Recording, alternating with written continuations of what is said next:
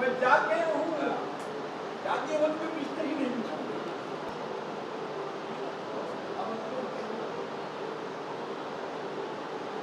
मैं बोला हाँ बोला बंद हो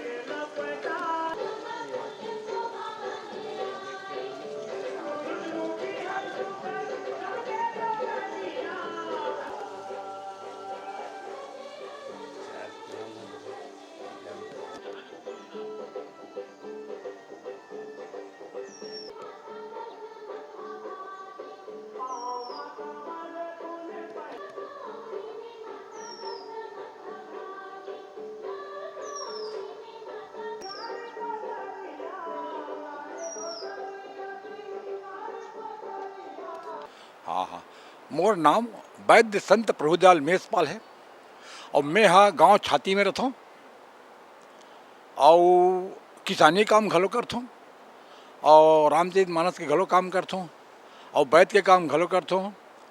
मोर यहाँ 2-3 मंडली है, वो हर मोरे सिखाए हुए है। अभी मैं विशेष मंडली में नहीं जाता हूँ, लेकिन पहले जाते रहे हूँ, है ना। हाँ हाँ, यहाँ मैं हाँ पेपर में पढ़े हूँ कि यहाँ रामायण प्रशिक्षण होने वाला है ऐसे करके, तो मोला इरादा होगी कि मैं वहाँ जाऊँ ऐसे करके, तो मैं यहाँ हूँ। तो यहाँ देखा हूँ कि हर प्रकार के जो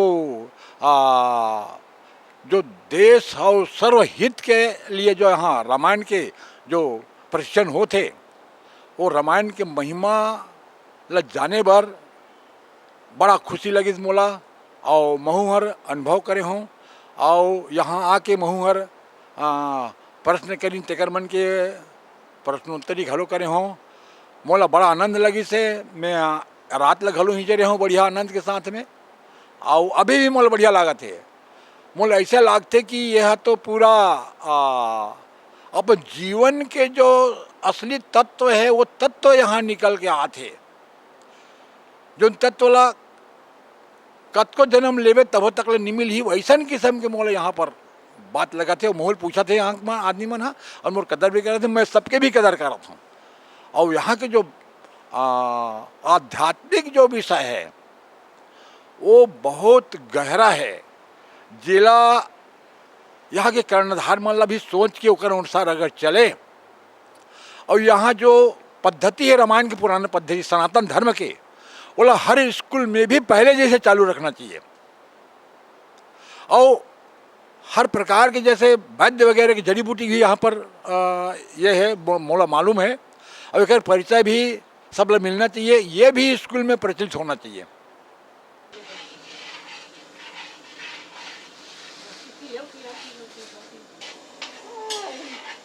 जो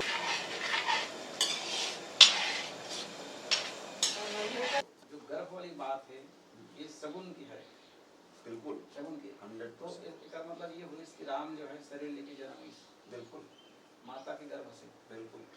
तो माता के गर्भ भरत भाई प्रकट के पाला दिन में वही लत में तो बताना चाहता हूँ ना, तेरा पूरा सुने नहीं है भाई प्रकट कृपाला दीन दयाल कृष्णा ते चतुर्भुजी रूप में ऐसो तो काबर मनुष्य रूपल की महात्म विवेक अलौकिक तोरे। मोर नाम बी.डी. गोयल, ग्राम सरखेड़ा ऊंधी, ब्लॉक मानपुर, जिला मोहला मानपुर, अम्बागढ़ चौकी से हूँ। और मैं अपन मंडली में व्याख्याकार की भूमिका अदा करता हूँ। हमार मंडली 2000 से चलत है और 2024 में और 2026 में 2 बार हो गए हमन बाबा आश्रम कठौली कुरुद में प्रशिक्षण बर आवत हन और यहाँ प्रशिक्षण में हमार अनुभवी गुरुजी मन हा मानस के गुणार्थ मानस के रहस्य ला उजागर करत हैं और बहुत अच्छा ढंग से समझा के बतावत हैं। बहुत अच्छा लगत है और हमन ओकर बात ला अपन मन में बिठात हन और बहुत अच्छा लगत है। अभी हमार मन के सहयोगी साथी है कृपाराम नरवास जी, ग्राम राजकट्टा, ब्लॉक मानपुर। वैसे ही अशोक सोनी जी, ग्राम राजकट्टा, मानपुर से। ये मन मोर सहयोगी साथी है। आयोजक समिति मन ला बहुत बहुत धन्यवाद और हम चाहथन कि ऐसने समय समय पर मानस से संबंधित प्रशिक्षण के कार्यक्रम चालू रखें, जेकर से हमरो मन की जतिक व्याख्याकार है वो मन ला सीखे के मौका मिलही और साथ ही साथ जन कल्याण भी होही और धर्म प्रचार प्रसार भी होही। धन्यवाद। नाम तेजेंद्र कुमार ईरवानी है। मैं यहाँ कठौली में प्रशिक्षण के लिए आया हूँ। मैं भूतपूर्व सैनिक हूँ। मोला वहाँ समय कम मिली से यहाँ मैं यहाँ आया हूँ प्रशिक्षण में। बहुत ही अच्छा लगा था यहाँ पे। मन शांति और जते उथल पुथल है वहाँ से हट के यहाँ बड़े बड़े यहाँ बड़े गुरु धर्म के गुरु मन में से साक्षात्कार होए बर मिले हैं। बहुत बहुत धन्यवाद। आप जब वो ठीक है काट देना भैया थोड़ा सा। वारी मल्ला, जय श्री राम। मोर नाम भूषण देशमुख है। मैं ग्राम पापरा और बालोद जिला के रहवासी हूँ। मैं अभी गांव कठौली में आया हूँ जहाँ मानस प्रशिक्षण चलत है, जहाँ हमार अलग अलग जिला के मानस व्याख्याता गुरुदेव मन आए हैं, जेकर माध्यम से हमन ला मानस के गहन अध्ययन एवं समझ प्राप्त होते, जानकारी मिला थे। बहुत ही अच्छा लगा थे और ऐसा प्रशिक्षण होना चाहिए ताकि हमार युवा पीढ़ी मन ला जे भाई मन अलग अलग रास्ता ला चुन के भटक गए ओकर लिए मानस प्रशिक्षण दे करके वो युवा भाई मन ला एक अच्छा मार्ग एवं सत्मार्ग की ओर प्रेरित करें। धन्यवाद। जय श्री राम। समस्त गुरुजनों के चरणों में नमन। मैं नीलकमल शर्मा, ग्राम छिपली नगरी, सिहावा क्षेत्र से आया हुआ हूँ और ये दूसरा साल है मेरा जो कठौली में प्रशिक्षण देने आया हूँ। और बहुत ही धन्यवाद करता हूँ प्रशांत सोनवानी जी का और समस्त आयोजक समिति का, जो इस प्रकार का प्रशिक्षण केंद्र में हमको आमंत्रित करके हमको धन्य किए।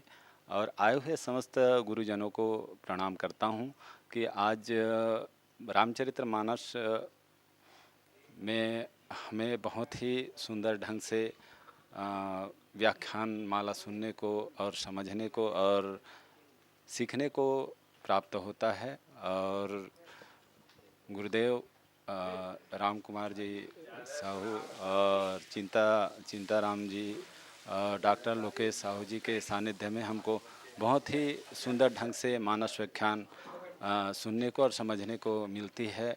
और आप सभी से आग्रह करता हूँ, निवेदन करता हूँ कि जितने भी मानस के व्याख्याकार हैं सभी प्रशिक्षण का लाभ लीजिएगा। और आने वाले 26, 27, 28 जून को रुद्री हेरिटेज धमतरी में प्रशिक्षण का राजमानस संघ के द्वारा आयोजन किया जा रहा है। आप सभी आमंत्रित हैं। अधिक से अधिक संख्या में आकर के कार्यक्रम को सफल बनाएं, यही कामना करता हूं। जय श्री राम।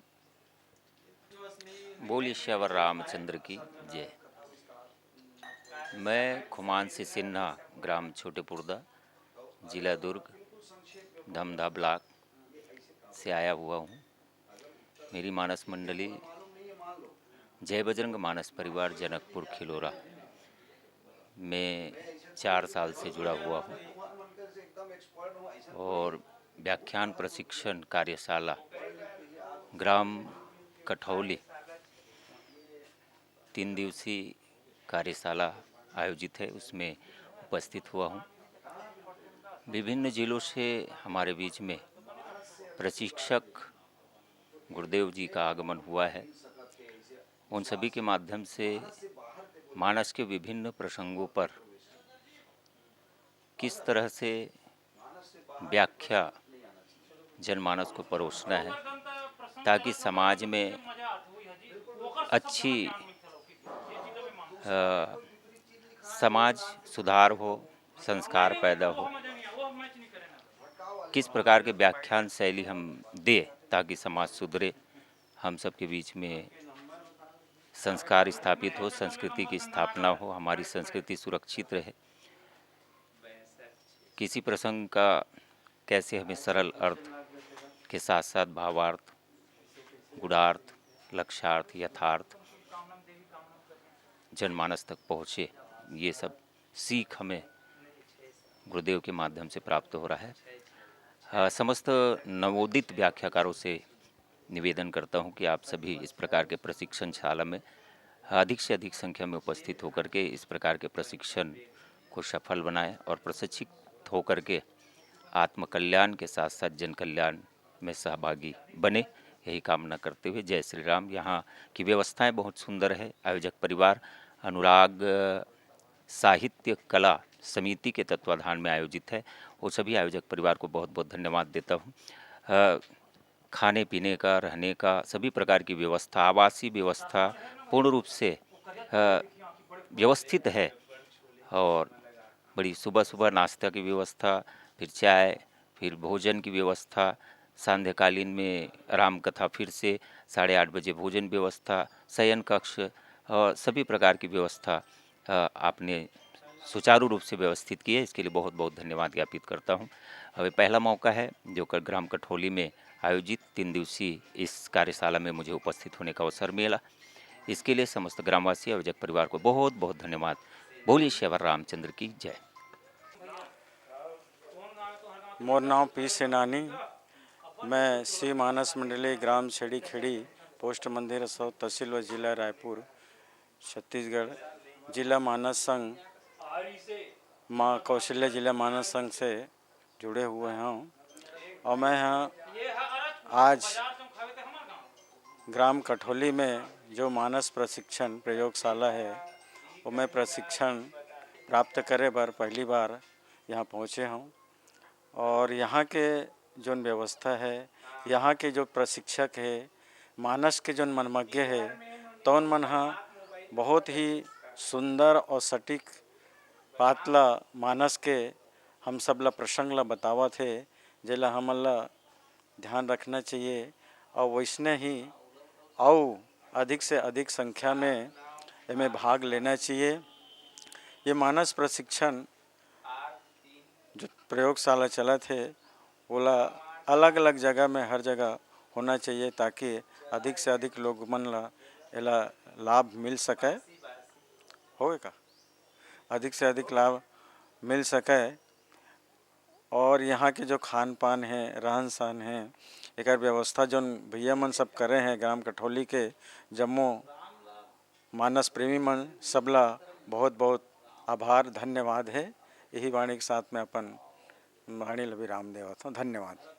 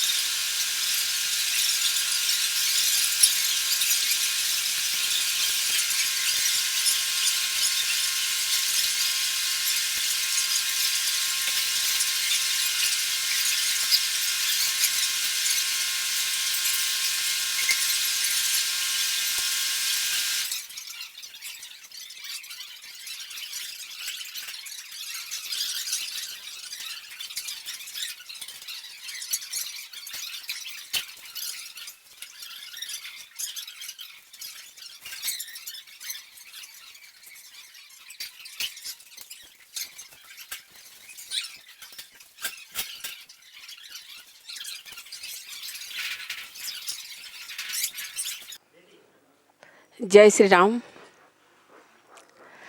मैं श्रीमती यशोदा साहू ग्राम कचना से श्रद्धा महिला मानस मंडली संचालिका हूँ और अभी त्रिदिवसीय कार्यशाला मानस प्रशिक्षण कठौली में प्रशिक्षार्थी के रूप में मैं शामिल हुई हूँ। और जब से मैं इस प्रशिक्षण में भाग ली हूँ तब से मानस मंचों में व्याख्यान का जो अनुभव है ना वो सुधरा है, व्याख्यान की स्तर में सुधार आई है। तो मैं समस्त गुरुजनों का आभार व्यक्त करती हूँ और उनके मार्गदर्शन के लिए मैं धन्यवाद ज्ञापित करती हूँ। बोलिए सियावर रामचंद्र की जय। बोलिए सियावर रामचंद्र की जय। मैं कुलदीपिका पाठक ग्राम घाघरा से तुलसी के संदेश महिला मानस परिवार की व्याख्याकार हूँ।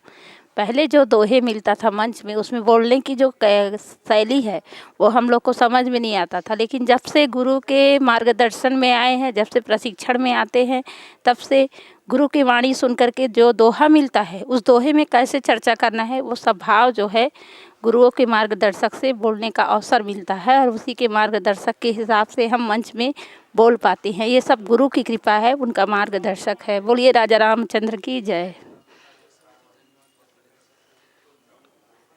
जोगी बाबा आश्रम जहाँ कठौली में, जहाँ परिकल्पना आयोजन एवं समग्र सतीश महाराज जी और श्री प्रशांत सोनवानी जी के तत्वाधान में अनुराग साहित्य एवं कला संस्था कठौली के उनके बैनर तले ये कार्यक्रम जो है प्रशिक्षण का कार्यक्रम पिछले साल भी हुआ था और अभी भी हो रहा है, तो उन्हीं की कृपा से ये कार्य संपन्न हो रहा है।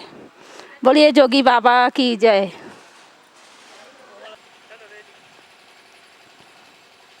सबको जय श्री राम। मोर नाम है देव प्रसाद गंधर्व। मंडली के नाम गंगा मानस परिवार, ग्राम दुगाटोला, जिला मोहला मानपुर, अम्बागढ़ चौकी, छत्तीसगढ़। मैं त्रिदिवसीय मानस व्याख्यान कला सीखे बर आए हूँ, जहाँ व्याख्यान कैसे करना है, ओकर शैली का है, ये सब सीखे बर गुरुदेव मन के द्वारा मिलते और जेन ला सीख करके हम अपन मंडली के कार्यक्रम में मंच में ओला प्रयोग करके हमन आगे कार्यक्रम करके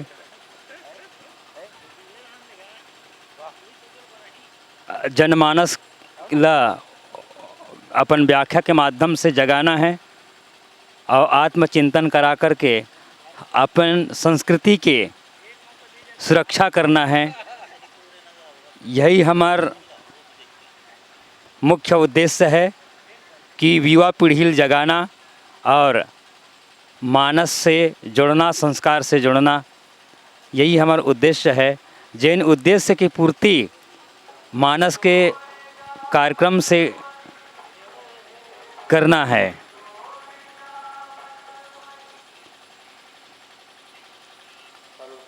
यहाँ से जाकर के विभिन्न मंच के माध्यम से, अपन मंडली के माध्यम से ये सब काम करना है और इसमें इनमें जनमानस के भी कल्याण है और अपना भी आत्म कल्याण है। और हमारा उद्देश्य है स्वांता सुखाय तुलसी रघुनाथ गाथा भाषा निबंधमती मंजुल मातनवती। मतलब यही भावला लेकर के हम ये कार्यक्रम करत हन। जय श्री राम। बोल सियापति रामचंद्र की जय। मोर नाम ही निर्मला देवी साहू और मोर गांव का नाम ही खुर्रा बगौद और मैं यहाँ सन 2002 के ये रामचरित मानस के कथा से जुड़े हैं और बीच में ना मोर छोटे बहू जो है स्वर्गवास हो गए, तो मैं यहाँ छोटे से बच्ची मोल पालना रही से, तो बीच में मैं छोड़ दे रही हूँ। लेकिन अभी 5 साल हो गए, फिर ये परमात्मा की कृपा परमात्मा की दया दृष्टि से फिर परमात्मा के चरण में मैं जुड़े हूँ। और अभी जय भवानी महिला मानस मंडली ग्राम कुर्रा से भी हूँ, और कोई बुलाते तो फिर भी जाता हूँ। और अभी राधा कृष्णा महिला मानस मंडली ग्राम थुहा वाली है, मोला प्रेरित करी से कि मामी आप मन टीका बोलते हो तो जाओ, और जा कर के वहाँ गुरुदेव मन के वाणी और बाबा जी के वाणी बढ़िया सुंदर से सुनूँ, तो आप मतलब बढ़िया ज्ञान मिली। तो धन्य है आज मोर जीवन और धन्य है मोर भाग, जो आज गुरुदेव मन के चरण में, गुरुदेव मन के सानिध्य से परमात्मा के सुंदर में हाँ भक्ति पा करके रामचरित मानस के सुंदर आज शिक्षा प्राप्त करे बरा हूँ। जय श्री राम। कंचन वरण विराज कुंचित केसा, हाथ विराजे कांज जनेऊ साजे, शंकर सुवन केसरी नंदन जगवंदन, विद्यामान मुनि अति चातुर, प्रभु चरित सुनिबे को रसिया, राम लखन कही सके कहाँ ते, तुम उपकार सुग्रीव ही कीन्हा, राम मिलाय राज पद दीन्हा, तुमरो मंत्र विभीषण माना, लंकेश्वर भय सब जग जाना, जुग सहस्त्र योजन पर भानु, लील्योताहि मधुर फल जानु, प्रभु मुद्रिका मिली। और जत्का भी और प्रशिक्षण कार्यशाला में सकलाए हमारे भैया मन बहनी मन, आप सबसे निवेदन है समझो, लेकिन हमार काम बुलाना रे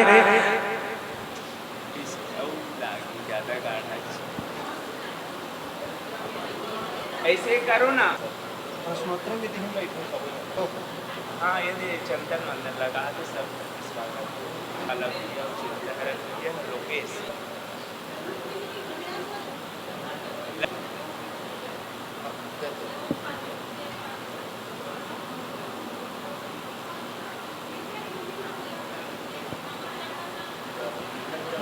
व्याख्यान प्रशिक्षण कार्यशाला का द्वितीय दिवस है आयोजक मंडल की ओर से, और चूंकि हमारे मानस के करीब करीब सभी प्रशिक्षक मंच की ओर आ चुके हैं, इसलिए अब विलंब न करते हुए कार्यक्रम को गति प्रदान करें तो अच्छा होगा।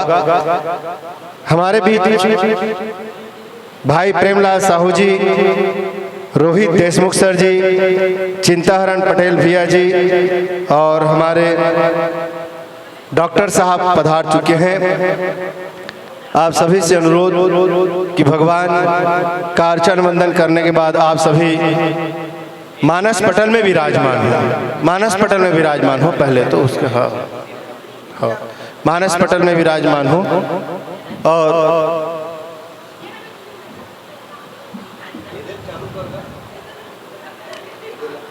समस्त प्रशिक्षक महोदयों के स्वागत हेतु मैं मानस पटल में विराजमान महानुभावों के स्वागत हेतु मंच में आमंत्रण दे रहा हूं गोयल जी को,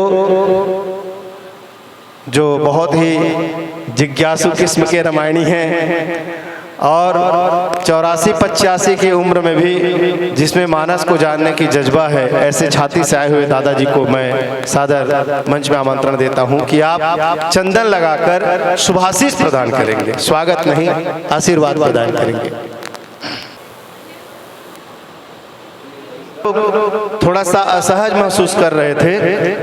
वैसे तो ये ज्ञान मंच है, किसी बालकांड दोहा क्रमांक 197, और जब प्रसंग का हम लोगों ने चुनाव किया, डॉक्टर साहब जी तो थे, तो बात ये रखी गई प्रेम भाई, आप लक्षण धाम राम प्रिय सकल जगत आधार गुरु वशिष्ठ ही राखा लक्ष्मण नाम उदार, इसी में सिमट के नहीं रहेंगे।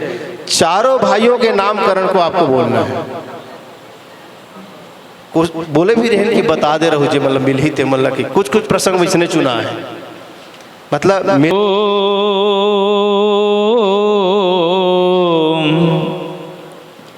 हरि ओम।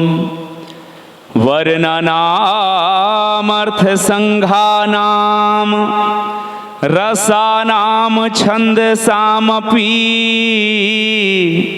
मंगलानाम चाकर्तारौ वंदे वाणी विनायकौ। कृष्ण केशव कृष्ण केशव कृष्ण केशव पाहि मां। राम राघव श्री राम राघव रक्ष मां। वाल्मीकि तुलसी किंकर सतगुरु श्री राजेश। राम कथा वर्णन करूं हृदय करो प्रवेश। लाल देह लाली लसे अरुधर लाल लंगूर। वज्र देह दानव दलन जय जय जय कपिसूर। लक्षण धाम राम प्रिय सकल जगत आधार। गुरु वशिष्ठ तेहि राखा लक्ष्मण नाम उदार। बोलो भक्त वत्सल भगवान की जय, समस्त देवी देवताओं की जय। धर्मधरा ग्राम कठौली और तपोस्थली जोगी बाबा के सूक्ष्म संरक्षण में आयोजित त्रिदिवसीय मानस व्याख्यान कार्यशाला के आयोजन में उपस्थित समस्त जिज्ञासु बहिनी मल्ला, माता मल्ला, हमारे गुरुजी मल्ला, भाई मल्ला और मार्गदर्शक के रूप में उपस्थित मंच में पूज्य गुरुचरण और ये पूरा आयोजन के कर्णधार अनुराग साहित्य एवं कला संस्था के जम्मू सदस्य संगवारी मल्ला, आदरणीय भाई प्रशांत सोनवानी, पूज्य सतीश महाराज जी और ये आयोजन से जुड़े हुए समस्त आदरणीय जन, आप सबों के श्री चरण में सादर नमन, यथा योग्य प्रणाम। जय सिया राम। बालकांड दोहा क्रमांक 197। प्रस्तुत प्रसंग नामकरण संस्कार में आज अयोध्या के पुण्य धरती में चारों भाई के नाम रखे जाते और जो दोहा पढ़े गए उमें लक्ष्मण जी के नाम कौन आधार से काबर लक्ष्मण नाम रखे जाते, काबर उकर नाम लक्ष्मण रखेगी। लक्ष्मण के समस्त व्यवहारिक आध्यात्मिक तात्विक गुण के विचार करके गुरु वशिष्ठ जी के द्वारा नामकरण किए जाते हैं। प्रस्तुत प्रसंग के मूल बातें जैसन कि गुरु जी के आदेश हो है। अब छठी में तो कई जन के नाम धर देता ना मन नहीं, तो चलो 40 मिनट में थोक थोक सबों के चर्चा हो, लेकिन मूल केंद्र बिंदु में ध्यान लक्ष्मणेज मेरी से ऊपर डालना पड़े अवसर नहीं मिलत रही, समझ ले। तो सबसे पहली कार्यशाला सन हमार कुछ जिज्ञासु मन के आज जिज्ञासा रही से कि भैया जैसे कार्यशाला के अनुरूप आज के कार्यशाला चले, केवल प्रवचन के शैली में ना हो तो ओ ओकर पालन करत। अब आओ सबसे पहली जब एक व्याख्याकार मंच में बैठते तो सबके नज़र ओकर ऊपर टिपके रथे और कोनो कोनो मंडली में व्याख्याकार ही गायक रथे और कोनो मंडली में अलग गायक अलग व्याख्याकार रथे। तो मान लो आपके गायक गाडरिस अपारी आपके हैं, तो सबसे पहली तो आपके शुरुआत होते मंगलाचरण से। मंगलाचरण भी कोई जरूरी नहीं है कि सब बोलते तीसरे आप बोलो या सुने सुनाई बोलो, बड़े बड़े मंत्र बोलो, बस अतकी ध्यान रखन कि वो शुद्ध हो। आज भी हमार मानस जगत में जिला रोज सुना थन वहु हनुमान चालीसा के जो धायक फलचार मनहनी सूद रहते ना, तो ये बात ला ध्यान रखन के एक मतलब अतकी है। और हम जिलापन हृदय से इष्ट मानन जेकर आश्रय लेके जाथन ओकर स्तुति हो। दूसरा प्रसंग में मान लो गुरु वंदना के चर्चा मिले है, तो क्यों ना एक गुरु वंदना की स्तुति हो जाए। हनुमान जी के यदि ऊपर में कुछ बात बोले का अवसर मिले है तो हनुमान जी के वंदना हो। शिव जी के ऊपर बोलना है तो शिव जी के, ऐसे भी एक वंदना प्रसंग के आधार पे जोड़े जा सकते। पश्चात सबसे पहली संबोधन आदि होए के बाद में दोहा, और दोहा ला शुद्ध पढ़े के बाद ओकर शाब्दिक अर्थ जे नीचे में लिखा है वो जरूर बोलना चाहिए। इसे हमन अग्रज कर ले सीखा था, तिल आपके बीच रखो। तो जे दोहा आपके बीच पढ़ेगी, इस लक्षण धाम राम प्रिय सकल जगत आधार, गुरु वशिष्ठ तहि राखा लक्ष्मण नाम उदार। एक नीचे में पूज्य हनुमान प्रसाद पोद्दार जैसे विद्वान जे भाव लिखे हैं आपके बीच पढ़ दो कि जो शुभ लक्षणों के धाम राम जी के प्यारे और सारे जगत के आधार हैं, गुरु वशिष्ठ जी ने उनका लक्ष्मण ऐसा श्रेष्ठ नाम रखा। ये जो के त्यों कर शाब्दिक अर्थ है। जेला विस्तार देवर आवाओ मैं आपके बीच बात रखे हूँ नामकरण संस्कार लेके।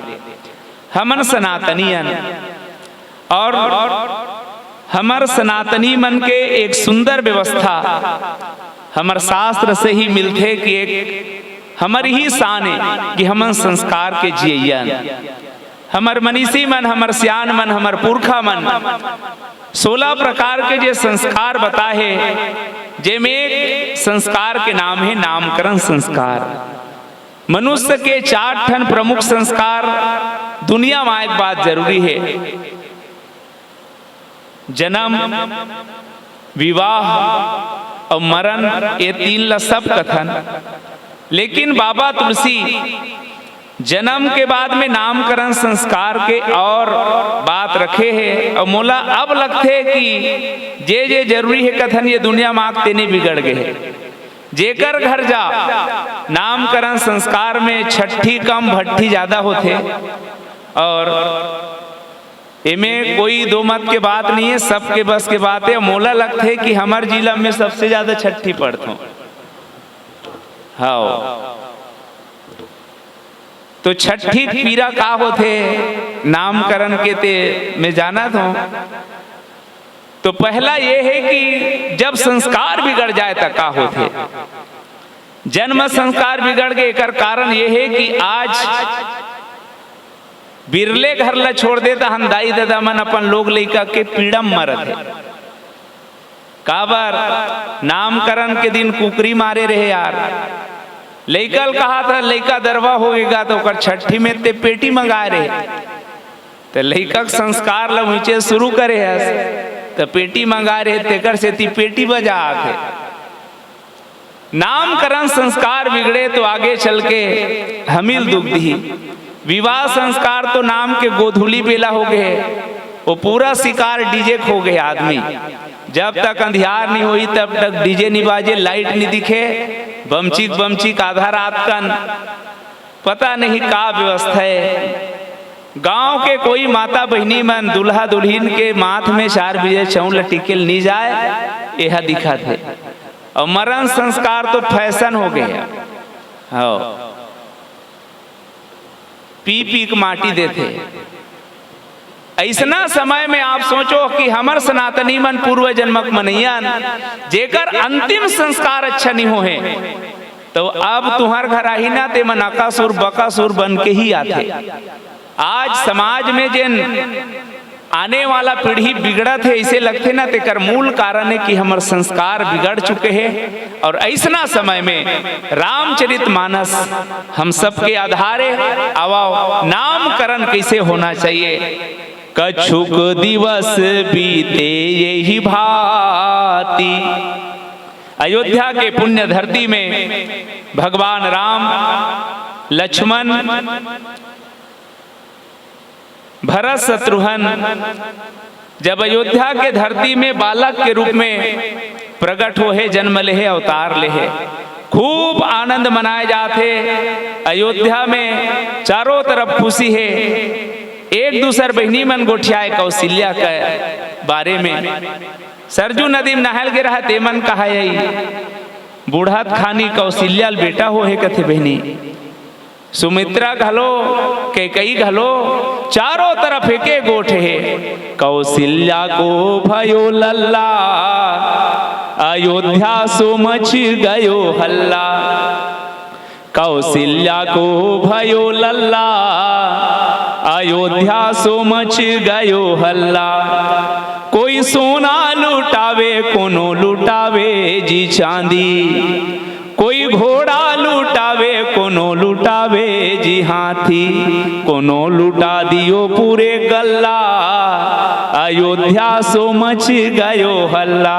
और खुशी में कोई ठेठरी बनावे कोनो खुरमा जमावे।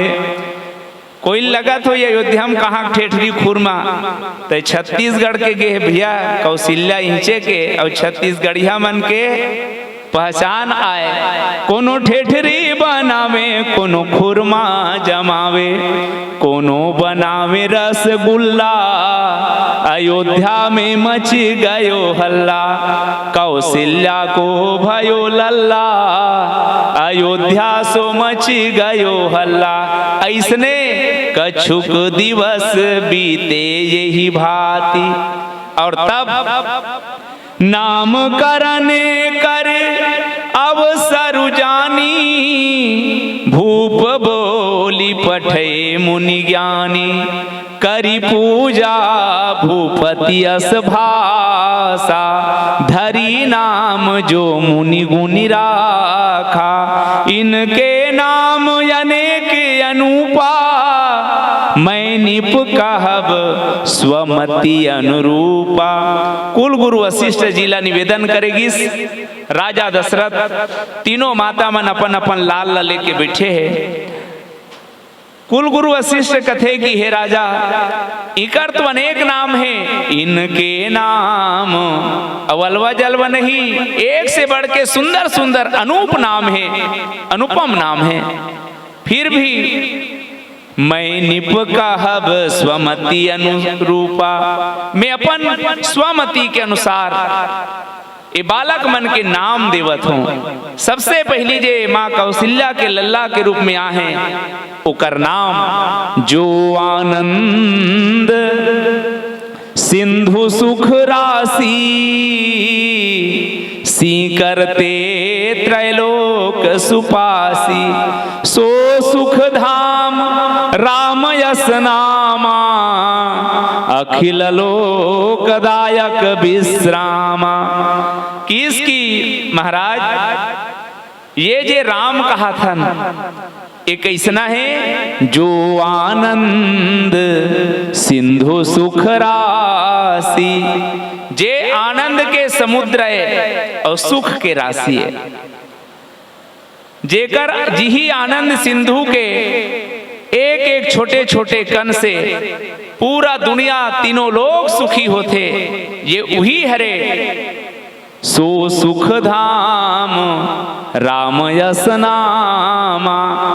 यही राम पूरा संसार ला सुख आनंद के देने वाला है, अखिल लोकला शांति के देवैया, विश्राम के देवैया है। ये राम जी के नाम रखेगी।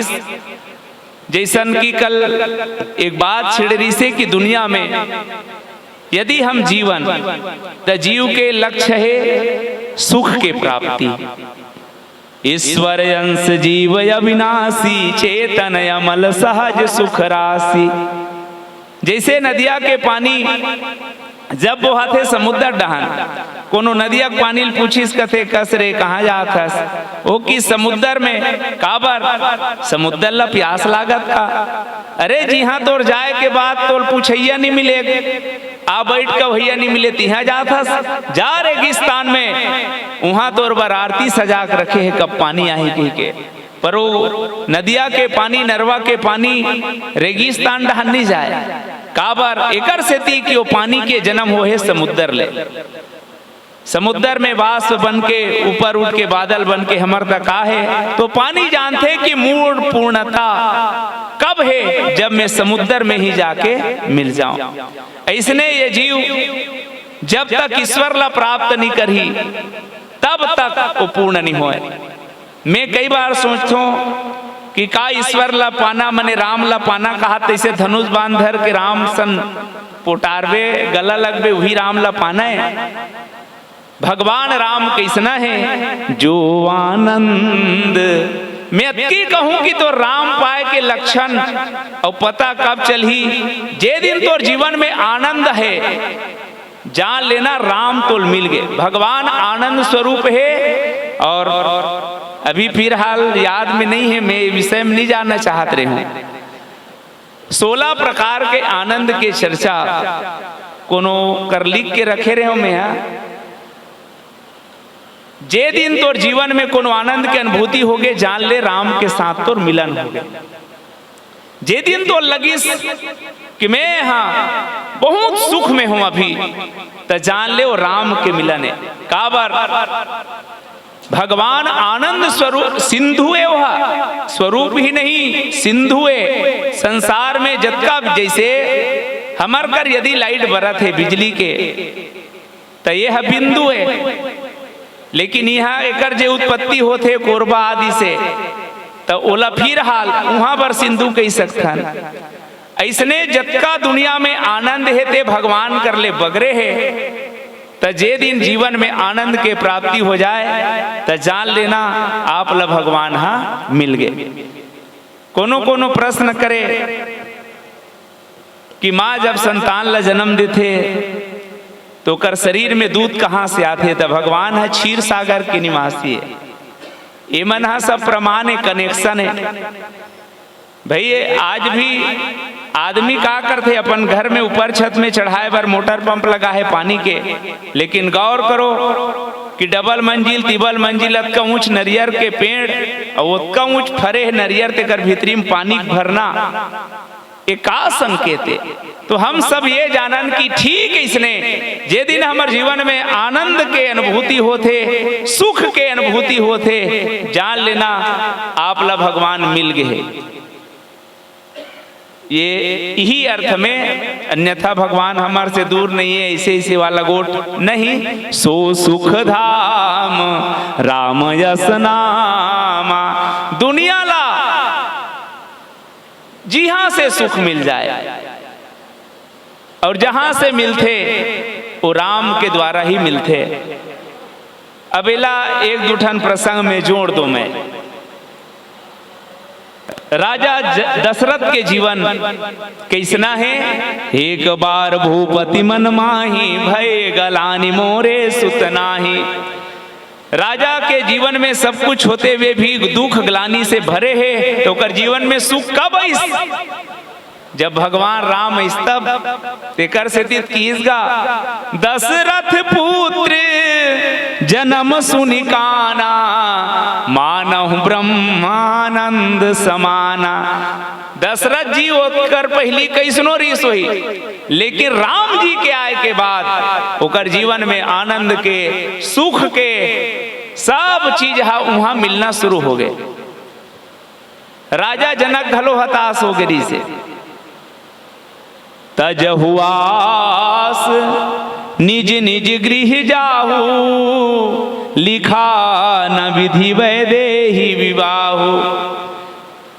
राजा जनक जान रही कि मोर बेटी के बिहाव नहीं होए जतका झना होती कर औकात मोल पता चल गए जाओ तमाशा मत करो।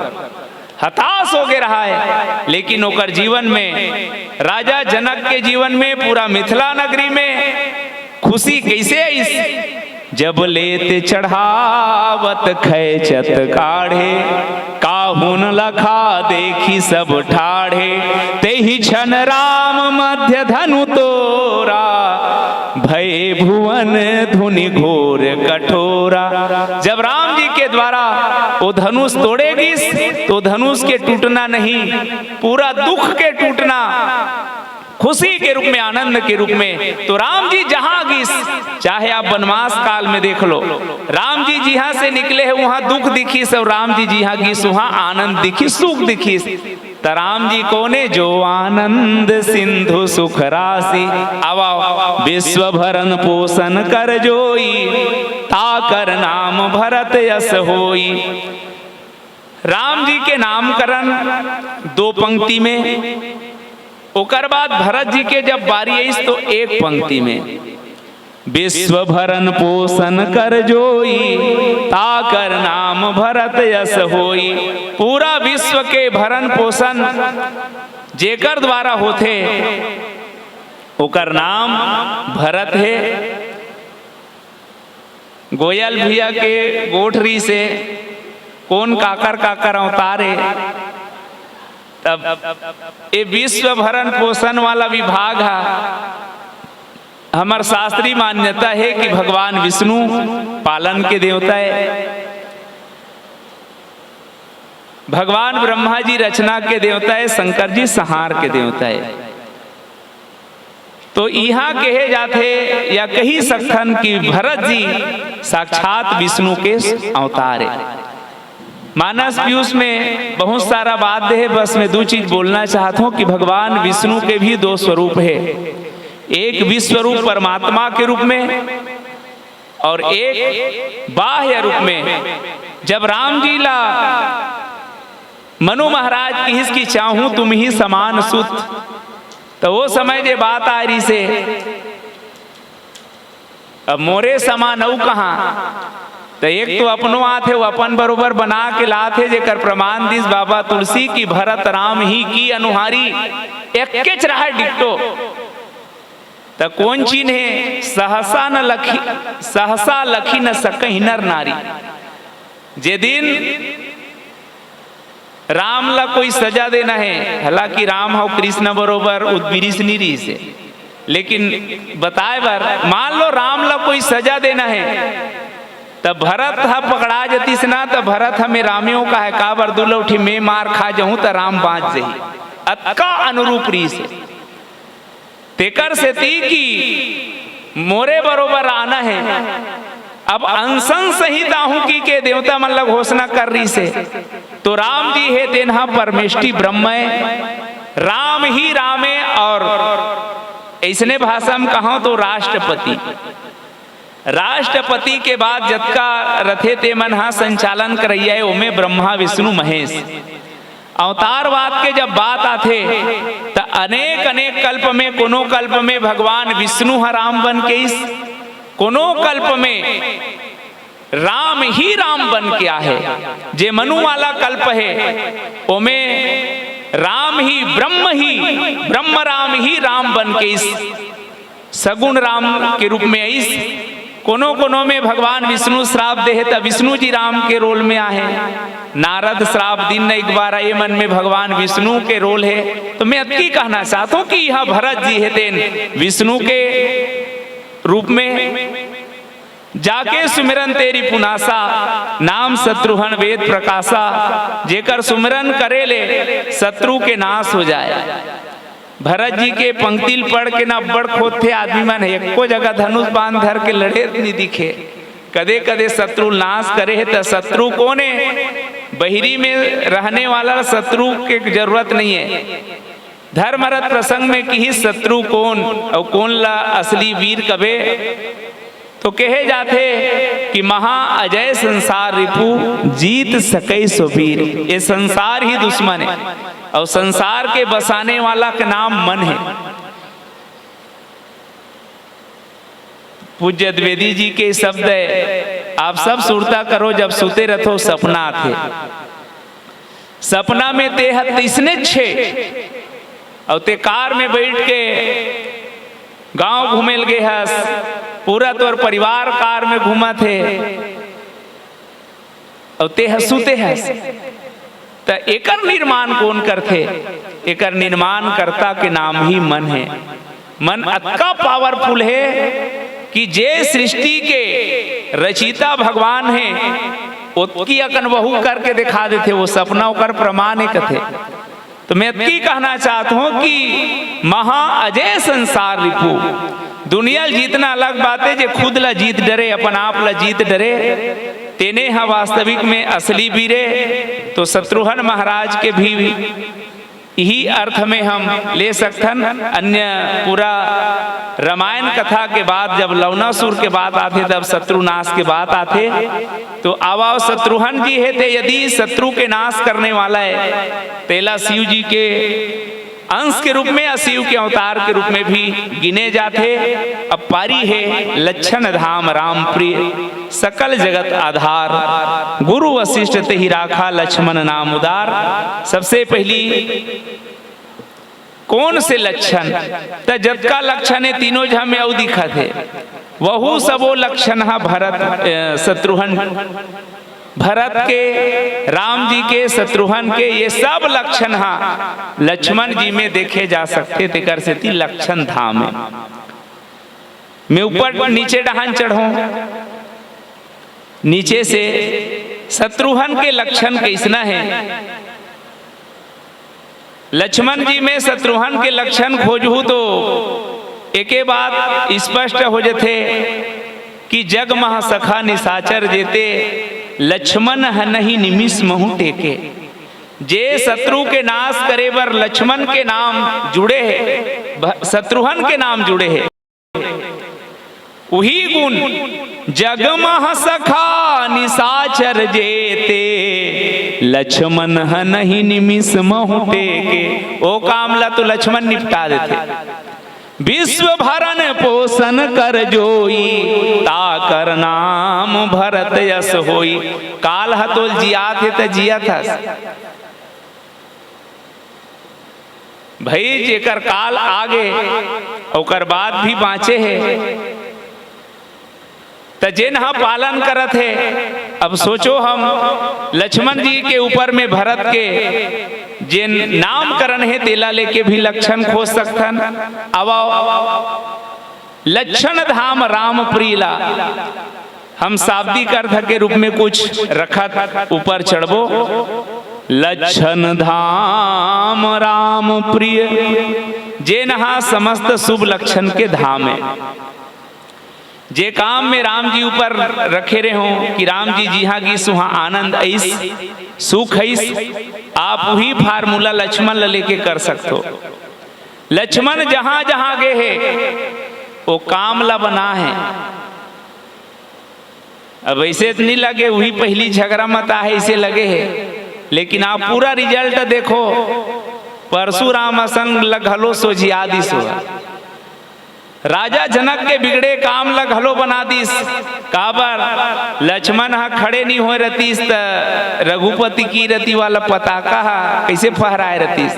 त लक्ष्मण के बिना लक्ष्मण जी हाँ चल दिस मने वहां के काम हा बनना छे, तेकर सेती घलो लक्षण धाम है।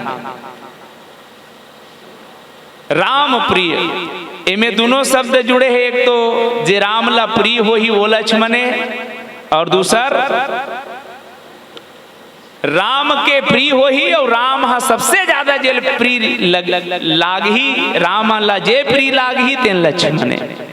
दोनों अर्थ में कैसे, यदि राम प्रिय के रूप में देखा राम जी के प्यारा के रूप में, तो वनवास काल से लेके पूरा अंतिम लीला तक राम जी सबके वियोग सहे है। दाई मन ले अलग रही गए, अयोध्या वासी से अलग रही गए, भरत शत्रुघ्न सबसे अलग रही।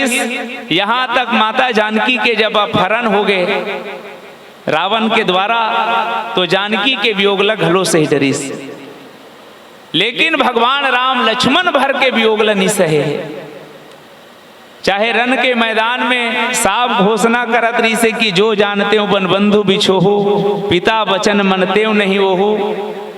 और जब लीला पूर्ण करना रही से लक्ष्मण जी के जब पारी इस त्याग के, तो जब लक्ष्मण के त्याग हुई सोकर बाद भगवान अपन पूरा लीला के त्याग करके चले गए। दुनिया की इसकी राम को ने प्राण प्राण के, दुनिया के प्राण आए राम, लेकिन मानस में खोजो तो राम के प्राण के नाम ही लक्ष्मण है। राम ला अतक प्रिय है कि जेकर बगैर भगवान राम अपन लीला पूर्ण नहीं करी। और जब लीला पूर्ण करना रही से तो लक्ष्मण के त्याग होते ही अपन लीला ला पूर्ण कर दी। अतका प्रिय है तो लक्ष्मण ला घलो कतका प्रिय है राम, हा राम प्रिय। ऐसे कही सकथन कि जे राम जी सबसे ज्यादा यदि कोई प्रिय हो ही तो लक्ष्मण हा रामेल प्रिय रही और लक्ष्मण ला राम प्रिय रही।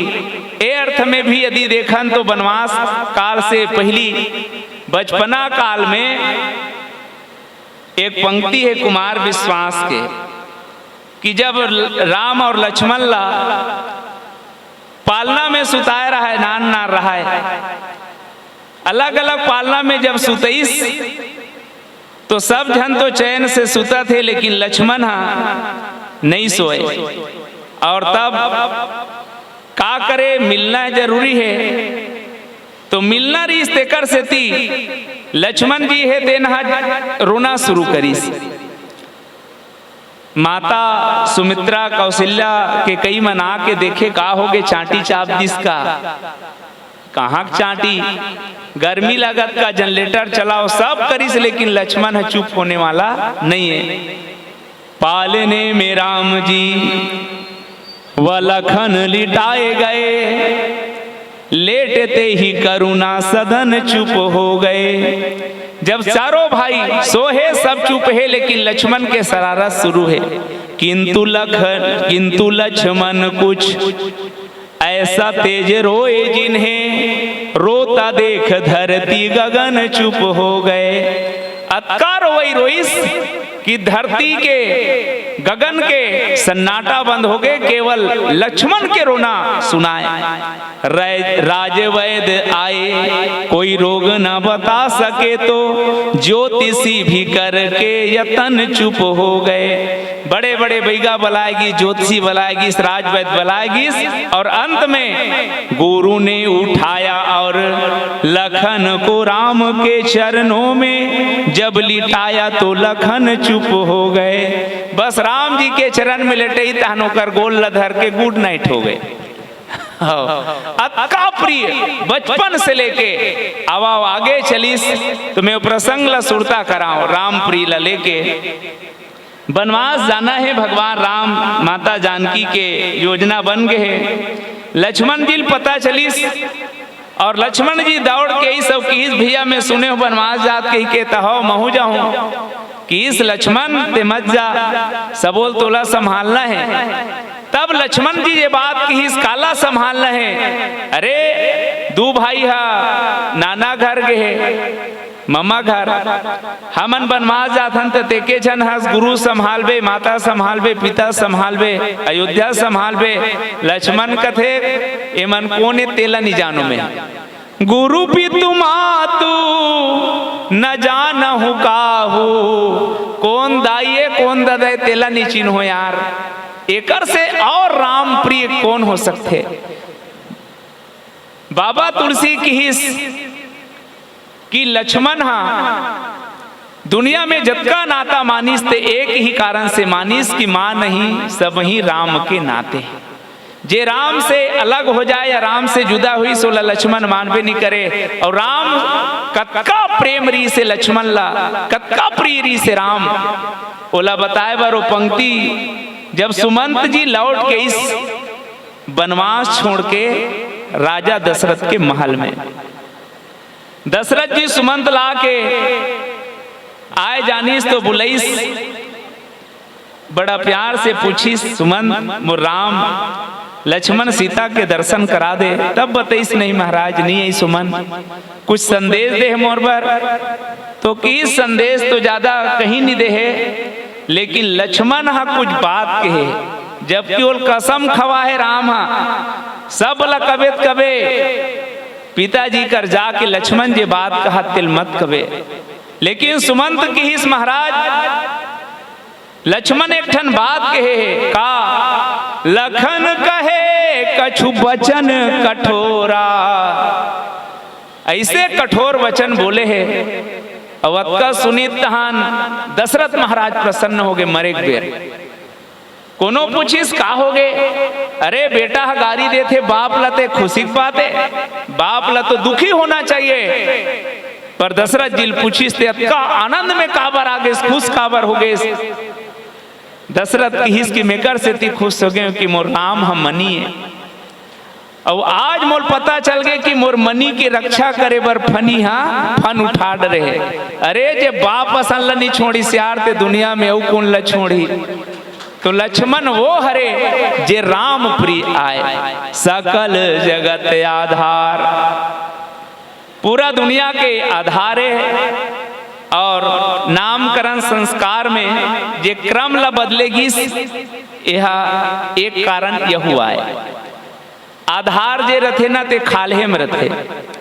नामकरण संस्कार में राम जी के बाद भरत और भरत के बाद में लक्ष्मण के नाम आना रही से, लेकिन बाबा तुलसी तीसरा नंबर में शत्रुघ्न जी के नाम रख देगी और आखिरी में लक्ष्मण के नाम ला रखी सेकर से थी कि पूरा शरीर ला उठाए बर गोड़ हा खाल्हेज में रथे। मैं आज तक काकरो गोड़ ला ऊपर डान नहीं देखे हूँ।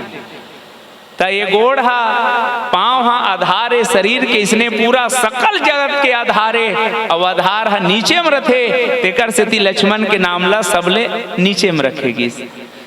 अब भरत जैसे कोई हो तो पनहिल घलो ऊपर में रख ले, काबरो भरत के दृष्टि है अयोध्या के राज ल उठाए बर भगवान राम के चरण पादुकल मुड़ी मुठा ले रही से। तो आधारे तेकर से थी पर सकल जगत के कैसे आधारे। तो पूरा हमारे शास्त्र के मान्यता है, कहना है कि पृथ्वी शेषनाग के फन में टीके है और नान नार रहन तो वह शेषनाग मन गुड़ी बदलत है का है। और पृथ्वी हालत तेला बदलत है का है।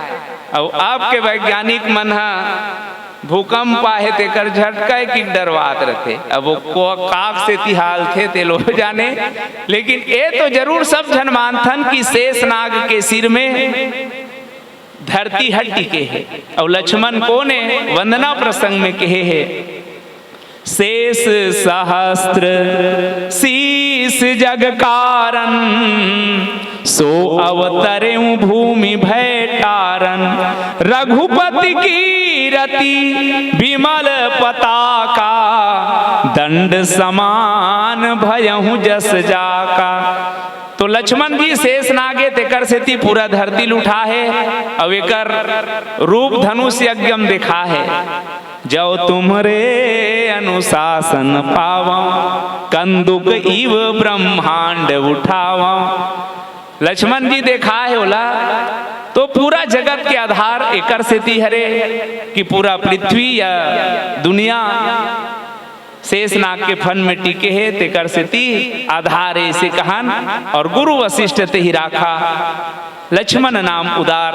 और गुरु वशिष्ठ एकरे से थी बहुत सोच विचार के लक्ष्मण जी के नाम रखे है में एक शब्द है उदार।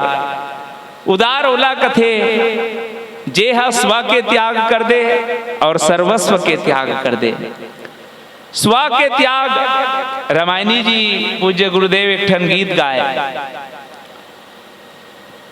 हरि चाह में चाह मिलाने को भगवान की भक्ति कहते हैं। जीते जी मर जाने को भगवान की भक्ति कहते हैं। लक्ष्मण के जीवन पूरा राम ऊपर समर्पित है, चाहे कोनो गाली देना हो, झगड़ा करना हो, जे करना रही से स्व के त्याग कर दे रही से। और सर्वस्व के त्याग के मतलब भरे जवानी में जे पत्नी ला छोड़ के राम के पीछे बन चले जाए, एकर से बड़े और कौन उदार होही।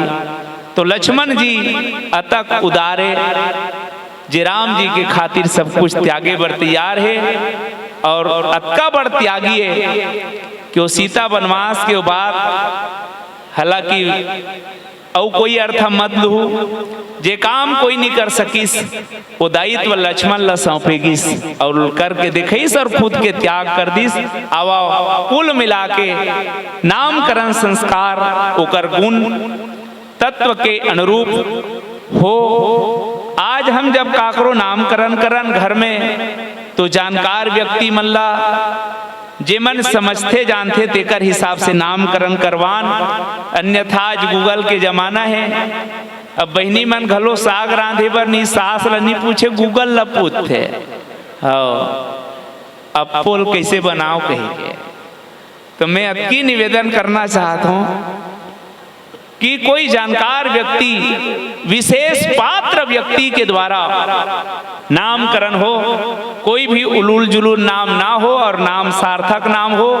हमार शास्त्र प्रमाण है अजामिल जैसे पापी नाम रख रही बेटा के नारायण, और कारण जो भी हो लेकिन वही नाम के कारण उला तर्ग इसे कहे जाते तो सार्थक नाम हो। और जावत जावत लक्ष्मण ला आधार बना के पंक्ति के साथ अपन वानिल विराम दो कि लक्ष्मण कौन कि एक जन्म में 100 जन्म की रीतियां निभाई थी,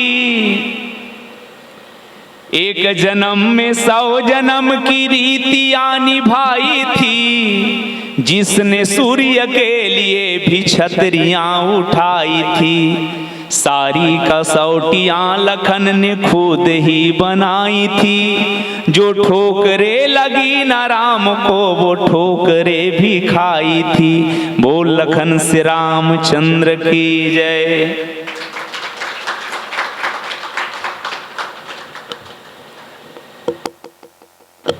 आवाज है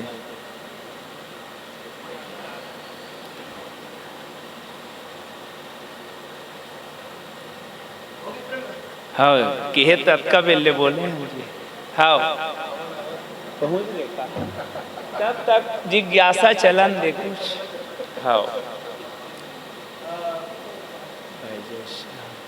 ओकर संचालन बहुत ही सुंदर तरीके से चारों नामों पर प्रकाश डालने का प्रयास किया प्रेम भाई, और इसके लिए तालियां तो बनती है। लक्षण धाम राम प्रिय सकल जगत आधार, गुरु वशिष्ठ तहि राखा, लक्ष्मण नाम उदार, इसको भी किए। और सो सुख धाम राम असनामा, इस पर भी। और चारों लक्षण किस तरह से लक्ष्मण जी में समाहित है उसका भी सांगोपांग विवेचन भाई प्रेम के द्वारा हुआ। साथ ही आनंद के 16 प्रकार उसको संकेत के रूप में किए, गूगल में उपलब्ध है, आप लोग ले लीजिएगा। आनंद के 16 प्रकार, बिंदु आनंद, ये आनंद। आजकल तो सब कुछ आधा गुरु तो गूगल बन गया है, तो संकेत के रूप में यहाँ से जो सूत्र मिलता है कोशिश कीजिएगा उसको आप वहाँ से विस्तार दे दें तो वो आपको मिल जाएगा। आनंद के 16 प्रकार।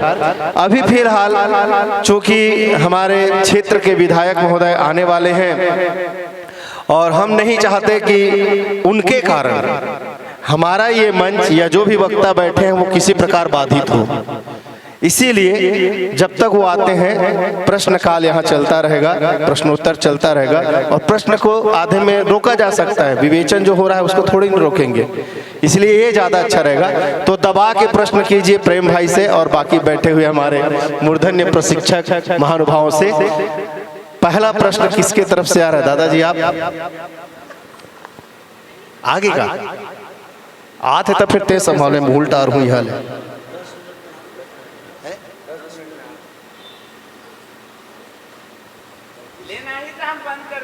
हाँ प्रश्न चलन देने का हाँ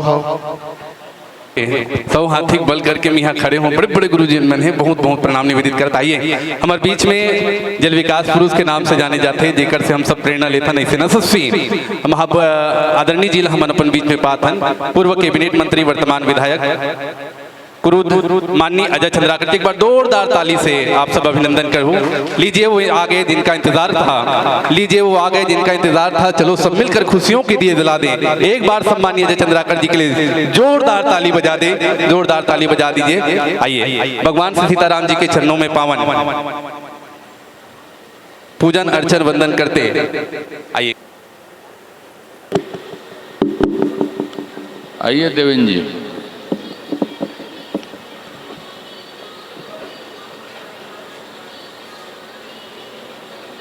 जो बाहर होंगे उनको बुला लीजिए। एक कूलर को बंद करवाओ तो। पंकज गौकरण साहू जी, आदरणीय सरपंच महोदय, आदरणीय देवेंद्र जी, आदरणीय योगेश जी, आदरणीय चक्रधारी जी, आदरणीय जयमित्र जी, और यहाँ पे रामचरितमानस के विविध विषय और प्रसंगों पर प्रशिक्षण प्राप्त कर रहे सभी मित्रों,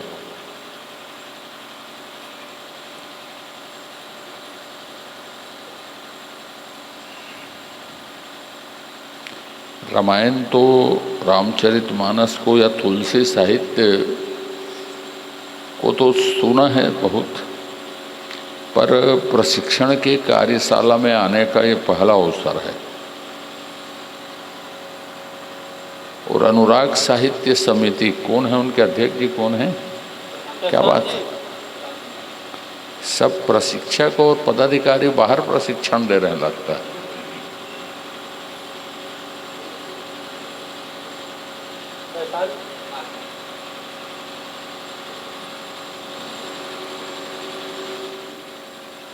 आइए आइए आप।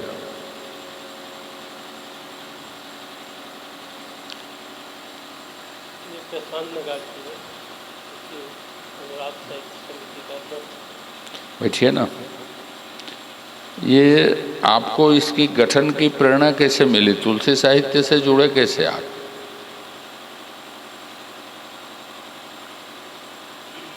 वो ठीक कर रहा है, माइक ले लीजिए।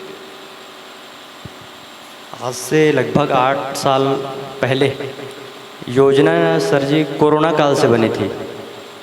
कोरोना काल में वैश्विक महामारी के बीच हम नहीं लगा पाए थे, इसलिए हम लोग 2024 में सबसे पहले कार्यशाला का सोचे थे प्रदेश स्तर का।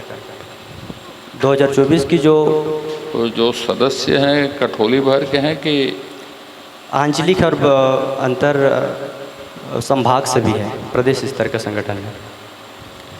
तो आपकी मीटिंग बैठ के कहाँ होती हैं? कठोली में ही ज़्यादा होती है। कठोली में होती है सर, स्थानीय से। तो मानस संबंधी प्रशिक्षण भर करवाते हैं आप? नहीं, इसमें विविध जो हमारी जो संस्था है वो साहित्य एवं कला, साहित्य से आप मानस को ले सकते हैं और कला से विविध जो सांस्कृतिक आयाम है वो सब सम्मिलित है। एक तो आप मुझे अपना नाम जी सर और आपके सदस्यों का नाम और फ़ोन नंबर जी पता बता दीजिएगा। जी सर। ठीक है जी सर। दूसरा, आयोजन की अवधि क्या होती है? प्रतिवर्ष करते हैं कि गैप में करते हैं? 2024 में प्रथम बार किए थे सर, उसके बाद। अच्छा, ये प्रशिक्षु जो हैं निरंतर कर रहे लगभग। प्रशिक्षु जो हैं वो विषय बताते हैं, अपनी समस्या की विषय आप तय करते हो? प्रसंग चयन लगभग हम लोग ही करते हैं। विषय को दिखाओ तो मुझको एक बात।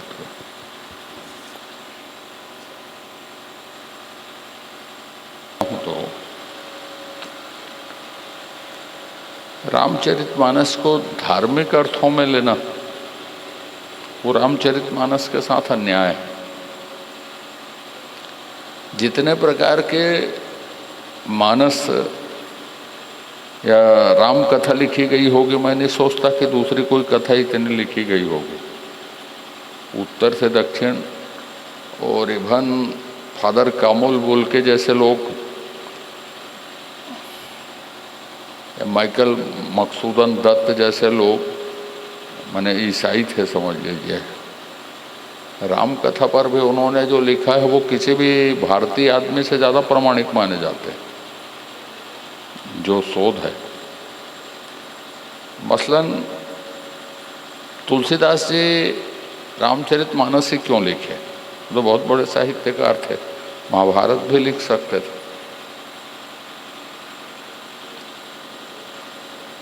समका माने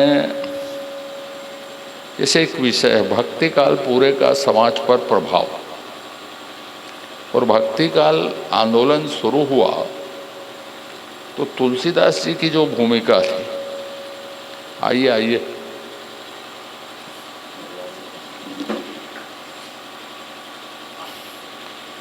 तो भक्ति काल में भक्ति काल की विशेषता क्या थी? भक्ति काल में प्रमुख किस तरह के काव्य रचे गए?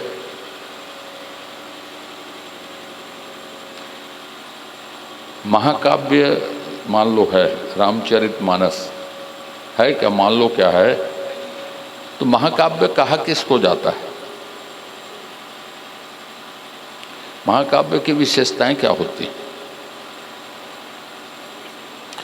ऐसा मैं इसलिए कह रहा हूँ कि हम जिस ग्रंथ के बारे में, अच्छा चलिए, राम कथा का इतना लोकव्यापीकरण क्यों हुआ? इसमें से बहन जी लोग हों, चाहे आप जैसे विद्वान में से किसी को भी हो, इसमें एक आध पीरियड रखना चाहिए कि इसका लोकव्यापीकरण हुआ क्यों इतना। श्रीमद् भागवत पुराण या शिव पुराण तो अभी अभी शुरू हुआ है, पहले भागवत 8-10 साल में काठो सुना जाए तो बहुत होता था। अब तो महाराज लोग आते हैं और चल ना मैं पेट पीठ में कर दूँ, भागवत बैठा दो तू मन है कि मैंने जितना अमूल्यन भागवत का हुआ है उतना किसी का नहीं हुआ। अब जैसे भक्ति काल में छत्तीसगढ़ की भूमिका क्या है?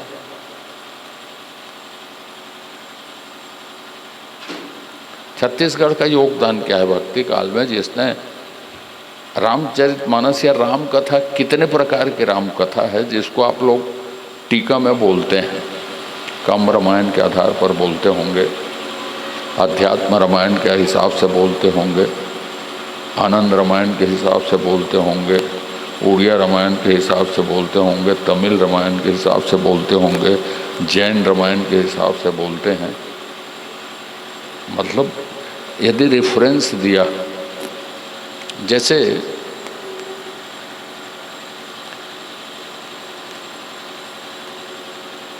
सुलोचना की कथा है या शंबुक की कथा है,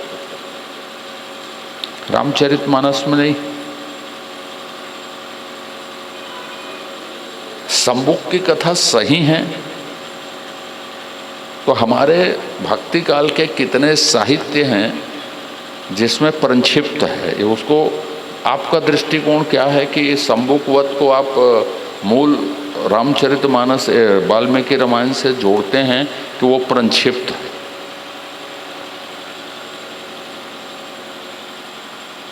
ये अब दूसरी बात, साहित्यिक गठन की दृष्टि से, जैसे महाकाव्य में तो आप महाकाव्य की विशेषताएं बता दोगे 4 ठो। एक ठो धीरोदत्त नायक है, होना चाहिए साहब, इतने सर्ग होने चाहिए, कांड होने चाहिए, देश काल परिस्थिति का प्रतिनिधित्व करे, कुछ भी ऐसा गठन आप बता दोगे वो ठीक। लेकिन जैसे छंद है, कितने छंदों का उपयोग किया?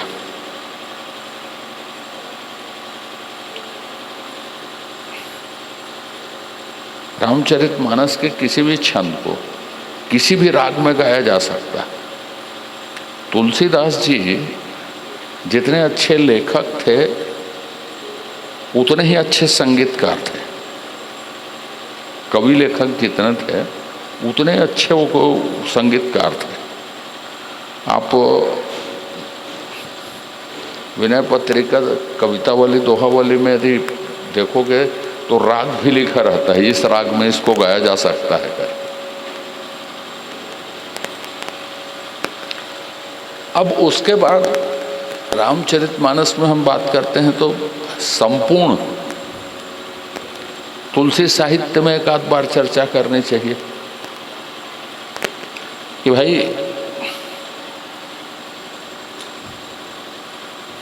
विनय पत्रिका को बहुत लोग रामचरितमानस से श्रेष्ठ मानते हैं, गठन की दृष्टि से भी, विषय वस्तु की भी दृष्टि से भी।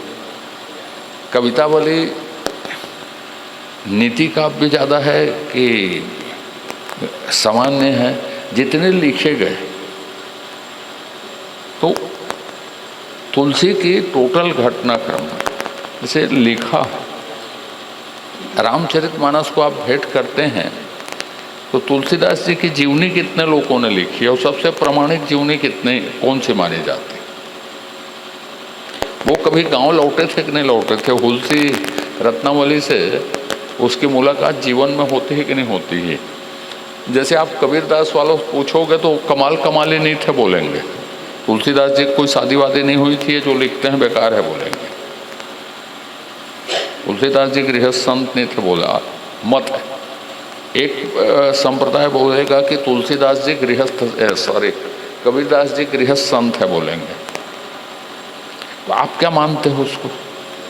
तुलसीदास जी के जीवन में जो घटनाएं घटी उसमें आपका एक दृष्टिकोण रहना चाहिए कि हम इस बात को स्वीकार करते हैं। तुलसीदास जी एकमात्र आदमी थे जिसने कोई चेला मेला गद्दी वद्दी पीठ नहीं बनाया। समझ रहे हो ना? तुलसीदास के शिष्य एक नाम बताओ तो एक आध दो लोगों को मेरे को, ये तुलसीदास जी के शिष्य थे करके। देखो एक बात जान लो आप, भक्ति काल में मैं एक लाइन बोला, बोलते बोलते भूल जाऊंगा। मैं बोला छत्तीसगढ़ का क्या योगदान है। मैं छत्तीसगढ़ की इतिहास संस्कृति यूँ त्यों मैं कभी भाषण करता हूँ तो छत्तीसगढ़ की क्या भूमिका रही इसको जरूर बोलता, या भागीदारी क्या रही। वल्लभाचार्य जी छत्तीसगढ़ में पैदा हुआ, ठीक। वल्लभाचार्य जी ने देश भर में 84 बैठकें स्थापित की। प्रमुख बैठक उसकी चंपारण। भारत में जितने दर्शन हैं, इंडियन फिलॉसफी जिसको बोलते हैं, शंकराचार्य जी ने अद्वैत को कहा, वेदांत जिसको विवेकानंद जी ने वेदांत कहा, दैत्व अदैत्व दैत्वादैत्व, तो शुद्ध विशिष्टा दैत्वादैत्व एक दर्शन है और जिसको प्रतिपादित किया वल्लभाचार्य जी ने। तो भारतीय दर्शन में एक योगदान हमारा हो गया कि छत्तीसगढ़ के एक महान संत ने एक नई धारा बनाई। अब भक्ति काल में योगदान, तो सूरदास के गुरु कौन थे?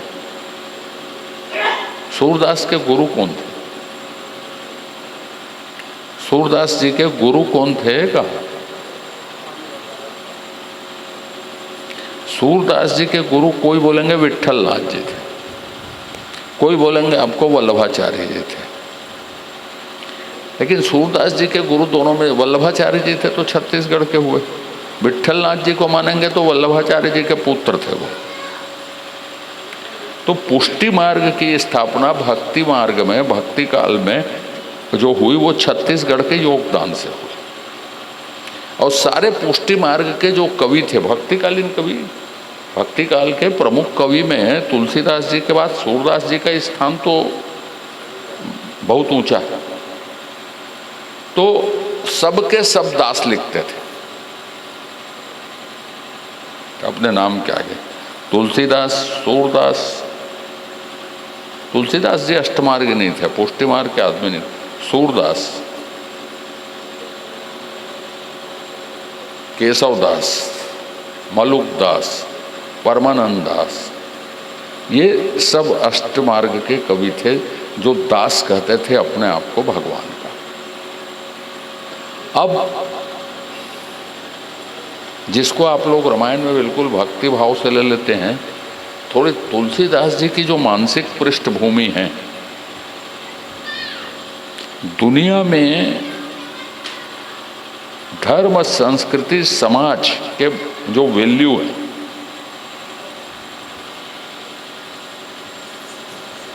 जिसको मैं आपके प्रशिक्षण के शब्दों में कहूँ तो सामाजिक दायित्व, ये सामाजिक दायित्व जैसा कर रहे हैं कि इनको रुचि हुई तो रामायण के प्रचार प्रसार में काम कर रहे हैं। सामाजिक दायित्व क्या था? अकबर के समकालीन थे तो अकबर के नवरत्नों में एक रहीम भी थे, अब्दुल रहीम खान खाना, बैरम खां के पुत्र थे और हिंदू धर्म के बड़े कवि थे। आखिरी समय में वृंदावन में जाके बस गए थे, भगवान कृष्ण की सेवा करूंगा मैं। रहीम के बहुत सारे पद हैं। जो हिंदू लोग थे, मानसिंह हों, टोडरमल हों, बीरबल हों, वो ताली सेवा करते थे अकबर की। भगवान की जैसे ताली सेवा होती है ना, जानते हो ताली सेवा? बस ताली बजा रहे हैं भगवान के भजन में, ताली सेवा हो गई साहब। ताली सेवा करते थे भगवान की नहीं, अकबर की। समझ रहे हो? बीरबल के बारे में तुलसीदास जी कहते हैं बुद्धिमान आदमी था। यदि यह जुगाली नहीं करता, हमें हानि मिलाता, तो शायद समाज को बहुत कुछ दे जाता। मस्खरी करने के अतिरिक्त उन्होंने कुछ नहीं किया। अकबर को चुटकिला सुनाने का काम था उसका, महाराज को प्रसन्न रखना। मंदिर टूट रहे हैं, धर्मांतरण हो रहे हैं तलवार की नोक पर। अभी गुलाम नबी आज़ाद का एक बयान आया था कि, और वो एकदम स्थापित तथ्य है, 13वीं शताब्दी तक पूरा कश्मीर 100% हिंदू था। यदि इतिहास में लिखा है। मोहम्मद अली जिन्ना एक पीढ़ी पहले थे, बाद ये कश्मीर के जो मुख्यमंत्री है ना उमर अब्दुल्ला, 3 पीढ़ी पहले वो हिंदू थे। लियाकत अली जो पहले प्रधानमंत्री बना 2 पीढ़ी पहले हिंदू थे। वो तो इतिहास में लिखा है। वो तो कोई पठान बहस करेगा तो कोई सवाल ही पैदा नहीं होता झुठलाया जा सके उसको। मंदिर टूट रहे थे, धर्म बदल रहे थे, जजिया कर तीर्थ यात्रा में लग रहा था, राजा अपने राज बचाने में लगा था। मैं कभी कभी बोलता हूँ कि भगवान कृष्ण ब्रजभूमि से प्रभास क्षेत्र में गए। भारी आक्रमण जरासंध का होता था, काल यवन का आक्रमण झेलते थे। इस साल बहुत आक्रमण होता है तो 3 तरफ जल है, एक तरफ रहेगा आक्रमण की दिशा, अपन चलते हैं सुरक्षित जगह ये। तो सोमनाथ यदि लूटा जा रहा है तो वो राजपूताना में नहीं है, वो सिंधिया के इलाके में नहीं है, वो प्रभास क्षेत्र में है। प्रभास क्षेत्र का राजा जाने जो भी होगा। अपनी चेतना ऐसी नहीं थी कि भगवान शिव संपूर्ण सनातन या हिंदू धर्म या संस्कृति के प्रतीक हैं, आस्था के। ये चेतना समाज में यदि किसी ने पैदा की और जिसके लेखन के बाद से देश में भक्ति काल शुरू हुआ तो ठीक। तीसरा एकमात्र पहला ग्रंथ जो लोक भाषा में लिखा गया, रामचरितमानस अवधि में है। अवधि, ब्रज, मगही, मगधी, छत्तीसगढ़ी, जितनी भी कहो, ये हिंदी की सहोदर बोलियां हैं। ठीक, तो ग्रंथ मने छत्तीसगढ़ी होगा। काशी विद्वत परिषद के विद्वानों ने इसको ग्रंथ मानने से इनकार कर दिया कि तुम साले कुछ भी लिख दिए हो, हम नहीं मानेंगे इसको। तो बड़ी परीक्षा हुई। तो एक कहानी प्रचलित है कि 4 वेद ऊपर रखे गए और रामचरितमानस नीचे रखा गया विश्वनाथ के मंदिर में। सुबह जब खोला गया तो रामचरितमानस ऊपर आ गया था, 4 वेद नीचे आ गए थे।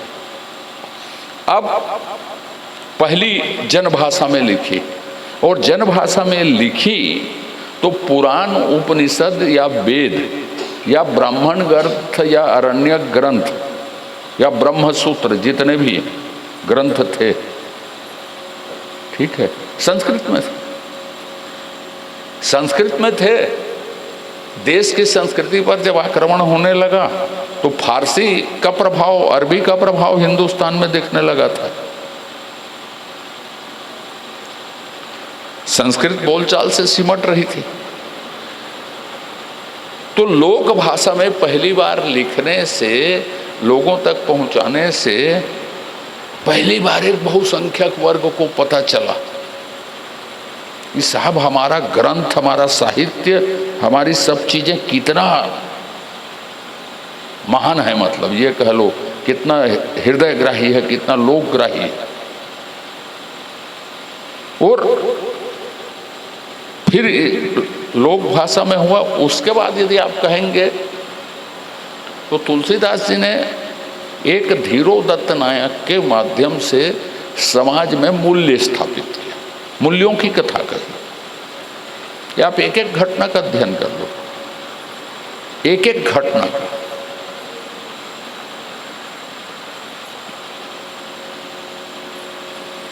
दूसरा, अपने लिए उन्होंने कुछ नहीं किया। मैं बोला ना, कोई चेला का नाम नहीं बता सकते उसके। बड़े मीमांसक यदि लिखेंगे तो साहब लोक मंगल की कामना है, हिंदू धर्म, सनातन धर्म के गिरते मूल्य, समाज के गिरते मूल्य की पुनर्स्थापना के लिए रामचरितमानस लोक भाषा में रची गई। जिसको जिस शैली में वो गाते थे, जिस शैली में वो कहते थे, बिना माइक के, बिना लाइट के हजारों लाखों लोग सुनते थे उसको। अब ये तो साहित्य हो गया। उसके अतिरिक्त जो रामलीला देखते हो आप, वो तुलसीदास जी की देन।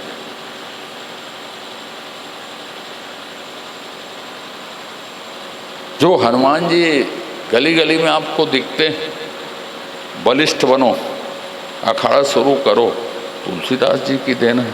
तो मैंने इसलिए कहा कि एकमात्र साहित्यकार थे जो अपने तत्कालीन समय के विपरीत स्थितियों को समझ के अपने सामाजिक दायित्वों को जानते थे कि मुझे समाज को खड़ा करने के लिए लोक भाषा में एक ऐसे चरित्र की रचना करनी पड़ेगी जिसको लोग स्वीकार कर सकें। उत्तर भारत में जब क्रांति देखी, एक साहित्य दिखा, समझ रहे हो ना, इतनी लोकप्रिय जब वो हुई तो विभिन्न भाषाओं में वो रची गई,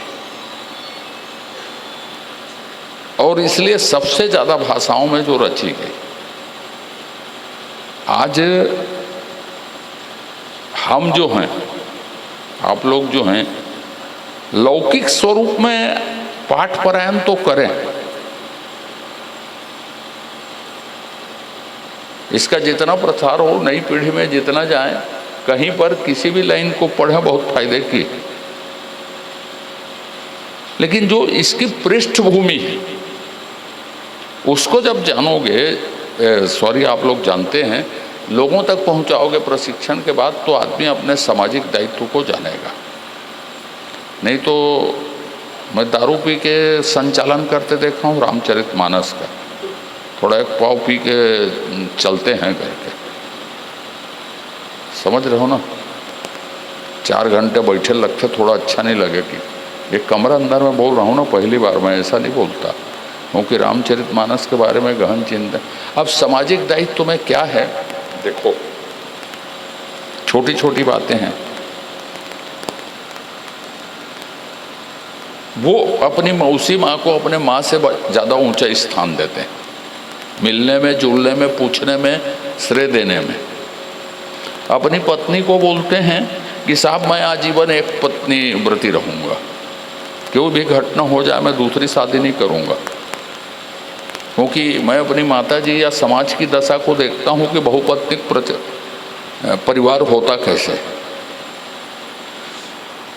सामाजिक समरसता में राजनीति होती, ऊंच नीच छुआछूत जो चलते हैं मेरी मोबाइल में गद्य में होगा कहीं पे, मैं कभी कभी देखता हूँ नवधा भक्ति, एक भिल्ली को दी उसने। रीछ उसका सेनापति था, बानर उसके प्रमुख आदमी थे। माने समाज की उस समय की जो जातियां थीं उसको संगठित करके सर्वोच्च स्थान देना, निषाद,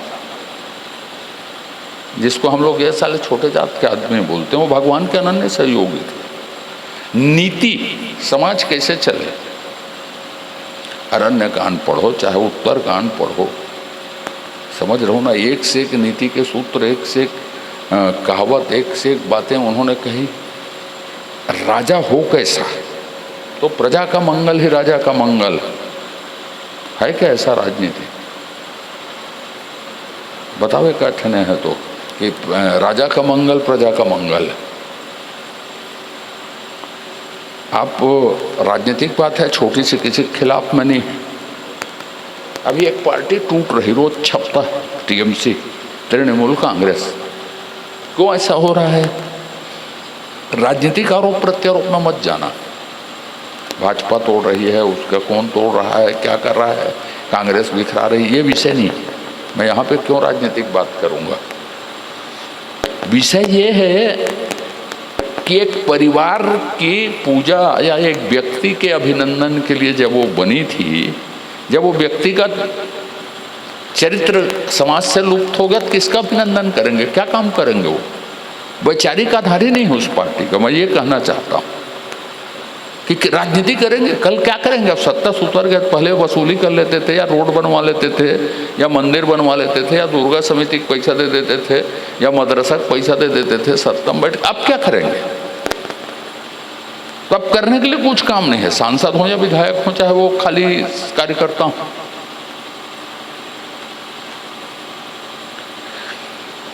आप जब इसको बनेंगे, रामचरितमानस में छंद विन्यास, कई लोग बोलते हैं कि तुलसीदास जी निर्मम आदमी थे, सौंदर्य बहुत कम था, पत्नी से धोखा खाए थे इसलिए सौंदर्य बहुत नहीं। अब एक आध बार एक पीरियड में चर्चा करना कि रामचरितमानस या तुलसी साहित्य में श्रृंगार कैसा है, वियोग श्रृंगार ज़्यादा प्रभावी है कि संयोग श्रृंगार ज़्यादा प्रभावी है। तो जहाँ जहाँ पे भी गैप बताते हैं तुलसीदास जी का, कहीं गैप नहीं। उसको जानने, सोचने, उस एंगल से देखने समझने की जरूरत है। तो जब ये प्रशिक्षण हम लेते हैं कि छंद को, सोरठा को कैसे पढ़ा जाए, दोहा को कैसे पढ़ा जाए, वो महत्वपूर्ण नहीं है। महत्वपूर्ण ये है तुलसीदास जी की सामाजिक दायित्वों में समाज आज भी तैयार हो, और जो कथाकार हैं, जो टीकाकार हैं, मूल तत्वों को तो समझ लें। उसमें कहीं इसके प्रचार प्रसार के लिए आप जो करें वो कम, उसका जितना अभिनंदन किया जाए इस बालक का, गुरुदेव का, वो कम है, वो एक शाश्वत भाव है। लेकिन प्रशिक्षण के भाव में जब ये आता है कि आज भी तुलसीदास जी के सामाजिक दायित्वों को, उसकी मानसिक पृष्ठभूमि को समझने की जरूरत है, उतारने की जरूरत है, तो आपकी बोली, भाषा, वेशभूषा, दायित्व, परिवार पर प्रभाव, समाज पर प्रभाव आप ही आप दूसरा दिखने लगेगा। और आपको मजबूत इसलिए दिखना है, आप भागवत देख लो, पुराण देख लो, महाभारत देख लो, रामायण देख लो। देवता और दानव एक माता पिता की संतान, उनका युद्ध होते रहता है। कभी ये प्रभावी दिखते हैं, कभी वो प्रभावी दिखते हैं। फिर देवता कमज़ोर पड़ते हैं या समाज कमज़ोर पड़ता है तो भगवान उसकी विभिन्न रूप धर के भक्तों के विभिन्न घटनाओं में जो उनको वर्षिप या श्राप मिला रहता है, उस कथन को पूरा करने के लिए जन्म लेते हैं। और जन्म लेते हैं तो उनकी मदद से फिर सत्य की विजय होती है। हिंदू समाज को समझना है तो पूरा इतना ही है घटना। लेकिन इन घटनाओं के बीच में वैल्यू, मैंने कहा ना, मैं एक पत्नीवर्ती रहूँगा, मैं समाज के कमज़ोर लोगों के बीच में काम करूँगा। राजा के दायित्व ये है विश्वामित्र, वशिष्ठ या गर्गाचार्य या धौम्य ऐसे लोग राज्य शासन को नियंत्रित करते थे, उसकी सलाह से राज शासन चलता था। ये वैल्यू उन अर्थों में समाज तक जाए। और मैं तो कभी कभी बोलता हूँ तो एक लाइन बोलता हूँ, भैया इसको लाल कपड़े में बांध के मत रखा करो, ले जाके इसको पढ़ा करो प्रतिदिन। और कल मैं एक श्रद्धांजलि में बोल रहा था, संख्या बल काम नहीं करता, मनोबल काम करता। लड़ाई जीतने के लिए 11 क्षोणी और 6 क्षोणी और 12 क्षोणी सेना थी। सोचते रहोगे या घर से निकलोगे, कदम बढ़ाओगे, ये महत्वपूर्ण है। कि किसी का इंतजार करते रहोगे, ये महत्वपूर्ण है। तुलसीदास जी ने उसका उत्तर दिया, कुछ करने के लिए, मनोबल के लिए। रावण रथी विरथ रघुवीरा की, समझ रहे हैं ना?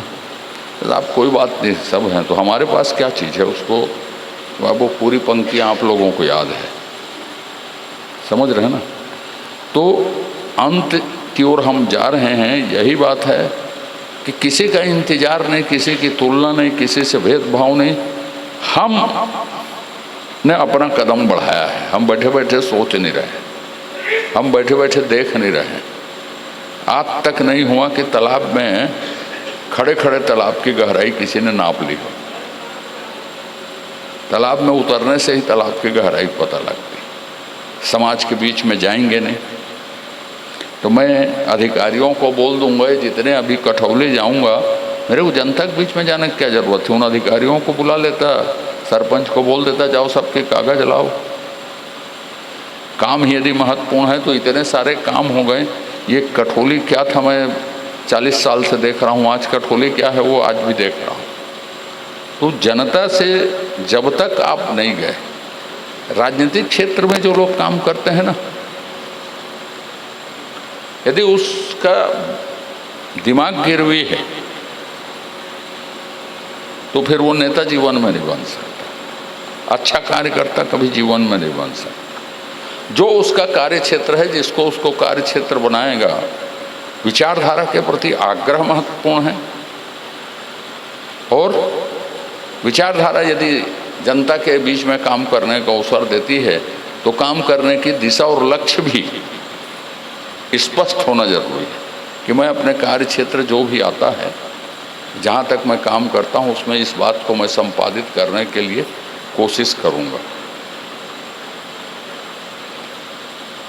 आप मानेंगे नहीं, आप लोगों से तो हाल अंदर पहली बार मुलाकात हो रही है। विधानसभा के परिचय में मैंने लिखा है कि मेरा प्रिय ग्रंथ रामचरितमानस है, और मैं ऐसा आयोजन नहीं करता था कभी। जब तक मैं कौकरन जी के चक्कर में नहीं पड़ा था, तब तक प्रति वर्ष तुलसी जयंती कुरुद में होती थी। कोई एक्सपर्ट वक्ता आते थे, बड़े अभाव में हम आयोजन करते थे। उस काल के जो हमारे सहयोगी थे, बड़े बड़े वृद्धजन भी थे, नौजवान भी थे। अब वो टीम नहीं रही और वो बात नहीं रही लोगों में कि इस तरह की चीज़ें होनी चाहिए।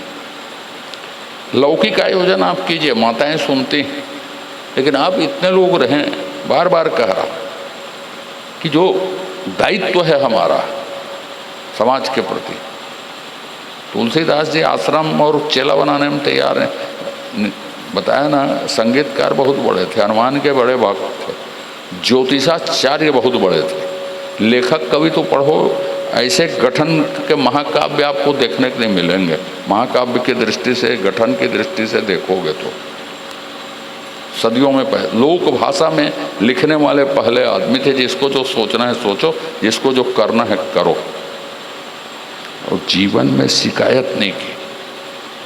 बस विनय पत्रिका पढ़ लो, शिकायत है तो भगवान से ही बातचीत करते रहे, हनुमान जी से बात करते रहे। दूसरा कोई राजा महाराजा का तो वैल्यू ही नहीं था उसके, तुलसीदास जी के जीवन में, फकीरी में आनंद था उसको।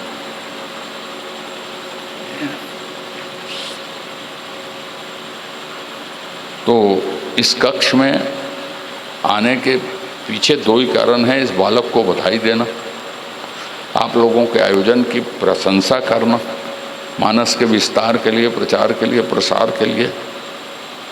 और अंत में मेरी जो इच्छा थी वो यही है कि आज की भाषा में CSR जिसको बोलते हैं, कॉर्पोरेट सोशल रिस्पॉन्सिबिलिटीज, सामाजिक उत्तरदायित्व, हमारा सामाजिक उत्तरदायित्व क्या हो। और राजा महाराजा शासन के ताली सेवा करने के बजाय बिरबल रहा होगा विद्वान, समाज के प्रति हम पहले जवाब दें, समाज को आगे रख के काम करने का ध्येय बने।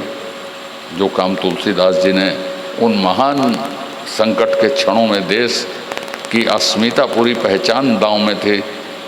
पूरी दुनिया के इतिहास में ये नहीं मिलेगा कि भक्ति काल के कवियों ने संस्कृति सभ्यता की रक्षा कर दी। जब तलवार जमा थे, जब शिखा नहीं थी, जब तीर्थ नहीं थे, जब किताब नहीं थे, तो तुलसीदास जी की वाणी और भक्त कवियों के भजन और सत्संग ने इस देश को बचा दिया। आप लोग उस महती आंदोलन को आगे बढ़ा रहे हैं। आप सबका अभिनंदन करते हुए मैं अपनी वाणी को यहीं विराम देता हूँ। बहुत से मित्र लेट से आए, माननीय संतोष जी, माननीय डॉक्टर साहब, लोकेश जी हैं, पुष्पेन जी भी आए। कहाँ? हाँ, पुष्पेन जी उधर आए। ये सारे मित्रों को अभिनंदन करते हुए अपनी बात समाप्त करता हूँ। भारत माता की जय। मेरा सम्मान नहीं करेंगे, मैं लेता नहीं, कुछ नहीं, मैं एक नहीं लूँगा। स्मृति स्वरूप आज का ये दिव्य क्षण याद रहे। सवाल ही पैदा नहीं, कुछ नहीं। इसमें आपका ही नाम लिखा जाए? मेरा नाम लिखा है तो रख लो उसको, बस नाम को। मैं वैसे सब जगह, आप ऐसे ही दे दो बिना समारोह को। आप यदि अभिनंदन कर रहे हैं फिर तुलसीदास जी को पढ़े नहीं हो, और पढ़ने की ज़रूरत है। मैं क्या बोला आपको? तुलसीदास जी को और पढ़ने की ज़रूरत है फिर आपको। इसीलिए मैंने कहा कि तुलसीदास जी की मानसिक पृष्ठभूमि का पुष्पेन जी भी शायद वो हमारे पुराने सरपंच साहब भी लेट से आए शायद। नमस्ते साहब। पुराने ग्राम जी भी मौजूद हुए। लीजिए हम हृदय से कर जिस्म के संग जिसने जानो दिल दिया, जिस्म देकर जिस्म के संग जिसने जानो दिल दिया, दिल देकर अब हम भी उस दिलदार की बातें करें। मिल के बैठे आओ हम कुछ प्यार की बातें करें। राजेश जिनको मिल चुका मेरे राम के मोहब्बत का मजा, राजेश जिनको मिल चुका मेरे राम के मोहब्बत का मजा, वो क्यों किसी से बैठकर बेकार की बातें करें। मिल के बैठे आओ हम कुछ प्यार की बातें करें। बोलो सीताराम भगवान की जय। और आइए आगे के कार्यक्रम को गति प्रदान करने के लिए हमारे अग्रज आदरणीय भैया बलेंद्र सर से निवेदन है, आप दायित्व संभालिएगा। द्वितीय प्रशिक्षक के रूप में सादर आमंत्रण पटल पर श्री रोहित देशमुख जी को एक बार जोरदार तालियां। और बहुत ही गूढ़ प्रसंग, और जब इस प्रसंग को हम लोगों ने चुना तो एक बार बोले भी कैसे डॉक्टर साहब की अंतःकरण चतुष्टय को जोड़ते हुए इस प्रसंग पर रोशनी डाली जाए तो बड़ी कृपा होगी। तो इस बात का खास ध्यान रखेंगे, उसी के इर्द गिर्द घुमाते हुए इस प्रसंग का पल्लवन हो। बालकांड दोहा क्रमांक 284। लोग ज्यादातर लक्ष्मण परशुराम संवाद को हास्य विनोद के तरीके से और वीर रस से ओतप्रोत बनाकर परोसने में विश्वास करते हैं, लेकिन इस प्रसंग का जो सार छुपा है वो इस दोहे में छुपा है, जहां बाबा तुलसी जी लिखते हैं कि जाना राम प्रभाव तब पुलक प्रफुल्लित गात, जोरी पानी बोले वचन हृदय न प्रेम समात।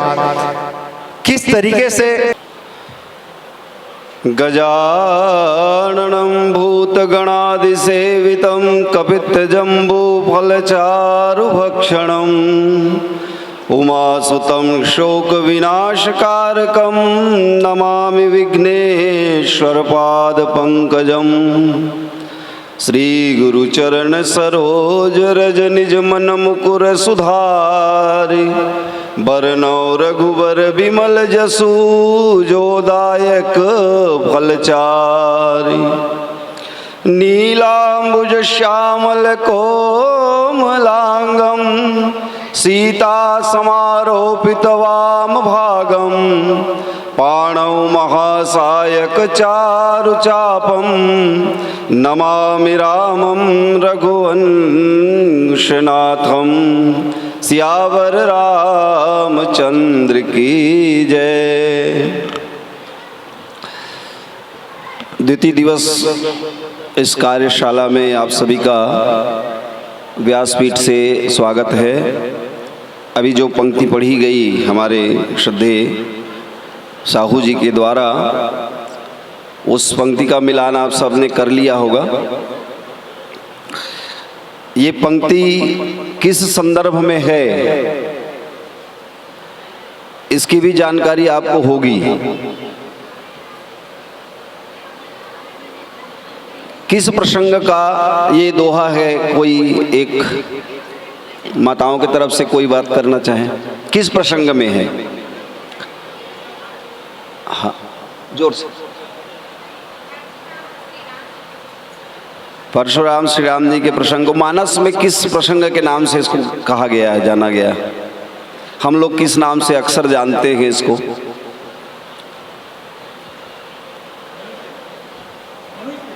धनुष यज्ञ। Old is always gold.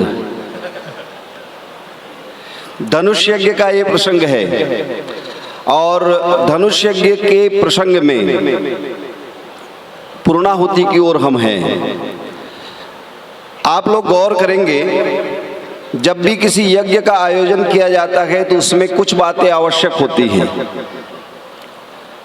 पीछे अगर बच्चे बात ना करें तो अच्छा होगा। तो यज्ञ में किन किन बातों की आवश्यकता होती है, ये पहला प्रश्न है।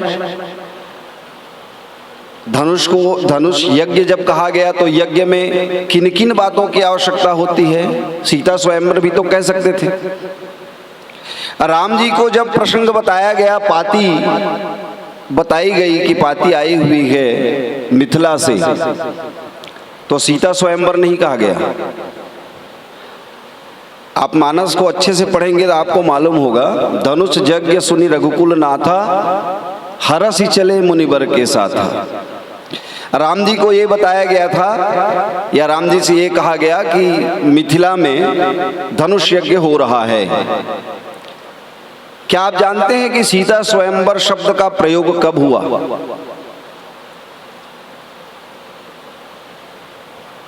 कोई बता सकता है? सीता स्वयंवर शब्द का प्रयोग कब हुआ इस मानस में? कहां से सीता स्वयंवर बना? धनुष यज्ञ तो था ही, तो धनुष यज्ञ सीता स्वयंवर कब बना?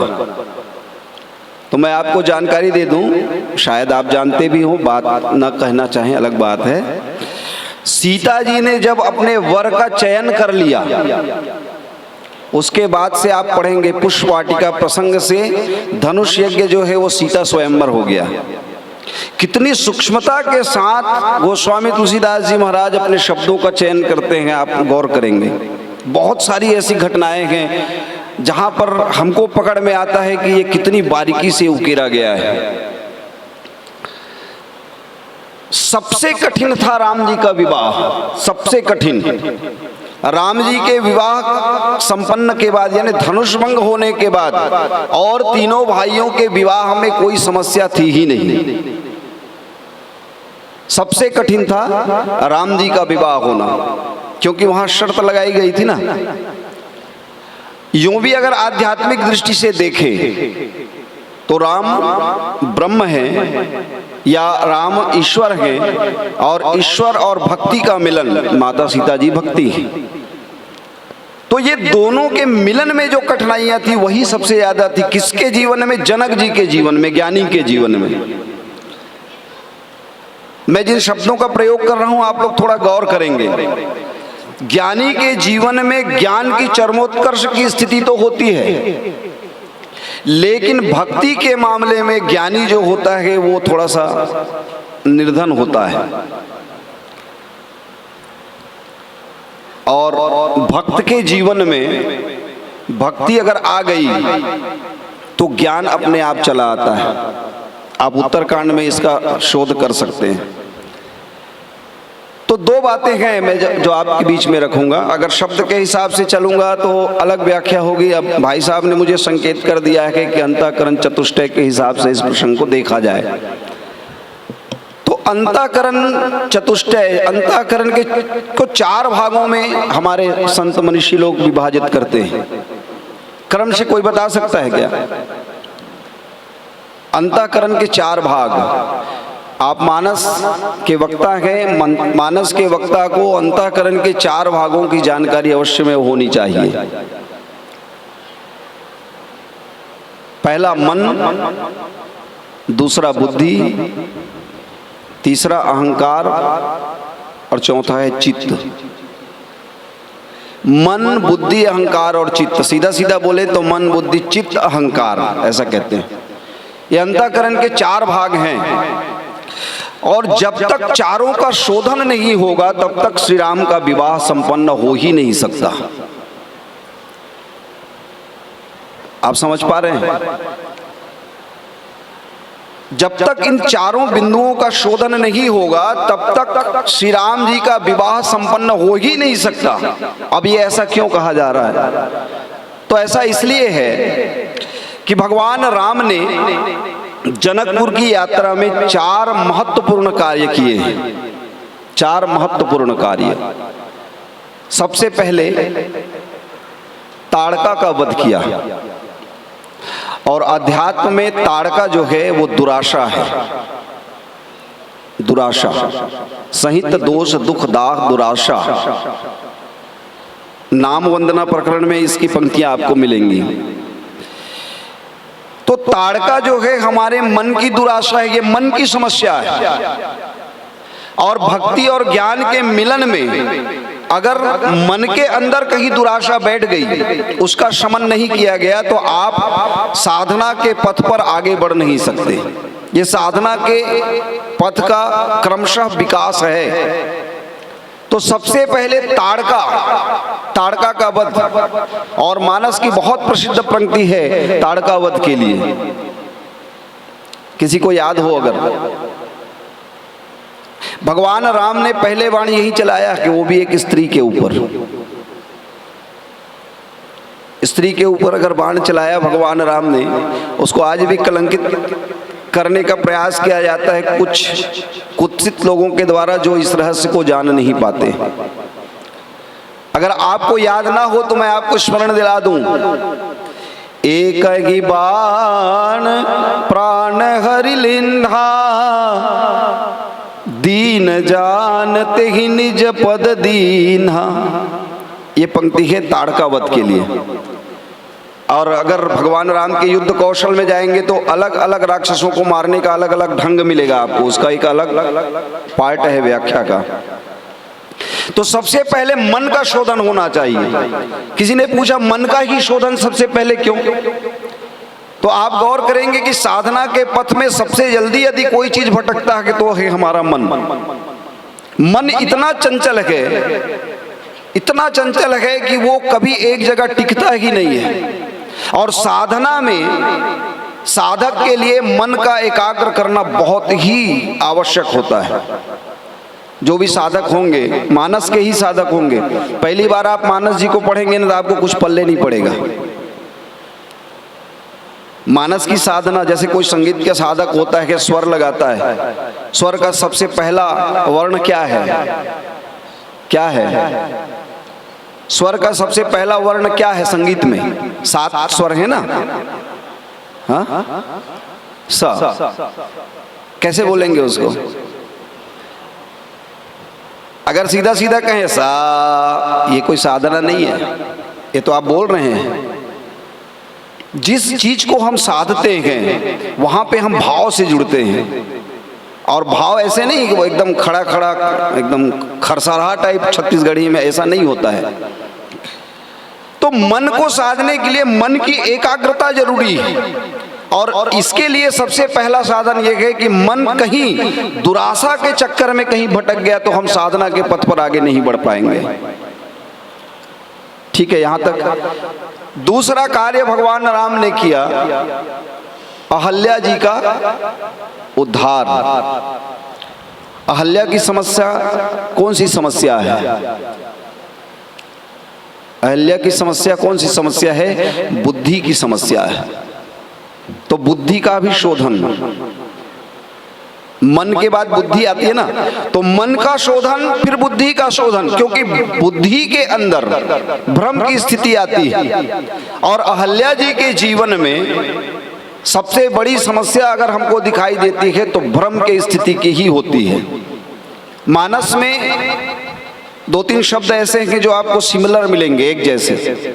जैसे बुद्धि में भ्रम, एक है संशय। संशय और भ्रम में क्या अंतर है? कहीं पे संशय भ्रम दोनों को एक साथ प्रयोग किया गया है।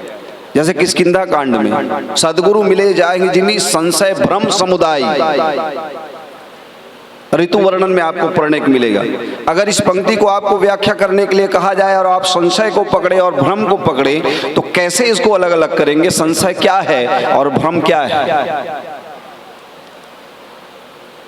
तो संशय जो है, अनिर्णय की स्थिति जब होती है ना, तो उसको हम संशय कहते हैं। मतलब हम निर्णय न कर पाए, कि जैसे कल चर्चा हो रही थी कि अंधेरे में पड़ा हुआ रस्सी संशय की स्थिति में आ जाए कि रस्सी है कि सांप है। आदमी आगे बढ़ना चाहेगा कि रस्सी समझ करके फिर मन में आए कि नहीं नहीं, अगर सांप हुआ तो तब तो मेरा तो गया ना। तो जहां निर्णय न करने की स्थिति आ जाए उसको हम संशय कहते हैं। और भ्रम होता है बुद्धि का विषय। संशय मन का विषय है और भ्रम जो है बुद्धि का विषय है। अहल्या जी ने भ्रमवश छद्म रूप में आए इंद्र को गौतम समझ लिया, निश्चय कर लिया कि ये गौतम है, तभी तो अपने आप को उन्होंने समर्पित कर दिया ना। अगर उन्होंने अपने बुद्धि के साथ साथ त्रिनेत्र, तीसरा नेत्र यानी विवेक के नेत्र का इस्तेमाल किया होता तो शायद इस भ्रम की स्थिति से उपज जाती। तो इसका शोधन भगवान राम ने किया और अहल्या जी को दिव्यता प्रदान करते हुए उसके पुनः रूप में पंचकन्या के रूप में स्थापित करके गई पति लोक आनंद भरी। ये अलग विषय है, कभी चर्चा समय मिले तो इस पर भी चर्चा करेंगे। और दो बातें हो गई। तीसरी बात है अहंकार। अब मैं थोड़ा विस्तार में ले आऊँगा और ज़्यादा शॉर्टकट करूँ तो हो सकते संशय की स्थिति आ जाए। का कहते अच्छा हाँ, शोधन आप लोग समझ रहे हैं? शोधन का सरल अर्थ भाई साहब कह रहे हैं कि शोधन मतलब आप समझ रहे हैं, शोधन करना, शुद्ध करना,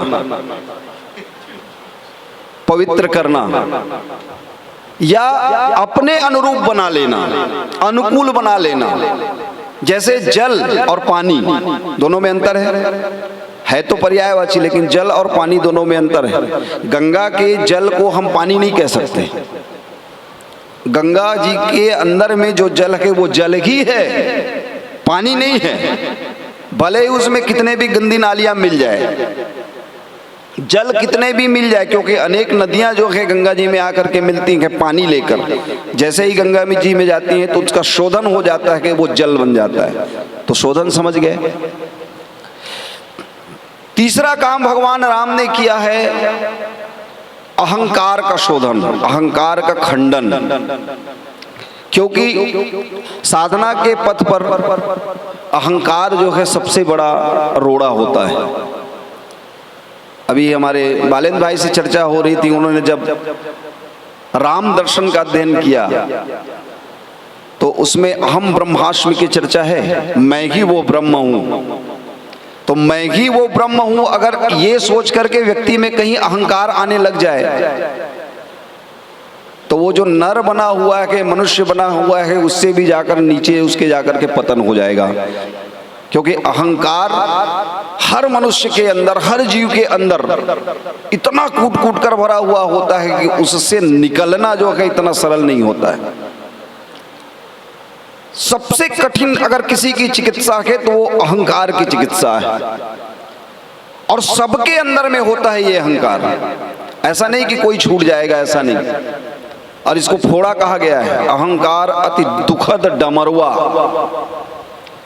इसी को संस्कृति रोग, संस्कृति मूल शूल प्रद नाना कहा गया है। संस्कृति मतलब आप लोग समझ रहे हैं संस्कृति किसे कहते हैं? मानस में बहुत बार मिलेगा संस्कृति शब्द। संस्कृति का मतलब होता है बार बार जन्म लेना और बार बार मरना। पुनरपि जन्मम पुनरपि मरणम पुनरपि जननी जठरे शयनम। ये जो हमारे आदि शंकराचार्य जी महाराज ने जो कहा, यही है संस्कृति, यानी इसी को भवरोग कहा गया है मानस में। और ये जो संस्कृति का मूल है ये अहंकार है। मरते समय आदमी के जीवन में यत्किंचित भी अहंकार है और वो कहीं जगा हुआ है तो आप मान करके चलिए कि उसकी मुक्ति हो ही नहीं सकती, किसी भी सूरत में नहीं हो सकती। अच्छा, इसको और थोड़ा सा अगर फैला दें कि अहंकार से बचने का कोई उपाय है, तो एक कहानी है, छोटा सा दृष्टांत। बातें जल्दी समझ में आती है, मैं आप सबके बीच में रखूंगा, एक बार बताऊंगा, आप लोग समझ जाएंगे। एक राजा एक मुनि के पास पहुंचे, साधु के पास पहुंचे, और राजा ने कहा कि महाराज एक नंबर का जो सौभाग्य होगा वो मुझे आप बताओ। क्यों? मैं राजा हूं, एक नंबर का सौभाग्य मुझे मिलना चाहिए, 2 नंबर का आप किसी और को दे दो।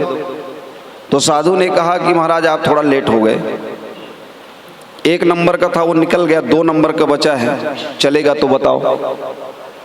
राजा ने कहा कि महाराज अब है ही नहीं 1 नंबर, अब तो 2 नंबर से भी चला लेंगे। तो ठीक है, मैं 2 नंबर का आपको सौभाग्य दे देता हूं, बता देता हूं, आप समझ लेना। तो बोले क्या है 2 नंबर का सौभाग्य?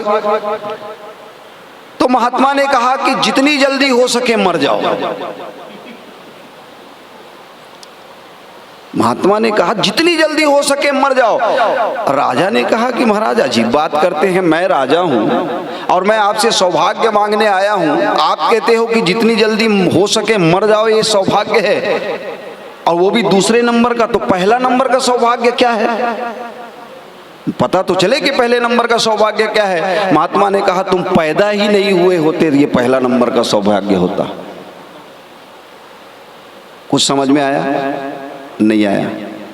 जितना समय उस राजा ने ये कहा कि मैं राजा हूं, मुझे पहला सौभाग्य मिलना चाहिए, तो मैं ही तो हम है, मैं ही तो हम हैं। जिस समय तुमने ये मान लिया कि मैं राजा हूं, अहंकार तुम्हारे अंदर आ गया, जितनी जल्दी हो सके ये मैं को मार दो।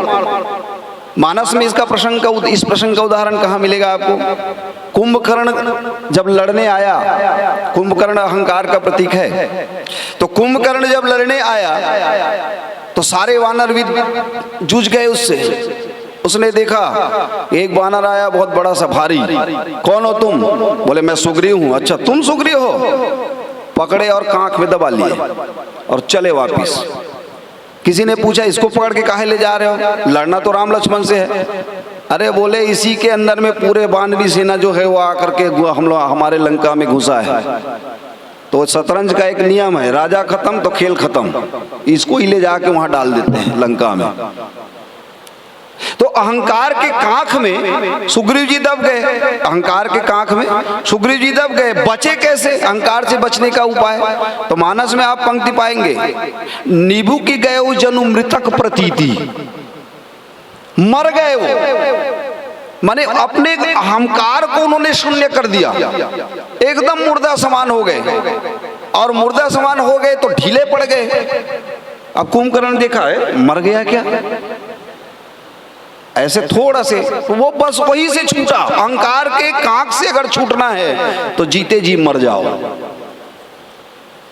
और जीते जी कहीं मर गए। और रामायणी जी बहुत बढ़िया पंक्ति एक कहते थे, मस्तराम मुर्दों से बोले हमको कुछ बतलाओगे, तो मुर्दों में से एक मुर्दा बोला मर जाओ सुख पाओगे, जितनी जल्दी हो सके अपने हम को मार दो। तो श्री सीताराम जी को हम वंदना प्रकरण में, इस प्रसंग में आए, श्री सीताराम जी को वंदना प्रकरण में गिरा अर्थ जल बीच सम, ऐसे कहते हैं जल और बीच में जैसे कोई अंतर नहीं है। जल और लहरा में कोई अंतर है क्या?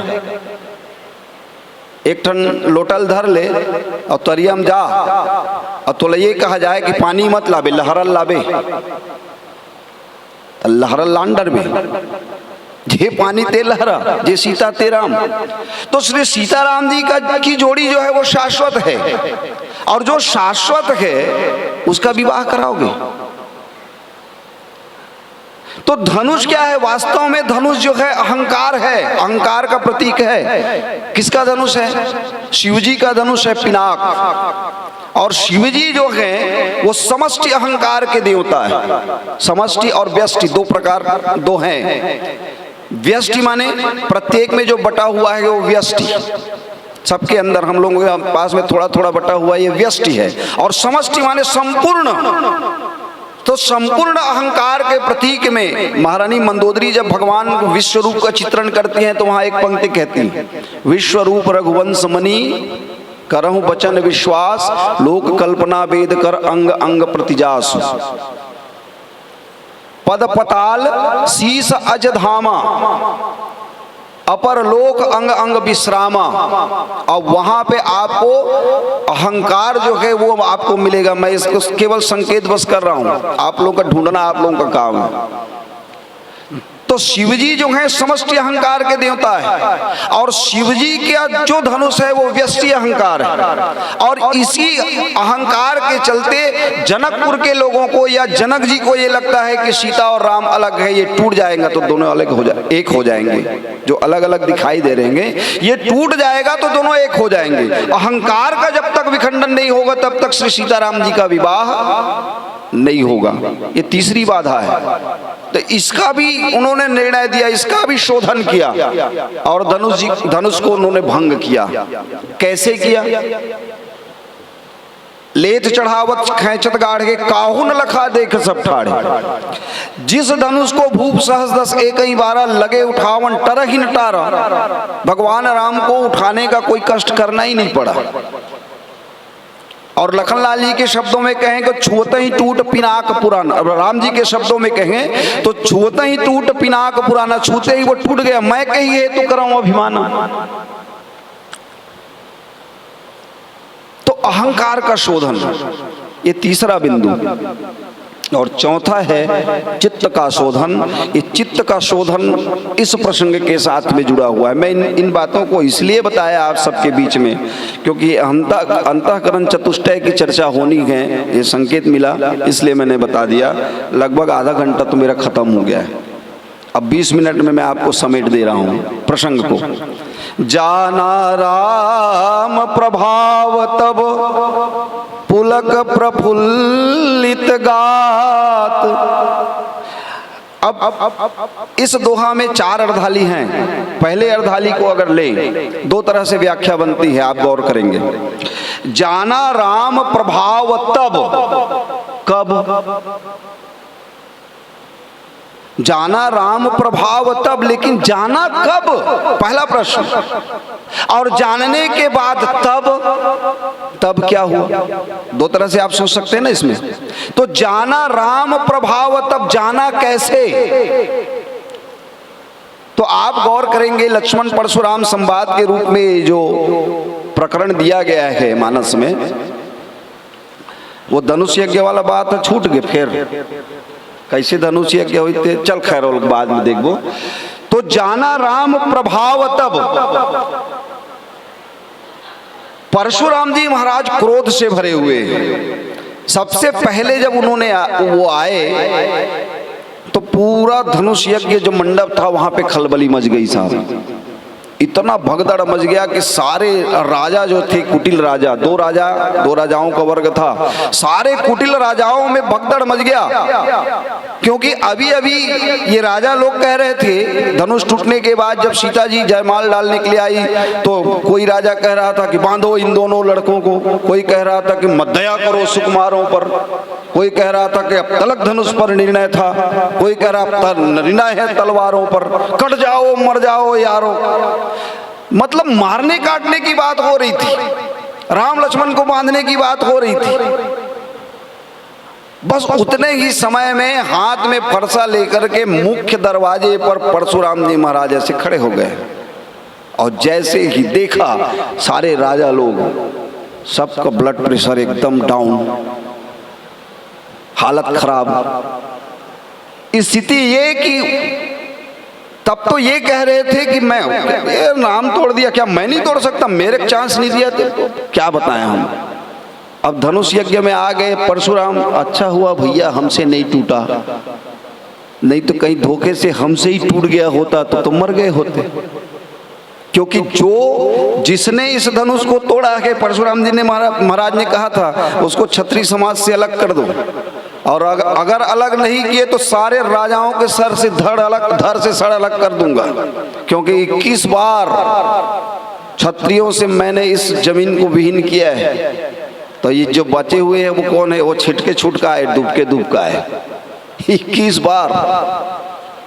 और आते ही इतने क्रोध में थे कि जनक जी को सबसे पहले फटकार लगाया उन्होंने, कहु जड़ जनक धनुष कह तोड़ा।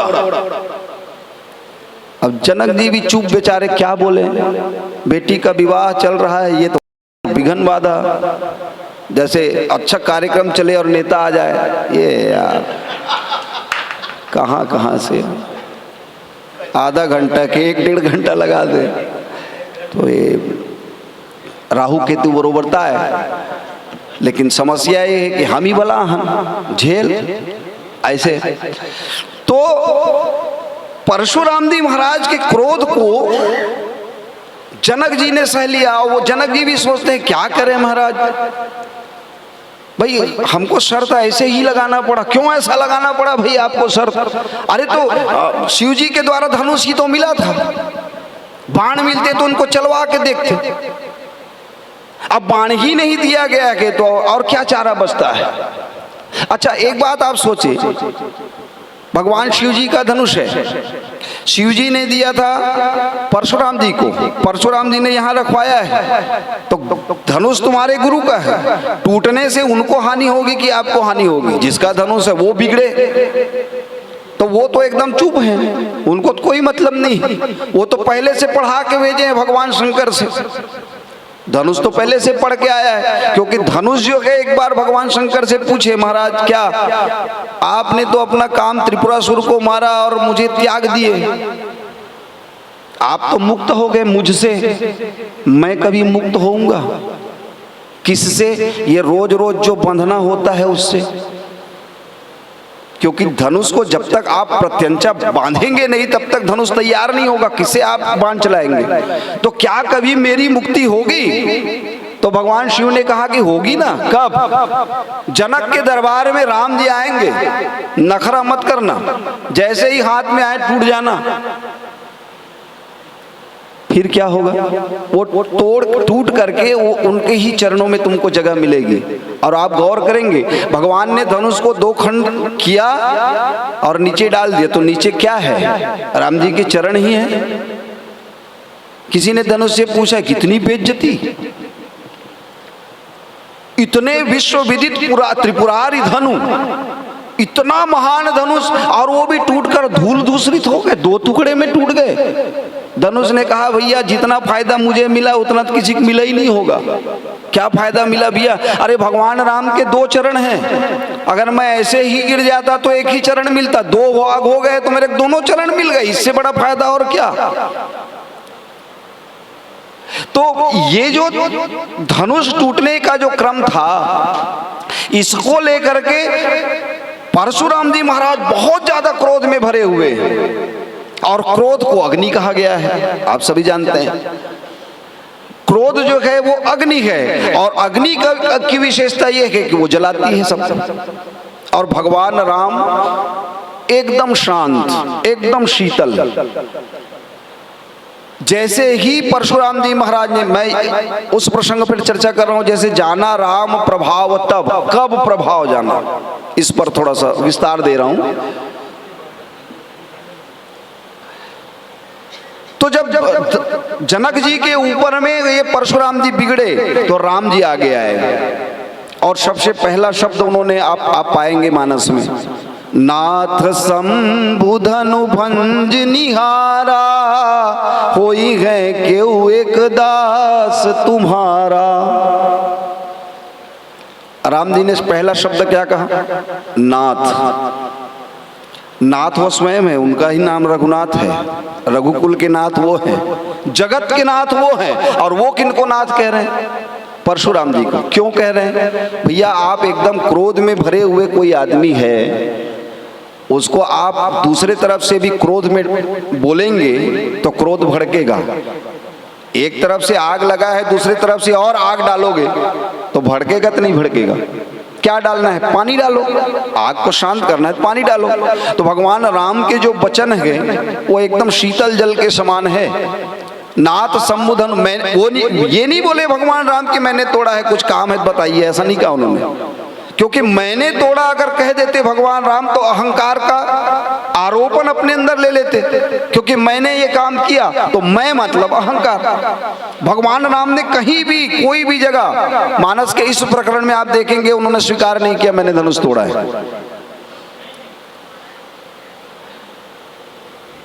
मालूम पड़ा, वार्तालाप से मालूम पड़ा, आप पाएंगे 2 जगह भगवान राम नाथ शब्द का प्रयोग करते हैं। 4 बार उनसे बातें होती हैं। 2 बार तो शुरुआत में भगवान राम ने नाथ, नाथ करो बालक पर छोहू, 3 बार कहा उन्होंने।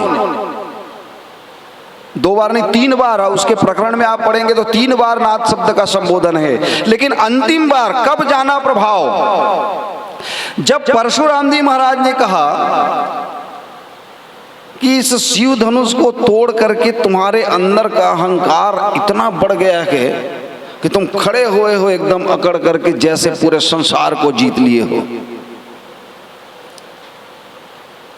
ऐसा जब भगवान राम से उन्होंने कहा, आप पंक्ति मिलाएंगे 281 है ना, 281 उसके 84 उसके ऊपर देखिए, वहां पे आपको एक पंक्ति मिलेगी, भंजे चापु दापु बड़ बाढ़ा। मिला? मिला? 283 के ऊपर थोड़ा सा जाओ ना। मिला? भंजे चापु दापु अति बाढ़ा। दापु माने? दापु माने अहंकार। भंजे चापु दापु अति बाढ़ा, जैसे इस धनुष को तोड़ करके तुम्हारा अहंकार बहुत बढ़ गया है। अहमिति मनहु जीति जग उठाड़ा। इतना अहंकार कि जैसे तुम पूरे जग को जीत लिए हो। भगवान राम ने सोचा होगा कि ये यार ये 60 समाचरित वाली नीति ठीक रहेगी इसके साथ। ये बिगड़ते जा रहा है और मैं इनको शांत करने का प्रयास कर रहा हूँ, ये समझ नहीं पा रहे हैं। भगवान राम की जो वार्तालाप में जो शब्द अब आएंगे, जाना राम प्रभाव तब, आप गौर करेंगे उस पंक्ति को पढ़ेंगे। राम कहा मुनि सुना कहु बिचारी, रिस अति बड़ी लघु चूक हमारी। गलती बहुत छोटी सी है और आपका जो रिश है, आपका क्रोध है वो इतना ज़्यादा हो रहा है महाराज कि अब थोड़ा संभाल लीजिए। क्योंकि देखो कितना भी सीधा साधा कोई व्यक्ति क्यों ना हो, बहुत ज़्यादा उंगली करोगे ना तो उसके अंदर में भी थोड़ा थोड़ा लक्षण दिखाई देगा, क्या मेरे बहुत हो गया यार। तो भगवान राम ने भी जना दिया कि अब नहीं, अब कुछ ज़्यादा ही हो रहा है महाराज, थोड़ा संभालिए। तो चूक बहुत थोड़ी है और रिस बहुत ज्यादा है। भगवान राम के शब्दों को आप देखिए, छुअते ही टूट पिनाक पुराना। अरे मैंने तोड़ा थोड़ी है, छुआ था। और लक्ष्मण जी ने भी तो यही कहा था कि भगवान राम ने उसको नया जानकर देखा था, वो इतना पुराना धनुष है छूते ही टूट गया था, इसमें राम जी की क्या गलती है? और आप जबरदस्ती वो भड़क रहे हैं इतना। अच्छा, इतना उंगली किए हैं लखनलाल जी, इतना उंगली किए हैं परशुराम जी के ऊपर, तो आधा बल तो उसका ऐसे ही खत्म हो गया है। क्योंकि जो क्रोध में है ना, उसका क्रोध अब भपकाते जाओ, एक समय ऐसा आएगा ना तो भभक के वो पूरा जल करके शांत ही हो जाएगा। तो आधा बल तो उसका ऐसे ही चला गया है। अब इधर से थोड़ा सा रोषपूर्ण भगवान राम की वाणी जब निकली तो भगवान राम की बातों को सुनकर परशुराम जी को भी लगा कि कहीं मैं ही देखने में तो गलती नहीं कर पा रहा हूँ।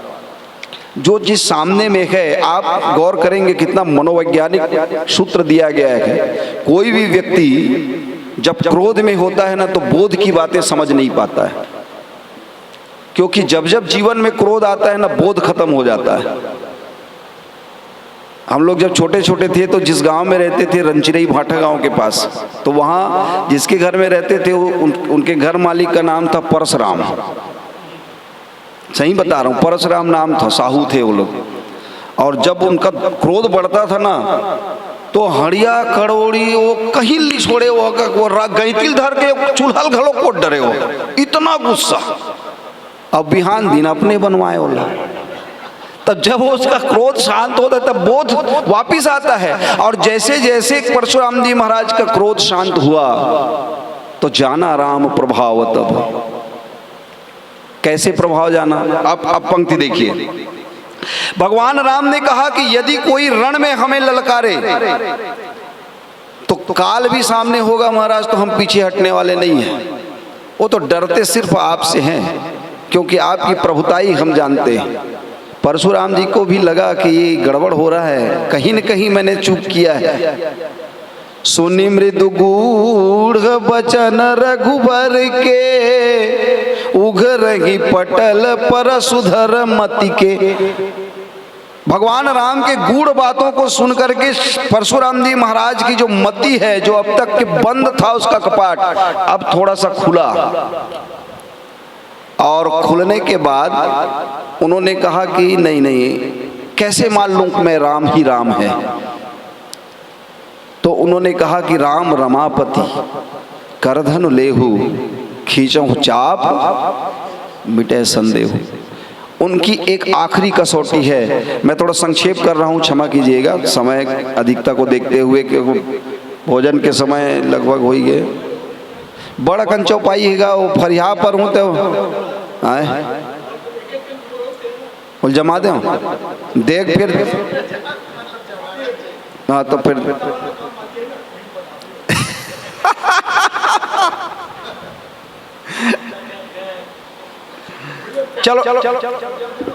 चलो ठीक है, थोड़ा थोड़ा।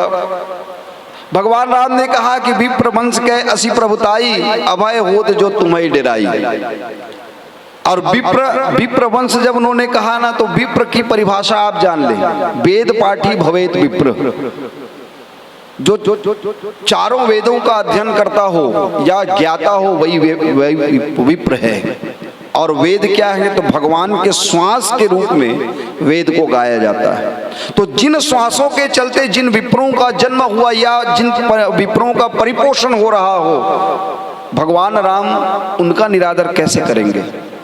क्योंकि उनके वक्षस्थल पर भृगुलता भी तो है ना भगवान राम के। भृगुलता आप लोग जानते हैं, महर्षि भृगु ने लात मारी थी भगवान विष्णु जी को, और उनका चिन्ह वहां पर। जी बिल्कुल बिल्कुल बिल्कुल, क्योंकि बिल्कुल बिल्कुल, क्योंकि भृगु की भी एक कथा है। अब के ठल्ला बताओ मैं, हाँ समय के इजाजत नहीं मिला थे, नहीं तो अब मैं सीधा सीधा पॉइंट में बिंदु में आता हूं। सोनी मृदु गूढ़ बचन रघुपर के, उघरही पटल परशुधर मति के। राम रमापति करधनु लेहु, खींचहु चाप। ये जो धनुष था ये भगवान विष्णु का धनुष था, जिसका नाम है अजगव। विष्णु के धनुष का नाम अजगव। लेकिन कहीं कहीं इसका वर्णन सारंग के रूप में मिलता है कि जो परशुराम जी महाराज लेके आए थे। अलग अलग विचारकों का अलग अलग मत है। कई लोग कहते हैं कि परशुराम जी जिस धनुष को लेकर के आए थे वो अजगव धनुष था, और कई लोग ये कहते हैं कि नहीं नहीं वो सारंग धनुष था, जिसका धारण सिर्फ और सिर्फ राम ही कर सकते हैं, दूसरे लोग तो उसको छू भी नहीं सकते, इतना तेजस्वी वो धनुष था। तो सारंग धनुष की ओर जब परशुराम जी महाराज ने इशारा किया तो यही चित्त का शोधन होता है।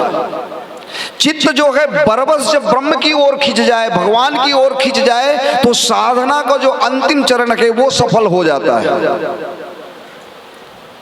और ये धनुष जो भगवान राम का ही है, जैसे ही उन्होंने कहा परशुराम जी ने, तो धनुष अपने आप उसके कंधे से निकल गया और निकल करके भगवान राम के हाथों में जाकर के समा गया।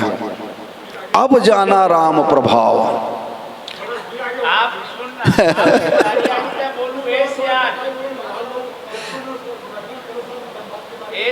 यहाँ से पहले पल्लवन होने दो, यहाँ से संपूर्ण प्रसंग का पहले पल्लवन होने दो। आप ठीक कहा तो, लेकिन लक्ष्मण परशुराम संवाद में अगर जाऊं ना तो ये पंक्ति छूट जाही ना दाऊ जी।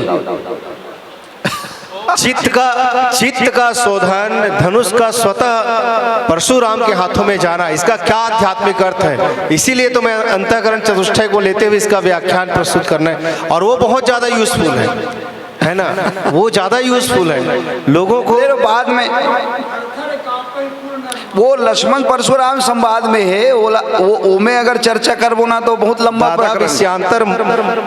ये दो पंक्ति मोल बीच में का होई भगवान, बीच में नहीं बोलना हैगा, आप सुन लो, बाकी लाभ बताओ।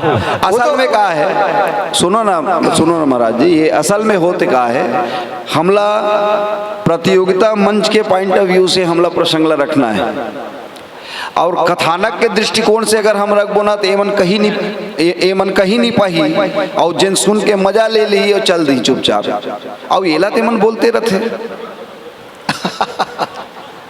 तो देत चाप आप ही चले गए, परशुराम मन विस्मय भयो। क्या चाप जो है, आप गौर करें, वो सजीव था कि निर्जीव था? अपने आप खिंच जाना राम जी के हाथों में। क्या ये धनुष जो है वो सजीव है? सजीव है, कैसे सिद्ध करेंगे इसको सजीव? तो एक पंक्ति तो ये है कि जो सामने खड़े हुए हैं, जो चेतन कह जड़ करें जड़ई करें चैतन्य, अस समर्थ रघुनायक, ऐसे सामर्थ्यवान हैं। आप एक छोटी सी पंक्ति बोल करके मैं समेकन करूंगा। आप गौर करें, यहाँ महानदी है, आप लोग सारे लोग जा करके महानदी में जो पानी चल रहा है उसके सामने जा करके हाथ जोड़ करके बैठ जाइए और कहिए कि हे महानदी मैया, हमको पार जाना है, आप हमको रास्ता दे दो। करेंगे और वो रास्ता दे देगी। देखने वाले भी ये कहेंगे, डोकरा सठिया गए का तुमिल की दी, ये सठिया गए का सटक गए कर, अरे नदिया कोनो रास्ता दिए कर, दिमाग ठीक है तो नहीं है? कही कि नहीं कही ना, ये मन नहीं कहा थे, लेकिन जाके बैठबे तब जिन बैठी तेल नहीं कही।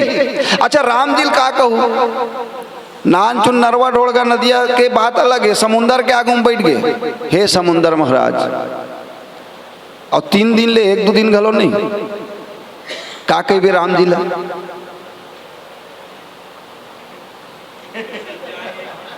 सठिया गए कभी ना। राम जी जानते, देखिए आपके लिए जो जड़ है, राम जी के लिए वो चैतन्य है। राम जी के लिए कोई भी वस्तु जड़ हो ही नहीं सकती, तभी तो वो सागर जो है वो हाथ में स्वर्ण थाल लेकर के दीप माल सजा करके भगवान राम के सामने में आए। अगर वो जड़ होते तो क्या राम के सामने में सगुण साकार रूप में आ जाते? राम जी जानते हैं कि ये जड़ नहीं है, ये चेतन है। क्या गंगा मैया जड़ है कि चेतन है? चेतन है।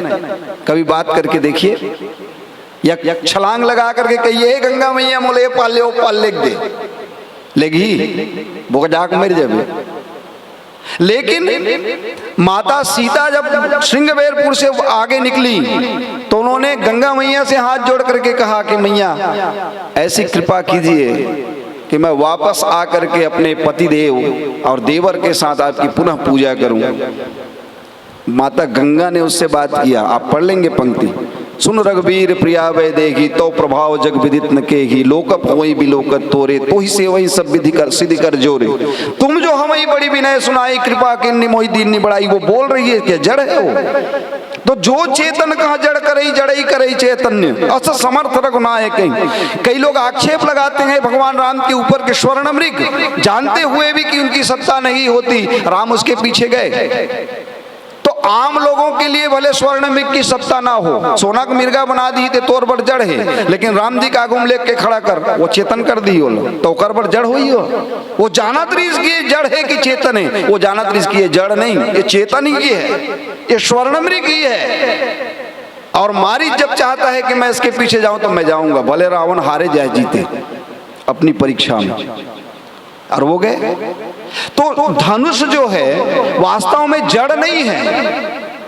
धनुष जो है भगवान राम के लिए चेतन, जैसे सुदर्शन चक्र भगवान कन्हैया आदेश देते थे जा शिशुपाल हो, बहुत हो गए 101 हो गए है, ऊपर काम तमाम कर, जो आज्ञा महाराज ये हुई कर ले। वो दोनों जन के बात है वो। तो वो भगवान के सामने में कोई वस्तु जड़ हो ही नहीं सकती। अगर कोई वस्तु भगवान के सामने में जड़ है तो भगवान कैसा हो ही नहीं सकता फिर वो भगवान। अस समर्थ रघुनायक यही चित्त का शोधन है। देत चाप आप ही चले गए, वो अपने आप वो चाप चले गया। और परशुराम जी महाराज देखते रह गए, कहे कि हाँ महाराज अब मैं जान गया, जाना राम प्रभाव तब। तो तब किया क्या, पुलक प्रफुल्लित गात, रोम रोम प्रफुल्लित हो गया, कहे महाराज अब मेरा काम समाप्त। क्योंकि परशुराम जी भी अवतार हैं भगवान के, अंशावतार, या उसको आवेशावतार कहा गया है मानस में। तो अब आवेशावतार का समय जो है वो खत्म हो गया, अब पूर्णावतार का समय है, राम जी का समय है। अब केवल क्रोध नहीं, बोध के साथ में क्रोध की आवश्यकता अब जीवन में आने वाली है। बंद करूंगा तो चलन कैसे कहा थे, मान लो एक प्रसंग और चलाना हो तो तैयार हो गए, भोजन करा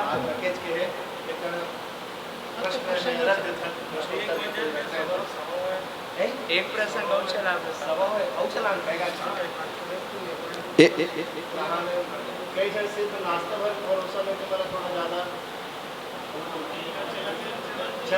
लेला पूर्ण कर देता।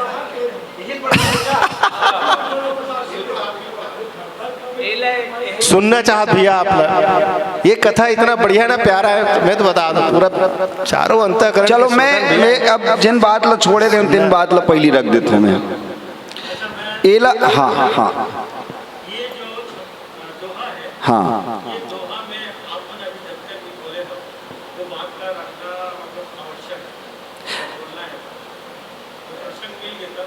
बिल्कुल बिल्कुल आप रख सकते हो। देखो ए में दो तरह की बात है। अभी जिन बात रखत रहे हो ना कि जाना राम प्रभाव तब, कब प्रभाव जानिस, तो अभी जिन ये पॉइंट ले रखत रहे हो प्रतियोगिता मंच होई तैला रखू, और सम्मेलन मंच होई ना तो जतका बोले सब ला रख दो, कोई टेंशन नहीं। सम्मेलन मंच में कोई टेंशन नहीं। सम्मेलन मंच में ना पब्लिक ला प्रसन्न करना है, और प्रतियोगिता मंच में पाछू डान त्रिमूर्ति बैठे रहते तेला प्रसन्न करना है। समझ में आत ना? तो पाछू डान वाले मन खुश हो गए तो नंबर क्रम में आ जाते, आगू डान वाले से घलो कुछ मिलते, ओहू डान ले मिल गए तो हमार मार्ग वे बन जाते। वो तक ज्यादा नहीं। बोला आप ला देखना है कि खुश कौन ला करना चाहता हो, नोट कमाक जाना है कि स्थान कमाक जाना है आप ऊपर। तो चलो भोजन प्रसादी समय घलो हो गए, अब थोड़ा थोड़ा भजियल खाए रहे हो, अब दिमाग ला ज़्यादा खाए की जरूरत नहीं है। तो मैं थोड़ा सा एक संकेत कर दूं मैं आप मल्ला। धनुष यज्ञ के में जिन बात करे रहे हैं, तो यज्ञ में एक यज्ञ के वेदी होते, ये प्रसंग में कोई जगह यज्ञ वेदी नजर आते। धनुष यज्ञ कहा था ना, यज्ञ है तो यज्ञ में एक वेदिका होते जी अग्नि प्रज्वलित कराए जाते, वो में समिधा डाले जाते आहुति का। ये में कोई जगह दिखते यज्ञ कोई फल होते, इनमें कोई फल दिखते नहीं दिखे। प्रसंग एक गवाओ पढ़ जाओ आप। ये धनुष ही यज्ञ की वेदी है। वो जो धनुष पिनाक रखा गया है ना, वही यज्ञ वेदी है। और जितने भी राजाओं का जो बल है वो आहुति है, वो पूरा खावत है। ओला 10-10 हजार राजा बल खा गए हो तो अलवा जलवा धनुष हो।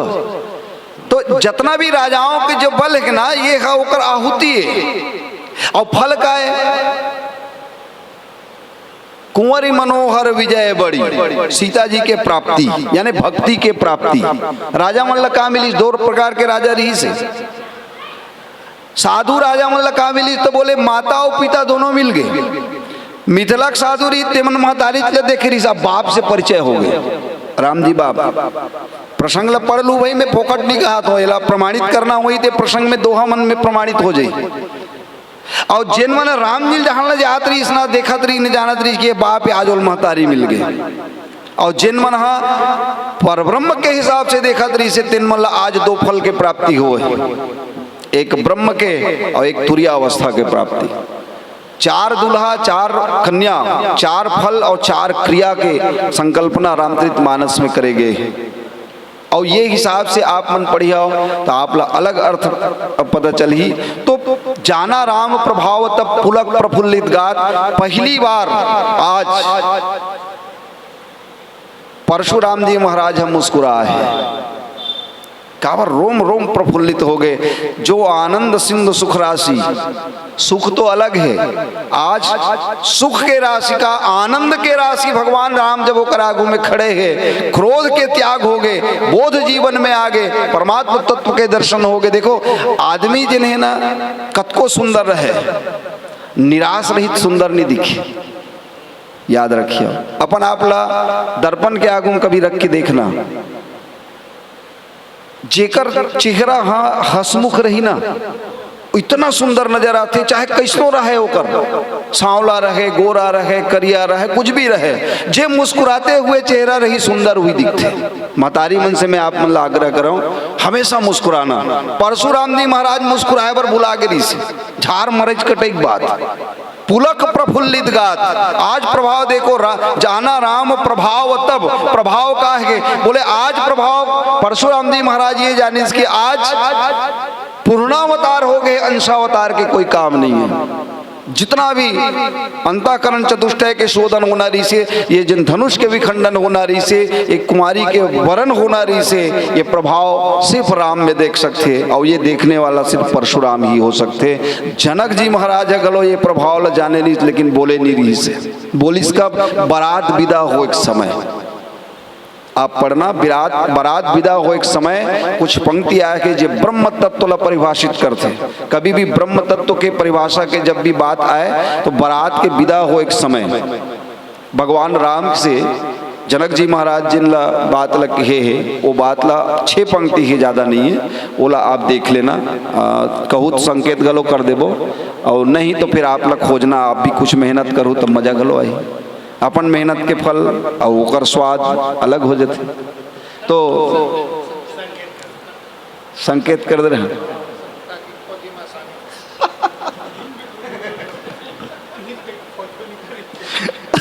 दोहा नंबर तो मुझे याद नहीं है, मगर वो दोहा ला मैं आप मतलब बता देता हूँ।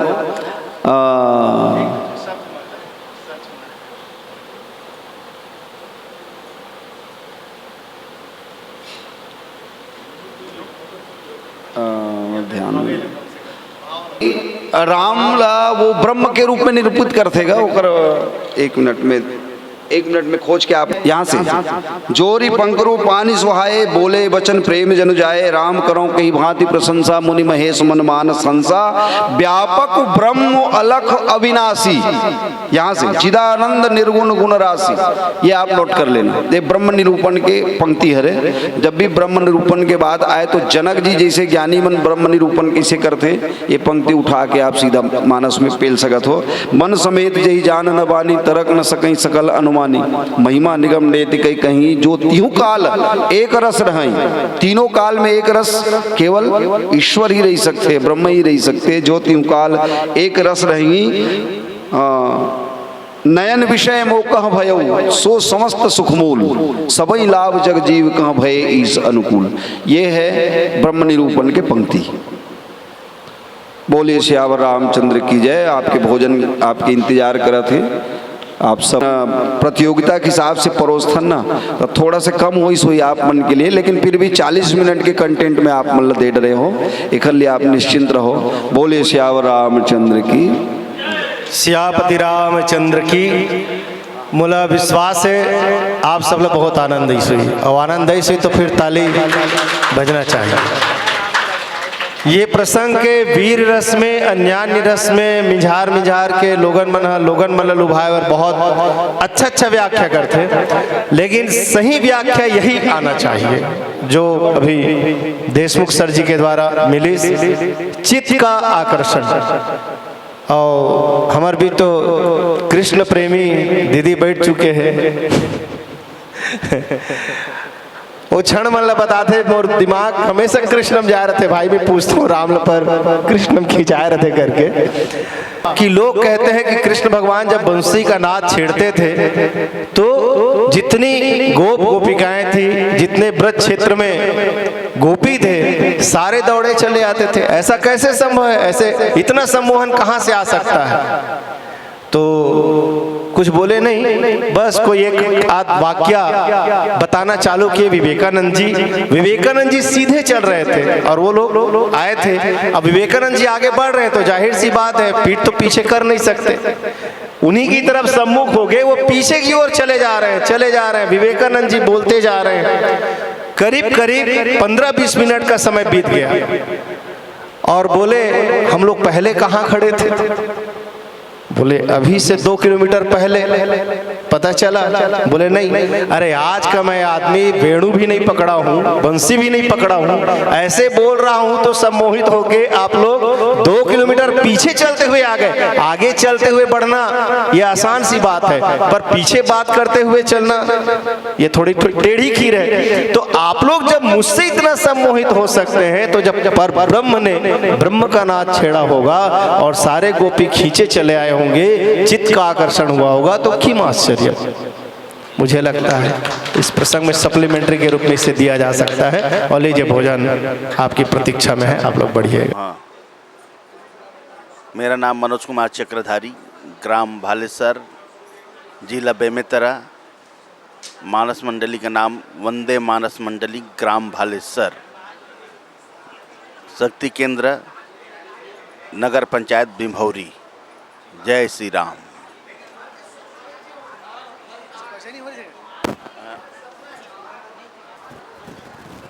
हाँ, श्री रामचरितमानस परीक्षण कार्यालय ग्राम कठौली के तत्वाधान में बहुत बढ़िया हमारे गुरुजी मन पहुँचे हैं, दूर दराज से हमारे संगी साथी मन पहुँचे हैं और बढ़िया अनुभव हुआ थे। बहुत मस्त भगवान के कथा ल सुने और सुने के अवसर शुभ मिले है भाई, और अनुभव करत हन। बहुत अच्छा अनुभव लगत है जैन ग्राम कठौली के धारा में, पावन धारा में आज 3 दिवसीय परीक्षण कार्यालय का आयोजन रखे गए हैं। उनमें बहुत सुंदर लगत है भाई, और इसे हर साल होना चाहिए। और हम मल्ला यहाँ आए के मौका मिले है, सुने के मौका मिले है, और बड़े बड़े गुरुजी मन के मुखारबिंद से बढ़िया राम कथा सुने के शुभ अवसर मिले है। इतना कहकर मैं अपन वाणी ल विराम देवत हूँ। चंद्र की जय। बजरंग मानस मंडली ग्राम कन्हेरा, उरला, रायपुर। शक्ति केंद्र भैरव धाम कबजदा से हूँ और मैं प्रशिक्षण के लिए ग्राम कठौली नारी के पास कुरुद आया हूँ। और सचमुच में अद्भुत, यहाँ छत्तीसगढ़ के सभी अंचलों से हमारे प्रशिक्षार्थी और यहाँ कुछ सुनने, समझने, सीखने के लिए यहाँ पहुँचे हुए हैं।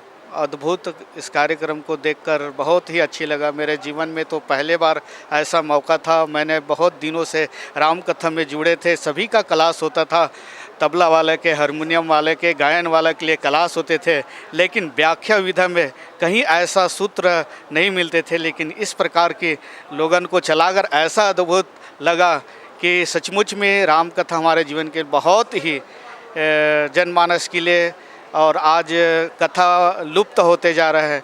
जैसे छठियों में जाओ तो और इस प्रकार के यहाँ दिखाने सुनना, एक मार्ग दशा निर्देश देना और राम कथा को कैसे रखें और कैसे जनमानस में पिरोएं, ऐसा अद्भुत अनुभव प्राप्त हुआ है। साधुवाद, धन्यवाद और गुरुजनों को सादर शीश नमन, सादर अभिवादन, सादर प्रणाम। जय जय श्री राम। बहुत ही अच्छा शुभ अवसर है सनातन धर्म के लिए। आज जोगी बाबा डिपा कठौली में आयोजक समिति के द्वारा व्याख्यान के क्षेत्र में जो हम लोगों के लिए प्रशिक्षण आयोजित किया गया है, उस प्रशिक्षण कार्यशाला में आज मेरा दूसरा दिवस है। 3 दिवसीय प्रशिक्षण पर कार्यशाला है। इससे पूर्व में सिरकट्टी धाम गरियाबंद जिले में मम राजीव लोचन के द्वारा प्रशिक्षण लिया हूँ। और व्याख्यान के क्षेत्र में प्रशिक्षण लेना अपने आप में एक अनुभूति है। जहाँ राम की गंगा बह रही है, उस गंगा में डुबकी लगाने की। रामचरितमानस रामायण ग्रंथ है, लेकिन रामचरितमानस, मानस का मतलब सरोवर, और सरोवर में जिस व्यक्ति को डुबकी लगाने का अवसर मिलता है और सरोवर में डुबकी लगाने के बाद शरीर पूरा निर्मल हो जाता है, मन पवित्र हो जाता है। वैसे ही इस रामायण के क्षेत्र में, इस मानस के क्षेत्र में आकर जुड़कर हम प्रशिक्षण ले रहे हैं। और इस प्रशिक्षण प्राप्त करने के बाद हम गुरुजनों के द्वारा जो विचार हमको दिया जा रहा है, जो ज्ञान हमको दिया जा रहा है, उस ज्ञान रूपी प्रकाश को हम ग्रहण कर रहे हैं। उससे जाकर हम सनातन धर्म के लिए, प्रचार प्रसार के लिए, रामचरित मानस के लिए, व्याख्यान के लिए हर गली मोहल्ला, पूरा छत्तीसगढ़ राज्य, भारत देश, पूरे प्रदेश तक पहुंचाने की कृपा करेंगे। और सनातन धर्म को जितना ज़्यादा से ज़्यादा हो, भारतीय संस्कृति को व्याख्यान के क्षेत्र में, कला के क्षेत्र में, संस्कृति के क्षेत्र में, धरोहर के क्षेत्र में आगे बढ़ाने का कार्य करेंगे। और हमें बहुत ही अच्छा व्याख्यान मिल रहा है, चाहे काव्य हो, प्रसंग हो, छंद हो, दोहा, सोल्ठा, अलंकार, हर वक्ताओं के द्वारा, हर प्रशिक्षणकर्ताओं के द्वारा हमें हर क्षेत्र में, जैसे अभी बताए कल शिव पार्वती का विवाह का कार्यक्रम बताया, पुरुष के बारे में बताया। और अभी अहंकार, मनुष्य के शरीर में अहंकार नहीं होना चाहिए, घमंड नहीं होना चाहिए, कभी अहंकार लाना भी नहीं चाहिए। अहंकार मनुष्य को नाश कर देता है। हमें एक मोह माया से भी हटकर संता और विचार पूर्वक भाव करना चाहिए। ऐसे अनेक प्रकार का हमको संगठन में बताया जा रहा है। इसका परीक्षण हम प्राप्त कर रहे हैं, बहुत ही अच्छा फील कर रहे हैं और अनुभव ले रहे हैं। अनुभव का लाभ पूरे मानस क्षेत्र को मिलेगा।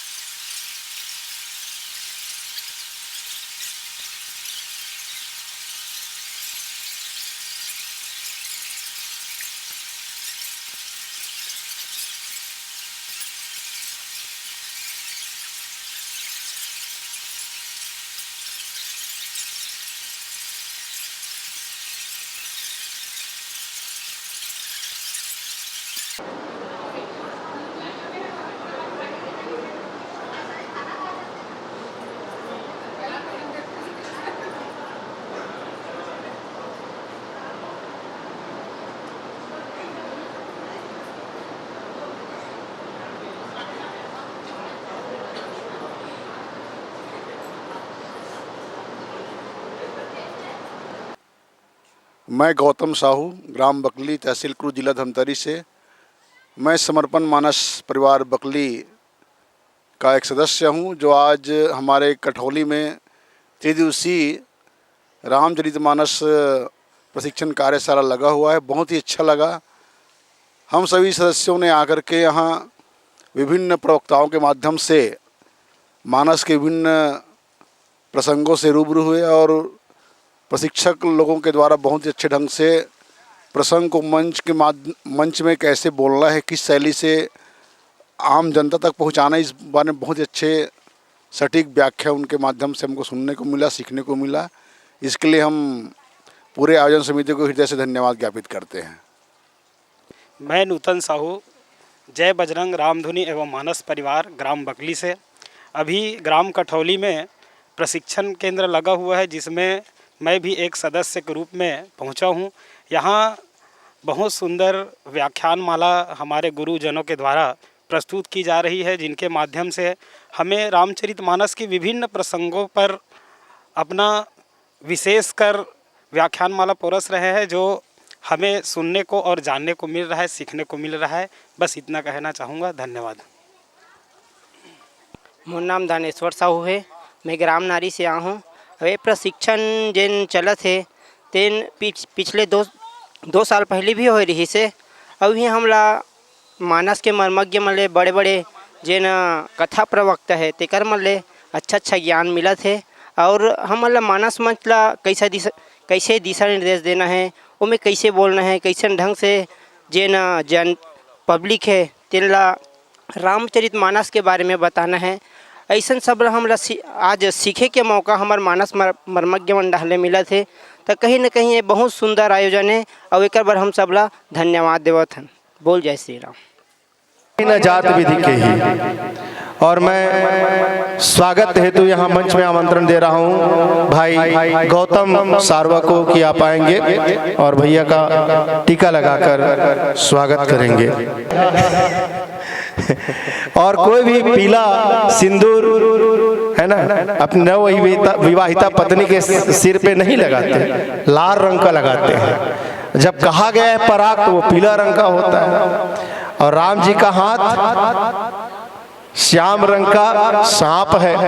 हाथ में जो पराग है वो पराग पीले रंग का है, हाथ कमल का फूल है, पर यहाँ लाल रंग का है। सारे गूढ़ रहस्यों को आपके बीच बिखेरेंगे चिंताहरण पटेल भैया। एक बार जोरदार तालियों की अनुगुण चाहूंगा। वेदांत वेद्यम विभुम रामख्यम जगदीश्वरम सुरगुरुम माया मनुष्यम हरिम वंदेहम करुणाकरम रघुवरम भोपाल चूड़ामणिम नान्यास्पृहा रघुपते हृदय स्मदीये सत्यं वदामि भवानखिलान्तरात्मा भक्तिं प्रयच्छ रघुपुंगव निर्भरामि कामादिदोषरहितं कुरु मानसं च अतुलितबलधामं हेमशैलाभदेहं दनुजीवन कृशाणुं ज्ञानिनामाग्रगण्यं सकलगुणनिधानं वानराणामधीशं रघुपतिप्रियभक्तं वातजातं नमामि। तुलसीदास जी के पद कमल बारंबार मनाय गुण गावों सिया राम के श्री हनुमत हो सहाय। लेत सदा सुधि दीन की सहज दया को धाम जननी जनक सब जीव के प्रभु श्री सीताराम। सियावर रामचंद्र की जय। उमापति महादेव।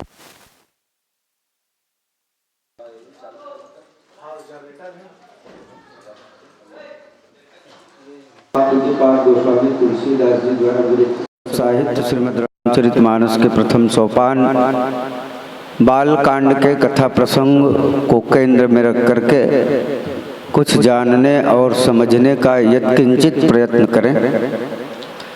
संत शेखर पूज्यपाद गोस्वामी तुलसीदास जी ने इस प्रसंग में लिखा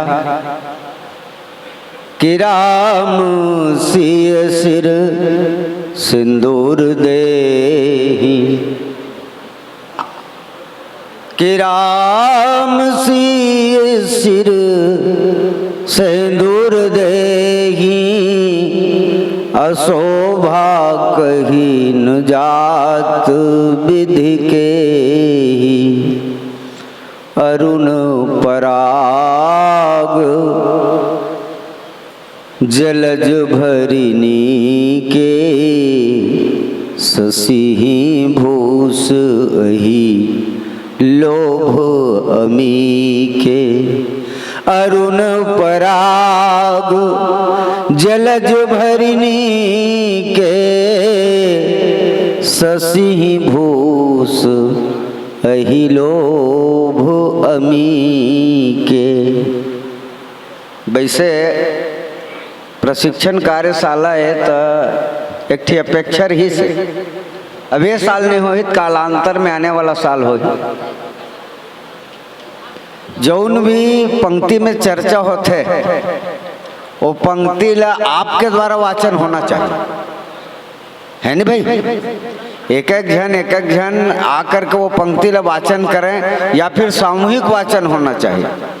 एक से होते ये कि कभू कभू हमन ना गजब दिन के जात हन, ये प्रसंग से जुड़े हन, जानत हन और पढ़ रहे हैं ऐसे समझ करके ना रामायण डहल देखन नहीं और मुँह खरा गोठियाल धरतन। मैं अभी अर्जुनी के रहे कर पहली और अर्जुनी में उद्घोषक रही तो कम से कम 20 साल हो गए हुए व्याख्या करत। अब वो प्रसंग लमोल बोली से ना तो सुन सुग्रीव मैं मारी हूं कही से। अब मैं वो त्रुटि ला सामने नहीं बोल सके हूं तो एक प्रशिक्षार्थी उठा करके बोले कि भाई आप पढ़ो, तो बेचारा रामायण धर के और रामायण धर के आके वो पढ़ी सुन सुग्रीव मारी हूं वाली ही कहीं बानी। तो हम जतके हो सके ना जोन जोन याद है दोनों प्रसंग लेना देख करके प्रयास करना चाहिए ताकि त्रुटि न हो। कई बार हमरो मन से होते ये उच्चारण में त्रुटि एक से थी ना। रामायण के पंक्ति ला जब भी पढ़ो तो रामायण के पोथी खुले हुए है, रामायण के पंक्ति खुले हुए है, कम से कम उंगली लगा के देख करके वो पढ़ना चाहिए। नहीं छोटे छोटे बात है जो न कालांतर में हमला अभ्यास करा देते गलती करे। अब एक से थी गलती मत हो, ये काम में बिल्कुल ध्यान देना चाहिए। तो भविष्य में जोन भी प्रसंग में केंद्रित होकर के वक्ता बोला थे वो प्रसंग कम से कम वो एक दोहा तक के प्रसंग काबर कि कोई भी व्याख्यान करना है तो व्याख्याकार के प्रथम जिम्मेदारी होते कि वो पंक्ति के 4 पंक्ति ऊपर ल पढ़े और कम से कम 4 पंक्ति खाले के पढ़े। कहीं न कहीं एक नवीन भाव के उद्गार होते, कहीं न कहीं और व्याख्यान में एक प्रकार के कहना चाहिए दिशा मिलते कि हम व्याख्यान कैसे करें। तो बहरहाल जौन पंक्ति के मैं आपके बीच वाचन करे हूँ भगवान राम और जानकी के परिणय की। वैसे परिणय के विषय में 4 विवाह के चर्चा काली चले रही से। यह है सफल विवाह राम और जानकी के। राम और सीता जी के विवाह जब हुई तो राम जी के द्वारा सीता जी के मांग भरे के नहीं गई। मैं कभू कभू सोचता हूँ और सोचता हूँ तेल गोठे दो जैसे 7 भावर पर गए 7 वचन हो गए साखो 4 तो फिर ये मांग लकार भरे जाता भाई 7 फेरा हो गए गांठ जोड़ के 7 वचन हो गए तो मांग भराना काबर जरूरी है।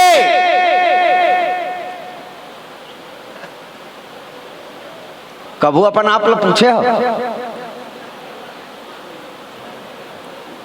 जहां तक मैं समझ पावत हूँ गोठिया दो आज के बाद ये नोनी के जतका मांग है ना ते पूरा करहूं कि मांग लभर।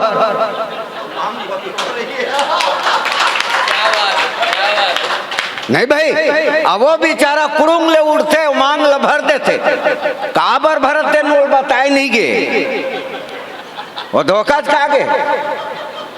घर में ऐसे ना वधु है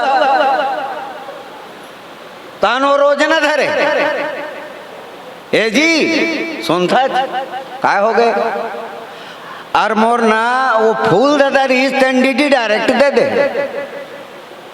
दीदी डायरेक्ट लान के टीके तो क्या करना है, 32 कलर टीवी लान देते कहा था। वो बेचारा कर्जा करके 4-5 लाख वो बिहा करे, अब 20,000 के वो कर्जा कर ही तोर से थी। तब मोला ये बता कि ये मांग है सोच है कि टेढ़ गए। अब आजकल यहाँ नहीं दिखते, फिर कई कई जगह देखता हूँ दाई मन के टेढ़गा मांग रखे के आदत हो गए। एकरे से भी छोटे कर दे नहीं तो टेढ़गा मांग मत रखो, मांग ला सोच रखो, मांग भरे के जिम्मेदारी ले है, बिल्कुल मांग ला भरे है और इहो जिंदगी भर मांग ला पूरा करेगी, लेकिन मांग सोच रहे तब ना है ना, मांग सीधा रहना चाहिए। तो गोस्वामी तुलसीदास जी लिखिन कि राम सिय सिर सिंदूर देही, कोनो कोनो गोस्वामी तुलसीदास जी ले कथे कि महाराज और तो लेट बरेत में ते बिहार सक्सेस हुआ था बड़ा मुश्किल से, है नहीं भाई, लेह दे में तो धनुष टूटी से, और धनुष टूटी से ना तहने वो महाराज जी आगे, अब वो कर संग फिर करकतान हो से वो रोसिया चल धरे, राम राम में वो थीर थार हो है, तब राम जानकी बिहार हुआ थे, ये लता लिखा था तो सोच सोच राम है सीता जी के सिर में मांग भरत है, इसे लिखा था। कवित्व के भाषा में कुछ लिख, कुछ रूपक को उपमा दे के लिख, ताकि लगे कि कवि है कहीं लिखे। और तब गोस्वामी तुलसीदास जी महाराज एक रूपक लिखते हैं कि अरुण पराग जलज भरिनी के और शशि भूष अहिलोभ अमी के, कि राम सिय सिर सिंदूर देही शोभा कहिन जात विधि के ही। अच्छा, सबसे पहले राम सिय सिर सिंदूर देही, राम जी हा सिंदूर दान करत, मांग भरना जिला सिंदूर दान के नहीं कहे जाते, तो राम जी है सीता जी ला सिंदूर दान करत। फिर गोस्वामी तुलसीदास जी कहते कि शशि भूष अहिलोभ अमी के, ये डहर के चौपाई में राम जी ला लोभ में है कहा था, तो लोभी और दानी दोनों एक संग हो सकते थे। एक डहर तो दानी कहा थे, राम जी सिंदूर दान कर रहे हैं और किस लिए कर रहे हैं, तो लोभ में कर रहे हैं, तो लोभी और दानी दोनों एक आदमी हो सकते का। और फिर विलक्षण सूत्र आता है, शशि भूष अहि, राम जी है सीता जी के मांग में या माथ में सिंदूर डाला थे, तो राम जी के भुजल यहाँ का लिखते अहि, मतलब सर्प।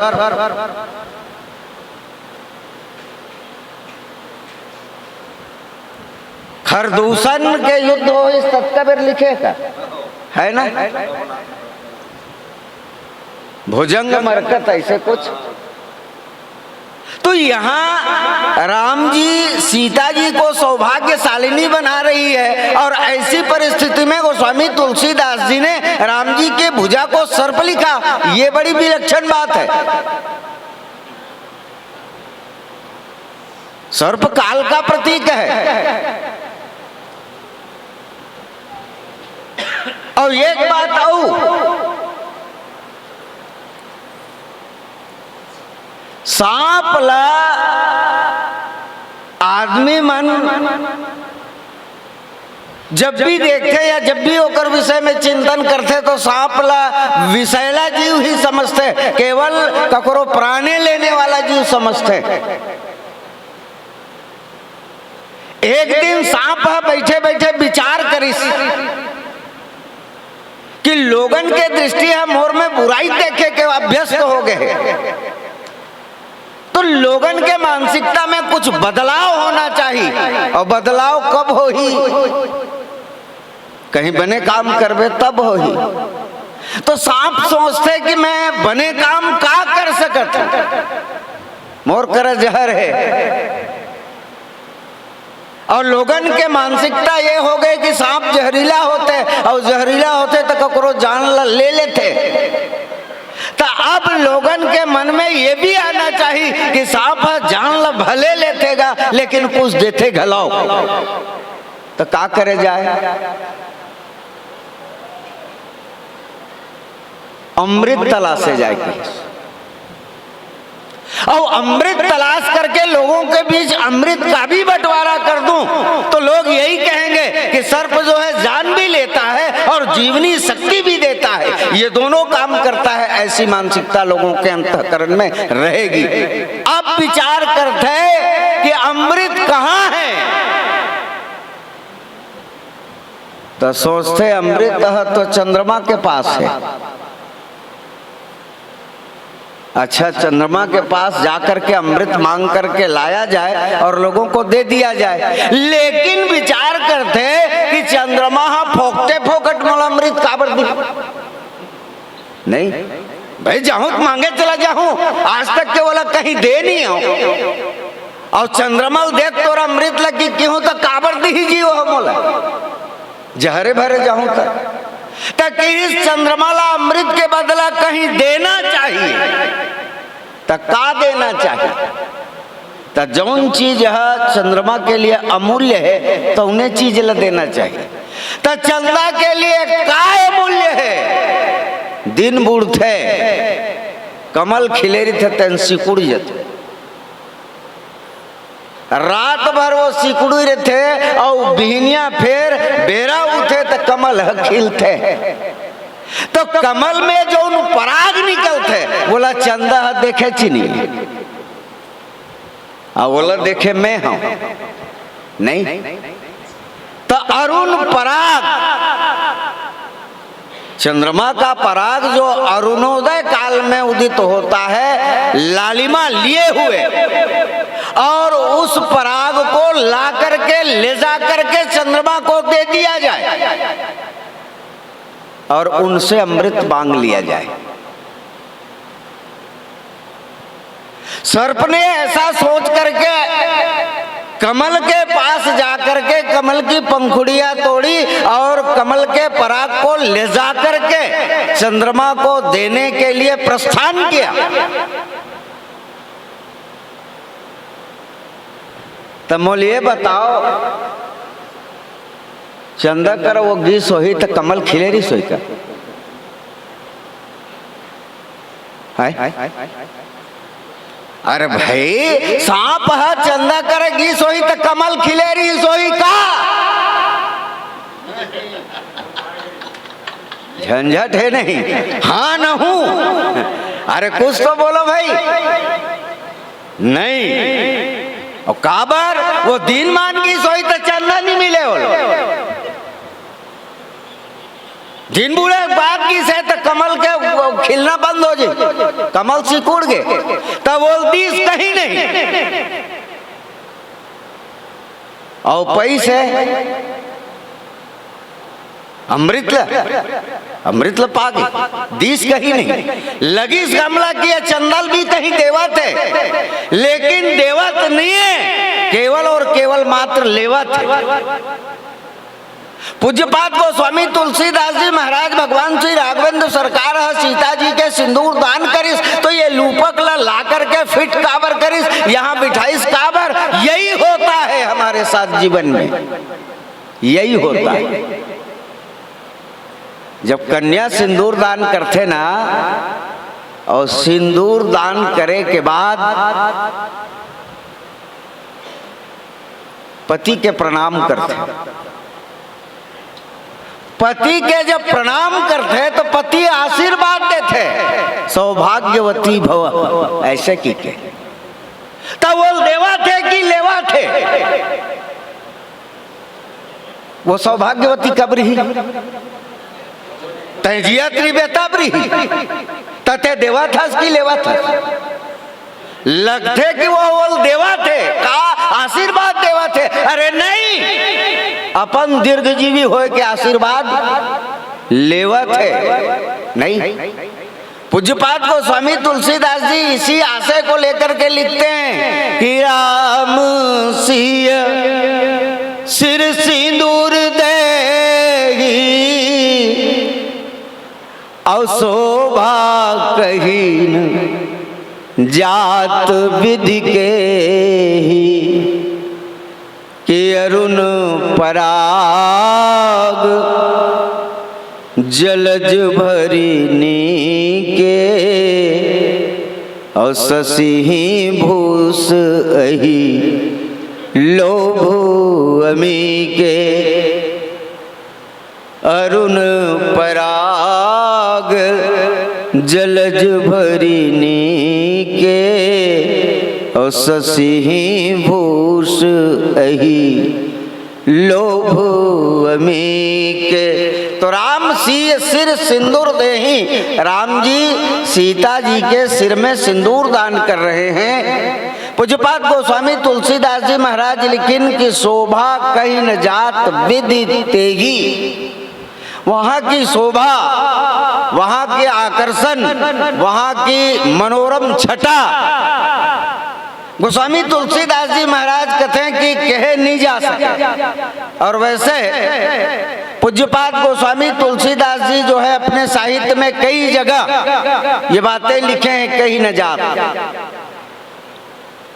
भगवान शंकर के विवाह में टोटल पढ़बे तो लगभग 17 जगह अपन आपला समर्थ पाए गोस्वामी तुलसीदास जी। ये समझ लीजिए गोस्वामी तुलसीदास जी जैसे साहित्यकार की दैन्यता या कृपणता है अपने अभाव को सामने रखने का।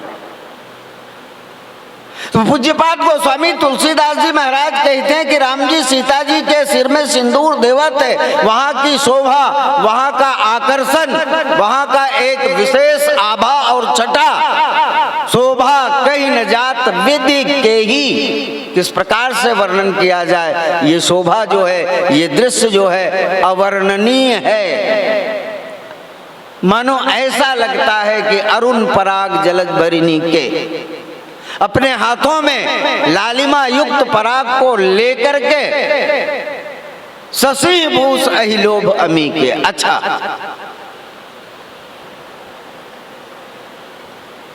पराग में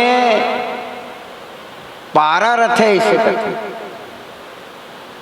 ये इमा सिंदूर में पारा रथ है। पारा शायद सफेद थे का चमकीला रहते ना, पकड़ नहीं आया ये बात। तो पारा खसकने वाली है नहीं, पारा खसकने वाला है। और सिंदूर लालिमा लिए हुए।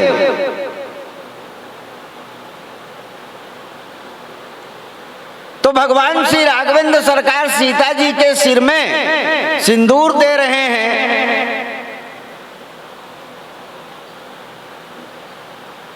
कहा तो चलो भुला गए।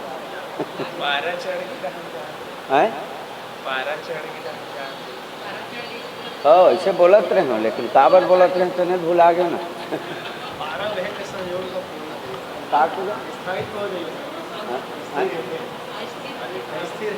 पारा स्थिर अस्थिर। पराग जलज भरिनी के शशि भूष अहि लोभ अमी के। जी कहीं नहीं कहा। हाँ हाँ। तो भगवती सीता जी को श्रृंगारित कर रहे हैं भगवान श्री राघवेंद्र सरकार। कई बार हमें ऐसा लगता है कि कोई व्यक्ति कुछ दे रहा है, लेकिन देने वाले के अंतःकरण में भले ही भाव कुछ भी हो, लेकिन वो दे कम रहा है, पा ज्यादा रहा है। दे कम रहा है और स्पष्ट तौर से वो पाने का ही उपक्रम कर रहा है। तो भगवान श्री राघवेंद्र सरकार ही नहीं वरन संसार में जितने भी लोग हैं परिणय के समय सिंदूर दान करते हैं। तो सिंदूर दान करने के समय सिंदूर दान तो करते हैं, लेकिन साथ में अपनी दीर्घजीवी होने का सौभाग्य वो परिप्राप्त ही करते हैं। जैसे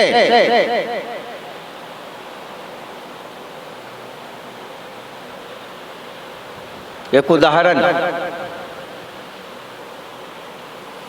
नांगर के दिन में एक बैला गंवा गया। अब आज के नांगरे यहाँ तरत, अब काम के दिने खोजबे मजदूर 200-300 भी न मिले नहीं न बोर बैल खोद देखी के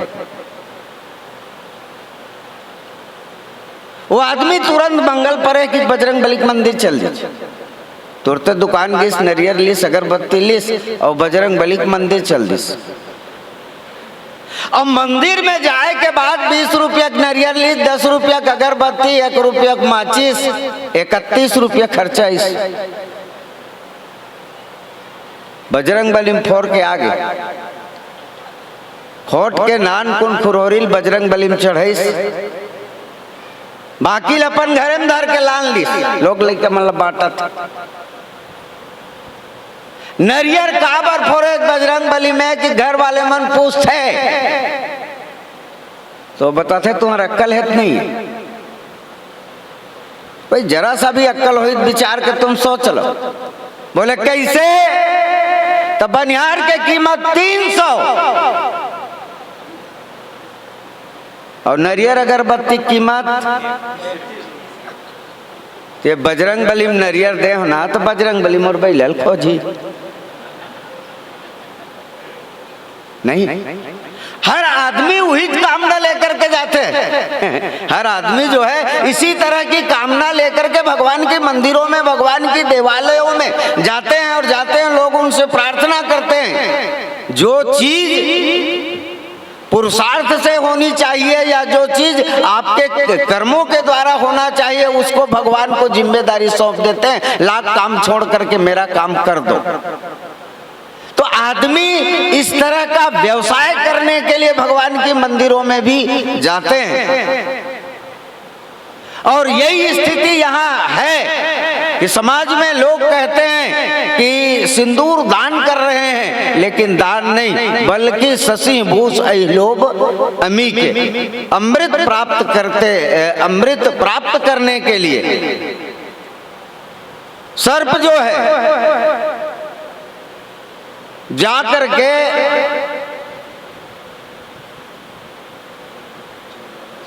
पराग का दान वहां करते हैं, लेकिन पराग का दान उन्हें परिप्राप्त नहीं होता, इसलिए कि रात्रि हो जाती है। और जीवन में, दाम्पत्य जीवन में सिंदूर दान हम भी करते हैं, आपने भी किया होगा। तो लोग भले ही सिंदूर देने को दान कहते हैं, लेकिन सिंदूर दान करने के उपरांत आशीर्वाद के रूप में हम उन्हें आशीर्वाद देते भी हैं, तो अपने ही दीर्घजीवी होने का वरदान दे रहे होते हैं। तो इस तरह की कुछ बातें कम रूप से या कम समय में और कम मोर करा बुद्धि घला है भाई, ज्यादा कर नहीं और जा सकता हूँ। आज के तक के कही करके मैं अपन बानी ले विराम दूँ। बोल दे राजा रामचंद्र की।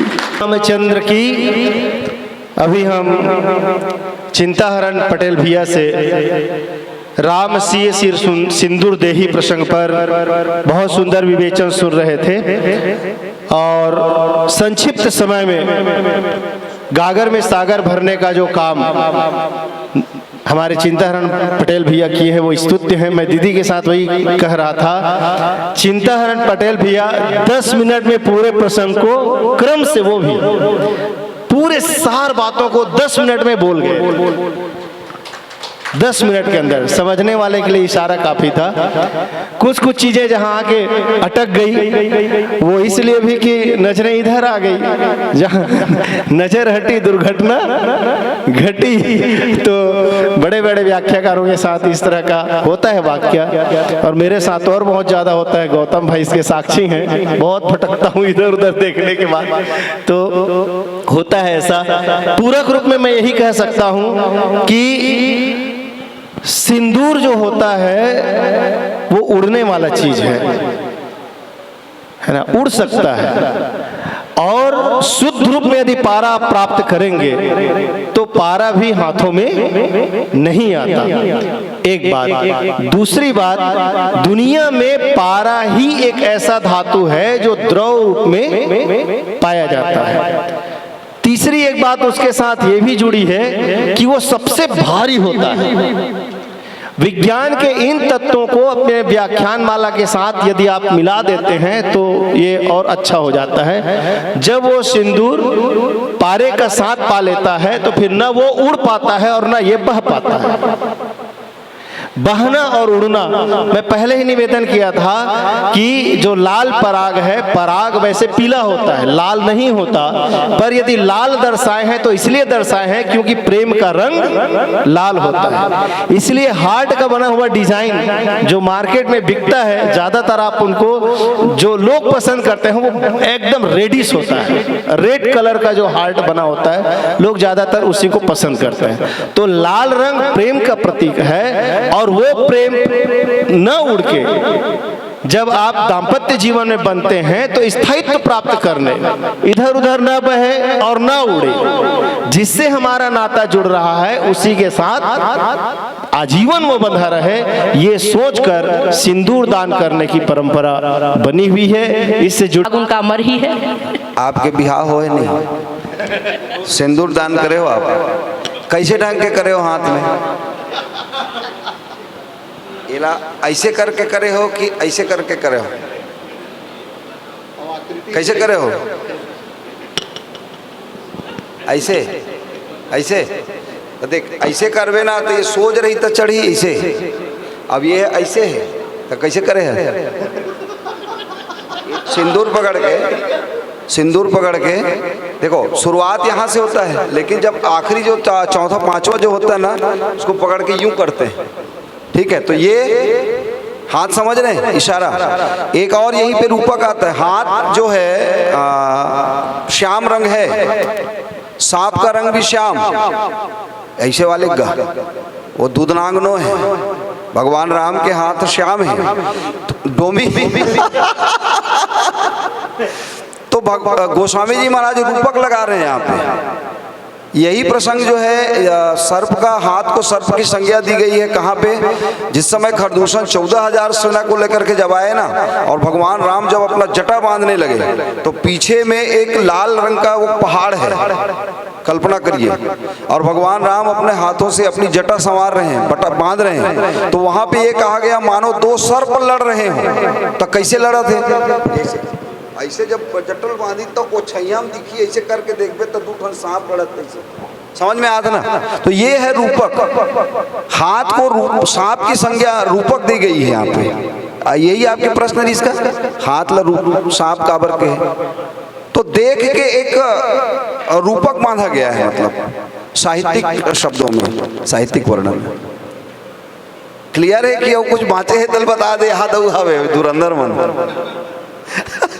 लियारी में पूरा कब्जा हो जाएगी नगा। संतुष्ट हो आपकी? हाँ ठीक है। पूरा राम के हाथ प्राय प्राण लेते हुए दिखते, प्राण लेते हुए दुष्टमला मारते, तो है ना। ये प्रसंग भैया जैसे कि बोली से कि मोर हाथ ला केवल मारने वाला के रूप में रूपन देखते हैं, तो ये अमरता भी देते। अमरता कब दी? जब जीवन में भक्ति आई, तब भगवान के साथ जब भक्ति हो तब वो जीवन देते। वही पाए कि जब तक भक्ति साथ मेरी से कोई जीव नहीं मारे, न जयंत नहीं मारे है, न मारीचला नहीं मारे। मुझे लगता है इशारा काफी है। भगवान राम और सीता जी के 4 विवाह बताते हैं, गंधर्व विवाह और कुछ, लेकिन स्पष्टीकरण नहीं हो पाया, तो जानना चाहूँ। जगह विवाह बता है, चार विवाह और चार विवाह में स्पष्टीकरण नहीं हो पाते। कर थोड़ा जानकारी ले भैया। हाँ तो वहीं पर हो गया है, टूटत धन भी भयं विवाह। उसके पहले पुष्प वाटिका में है ना भाई स्पष्टीकरण नहीं हुआ था। चार विवाह बताए थे जी। पहला विवाह गंधर्व विवाह, प्रण विवाह, सिंदूर दान, पानी ग्रहण और एक और ऐसे कुछ है। चार विवाह बताए से स्पष्टीकरण नहीं हो पा रहा है इसे। आप कहा थे पूरा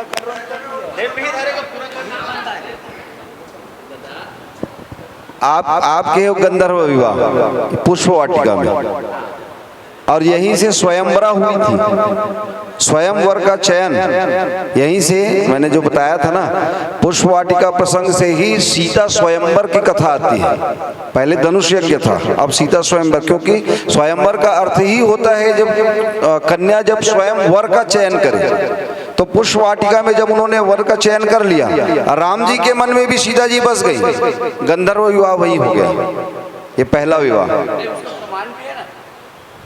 मन जाहि राचो मिलऊं सोबर सहज सुंदर सावरो। अगर माँ भगवती गौरी वहां पर आशीर्वाद दे रही तो अपने से नहीं दे रहे, जो तुम चाह रहे हो। मन जाहि राचो मिलहि सोबर, बहुत गहरी भाव है। मतलब जो चाह रहे हो, यम यम चिंतेते कामम तम तम प्राप्नोति निश्चितम। जी हाँ लेते बोल के बाद और यार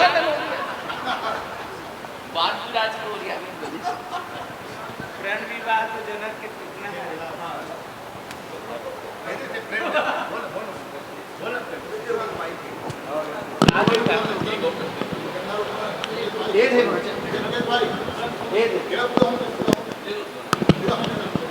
था आप जो कह रहे हैं ना, सबसे पहले पुष्प वाटिका में है ना अलौकिक प्रेम प्रकट होता है जो लौकिक नहीं है, क्योंकि गिरा अरद दल ये दोनों भिन्न है ही नहीं, एक ही है। और फिर ये लीला में दो भिन्न रूप में दिखाई दे रहे हैं। वहाँ पे जैसे भैया कह रहे थे कि वहाँ पर लोचन मग राम ही और आनी, सबसे पहले नेत्र जो हैं, जिस पर जाके नेत्र हमारे मंत्री हैं इस शरीर के, और वो जिसका प्रस्ताव पारित कर दे राजा को बिल्कुल हाँ कहना पड़ता है। मन है राजा और आँख नेत्र जो है मंत्री। तो लोचन मग राम ही उर आनी हृदय में ले आई, और एक स्त्री के हृदय में जो आ गया बस वही उसका वर्ण हो गया। इसलिए वहां पर जब माता सीता जो है गौरी माता के पास जाती हैं तो मुंह से कुछ नहीं कहती, क्योंकि मर्यादित हैं, पिताजी ने प्रतिज्ञा कर रखी है, सीधा बोलकर मांग नहीं सकती कि यही मेरे पति हों। तो बोलती है मोर मनोरथ जानहु नीके बसहु सदा उरपुर सबही के। मैं तो मुंह से भी नहीं बोल सकती आपको, मेरे हृदय में जो है मोर मनोरथ, मेरे मन के रथ में जो सवार है उससे मुझे दे दीजिए। ये मन कह रहा है, मुंह से कुछ नहीं है, आंखों से अश्रुधारा बह रही है। और जयमाल गिरा करके माता गौरी जो है जयमाल गिर जाती है ना। और उसी समय जो ये पहला विवाह संपन्न हो जाता है। दूसरा विवाह जो जब स्वयं के वर का चयन तो वहीं पर कर लिया उन्होंने, उसके बाद पिता की प्रतिज्ञा पूरी होनी है, मर्यादा है, तो वो वहाँ जनक जी की सभा में जब धनुर्भंग होता है उस दौरान फिर जयमाल की प्रक्रिया होती है। धनुर्भंग होने के बाद फिर दोनों एक दूसरे को जयमाल पहनाते हैं। तो एक माल तो यहाँ पर हो गया था, दूसरा जयमाल, दूसरा विवाह वहाँ पर संपन्न फिर होता है। धनुष टूटने पर एक दूसरा विवाह हुआ, तीसरा जयमाल देने पर हुआ। जयमाल जिसमें बहुत देर लगाते हैं, भगवान सिर झुकाते नहीं है, माता सीता बड़ी मुश्किल से उनको जयमाल पहना पाती। ये तीसरे नंबर का विवाह है। और चौथा वो है जहाँ पर राम सी सिंदूर देही, ये एकदम पक्का रेड मार्क लग गया। धन्यवाद। तो प्रश्न तीसरे का प्रमाण गौतम तीय गति सुरति करी नहीं परसत पानी मन भी से रघुवंश मनी प्रीति अलौकिक जानी। ये उसका भाव है तीसरे विवाह में।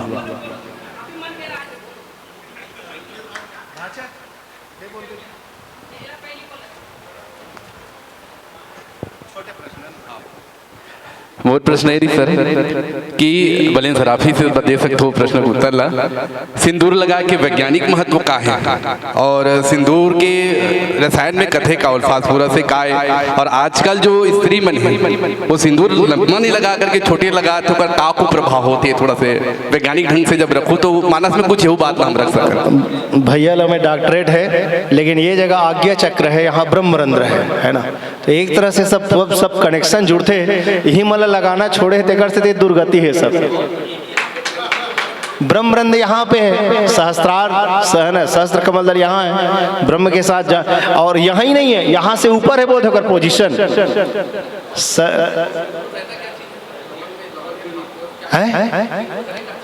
ओमे पारा रहते ना मरकरी है, स्टिमुलेट करते हो स्नायु तंत्र ला स्टिमुलेट करते हो।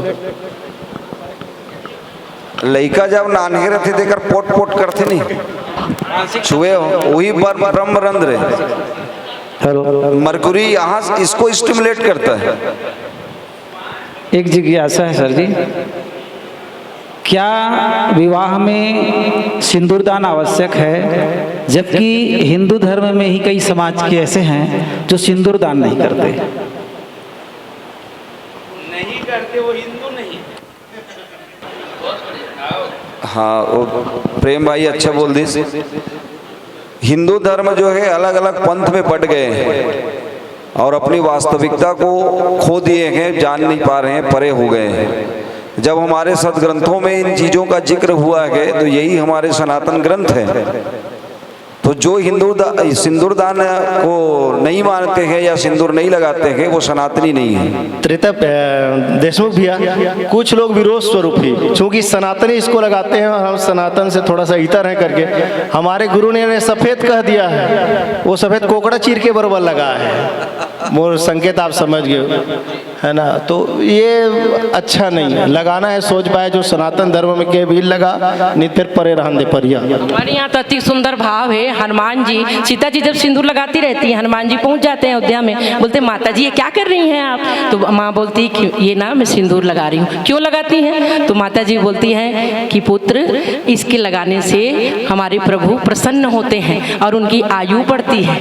और हनुमान जी ने जैसे ही सुना बस वहीं से गायब हो गए, और उसके बाद जब गायब हुए और जब आए तो पूरा सिर से लेकर पैर तक सिंदूर में नहाए हुए पूरा पोत लिया उन्होंने। अरे ये क्या कर लिया तुमने? उन्होंने कहा माँ जब इतना सा सिंदूर लगाने से मेरे प्रभु की आयु बढ़ती है और वो प्रसन्न होते हैं तो मैं पूरे शरीर में क्यों ना मल लूँ ताकि मेरे प्रभु हमेशा अमर रहें। और अमर रहने का भाव तो प्रभु हैं, वो हनुमान जी हैं, वो जानते हैं, और मेरे प्रभु प्रसन्न हों, मेन भाव प्रसन्नता।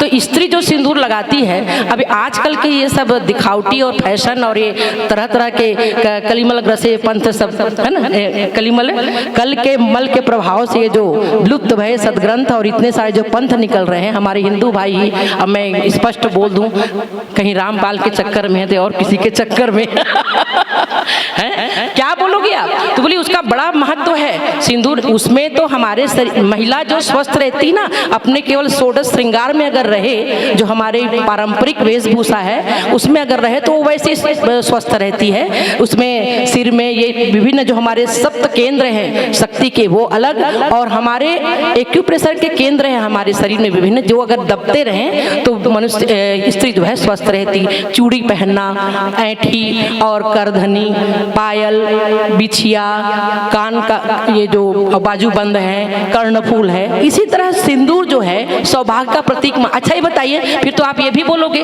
कि भगवान का जो चाहे षोडशोपचार पूजन हो चाहे पंचोपचार पूजन हो, वैदिक रीति से जो पूजन भगवान का होता है उसमें क्या होता है? कुमकुम गुलाल चंद्रम मदनम केसरम, केसर का तिलक, चंदन का तिलक, भगवान को कुमकुम चढ़ाते हैं, अबीर गुलाल चढ़ाते हैं। अबीर गुलाल अलग है, कुमकुम अलग है, सिंदूर अलग है, और ये सब के निर्माण की प्रक्रिया अलग है। ये सबसे भगवान का पूजन होता है। केवल सुभागिन स्त्री को अर्थात जब माता भगवती पार्वती की, सीता जी की पूजा हो, लक्ष्मी जी की पूजा हो तभी सिंदूर चढ़ता है, वरना केवल कुमकुम दिया जाता है। तो फिर आप ये भी प्रश्न करोगे कि वो भगवान को क्यों कुमकुम लगाते हैं? भाई भगवान काहे सिंदूर लगाते हैं?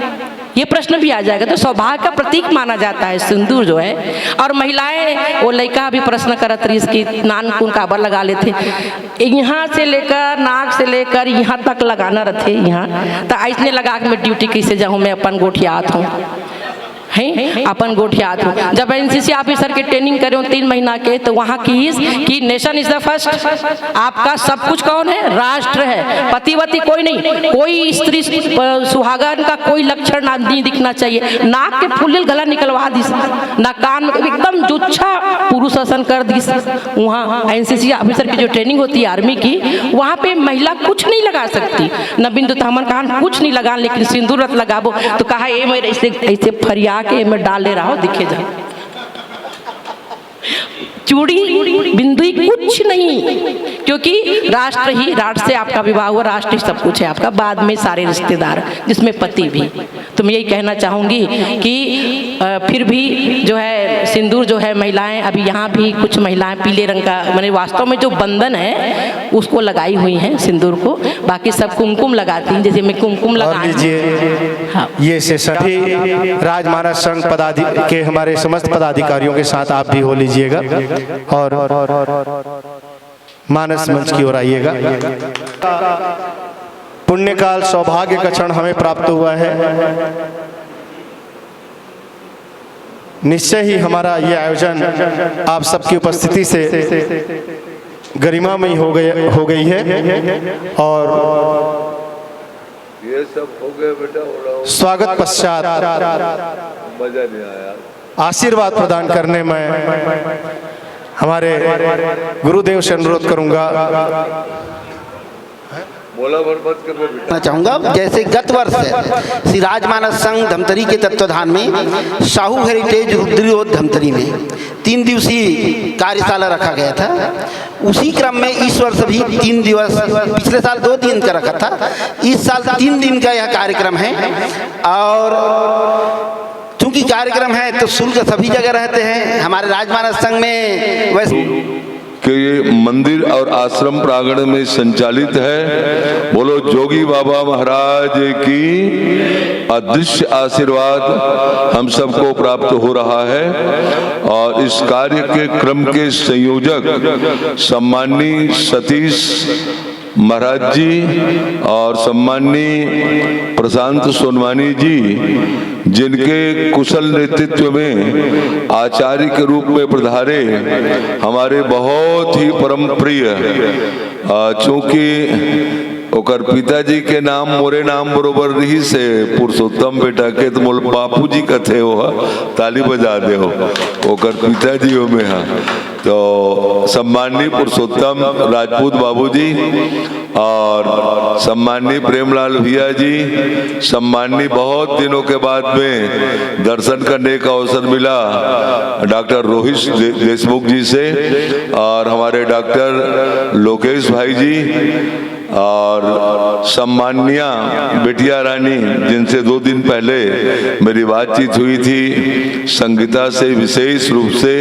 हमारी श्रीमती संगीता निषाद बिटिया, और जितने भी प्रशिक्षु यहाँ पर मानस व्याख्यान का मानस मंथन के रूप में आचार्यों के द्वारा श्रवण करने के लिए और विद्यार्थी के रूप में भाग लेने के लिए पधारे हुए हैं, उन सभी महान भावों को, और जिनके साथ में मुझे चल करके आने का अवसर मिला, सम्माननीय बड़े भैया राजमान करता हूँ कि सिया राम मैं सब जग जानी, करहूँ प्रणाम जोड़ जुग पानी। आप सबके श्री चरणों में मुझ किंचन का श्री राजमानस संघ के ओर से कोटि कोटि सा प्रणाम निवेदित है। वास्तव में हम आप मन के बीच में आइएगा। बोलिए श्यावर रामचंद्र की जय। ग्रंथ प्रकाशित हुआ है अद्भुत श्री तुलसी चरितायन, और उसके कवि हैं भैया B.R. ब्रह्मांश जी। एक बार जोरदार तालियां चाहूंगा। बहुत ही सुंदर कृति है। आप सुमित्रानंदन पंत जी को, मैथिली शरण गुप्त जी को पढ़ते हैं, राम बैठे हो इशारा आप समझ गए हैं। कल सपने की बात हो रही थी, लेकिन संक्षिप्त रूप में हुई थी बात सपने पर। आज केवल सपना दिखा के जाएंगे। सपना अपना कब हुआ है, और इसीलिए शंकराचार्य जी ने कहा ब्रह्म सत्य जगन मिथ्या। जगत जो है वो स्वप्न की तरह मिथ्या है, ब्रह्म ही सत्य है।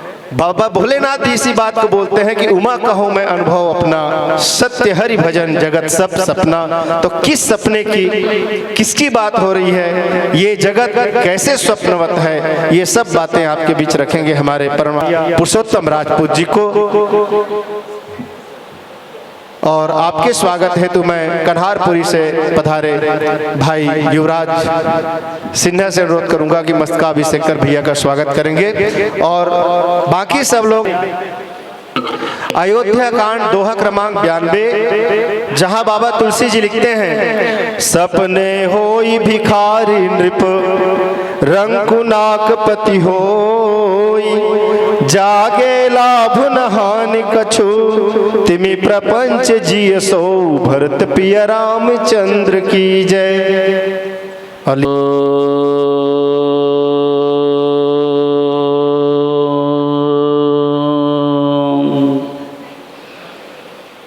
यस्यांके च विभाति भूधर्षुता देवापगा मस्तके, भारे बाल विदुर्गरले च गरलम यस्योदसी व्यालराट, सोऽयं भूतिविभूषणः सुरवरः सर्वाधिपः सर्वदा, सर्वः सर्वगतः शिवः शशिनिभः श्रीशंकरः पातु माम्।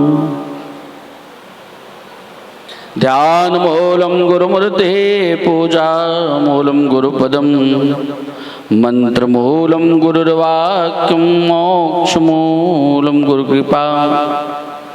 रामाय रामभद्राय रामचंद्राय वेधसे, रघुनाथाय नाथाय श्री सीताय पते नमः। मनोजवं मारुततुल्यवेगं जितेन्द्रियं बुद्धिमतां वरिष्ठं, वातात्मजं वानरयूथमुख्यं श्रीरामदूतं शरणं प्रपद्ये। धार्मिक तत्व की पर्वत से अभिभूषित रम्य मनोहर है, राम की भक्ति यही इसमें भरपूर भरा जल सुंदर है। मिलते हैं मौक्तिक उपदेश, अलभ्य मानस सुख निर्झर है। प्रेमी मराल गणों के लिए यह मानस मान सरोवर है, यह मानस मान सरोवर है। पूज्यपाद सद्गुरुदेव जी के पावन जुगल चरणों में नमन करते, उनकी सूक्ष्म उपस्थिति को प्रणाम करते, ब्रह्मलीन वेदांत के श्री स्वामी कुंभज जी के पावन जुगल चरणों में नमन करते, एक ही अपेक्षा आप सबसे, अनंत नाम रूपों में अभिव्यक्त अहमत्वेन प्रस्फुरित स्वात्म स्वरूप महामहिम सकल चराचर उत्तिष्ठत जागृत प्राप्त वरा निबोधत, अनादिकाल की अविद्या की वासनाओं की इच्छाओं की घोर निद्रा में सोने वाले भव्यजों उठो, स्वस्वरूप आत्मा में जागो और किसी उर्ध्वरेता वितराग मनीषी के श्री चरणों में उपसन्न होकर आत्म कल्याण करो। यही मानव जीवन का परम चरम लक्ष्य है। प्राण पान व्यान मुदान समान पंच प्राण देव दत्त कुर्म की कल धनंजय और नाग पंच प्राण, जिस आत्म तत्व है तत्व मैं तत्व राम तत्व कृष्ण तत्व में ओत प्रोत है, उस तत्व की बात को जाने, अन्य प्रपंच की बातें त्यागें। इसी अपेक्षा के साथ आइए विश्व की आचार संहिता मानव जीवन का नियमन शास्त्र श्रीमद् रामचरितमानस का द्वितीय सोपान अयोध्या कांड के इस पावन प्रसंग को जीवन का आधार मानकर इस त्रिदिवसीय प्रशिक्षण कार्यशाला के द्वितीय दिवस के द्वितीय सत्र में हम प्रवेश पा चुके हैं। भाई चिंताहरण जी को अभी हमने सुना मानस के उस प्यारे रूपक के साथ माधुर्य के भाव में, और आइए ठेठ वेदांत माधुर्य के साथ ऐश्वर्य का वर्णन। कितना सुंदर समन्वय है। जीवन में कभी किसी ने पूछा भगवान स्वामी विवेकानंद जी महाराज से, महाराज जी भक्ति और ज्ञान में क्या अंतर है? बोले नहीं कोई अंतर नहीं, ज्ञान ही भक्ति ही नहीं कछु भेदा। इसी परिपाटी का परिपालन करते हुए स्वामी विवेकानंद जी महाराज ने कहा, that is the two organs in our body. अगर हम कहते हैं कि knowledge is structured by consciousness, ज्ञानम चेतनायाम निहितम, ज्ञान मस्तिष्क है तो भक्ति हृदय है। और ये दोनों ऑर्गन के बिना आप समझ सकते हैं, इशारा समझ लीजिए, मैं ज्यादा कुछ नहीं बोलूंगा, कोई उसके बाद सार्थकता बाकी रहेगी। और अगर ये दोनों का उपयोग नहीं हुआ, ज्ञान और भक्ति दोनों जीवन में नहीं आया, तो महात्मा कबीर ने क्या कहा, खाया पिया अघाय के।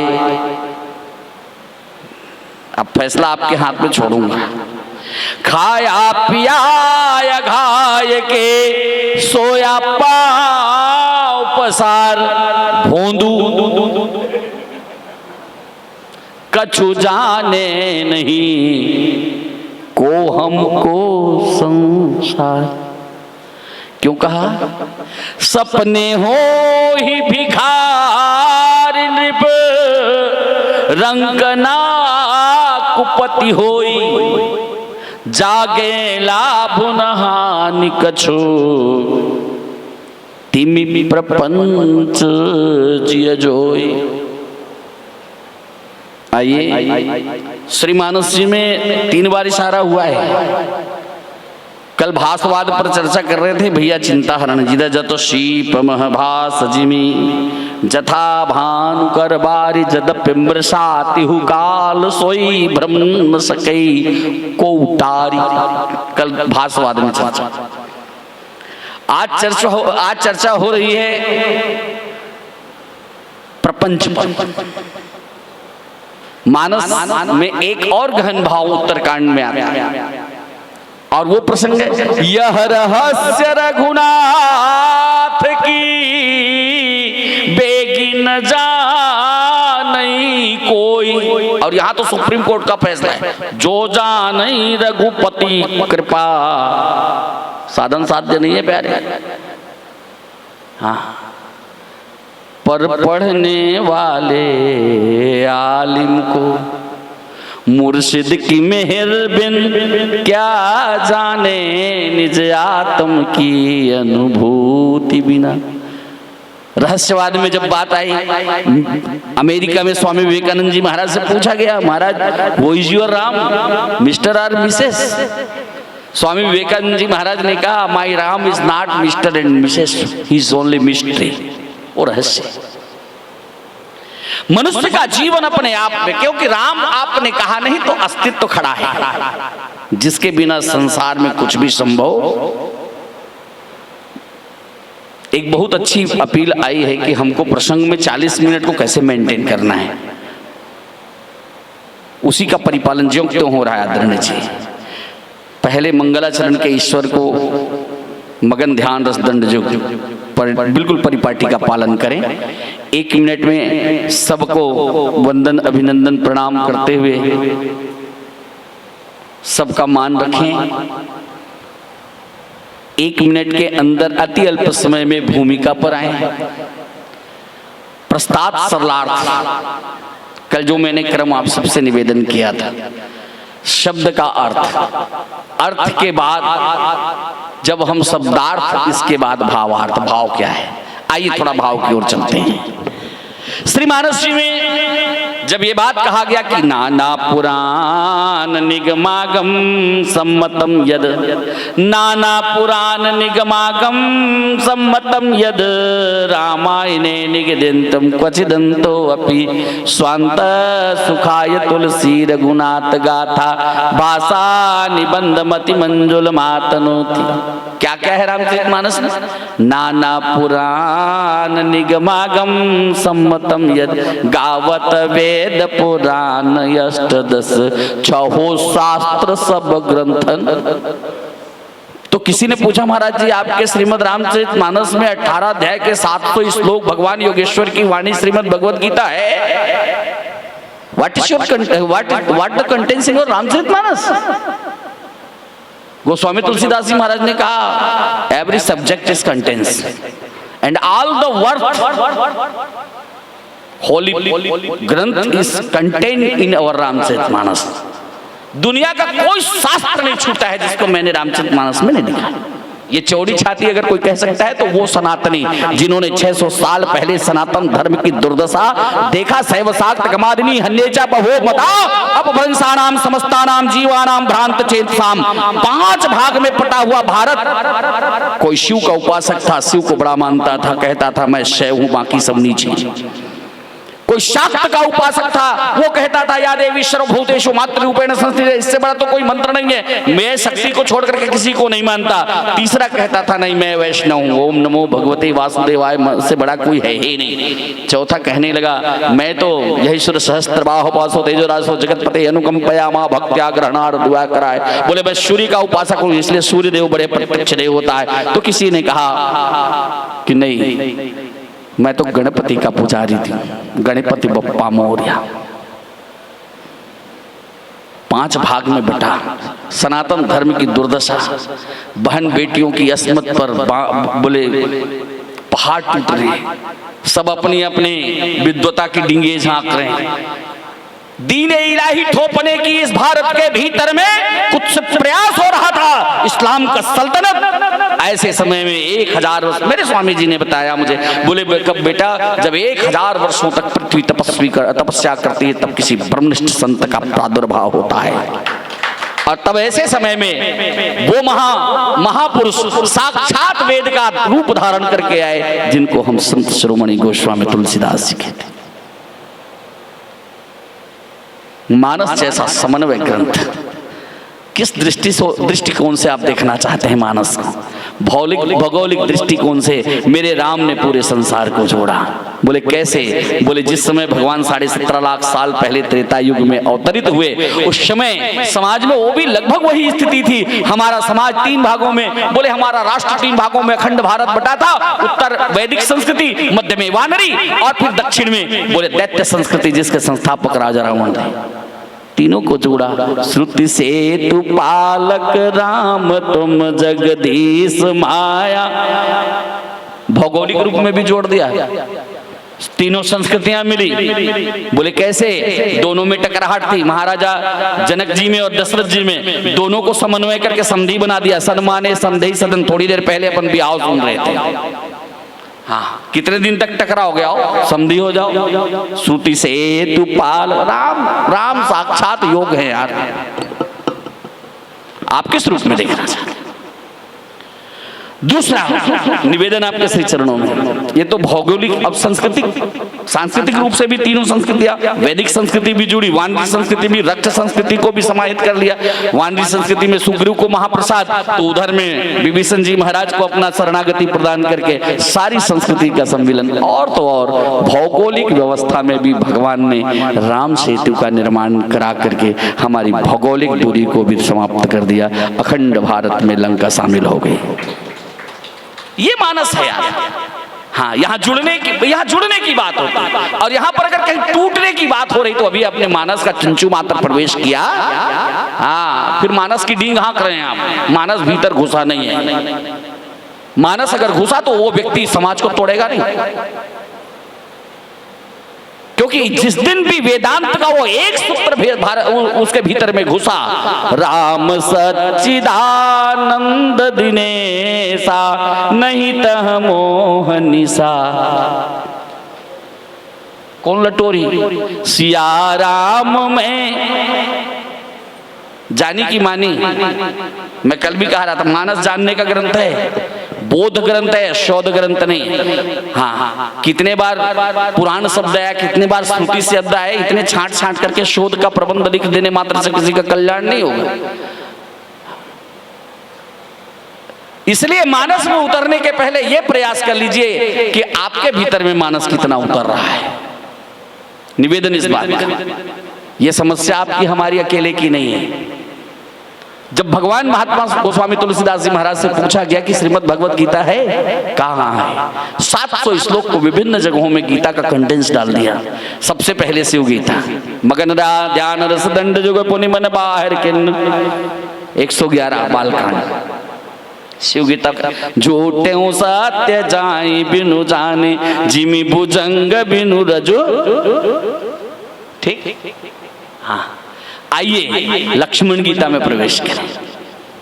इसके बाद राम गीता आएगा, अरण्य कांड।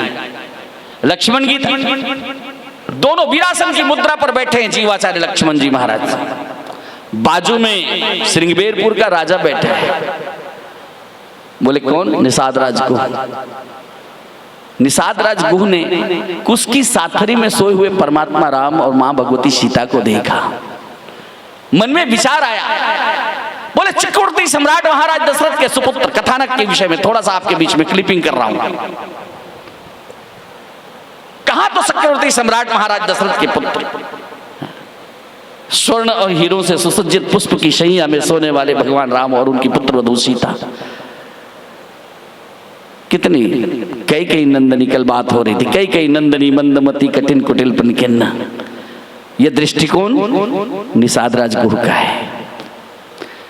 और ये निषाद राज गुह के दृष्टिकोण के सामने में ज्ञान का दृष्टि क्या कहता है? जो नंदिनी और वंदनी की बात आ रही थी प्रेम भाई कल, तो अगर सांसारिक दृष्टिकोण से अगर आप हल्के में देखेंगे तो कहीं पर आपको निंदनी दिखेगी, लेकिन जब आप लक्ष्मण गीता के दृष्टिकोण से देखेंगे तो कई नंदिनी के बारे में क्या कहा लक्ष्मण जी महाराज ने, यही बात आपके बीच में आ रही है। जी हाँ, जैसे ही कहा कई नंदनी मंदमती कटिल कुटिन प्रणकिन्न। हाँ, जीवाचार्य लक्ष्मण जी महाराज ने कहा चुप न यार, तोर गोठ न टारना। कहा क्या? काहू नहीं सुख दुख कर दाता, काहू नहीं सुख दुख कर दाता, निज कृत कर्म भोग सब। इसका यह अर्थ मत करना कि भगवान राम अपना कर्म भोग रहे हैं। निज कृत कर्म का मतलब वेदांत शास्त्र कहता है कि मन एक नदी है, संकल्प विकल्प दो किनारे हैं, और संकल्प और विकल्प के रूप में उठने वाले आपके भीतर में जो विचार हैं, इसी को भवसागर कहा है। यहाँ बड़े बड़े मन भवसागर तारे और तरायक ठेका लेके बैठे हैं। हाँ, सावधान, हमको भवसागर से तरना है, भवसागर से पार उतरना है। कभी किसी प्रवचनकार के कालर को पकड़ के पूछना, कहते कर भवसागर है, चल मोल दिखा दे, मेला झरंग कूद के नहा, दूसरा दिन मंच में बैठना बंद कर देगा। हाँ, तब महात्मा कबीर को लिखना पड़ा, बिन जाने बाबा देश की बात कहे सो क्रूर, आपन खारी खात है बेचत फिरे कपूर। खुद भर मूंगफली नहीं, दूसरा भर कपूर बेचल जाता। संदेश देखिए भगवान जीवाचार्य लक्ष्मण जी महाराज, वैराग्य के आचार्य लक्ष्मण जी महाराज क्या कहते हैं? निज कृत कर्म। बोले ये आपका दुख है, बोले आपके भीतर में जो संकल्प और विकल्प उठ रहा है निषाद राज गुह जी, ये आपके दुख का कारण है। अगर दुख का किसी भी तरह की आवृत्ति मेरे परमात्मा को छू सकती तो वो तो घटर घटर के सूत्र है, कुछ की सारथी बोले साथरी हो तब। हाँ, इसीलिए मेरे गुरुवर ने कहा पूरे हैं वो मर्द जो हर हाल में खुश है अगर बेहाल तो बेहाल में खुश है, कभी मिले बाट कभी टाट में खुश हैं, पूरे वो मर्द जो हर हाल में। ये मर्दों वाली बात है यार। और तब विशुद्ध गीता लक्ष्मण गीता प्रारंभ होता है। सपने हो ही भिखारी नृप रंक नाक पति होई। कल मैंने कथा सुना दी है महाराज जनक जी की विषय। और जीव की 7 अवस्था है, जीव की 7 अवस्था है। वो अवस्था कौन सा? अब हम भावार्थ से गुणार्थ की ओर प्रवेश कर रहे हैं, फिर लक्ष्यार्थ की ओर जाएंगे, तब यथार्थ में प्रतिष्ठित होंगे, है ना। भावार्थ से गुणार्थ की ओर चलते हैं। जीव की 7 अवस्था है। कल मैंने पंचकोशी यात्रा आपसे कराई थी, है ना। लेकिन पंचकोशी यात्रा करने के पहले तक तो हम अपने को क्या मानते हैं? जीव मानते हैं, देह मानते हैं। भगवत कृपा से सत्संग मिला तो हम अपने देह स्वरूप का कि नहीं मैं देह, हाँ नहीं देह मैं हूं, नहीं देह मेरा, ये भाव जागृत हो गया। तब क्या मानते हैं? ईश्वर अंश जीव अविनाशी। क्या मान रहे हैं? जीव मानते हैं ना। अच्छा, जीव का स्वरूप क्या है? परबस जीव स्वबस भगवंता, जीव अनेक एक श्री। तब जहां जीव हमने कहा तो जीव अनेकतम बढ़ गया, नाना नाम रूपों में। ठीक है, आएंगे धीरे से। वो जीव है कि ब्रह्म है? आओ, अभी तो हमने उधेड़ बुन करना शुरू किया है यार। निवेदन आपके श्री चरणों में, याद रखना मैं ब्रह्महू तक पहुंच गए तो भी कटका बाकी है, अभी भी पूर्ण नहीं है। भगवान मुक्त जी महाराज निवेदन करते हैं। मैं कल एक बात सूत्र के रूप में निवेदन किया था आपके बीच में, जो स्व का दर्शन करा दे उसका नाम दर्शन है, बाकी सब प्रदर्शन है। स्वयं से परिचित होने की अगर कहीं कोई व्यवस्था है तो वो इट हैपन ओनली सनातन धर्म। हाँ, खाली सनातन धर्म में जहां आप अपने से परिचित हो सकते हैं, अपने से परिचित होने की व्यवस्था आप सब जानते हैं। मैं कल बताया ना, गीता बाइबल कुरान पढ़ा, जीवन सारा वेदांत। आप फिजिक्स जानते हैं, केमिस्ट्री जानते हैं, हिंदी जानते हैं, अंग्रेजी जानते हैं, मैथमेटिक्स जानते हैं, सिविक्स जानते हैं, है ना, सोशियोलॉजी जानते हैं, सारे लॉजी जितने हैं सबका पता है। लेकिन कोई पूछे आप, क्या आप अपने को जानते हैं? मामला सुनने में अटक जाए। बोले क्यों? जीव की 7 अवस्था फिर से निवेदन करूं, मैं भुलाए नहीं। जागृति, सुसुप्ति, स्वप्न, तुरिया, तुरियातीत, मूर्छा और समाधि, है ना। आइए, सपने हो ही भिखारी नृप। यहां तो बात सपना की हो रही है। मानस कहती है कि यहां भैया संसार में सारा आदमी सपना देख रहा है। बोले कैसे? अरे मोहनी सा सब सोवन, एक आध जन बाची सब में, मोहनी सा सब सोवन हारा। और क्या कर रहा है? देखा स्वप्न अनेक। अरे मैं जागत हूं। स्वामी आदि शंकराचार्य जी महाराज ने कहा, इसलिए उत्तिष्ठत जागृत प्राप्त वरानि बोधन। ये सनातन धर्म की व्यवस्था है। पहले उठो, जागो। कैसे उल्टा गोठिया था जी? उठे छे भाई, जागे से नहीं है कैसे उठ जाई? उठो का मतलब हो रहा है भैया समुन्नत हो जाओ। जागो का मतलब स्वस्वरूप में जाओ। प्राप्त वरान निबोधत, उसके बाद अपने परिचय को प्राप्त करो। ये जीवन का मूल लक्ष्य है। हाँ। इसलिए भगवान मुक्त देव जी की वाणी की पुनरावृत्ति करते परम पूज्य स्वामी जी कहा करते थे, याद रखना यार, अपने मरने के लिए तैयार ठाने काफी पाती काफी है। हाँ, युद्ध लड़ने के लिए जाना है, भारा बल्लम सबकी आवश्यकता है। स्वयं के कल्याण के लिए किसी शास्त्र की आवश्यकता नहीं, सदगुरु की कृपा, ईश्वर की कृपा मिल जाए, है ना, चुटकी में काम हो जाएगा। ये कृपा बोले कैसे? बस उस नूरानी नजर, वो नूरानी नजर, यस दर्शन मात्रेण ज्ञान उत्पद्यते स्वयं। तो हमन काबर कार्यशाला में आए हो बोल गए, एक तो प्रश्न उठ सकते हैं। मैं कल भी बोल रहा था, आज भी बोल रहा हूं, भैया याद रखिए पीएचडी करने के लिए भी आपको नर्सरी में भर्ती होना पड़ेगा। हाँ, बिना नर्सरी के ऐसा नहीं कि बिल्कुल बिना अगरबत्ती घुमाएं आप उधर की यात्रा करने लग जाएंगे। बोले नर्सरी क्लास की क्रिया है, आपको अगरबत्ती घुमानी पड़ेगी, वैदिक धर्म के कर्मकांड में दीपक जलानी होगी, धीरे धीरे करके यात्रा बनेगी। बोले ये यात्रा धीरे धीरे होगी, कोई एकदम से मंजिल नहीं पहुंच जाता है।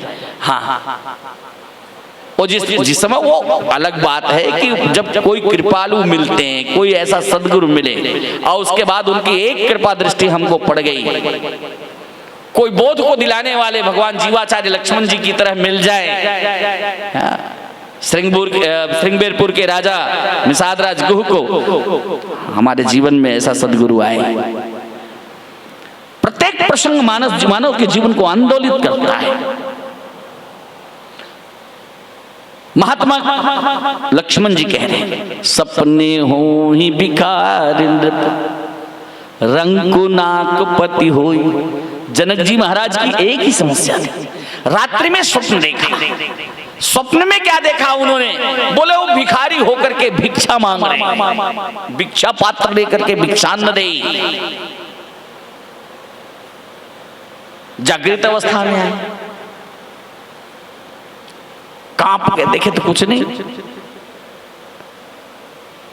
समस्या ये तो कथा नहीं, एक कथा है हमको बोध कराने की। ये हमारे सबकी व्यवस्था है, हम जीते जागते।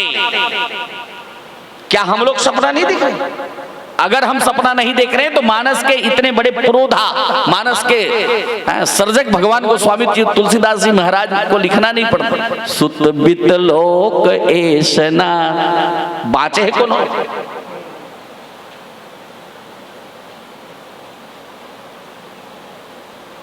एक कथावाचक से उसके शिष्य ने पूछा, महाराज मैं पिछले 10 साल से आपके पीछे पीछे घूम रहा हूं, आपकी कथा का इतना प्रभाव है।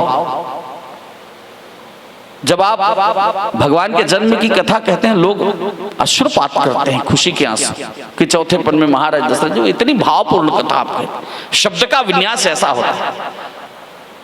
जिस समय आप ले तो चावत खेचत गाड़े भगवान के उस स्वयंवर लीला का वर्णन करते हैं तो ओज भर जाता है, फिर भी आंखें छलकती कि भगवान ने वीर रस में क्या कुछ नहीं किया। पश्चात जब आप वनवास की लीला करते हैं तो विरह और करुण में करुण रस का ऐसा सैलाब उमड़ता है कि लोग सिसकी मारने लग जाते हैं।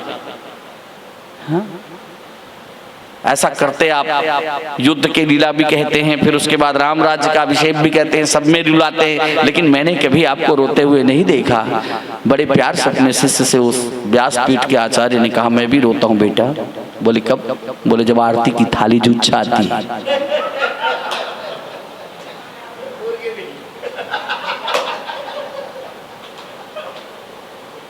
हाँ, ये हाल है प्यारे। तो सुत बित लोक ऐसन कैसा जाग? बोले कैसा सो रहे हैं? मोह निशा सब सोवन हारा। ये तो छोटा छोटा उदाहरण है, विज्ञापन है मोह का। हाँ, महोपनिषद के ऋषि कहते हैं मनेव मनुष्यानाम कारण बंध मोक्ष है। हाँ, ये जो कारण है, ये जो विषय है, ये जो अवस्था आ रही है, किसका है? किसका है? मन माया प्रकृति जगत चार नाम एक रूप, तब लगिए सांचो लगे नहीं जाना निज रूप। जिस दिन स्वयं का परिचय प्राप्त हो जाए। निषाद राज गुरु सपनी हो ही भिखार नृप रंग नाक पति होए। कब तक? जब तक सूते हैं। प्रश्न ये पैदा होता है ना? फिर से निवेदन है, दृश्य और दृष्टा। आइए थोड़े से ठहर जाएं यहीं पर। अरे जिस स्वप्न में दृश्य के रूप में देखने वाला देख रहा है ना, सुसुप्ति की अवस्था में स्वप्न आया। किसी चीज को देखने के लिए प्रश्न पैदा होता है। किसी चीज को देखने के लिए दो चीज की आवश्यकता होती है। एक आंख की आवश्यकता होती है और दूसरा रोशनी की व्यवस्था, तभी तो दिखेगा क्या कोई। ठीक है, लेकिन जब आपकी आंख जो है बंद है, निद्रा की अवस्था में आप हैं, तो सपनल कैसे किसान टार्च धर के देखत रहे। अच्छा वहां है कौन? देखिए स्वप्न में एक व्यक्ति देख रहा है, क्या देख रहा? कि मैं गहन निद्रा में सोया हूं। मैं गहन निद्रा में सुना जो सपने सिर काटे कोई, मैं गहन निद्रा में सोया हूं। एक ठंटेवना पत्थर में आकर के मोर दुश्मन मोर तलवार अपन तलवार लटेस, तलवार को टेने के बाद उसका धार का परीक्षण किया, बोले हाँ ये तो एक झटके में गर्दन उड़ जाएगा। फिर मेरे करीब में आया, स्वप्न दृष्टा देख रहा है, बोले एक बार उसने प्रहार किया, मेरी गर्दन अलग उड़ गई, धड़ अलग और सर अलग हो गया और मैं रो रहा हूँ। इकल्ले बड़ी हंसी बात का हो सकती, जेकर सर कटा जाते रोही, जो सपने सिर काट वारे सपने। आदमी सूते में जिन सपना देखते भैया, तेला सपना कथे जियत जागत देखते थे।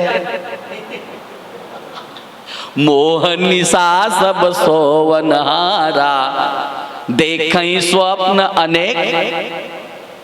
बाँचे कोई है देखे बर, सारा संसार सपने में प्रपंच में जी रहा है। हाँ, प्रपंच किसको कहते हैं?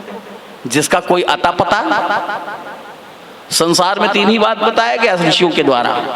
एक होता है सत्य, जो त्रिकालाबाध्य है, पहले था आज है, आगे जिसके होने पर कोई शंका नहीं है। ये क्या है? राम ब्रह्म परमार्थ।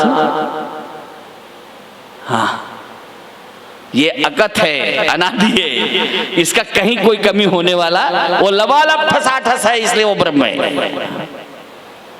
ब्रह्म सत्य जगत तब कहा ज्योतिहु काल एक रस, ये ब्रह्म का परिचय। सत्य दूसरा होता है असत्य, जो पहले नहीं था, आज नहीं है, आगे भी उसके होने की कोई गुंजाइश। बंध्या पुत्र उसके होने की कोई गुंजाइश, ये असत्य है।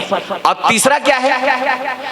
था नहीं, है जैसा लग रहा है और आगे उसके होने की कोई संभावना, इसको कहते हैं मिथ्या, इसको कहते हैं मृषा, इसको कहते हैं भास। तीन काल में सुतैन चांदी नहीं है, लेकिन जैसरे होकर ऊपर में सूर्य के प्रकाश आलोकित हो, लक लक लक लक एकदम जीवंत की घटना। कैंप नंबर 1 दल्लीराज दुर्गा में बहुत बढ़िया झांकी निकाला करता। तो मैं भी वहीं पर पास में रहता था, अपने जीविकोपार्जन के लिए अपने मित्रों के साथ वहां देखने गया। इतनी बढ़िया, उस जमाने में बड़े बड़े हालोजन लगे रहते थे, अब तो एलईडी के जमाना है, तो हालोजन बल्ब लगा हुआ था और उस हालोजन बल्ब में हाँ चमक रहा था, किसी चमकते हुए विषय वस्तु तक पहुंचा। 3 मित्र हमारे साथ में थे। एक मित्र वहां जाकर के, बड़े 2 मिनट रुको यार, और रुक करके जाके पीछे गया। पीछे जाके देखने के बाद उसको टप से उठाया, जो चमक रहा वस्तु था। उठाने के बाद वो झटके मारने लगे। मैंने पूछा यार क्या है? बोले सिक्का हो के देखे रहे हो यार, कौन सी रख देगी। मतलब एक गंदी विषय पर भी देख लो, वो सिक्के की चमक दिख रही थी, वो मोहित हो गया। एकदम जीवंत घट रहा है। हाँ, ये मिथ्या है। 3 काल में वहां सिक्का नहीं था, लेकिन वारे प्रकाश। 3 काल में रेत में मृग तृष्णा जो दिख रहा है, जल नहीं है, लेकिन प्राण गंवा देता है मृग दौड़ दौड़ के उस तृष्णा में कि मुझको जल मिलेगा। ये मनुष्य भी उसी मृग तृष्णा में जी रहा है। और कैसे जी रहा है? बोले भैया ये बीड़ी तू सुख दे, गांजा तू सुख दे, ये दारू तू सुख दे, विषय वासना तू सुख दे, पद प्रतिष्ठा सुख दे, धन दौलत सुख दे, जमीन जायदाद सुख दे। हाँ, जबकि वो जानता है कि जिस पर वो सुख खोज रहा है वहां सुख की बास भी नहीं है, इसलिए उसका नाम वासना है। जिसमें एको कनिक बास नहीं है, तेकर पाए को कर नाम वासना। एकल्ले सरल शायद मोर कर गुंजाइश नहीं है, वासना समझाए।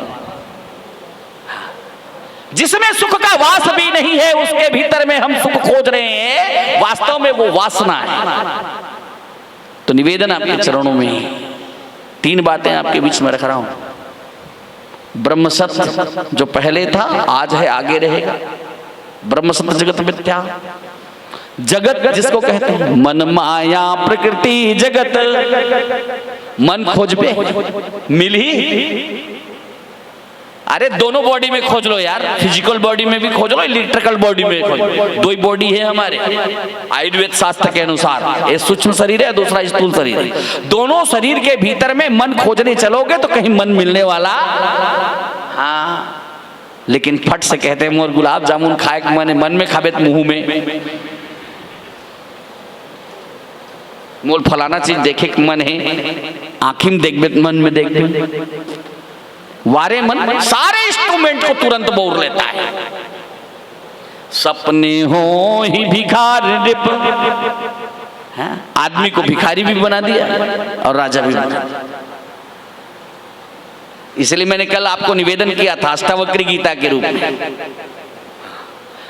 जब कोई अष्टावक्री गीता कहने वाला सदगुरु मिल जाए अष्टावक्र की तरह, तो बुद्धि जनक की भी ठिकाने लगती है। कहा ग्रंथ करोड़न में कहा, कहूं मैं सबका सार, ब्रह्म सत्य जग झूठ है, जीव ही ब्रह्म निहार, जीव ही से जीवन जग के, माया खेले खेल, ब्रह्म रूप पहचान लो, तो कटाए जगत का जेल। सियावर रामचंद्र की। कहा सखा हे निषाद राज, हाँ, जागे लाभ न हानि कछु, स्वप्न के देश में। लेकिन यार एक प्रश्न पैदा होता है, स्वप्न के देश में कितनी सारी चीजें आ रही है और जा रही है, ये स्वप्न भी आ रहा है और जा रहा है, इसका देखने वाला कौन है? यहां ठहर जाए। जीव की 7 अवस्था है, ये 7 अवस्था का दृष्टा वहां मौजूद है कि नहीं? महात्मा लक्ष्मण ने कहा टिकने हैं तो वहां टिक जा। बाबा जी महाराज निवेदन करते हैं, हाँ, जागे लाभ न हानि कछु, प्रपंच, ये सारा प्रपंच है जो प्रलक्षित हो रहा है, ये चर्म चक्षुओं से देखने वाला जो कुछ भी, जहां तक गोचर जहां लगी मन जाई, गो मतलब इंद्रिया और गोचर का मतलब इंद्रियों का विषय है। इंद्रिया और इंद्रियों के विषय की यात्रा जहां तक होती है, सो सब माया जानो। मैंने फिर से कहा, ये प्रपंच जिसको बोलते हैं, मन माया प्रकृति जगत, ये प्रपंच है। और इस प्रपंच में है ना, आप कुछ कर लो भैया। इसीलिए तो कहा ना, महात्मा गोस्वामी तुलसीदास जी महाराज ने लिखा उत्तरकांड में, नेम धर्म आचार तप, जोग यज्ञ जप दान, भेषज पुनि कोटिक, न रोग जाहि हरिजान, है ना। और यही विधि, इस विधि से अगर देखा जाए, सकल जग रोगी, सारा संसार रोगग्रस्त है भैया। हाँ, ये रोग मिटेगा कैसे? हाँ, ये बड़ा खतरनाक चीज है भैया। ये रोग कब मिटेगा? हमारे आपके हम सबके जीवन से रोग, इसकी निवृत्ति कब होगी? क्योंकि सारा विषय जो है, वो प्रपंच जो है, किसके पर आधारित है? मोह निशा सब सोवनहारा, ये मोह के प्रबल है। कितने सारे सूत्र श्रीमानस जी में लिखे गए हैं, हाँ, कितने सारे, काम क्रोध मोहादि,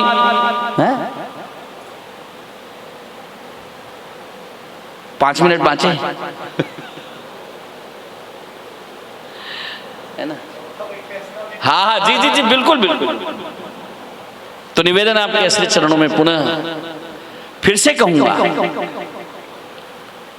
आपको जागना पड़ेगा। स्वप्न से निवृत्ति, स्वप्न के विकृति से निवृत्ति कब मिलेगी? देखो भैया, आयुर्वेद में 3 ही बात का अध्ययन होता है। अब मैं ये बात नहीं रखूं बेईमानी हो जाएगी, काबर आयुर्वेदाचार्य घलो है। एक होता है आपकी प्रकृति, दूसरा होता है आपकी प्रवृत्ति, और तीसरी होती है आपकी विकृति। तो आपको अपने प्रकृति पर, अपने प्रकृति पर रह करके अपने विकृति का बोध हो जाए। जिस दिन मेरे को अपने प्रकृति पर रह करके अपने विकृति का बोध हो जाएगा, है ना, तो सीधी सीधी बात है, मुझको निवृत्ति मिल जाएगी। लंबा चौड़ा कोई लफड़ा नहीं है। हाँ, तो तीन ही बात पर ध्यान रखिए, एक आपकी प्रकृति पर, तो प्रकृति क्या है? राम ब्रह्म परमार्थ रूपा, ते जानथस तब भगवान, नहीं जानस तब भगवान, जागत तब भगवान, सुतुम हवस तब भगवान, सुते हर अवस्था में ज्योतिहु काल एक रस रहे। तो राजपूत जी ये बताओ कि हाँ, रामचरितमानस में गोस्वामी जी महाराज कहते हैं कि भगवान राम का चरित्र का वर्णन, तो मैं राम हूं ऐसे कैसे पता चलेगा? जे आनंद कंद सुख राशि, कौन आनंद नहीं चाहिए बताओ? कौन भिखारी नहीं है आनंद का? जे आनंद कंद सुख राशि, सीकर ते त्रैलोक सुपासी, सो सुख धाम राम अस, अखिल लोकदायक विश्राम। तो मुझको पता कैसे चलेगा? अरे यार, आइए नाम महिमा में, आइए नाम महिमा की थोड़ी सी यात्रा करा रहा हूं आपको, देखना कि आपके साथ में राम कैसे। हाँ, कहूँ काह लगी नाम बड़ाई, राम न सकहि नाम गुण, नाम के आकर चौगुन कर, आठ मिलाय पुनि दुगुन कीजय, चार के भाग दिए रघुनाथ, बचे जाहे ताहि को चित्त धरी जय। अब ये कावर इति ककन लफड़ा पाले है, ते बाद में वो सरहित बता दो। हाँ, नाम के आखर चौगुन कर, आपका नाम भैया? भूषण जी। कितने अक्षर? 3। चौगुना कर दो, 3 चौक 12, 8 मिलाय, 8 मिला दीजिए, 12 8 20, पुनि दुगुन कीजय 40, 8 से भाग दिए रघुनाथ, 8 चौक है ना, 5 मिलाए पुनि दुगुन के, नाम के आखर चौगुन कर, 5 मिलाए, नाम 3 चौक 12, 5 मिलाए 17, पुनि दुगुन कीजय 34, 8 से भाग दिए रघुनाथ, 8 चौक 32, बचे जाहे ताहि को चित्त धरी जय। सिवाय राम के कुछ नहीं बाँचे। इसलिए ब्रह्म राम ते नाम बड़ बरदायक है ना। हाँ, सप्त कोटि महामंत्र में लिए महेश जी, जान करके लोगे तब भैया, मान के नहीं। हाँ, भगवान वीर सिंह देव जी महाराज लिखे, तै शुद्ध सचिदानंद आत्मा घट घट वासी रे, फिर अपन रूप ला भूल परे चक्कर 84 रे, तै शुद्ध सचिदानंद आत्मा घट घट वासी रे, जेकर खातिर जोगी जति मन तीरथ बरत मा जाथे, धोती कुर्तल फेंक फांक बोरा के लंगोटी लगाते, ते वही राम निर्गुण अखंड आनंद घन राशि रे, ते शुद्ध सचिदानंद आत्मा घट घट वासी रे। बस एक बार स्वीकार करने की देरी है। दिले तस्वीर है यार, जब भी गर्दन झुका ली और मुलाकात कर ली तो सपना छटेगा कब? बस जब आपको जागेंगे कैसे? ते वही राम निर्गुण अखंड आनंद घन राशि रे, यही विधि यही जग जामनि जागहि जोगे, परमारथी प्रपंच, प्रपंच का जिस दिन वियोग हो जाए, नहीं है इस चराचर अस्तित्व में उसके अतिरिक्त और कोई, ये निष्ठा जिस दिन होगी, इसी निष्ठा का नाम भक्ति है।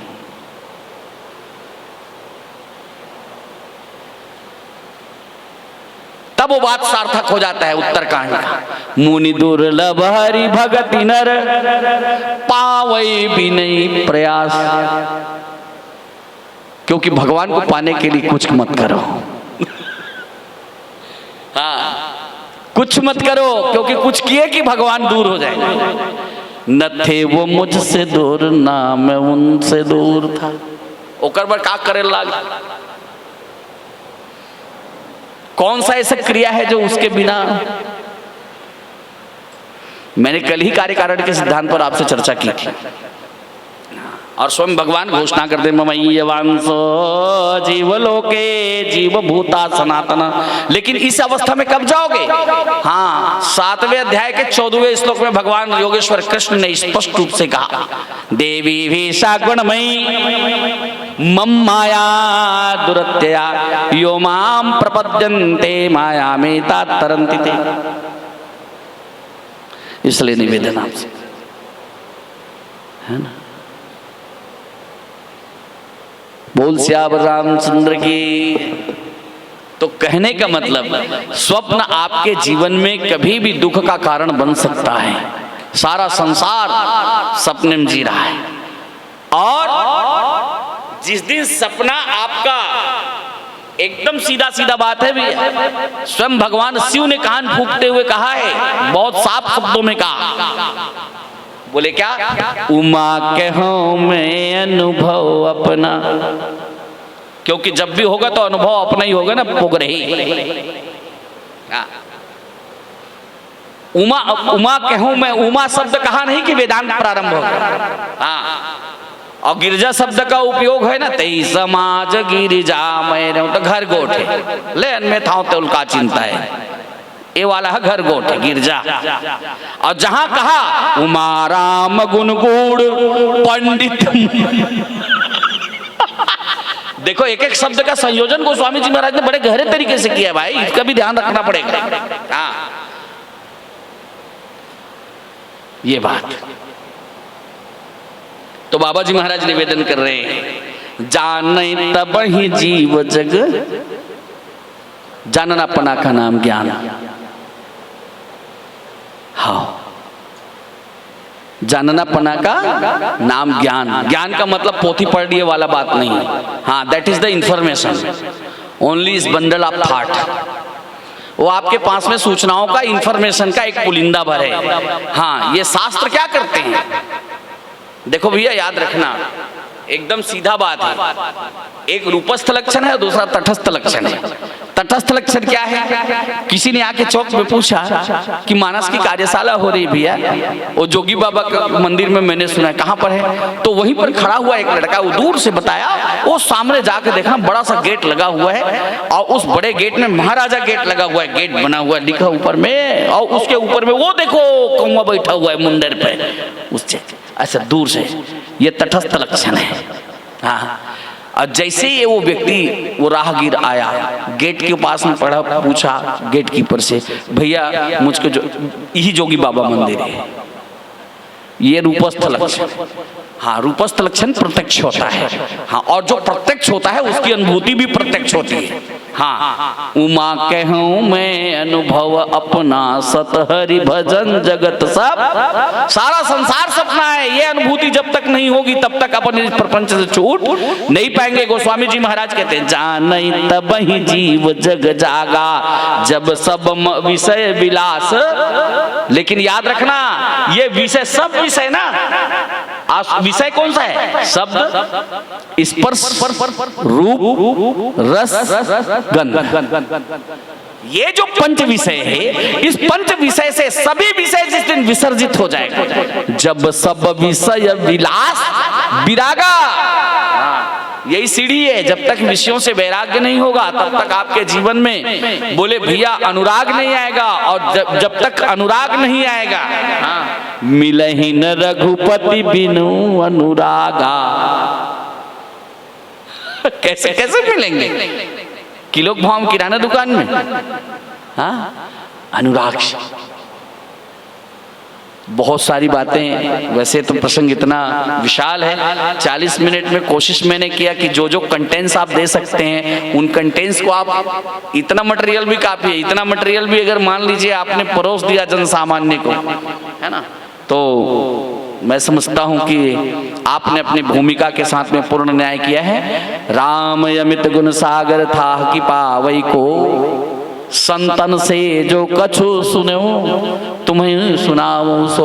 मैं कोई विद्वान नहीं हूं भैया, मेरा काम गुड ट्रांसपोर्ट प्राइवेट लिमिटेड, जो वहां से पाया वो आप तक दिया, ट्रांसपोर्ट कर दिया, मेरी भूमिका खत्म। आप सबने मुझे प्रेम से सुना, महापुरुषों की वाणी की मैंने पुनरावृत्ति की। आप सबके भीतर में रमने वाले मेरे राम को मेरा प्रणाम। जय श्री राम।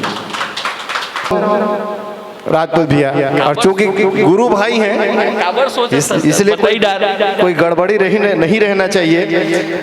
हम दोनों तो उसके चेले हैं जो सुमिरत और जही सुमिरत पर लोगों को सीधा खड़े कर देते हैं, है ना, और खटिया खड़ी कर दिया करते थे वो अपने जमाने में। हम दोनों उसके चेले हैं। इसीलिए मैं कल से एक बात अनुभव कर रहा हूँ, आप लोग भी अनुभव कर रहे होंगे, पर पता नहीं वो प्रश्न क्यों नहीं आ रही है। जो आनंद सिंधु सुख राशि है कि जो आनंद सिंधु कंद राशि है। लेकिन हर बार जब भी इस चौपाई को बोल रहे हैं राजपूत भैया, आनंद कंद बोल रहे हैं, है ना। और वेदांत केसरी कुंभज जी के चेले हैं, है ना। अब उनके पास कभी ये बात नहीं आई होगी, ऐसी बात तो नहीं है।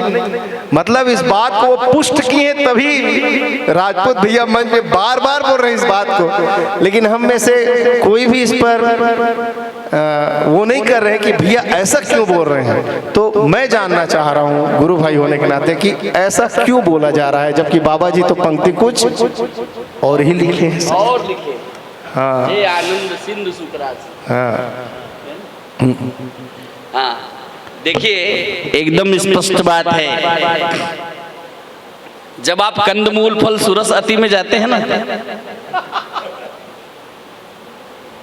है ना, तो दीदी बताएंगी कंद को किसका आप लोग निरूपण करते हैं।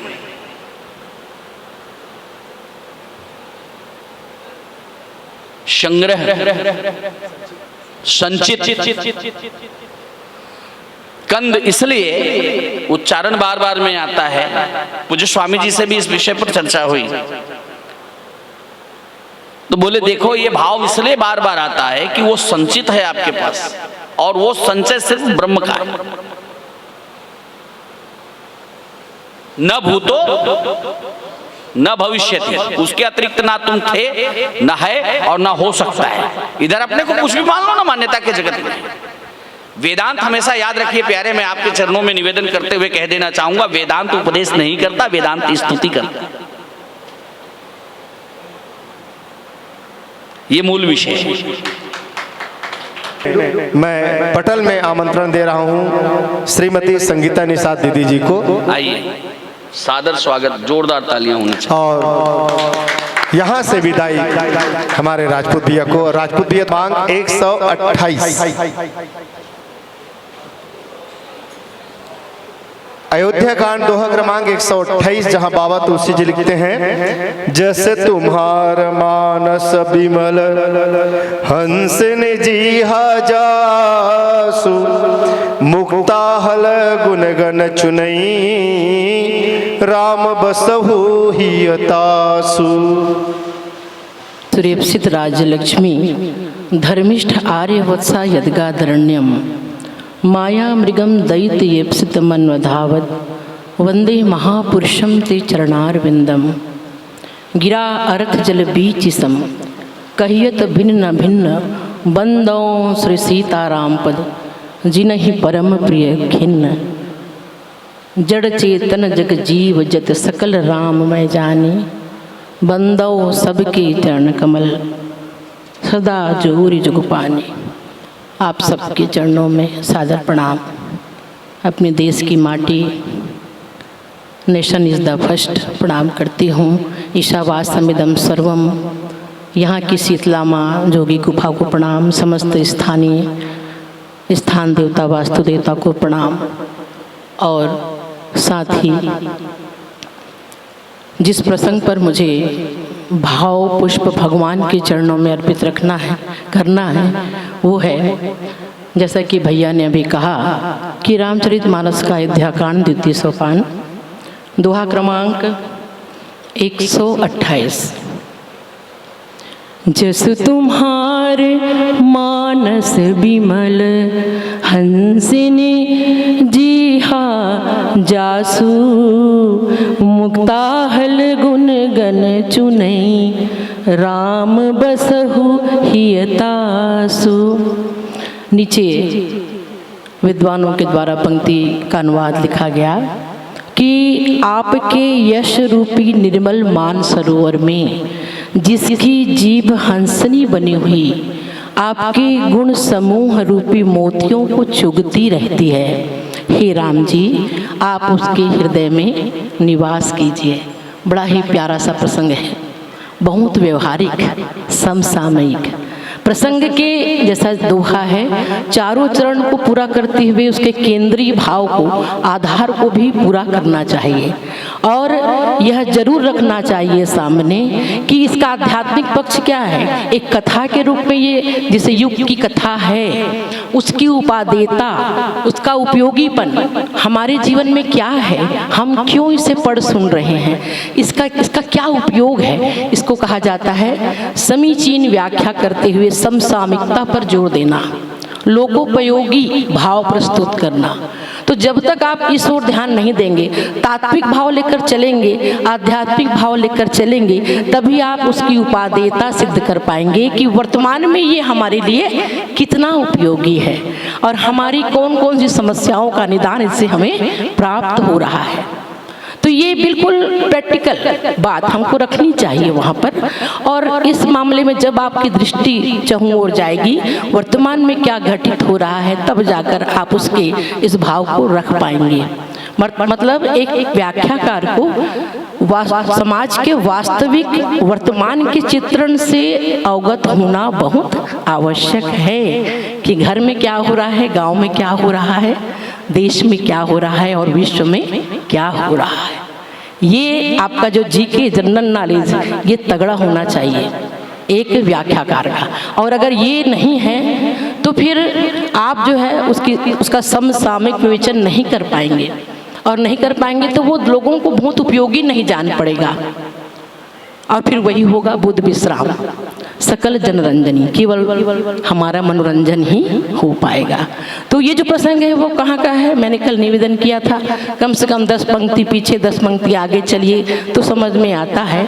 ये जो प्रसंग है ये वाल्मीकि जी के आश्रम में भगवान का निश्चरहीन उठाई भुज उठाई पनकिन सकल मुनिन के आश्रम जाई जाई सुख दिन, खुद जाकर के समस्त मुनियों को सुख प्रदान करते हैं। सो सुख धाम राम नाम, जाकर उनके घर जाते हैं, उनको अपने घर नहीं बुलाते। उनका घर तो सभी जगह है। तो बोले भगवान ने 3 प्रश्न किए, महाजनो येन गताः सपन्थाः, 3 प्रश्न किए भगवान ने मुनियों से।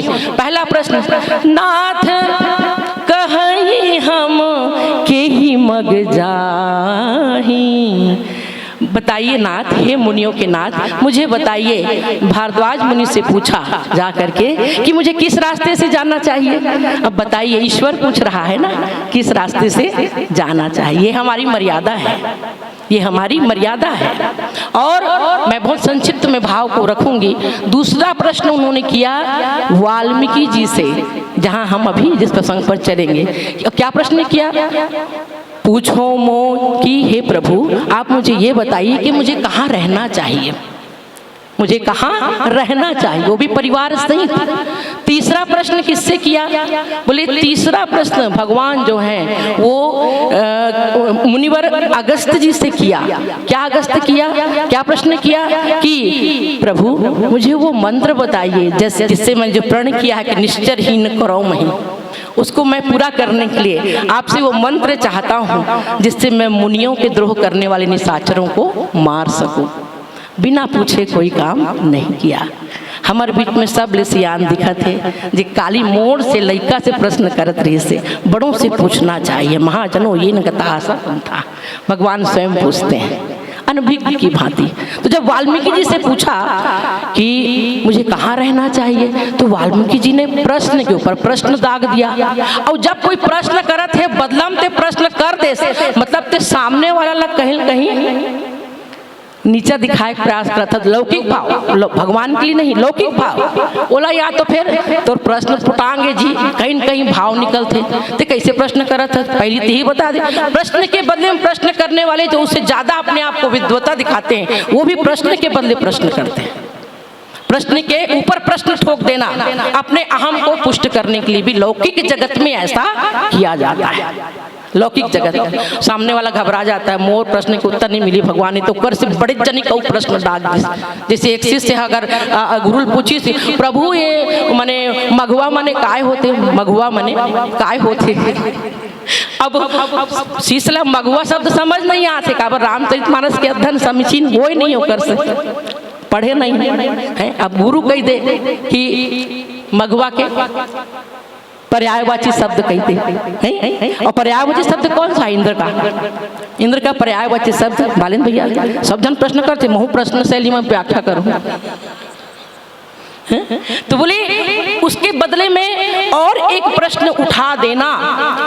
ये भगवान ने जब ऐसा कहा तो मुनिवर वाल्मीकि जी ने कह दिया कि प्रभु पूछो मोहि की रहूं कहाँ, मैं पूछत सकुचाऊं आओ जहना होई तह देह कहूं तुम्हें दिखाओ ठाऊं। पहले ये तो बता दो, मैं आपसे पूछता हूँ कि आप कहाँ नहीं हैं? आप कहाँ नहीं है? रहने की बात करते कि मुझे रहने की कहाँ रहूँ बताओ भाई। आओ मोर संग दे दूजन नऊ है, मोर परिवार सही हम एक जन नहीं हूँ। तो प्रश्न के बदले में प्रश्न कर दिया, पहले आप बता दीजिए कहाँ नहीं है तब ये मुनि मन से बातचीत करत ना। भगवान बहुत सावधान रहते, काबर फंसाते। अब भगवान जो है वो अपने लीला को गुप्त रखना चाहते हैं, इसलिए तो भगवान शंकर ने दूर से प्रणाम किया। तो बोले भगवान ने भगवान को 3 प्रकार से जो है उत्तर जो मुनिवर पहले प्रश्न किया, फिर 3 प्रकार से खुद उत्तर भी दे दिया। पहला उत्तर जो ज्ञान का सत्य है, जो विचार का सत्य, जो अभी इसके पहले हमारे बड़े आदरणीय व्याख्याकार जी कह रहे थे कि ईशावास्यमिदं सर्वं यत् किंच जगत्याम जगत, सर्वत्र मैं के सिवा कौन है? सर्वत्र ईश्वर के सिवा कौन है? ईश्वर सर्व खल विदम ब्रह्म। लेकिन क्या केवल ये कह देने से कि हम ब्रह्मास्मि हैं? अब अकेले सुन ली तो पकड़ के बाहर जाके वो रोड में बोले सामने ले ठन पगला कुत्ता आवा थे, पागल कुत्ता ये गांव में तो नहीं है, बोले आवा थे अब वो मस्त थन ले खड़े ले आ मतलब काट काबर ते ब्रह्म हंस ते ब्रह्म हस्त बन जाही। केवल अहम ब्रह्मास्मि सो हस्मि त्रिवित्य खंडा ज्ञान दीपक प्रसंग में कहा गया। केवल इससे कह देने मात्र से शब्दों से कि दिया अंधेरा में बैठे हंस और दिया के रंग रंग के गोठियाबे कि ऐसे दियाल बार थे वैसे दिया बार थे, लेकिन दिया नहीं बारा था दोनों को काम ही नहीं आए। तो ईश्वर सब तरफ है भाई, सब तरफ है। अब तो टायर जो तो साइकिल के टायर है पंचर हो गए है, जेमा थोड़ा हवा भरवाना है और तेजाग पूछबे वो ज्ञानी बैठे का थे वाह हवा हवा सर्वत्र है, कहाँ हवा नहीं है? तोर अंदर अगर हवा नहीं रही तब मर जाबे अभी, तो ओकर काम हो ही भैया है सुन के हवा निकल जाए। अब सर्वत्र हवा है हवा है हवा है, लेकिन केवल सभी जगह हवा के हो जाने से, हमारे शरीर में भी हवा के रहने से क्या मेरे साइकिल में हो हवा? वो जो साइकिल जो जिसमें टायर जो है वो जो चक्का है वो जो चलेगा? बोले नहीं चलेगा। इसलिए केवल शब्दों से बात नहीं बनती, शब्दों से बात नहीं बनती। बड़े बड़े व्याख्यान माला हम देते हैं, लेकिन इसीलिए कहा कि पहले कहा कि आप कहाँ नहीं है वो बता दीजिए। ये केवल हमारे विचारों का सत्य है, हमारी बुद्धि का सत्य है, लेकिन जब तक लंबी दूरी तय करने में वक्त तो लगता है, ये बड़ी लंबी दूरी हो जाती है हमारी। बोले कौन सी लंबी दूरी? बोले बुद्धि से हृदय तक आने में वक्त लग जाता है। और जब तक बुद्धि से माना हुआ सत्य, स्वीकारा गया सत्य या ज्ञान या विचार जब तक तुम्हारे हृदय में नहीं उतरेगा, और जब हृदय में नहीं उतरेगा और जब हृदय से होकर के फिर हाथों में कर्म में नहीं आएगा, तब तक उसका लाभ मिलने वाला नहीं है। कब तक नील गगन में बैठकर चांद तारों से झांकोगे तुम?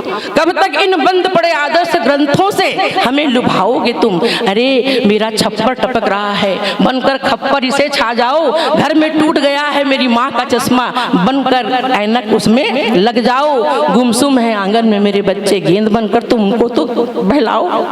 हैं?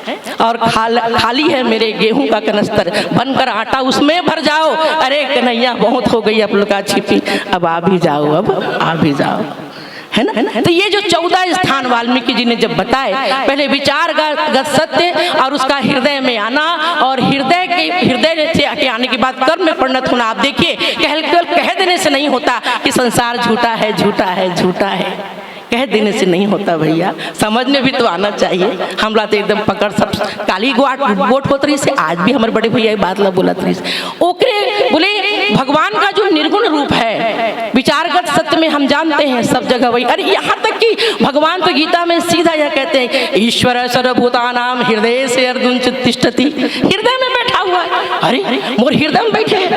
अब कोनो डॉक्टर है चीर फाड़ करके दिखा दे कि हृदय में कोनो भगवान है का तो बोले ओकर तो हमरा अनुभूति नहीं हुई। अगर होती तो वही हृदय में काम काबर रहती, क्रोध काबर रहती, लोभ काबर रहती, मद मोह मात्सर्य काबर रहती और मोर जीवन गतिक समस्या काबर रहती। जिला टुकुर टुकुर बैठ के देखते तैसन भगवान भाड़ में जाए।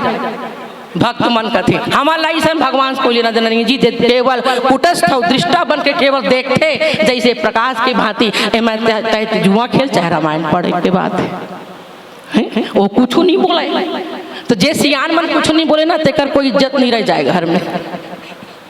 बोले निर्गुण, बोले ये निर्गुण को सगुण बनाने के 14 स्थान, बोले 14 प्रकार के हृदयों को बदलने की बात नहीं कही गई है। इन 14 प्रकार के हृदयों में आप प्रकट हो जाइए प्रभु। प्रेम ते अगमग जग सब रहित विरागी, प्रेम से प्रभु प्रगटे जिमी आ गई और अपन अपन भगवान के अपन अपन प्रगटीकरण करे लागते हैं। हर घट मेरा साइया सुनी सेज नहीं कोई, प्रगटवाद देह को जागट प्रगट हुए। जहाँ प्रगट खुद करना पड़ेगा आपको। तो बोलिए 14 प्रकार के स्थान वाल्मीकि जी ने फिर भक्ति के मार्ग के बताए और फिर अंत में तीसरा कर्म के मार्ग का उत्तर दिया कि आप चित्रकूट में जाकर निवास कीजिए। 3 प्रकार का, उसमें दूसरा में से तीसरा स्थान। तो बोलिए निर्गुण इसको सगुण बनाने की प्रक्रिया है, क्योंकि हम जो है केवल और केवल वो देखत हन टुकुर टुकुर आमला वो दे समझम नियम फूल फल ज्ञान हरिपद रति रस वेद बखाना। तो वो फल तो लगे है, वो फल तोड़ के जब खावे नहीं तब तक होकर आनंद नहीं मिले। तो हरिपद रति रस वेद बखाना। तो भगवान जो है जैसे आप जो है एक अपने विचार में विचार किया एक मूर्तिकार ने कि मुझे सोने की मूर्ति बनानी चाहिए कि चांदी की कि लोहे की, और बना उस विचारगत सत्य को उसने पत्थर उठाया और पत्थर निर्णय किया पत्थर से बनाऊंगा और पत्थर से एक मूर्ति उकेर दी। वो मूर्ति पहली रीस नहीं रीस वहाँ मूर्ति कहाँ ला प्रकट कर दी, पत्थरित प्रकट करे हैं, लेकिन प्रकट किसने किया है? बोले उसके विचारगत सत्य ने हृदय में आ करके उसके कर्म का सहारा लेकर के उसको क्या कर दिया। और जब वो प्रकट हो गए जिला ठोकर मार के सब जन निकलत रही न तेमन बोला मंदिर में स्थापित करके वो लगा करते प्रणाम करते, श्रद्धा और आदर की वस्तु बन जाती है वो मूर्ति।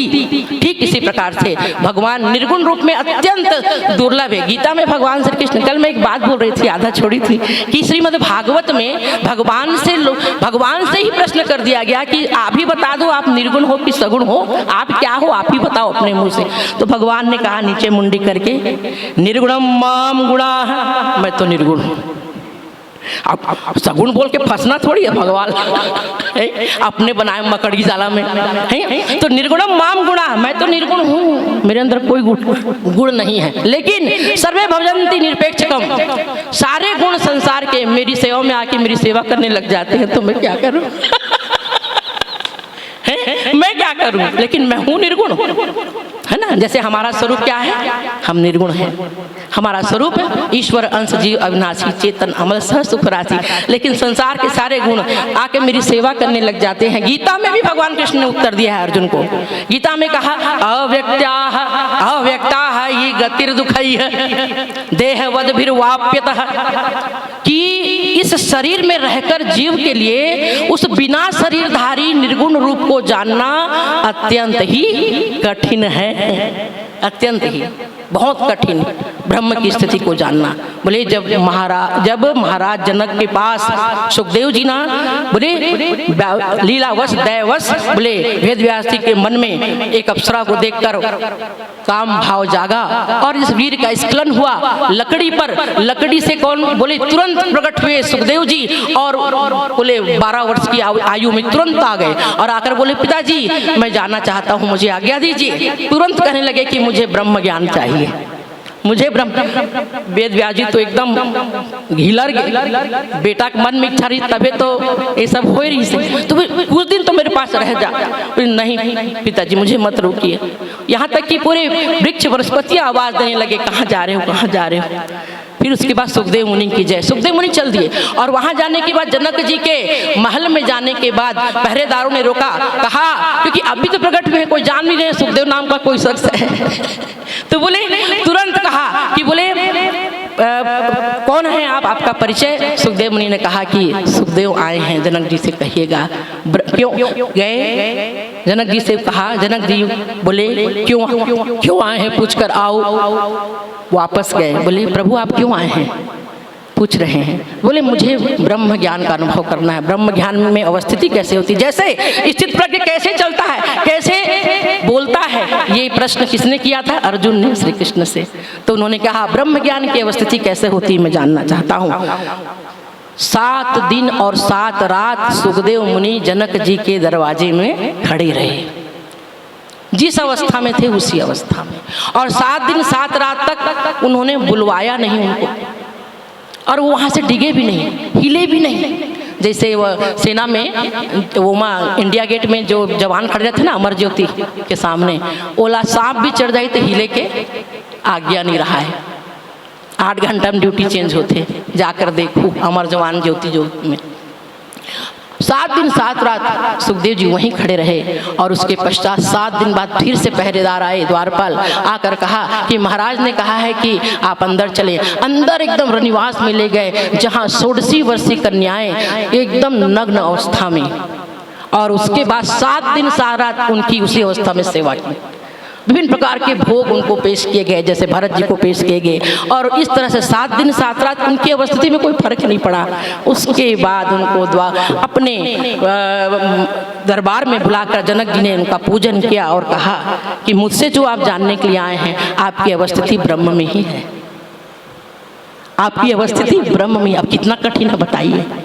तो सगुण रूप में दो, सबसे पहले बोले इससे अच्छा है कि हम इस संसार का सदुपयोग करें। भक्त ने कहा सिया राम में सब जग जानी, सबके अंदर अपने भगवान को देखो। इससे अच्छा है अपने पूरे शरीर के प्रत्येक इंद्रिय को गो गोचर जय लगी मा जाई, बोले सब माया है। तो बोले ठीक है, प्रत्येक इंद्रियों को भगवान से जोड़ दो। पहला इंद्रिय बोले जिनके श्रवण समुद्र समाना, प्रत्येक इंद्रिय को किससे जोड़ो? बोले भगवान से जोड़ो। ये ज्यादा उपयोगी लगा भक्तों को, संतों को। बोले भगवान से जोड़ो। और बोले तब बोले क्या हुआ? सबसे पहले कान को जोड़ा, फिर उसके बाद आंखों को जोड़ा, और तीसरा स्थान कौन सा जोड़ दिया? बोले जैसे तुम्हारे मानस विमल हंसनी जीव जासु। ये जीव क्या है? हंसनी है। निवेदन करना चाहूँ, हंसनी कोनो देखे हो? हंसनी ला काली चर्चा करते रहे हो कि मानसरोवर में हंसनी पाई जाती है। हंसनी मानसरोवर में पाए जाते हैं, जिसकी यात्रा अत्यंत कठिन है। जहाँ चले भी जाऊँ और देख भी डार हूँ, ओकर बाद भी ये नहीं जान सको कि वो हंसनी या हंस के बारे में दूठन बात बड़ा प्रचलित है। कहाँ प्रचलित है? वो स्वामी जी कथे साहित्य उठा लो, केवल यही साहित्य नहीं, हिंदी साहित्य का स्वर्ण काल, भक्ति युग, भक्ति काल के अनेकानेक साहित्यों में आपको ये बात मिलेगी कि हंस जो है विवेक का प्रतीक है। हंस विवेक का प्रतीक है और दूठन होकर विशेषता है। वैसे तो रामचरितमानस में अब्बड़कन पक्षी के वर्णन है। जब पुष्प वाटिका में वर्णन आता है, क्या बनाता है? चातक कोकिल कीर चकोरा, कूजत बिहग नतत मन मोरा। चातक, कोकिल, कीर, चकोरा और मोर। उसके बाद तो गिद्ध भी है, वहाँ कौआ भी है, वो अलग बात। तो बोले ये उत्कृष्ट कोटि के पक्षी, लेकिन हंस ने कहा जीव को चातक बनाने के लिए नहीं बोला। जीव को जो है वो कीर, चकोर, मोर इत्यादि नहीं, केवल हंसने के रूप में क्यों कहा? तो भैया ये जीव ला काबर की? बोले दूठन बात प्रसिद्ध है हंस के बारे में। कहा कि ओकर सामने में अगर ते दूध और पानी ला मिला के रख देवे तो दूध ला ग्रहण कर लेते और पानी छोड़ देते हैं। जड़ चेतन जग जीव दत्त सकल राम में जानी, ऐसे कहते ना। लेकिन जड़ चेतन गुण दोष में विश्व कीर्ण करतार, संत हंस गुण गहि पै परिहरि बारी विकार। संतों को भी ऐसे ही कहा गया कि भैया ओकर सामने में गुण दोष ला रख दे तो बड़ा सारग्राही रहते हैं, गुण ला धर लेते हैं, दोष ला छोड़ देते हैं। तो बोले हंस जो है उसके सामने दूध और पानी को रख दो तो दूध को पी लेता है, पानी को छोड़ देता है। अब ऐसे होती है तो हमारे एक हंस ला पकड़ते हैं और हमारे घर में जो दूध दे बराते ना, तेरे घर में जा जागो दूध ला तुरंत ओकर सामने में लेते, देख पानी बच गई, कतिक पानी मिला है, हंसते हैं। आपकी पैसा तोला दूं, आधा पानी है आधा दूध है, ऐसे कही। तो बोले ये हमको देखने में नहीं आता। दूसरा हंस के बारे में और कहा गया कि हंस जो है वो क्या करता है, एक तो वो सत्य विवेक का प्रतीक। विवेक क्या करता है, सत्य और असत्य को अलग अलग करके रख देता है ना। जासु रघु भगवान की कृपा से विवेक की प्राप्ति होती है ना। जहाँ पर कृपा राम की हुई ता पर कृपा करे सबको, ये कहा। और यह भी कहा कि बिनु सत्संग विवेक ना हुई, लेकिन राम कृपा बिनु सुलभ न सोई। तो एक तो हंस के बारे में ये प्रसिद्ध है। दूसरा हंस के बारे में एक और चीज प्रसिद्ध है, हंस हम मोती बस रखा थे। अब मोती कतिक महंगा मिलते आते जाबे अभी जगन्नाथपुरी वहाँ था सब नकली नकली मोती मिलते, असली मोती नहीं मिला। और नकली मोती तो धरा देते 5,000 के 10,000 के, ठगा भी जाते भैया मन दीदी मन। तो बोले मोती बस खाता है, दूसरा चीज नहीं खाता।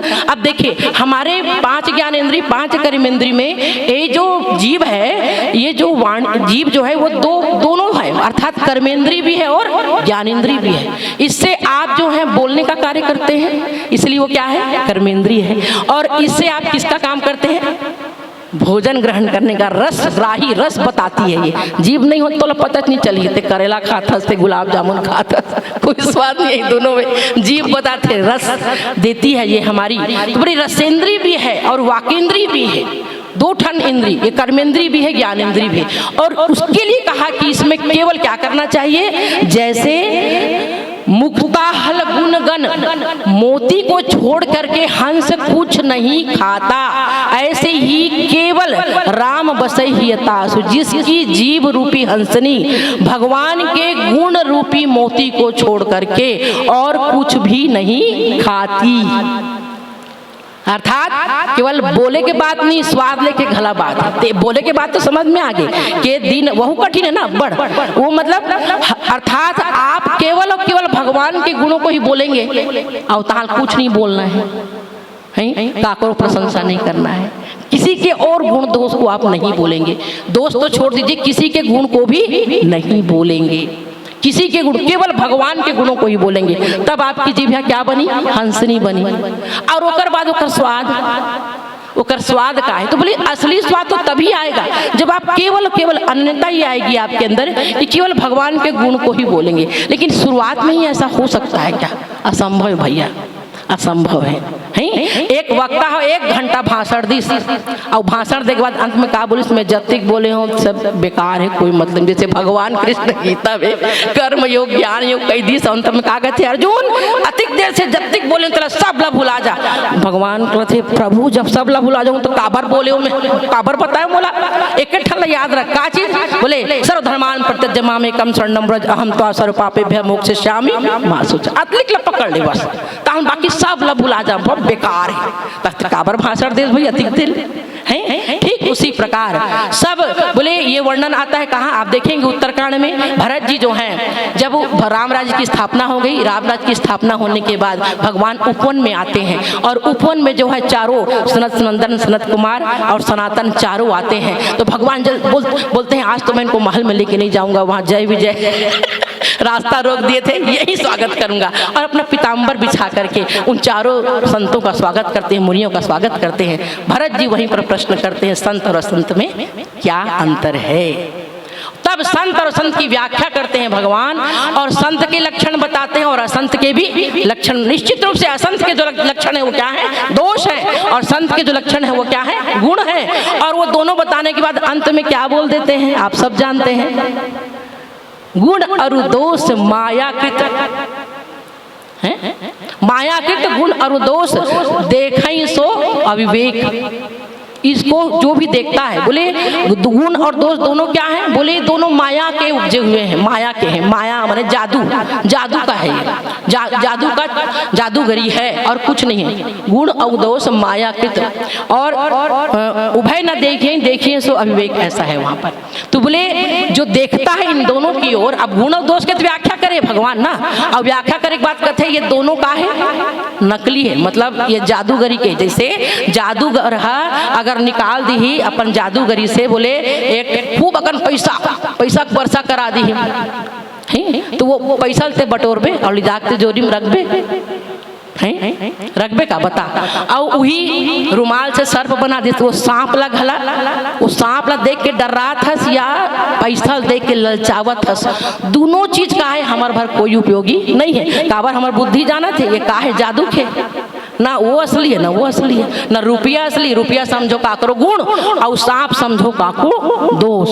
तब बोले काकरो सबके अंदर जो गुण और दोष दिखाई, और वही कह दी भैया जड़ चेतन गुण दोष में माने जे मटेरियल हमार बने हैं शरीर है, वो मटेरियल दू ठन सान के बनाए हैं इंजीनियर है, वो गुण गलाए और दोष गलाए। दुनिया में से कोई आदमी नहीं जमा केवल गुणे गुण हो, दुनिया में से कोई आदमी नहीं जमा दोषे दोष हो। अब ये दोनों का भर माया के है, दोनों है सब में, लेकिन वो नकली है नहीं है सत्य।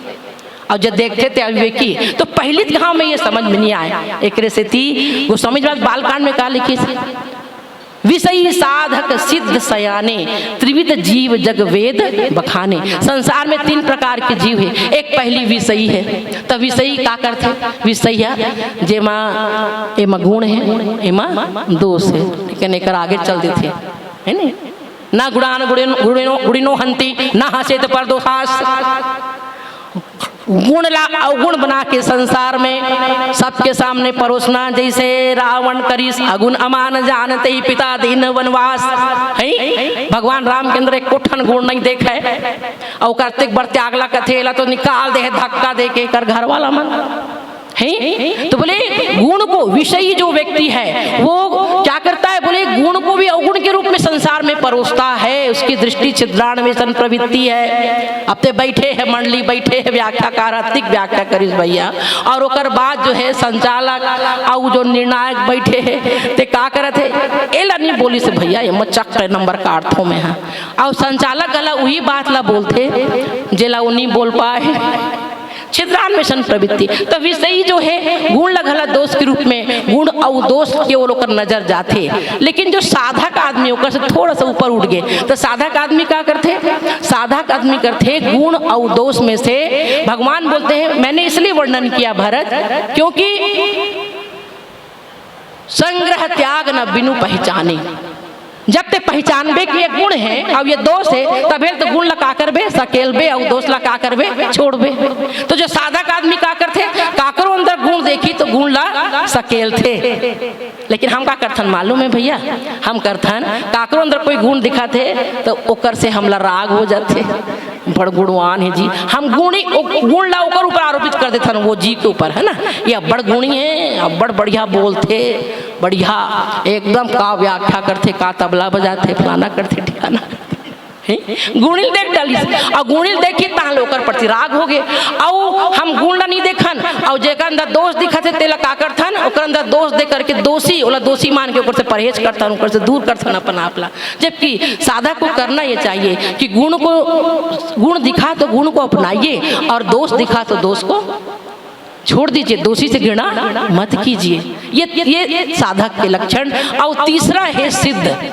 जो सिद्ध है ना विषयी साधक और सिद्ध पर ये बात कहे गए है कि भैया गोस्वामी जी विनय पत्री में कथे कपहू को यह स्वभाव रहंगो, कबहू को यह स्वभाव रहंगो कि बोले रघुपति कृपा से संत स्वभाव कहूँगो कि मुझे संत का स्वभाव मिल जाए। और वहाँ पर वो क्या लिखते हैं, वहाँ पर लिखते हैं विगत मान सम शीतल मन पर गुण दोष ना कहूँगो। कभी ऐसी मेरी भी स्थिति हो जाए कि मुझे किसी का ना गुण दिखाई दे ना दोष दिखाई दे। यही में 14 स्थान में एक स्थान में गोस्वामी जी लिखे गुण तुम्हारे समुझई निज दोषा, जही सब भांति तुम्हार भरोसा। अब गुण दिखा भी ना काको देख ले भैया वो गुण होकर है कि नहीं है, वो गुण दिखाते थे ओकर है कि नहीं। काकरो ले काकरोला उपहार दिस, कोई गिफ्ट दिस और गिफ्ट दे है तेला दिखा कवे मुलमुलाबे और कोई ओकर बढ़िया खूब प्रशंसा करी का सुंदर चीज तोर पास है, वो काकरो दूसरा दे हुए हैं। कब वो कर करुणा नरदेहि दीत तेत ई सुबनी हेतु सनेही। मन बुद्धि चित्त सब तो भगवान का दिया हुआ है, उनका उपहार है, आपका पुरुषार्थ नहीं है। तो गुण तुम्हार, यही सत्य है कि जो प्रकाशक है, राम परम प्रकाशक, जो परम प्रकाशक है, उसमें जो चमक रहा है। किसी ने कहा किसी शायर से, तुम तो बड़े पहले बड़े सुंदर दिखाई देते थे, वो सुंदरता कहाँ गई तुम्हारी है? तो शायर कहता है वो सुंदरता, बोले वो जिसकी आब थी वो चला गया, जिसकी आब थी सुंदर मैं नहीं, जिसकी सुंदरता कहाँ सुंदर करी, सब गृह दीप सिखा जनु भरही। तो आप ध्यान से देखेंगे और यही बात निश्चित है कि जे गुण और दोष सापेक्षिक शब्द है, सापेक्षिक शब्द, निरपेक्ष केवल ईश्वर हो सकता है। ईश्वर अगुण है, वो कभी गुण को धारण नहीं करता। इसलिए परशुराम प्रसंग में आपने सुना कि परशुराम प्रसंग में जब परशुराम जी सामने खड़े हुए हैं तब भगवान जो है, भगवान को कहा कि तुमको डर नहीं लगता मेरे को देख करके? एक केवल राम है और एक केवल लक्ष्मण है जो डर नहीं रहे थे, बाकी सब तो कांपत रही हैं। तो तुला डर नहीं लगे? इसे कि जब भगवान परशुराम जी है तो भगवान राम ने कहा कि आपको विप्रवंश हे प्रभु, आपसे डरते हैं इसी कारण हम निर्भय हैं, आपसे डरते हैं इसी कारण। और ये सूत्र आपको रामचरितमानस में सब जगह मिलेगा कि श्री लक्ष्मण जी प्रभु से डरते हैं, श्री सीता जी प्रभु से डरते हैं, आपसे डरते हैं प्रभु, इसीलिए हम अभय हैं, इसलिए निर्भय हैं। और देव एक गुण धनुष हमारे, हमारे पास कोई गुण नहीं है, बस ये मेरे जो धनुष मेरे हाथ में इसमें एक गुण है। और वो गुण भी बोले कब? बोले धनुष में जब डोरी चढ़ते तो डोरी हमेशा चढ़े नहीं रहा है, जे समय कोई दुर्गुण न मारना है, कोई बुराई न मारना है, कोई अवगुण न मारना, उस समय बोला इसे तान के इसे चढ़ाते प्रभु और मारते और तुरंत ढीला करके बंद कर देते हैं, छोड़ देते। लेकिन परसु धरे थे हैं, परसु धरे थे, 9 ठन गुण है भैया, के बाद 9 बार जय बोलिस ना, सुनत रहे हो आप प्रसंगला। तो बोले परशुराम जी, तो बोले भगवान अपने अंदर कोई गुण स्वीकार नहीं करते, कोई गुण से गुण स्वीकार करे मतलब ते बंधन में बंधे। वो गुण का प्रयोग वहां पर किया, यदि बैठे हो अब यहाँ बकर बकर करत हूँ, जो बोलना बोला बोलत हूँ, अब ये मोर गुण है, यहाँ बैठे हो तो ये गुण है कि मैं बोलत हूँ, अब घर में जाके वो महोदय जी बैठे थे यहाँ, इसने बोलूँ तक कैसे हो ही बता, ये मोर गुण है का बन जाही और गुण बन जाही। मैंने गुण ला दोष बना, गुण और दोष सापेक्षिक है, जहाँ उसकी जरूरत है वहाँ बोलिए। अब कोई बहुत प्रसन्नचित व्यक्ति हर बात में हंसत रहते, वो कबीर शर्मा हंसावत रहते, अब कोई काको घर मरने की घटना हुए वहाँ जाके वहाँ से ही और कहीं मैं तो एकदम प्रसन्नचित व्यक्ति हूँ, ऐसे कहीं तो लग काजूता नहीं पड़ी हूँ। तो वो गुण प्रसन्न रहना एक गुण है, लेकिन वो प्रसन्न रहना गुण वहाँ क्या बन गया? बोले दोष बन गया। मंच पर बोलना गुण है, लेकिन विद्वानों के सामने बोलना अवगुण में आ जाता है, मर्यादा रहित बात हो जाती है। घर में बैठे में बोल रहे हैं 2 आदमी 4 आदमी जो बड़े आदरणीय हैं, उनके सामने आप अपना ज्ञान दिखाने लगो, अवगुण हो गया। वही क्या हो गया? अवगुण। तो गुण को बोले रामचरितमानस में पग पग में उदाहरण है कि गुण और दोष, तो काबल वही मोतीलाल चुगेल बर कहा थे, बोले वह गुण, बोले निर्भयता एक गुण है, और कहू असंख्य सट तो ही रावण हनुमान जी कथे, मोर से डर नहीं लगा थे तो डर के मतलब यह है कि भगवान ला भूल जा। भय और निर्भय, जो भयभीत है और जो निर्भय है, निर्भय है बाली तेला मित्र नहीं बनावे भगवान, जो भयभीत तेला बनाते। और जो ओकर अंदर से बाली मारे के बाद ओकर अंदर से भय चल देते ना चौगरी के अंदर, तो भगवान कहते कि जाओ लाइक कनिक भयभीत कर जा, और भयभीत करके ले अनमोद पर। तो ईश्वर से भय हमको सकारात्मकता की ओर ले जाता है, सही मार्ग की ओर ले जाता है। तो फिर भय सद्गुण है कि गुण है कि दोष है? बता, भय गुण है कि दोष है? कहाँ पे ते ओकर का उपयोग और दुरुपयोग करत हस, तेकर आधार पर ओकर व्याख्या होती। लेकिन ईश्वर के लिए भगवान ने कहा इसी बाल कांड में दोहा क्रमांक 11 में, जुगत पे पुनि पोहि रामचरित बरताग, वहां पर गोस्वामी जी बड़ी सुंदर बात कहते हैं। यहाँ पर कहा कि मुक्ता हल गुण घन चुनई राम बसऊ ही हताश, भगवान के गुण क्या है? मोती हैं। और वहां पर कहा बालकांड में कि भगवान के हम कविता जो है वो क्या है? मोती है। कविता मोती है और भगवान के गुण क्या है? धागा है। भगवान का अब धागा और मोती रख दे, कौन ज्यादा मूल्यवान है? मोती मूल्यवान है कि कविता मूल्यवान है, धागा मूल्यवान है कि मोती मूल्यवान है? कोनो भी जानी धागा एकदम सस्ता है दादा और मोती एकदम महंगा। अब भगवान के गुण ला वहाँ गोस्वामी जी का लिख दी, वो तो धागा है, वो मोती नहीं है, वो मोती नहीं है।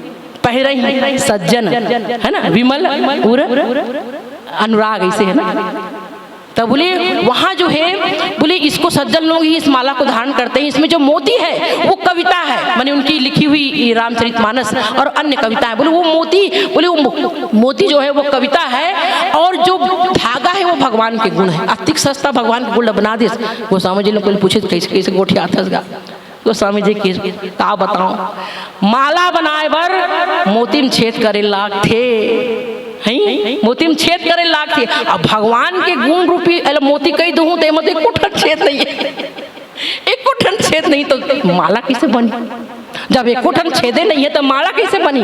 माने कोई कमी नहीं है कोई भी प्रकार की, तो माला कैसे बना पाते हैं? तो बोले माला तो बन नहीं सके, तो बोले वो छेद करे लागी तेकरे से तीमे के हो कि ये मोती है का है मोर कविता है।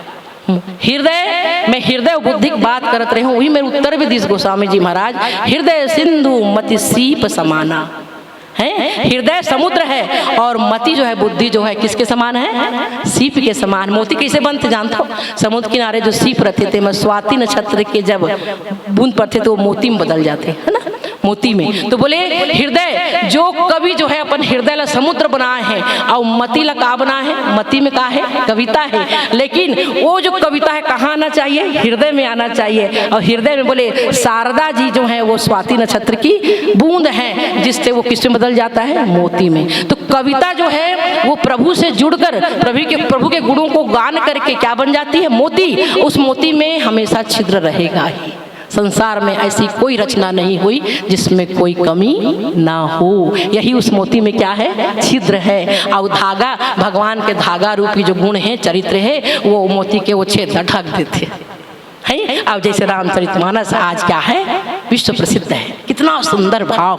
और बोले वहां पर और यहाँ पे कहा गया भैया यहाँ माला पहना की जरूरत नहीं, यहाँ तो मोती चुगना है। तो चुगे पर वो मत छेद हो जरूरत है का? नहीं है। तो ओला का है? यहाँ चुगना है। तो कृष्ण भगवान के गुण का है? यहाँ मोती है। और विनय पत्रिका में गोस्वामी जी महाराज अपन दोष के वर्णन करे हैं, बड़ा भाव से पाती लिखे हैं। और दोष के वर्णन करे के बाद वो जो पाती है तेला भगवान ला अर्पित कर दी और किस एला काबर अर्पण करत हंसते हैं, ये तो पूरा दोष से भरे पड़े हैं।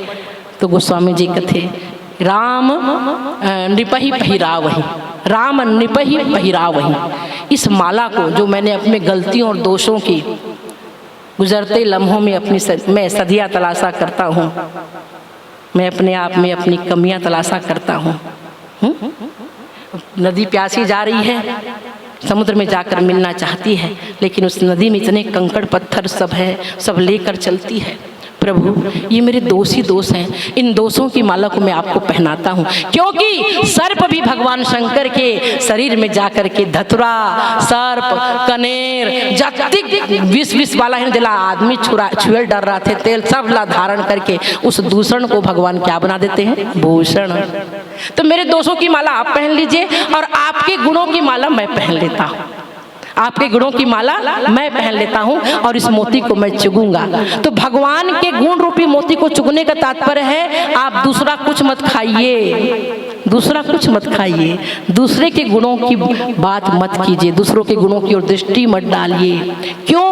भगवान के केवल गुण बोले तोला गुरु की जरूरत है ना, सदगुरु ज्ञान विराग जोग के तुरंदर मानस रोग है, काम क्रोध लोभ मोह मद मात्सर्य। तो ये जो गुण है भगवान के गुण रूपी मोती है, वो का करी विविध वैद भव भीम रोग के हैं। ये का है? तो बोले वाह जग मंगल गुण ग्राम राम के, मंगल के देने वाले भगवान के गुणों का समूह है। ये आपके जीवन में मंगल ही मंगल लाएगा। और का देते? अरे संसार के आदमी के तो गुणगान करबे तो का दे दी? वो ताला ज्यादा ज्यादा तोला थोड़ा धन दे दी, कोई घर वर बनवा के दे दी और कुछ दे दी।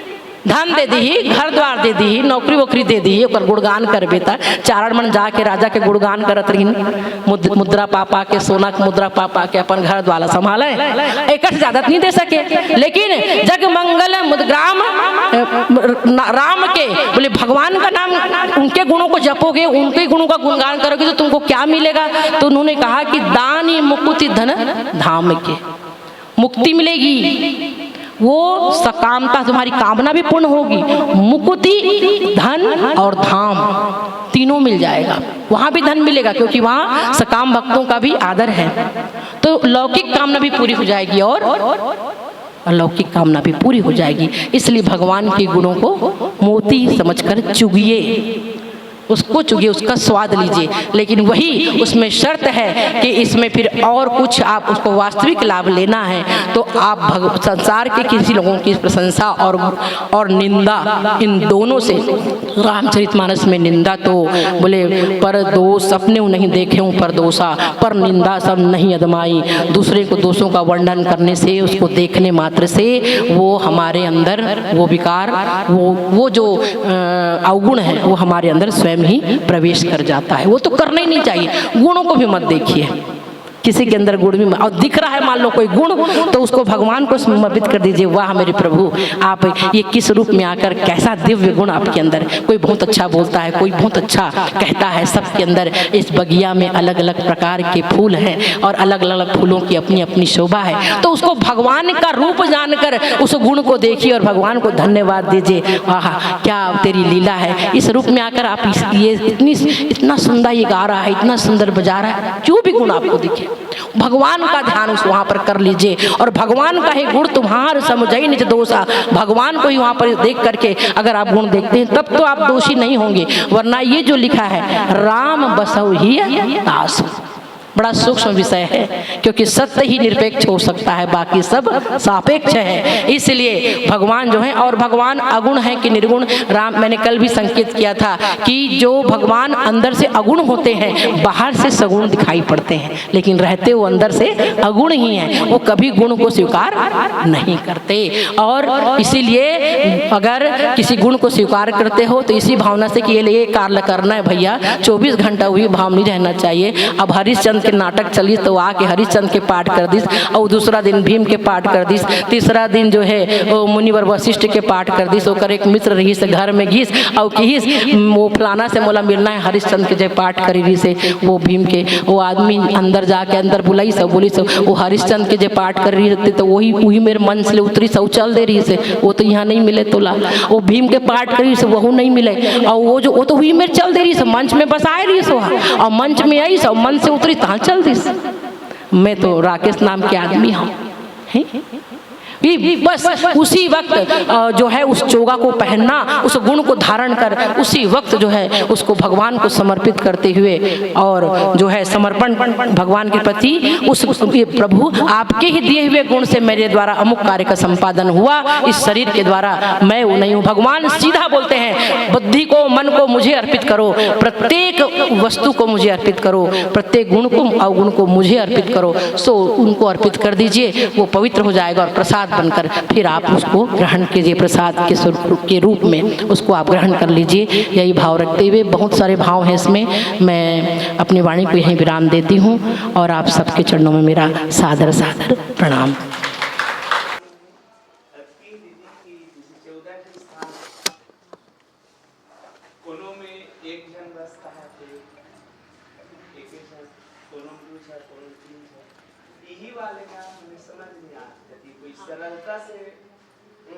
भगवान प्रश्न करते हैं कि मुझे निवास करना है, तो भगवान केवल अकेले निवास की बात तो करते नहीं है, श्री सीता जी श्री लक्ष्मण जी सहित निवास की बात करते हैं। निश्चित रूप से इसलिए उनको सगुण कहा गया, क्योंकि एक और श्री सीता जी एक और लक्ष्मण जी हैं। बिना इन दोनों के निर्गुण सगुण नहीं होता, क्योंकि वो जो अगुण ब्रह्म है, वो जो निर्गुण ब्रह्म है, वो हमारे किसी काम का नहीं जब तक सीता जी लक्ष्मण जी उनके साथ ना, क्योंकि सीता जी उनके अंदर राग उत्पन्न करने का काम करती हैं और लक्ष्मण जी उनके अंदर रोष उत्पन्न करने का काम करते हैं। आप देखेंगे पूरी लीला भी एक ही जाती है। ये दोनों अगर ना होते तो भगवान कुछ करने धरने वाले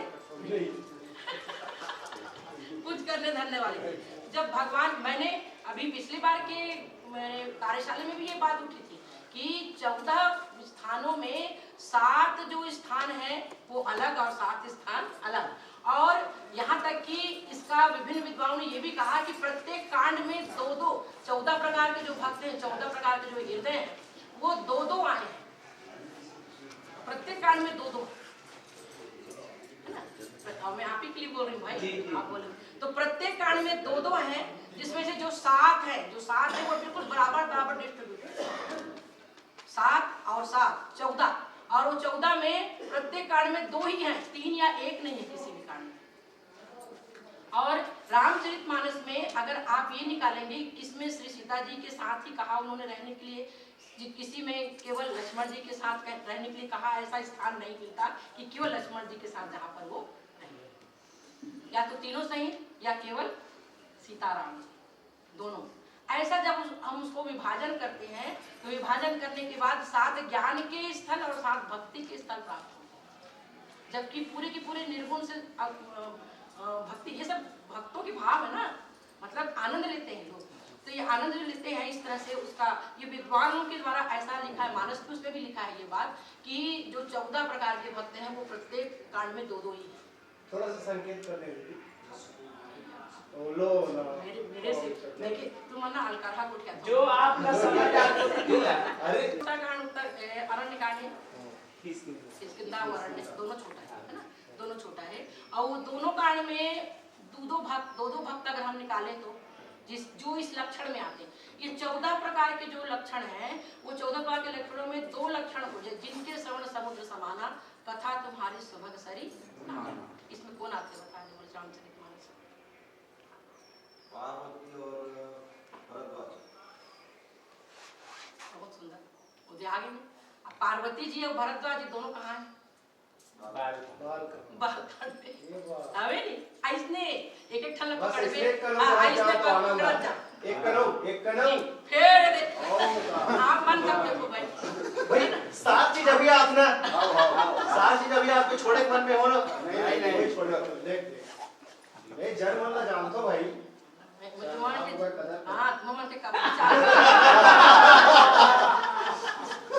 अब दूसरा कांड आता है अयोध्या कांड, जिनके श्रवण समुद्र समाना, ये आ गया, कथा तुम्हारी सुभग से गाना हो गया। उसके बाद दूसरा क्या है? नेत्र को चातक बनाना, नेत्र को चातक। अयोध्या कांड में कौन चातक कहा गया है? चातक हो चकोर, तो 1 लगा के गए चातक और 1 लगा के गए चकोर, वो कौन है दोनों?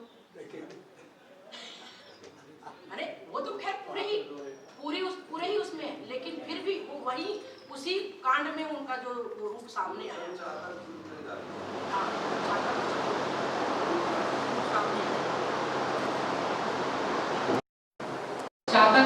सीता जी और लक्ष्मण जी, सीता जी और लक्ष्मण जी, ये दोनों का ये जो रूप है अयोध्या कांड में ही प्रकट हुआ है। जब भगवान कहाँ जाते हैं तभी ये दोनों आते हैं सामने कि गुरु पितु मातु न जानहु काहू, कहा सुभाऊ नाथ पतियाहू, मोरे सभी एक तो स्वामी, तुम जानत सब अंतर्यामी। और सीता जी नदी बिनु देह न जिये बिनु देह नदी बिनु वारी, तैसे ही नाथ पुरुष बिनु नारी। तो चातक और चकोर की जो वृत्ति है वो दोनों की प्रकट हुई है अयोध्या कांड में, है ना। और है तो वो बालकांड में भी, पुष्प वाटिका पसंद में सीता जी हैं, लक्ष्मण जी तो हैं ही, तो वहाँ पर वो प्रकट हुए 2 भक्त।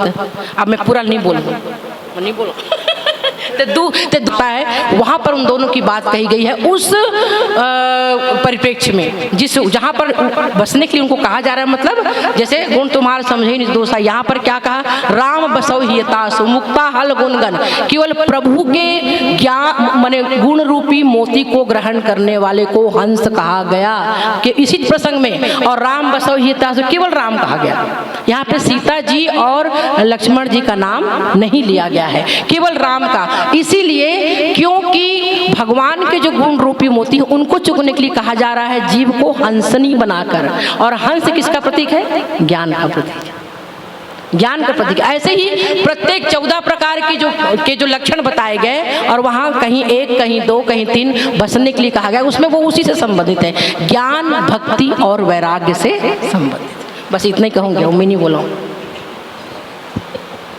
देशमुख भैया मैं वो बता बोले तो ले कल बताऊँ मैं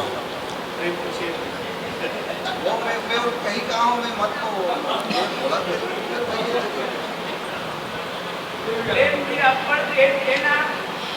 यहाँ की ऑक्युलरी से हर प्रशिक्षण कार्यशाला में, लेकिन हर वक्त ना एक सभा या एक उनकी मंडल देता है। नहीं तो मैं तू खाना बता देता ना, समय देखना 5:30 हो गए। वाल्मीकि जी महाराज ने बताया है, पूछने पर पूछो मोहि के रहूँगा मैं पूछत सकचाऊँ, जह न हो तुम देहु कहूँ तिन्हीं बताऊँ ठाऊँ, तुम्हें बताऊँ ठाऊँ। ये उनका प्रश्न और उत्तर रहा, प्रश्नात्मक उत्तर रहा। लेकिन जब उन्होंने 14 स्थान की बात कही तो जो बातें मैंने अपने स्वामी जी से सुनी है वो आपके बीच में रख रहा हूँ। 13 स्थान डाक बंगले हैं। डाक बंगला में आदमी ठहरता है, निवास नहीं करता। और 14वां जो स्थान है जिनके बारे में कहा गया है, यहाँ जब आप बात करेंगे, जाहि न चाहिए कबहि कछु तुम सन सहज स्नेहु बसहु निरंतर तासु मन सो राउर निज, ये पोग रही है। जो बातें अभी आ रही थी दीदी के द्वारा, जहां जहां तो डाक बंगले में जिसके जिसके साथ रुकने की व्यवस्था है, ठहरने की, वहां जैसा जैसा सिस्टम आया, जहां वैराग्य के साथ में रुकने के ज्ञान को जरूरत है वहां वैराग्य के साथ वो ठहर गए। जहां भक्ति के साथ में उनको रहने की बात कही गई वहां पर भक्ति के साथ में ज्ञान और भक्ति ठहरे। लेकिन जहां तीनों की आवश्यकता जिस डाक बंगले में पड़ी वहां तीनों रुके। लेकिन जब बात एकदम पराकाष्ठा में आई, एकदम सीधी सीधी बात लिखी, बसहु निरंतर तासुमन सो राउर निज के हूं। यहाँ कोई संख्या नहीं है, एको हम द्वितीयो, ये पूर्ण पराकाष्ठा ज्ञान का है। अर्थात जहां भक्ति के साधन के हूं बखानी, तो भक्ति की जरूरत पड़ी। वैराग्य के घाट में जब बात करते हैं, जैसे आपके द्वारा विश्लेषण हो रहा था, है ना, धर्म निरूपण विविध विधि वर्णन तत्व विभाग, कहूं कथा भगवान के संयुत ज्ञान विराग, तो फिर वैराग्य का आश्रय लेते हैं। वहां पर 1, 2, 3 का जो विषय भी है, इसमें कंफ्यूजन पालने की जरूरत नहीं है। कंफ्यूजन इसलिए नहीं है कि हमारा सनातन धर्म की गहराई यही है। हमारा सनातन धर्म विज्ञान सम्मत धर्म है, और यहाँ जब जिसकी जरूरत जिस तरह से पड़ती है उसको वैसे ही बहुरा जाता है। मानस का जो प्रबंध है ये जीवन दर्शन शास्त्र है। जीवन दर्शन शास्त्र में यहाँ पर देखिए, इसको जीवन दर्शन के रूप में स्वीकार करेंगे तो हमको किसी भी तरह का संशय और भ्रम नहीं आएगा। लेकिन अगर इसको हमने सिर्फ कथा और विद्वता प्रदर्शन के लिए अगर हमने समझा तो खुद ही कंफ्यूज होंगे, और जिसके पास जो होगा वही देगा। फिर कंफ्यूजन ही हम अपने सारे लोगों को परोसेंगे। हाँ, और यहीं पर कई बार ऐसा स्थिति परिस्थिति आता है। मानस में देखिए कई बार विरोधाभासी स्थिति आती है। सठ सुधरही सत्संगति पाई पारस परस, एक छोटा उदाहरण रख रहा हूँ, थोड़ा विषयांत हो रहा हूँ, क्षमा चाहता हूँ। ये बातें इसलिए, पारस परस कुहात सुहाई, यहाँ पर ये बात लिखी गई है। और मूर्ख हृदय न चेत जो मिली गुरु विरंच सब। अब दोनों में भेद है। हम सठ और मूर्ख का जब तक परिभाषा क्लियर नहीं कर पाएंगे तब तक दोनों, अब हम लोग एक ही खाक देते हैं दोनों को, सठ को भी मूर्ख खाक देते हैं, मूर्ख को सठ बना देते हैं। तो सबसे पहले इस कंफ्यूजन को अपने को क्लियर करना पड़ेगा कि सठ क्या है और मूर्ख क्या है। ऐसे बहुत सारे प्रसंग आए हैं जिन प्रसंगों में आपको एक जगह ये लिखते हैं, दूसरी जगह ये लिखते हैं। जैसे एक और उदाहरण, रामचरितमानस के 5वें सोपान में जब बात आती, पूछत कहत नवल इतिहास, और नवल है तो इतिहास कैसे, और इतिहास है तो नवल कैसे हुआ। पूछत कहत नवल इतिहास, तो नवीन है तो इतिहास हो नहीं सकता। नवा नवा हवे तक कैसे इतिहास करेगा, और यदि वो ऐतिहासिक है तो नवीन नहीं हो सकता। तो ये दोनों का समन्वय क्यों किया गया, क्यों लिखा गया पूछत कहत नवल इतिहासा, इस बात को परिभाषित करने के लिए उसके नवीनतम परिष्कृत स्वरूप और ऐतिहासिक स्वरूप दोनों को हम पहले ग्राह्य करें तब उसको परोसी, और नहीं तब खाले में लिखा है भैया पढ़ लो चुपचाप आगे बढ़ जाओ, विश्लेषण करने की जरूरत। नहीं तो क्या होता है, पूर्व विरोध वाली बात मैंने कहा ना, वक्ता खुद ही फंस जाता है, और जो खुद ही फंसा हुआ है वक्ता तो फिर वो लोगों को उलझन के कैसे सुलझाएगा। मेरे मन में कोई उलझन नहीं, मैं ये नहीं बोलना चाह रहा हूँ दीदी, हाँ क्लियर है, इसलिए क्लियर है। 60 टन सीढ़ी है और 60 टन सीढ़ी की ओर चर्चा होते थे यश सरोवर भगवान के, वो में 7 सीढ़ी में 2-2 टन भक्ति की सीढ़ी है। काली चर्चा हो तो इसना कि 60 टन भगवान शंकर कहते कि ये जो यही माँ रुचिर सप्त सोपाना 60 टन सीढ़ी है और 7 कांड है। और वो में का है बोले पूरा जो 14 टन भक्त के हृदय भक्त में की जो चर्चा है वो 1-1 टन में 2 टन है, 1-1 डहार 1-1 डहार, ऐसे वर्णन आते भाई।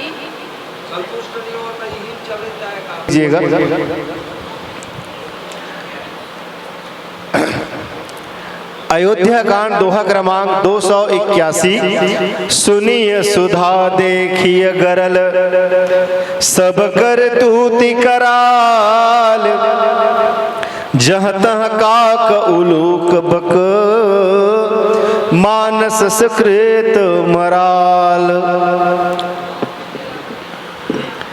भगवान राम के वनवास की भूमिका बढ़ रही है और लोग परस्पर जिस तरह की बातें कर रहे हैं, जिस तरह की उनके बीच मंत्रणा हो रही है, वही इस कथा वस्तु का परिप्रेक्ष्य है, संदर्भ है।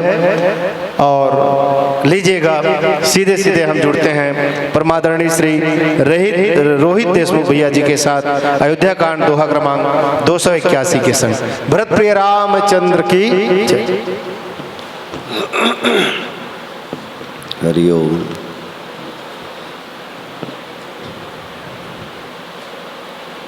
गजाननं भूतगणादिसेवितं कपित्तजम्बूफलचारुभक्षणम् उमासुतं शोकविनाशकारकं नमामि विघ्नेश्वरपादपङ्कजम्।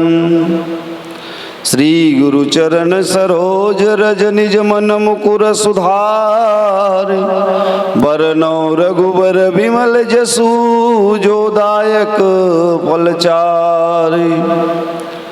नीलांबुज श्यामल कोमलांगम सीता समारोपित वाम भागम, पाणौ महासायक चारुचापम नमामि रामं रघुवंशनाथम। सियावर रामचंद्र की जय।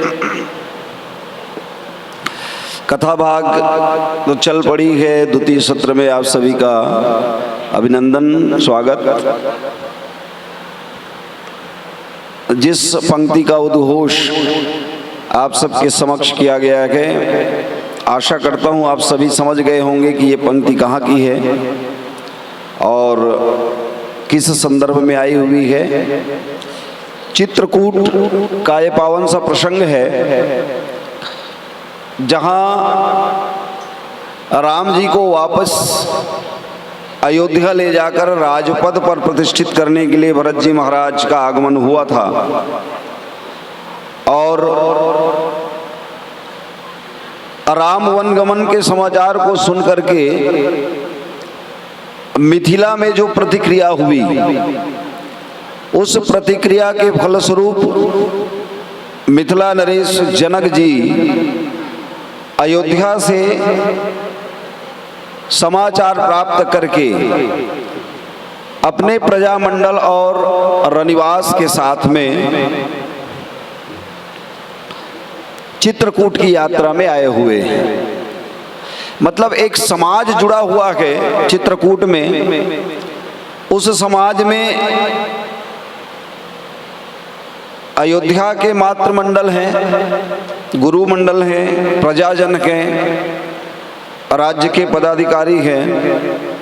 ठीक इसी तरह से मिथिला के भी राज्य के सारे सेवक अनुचर, राज परिवार के सारे सदस्य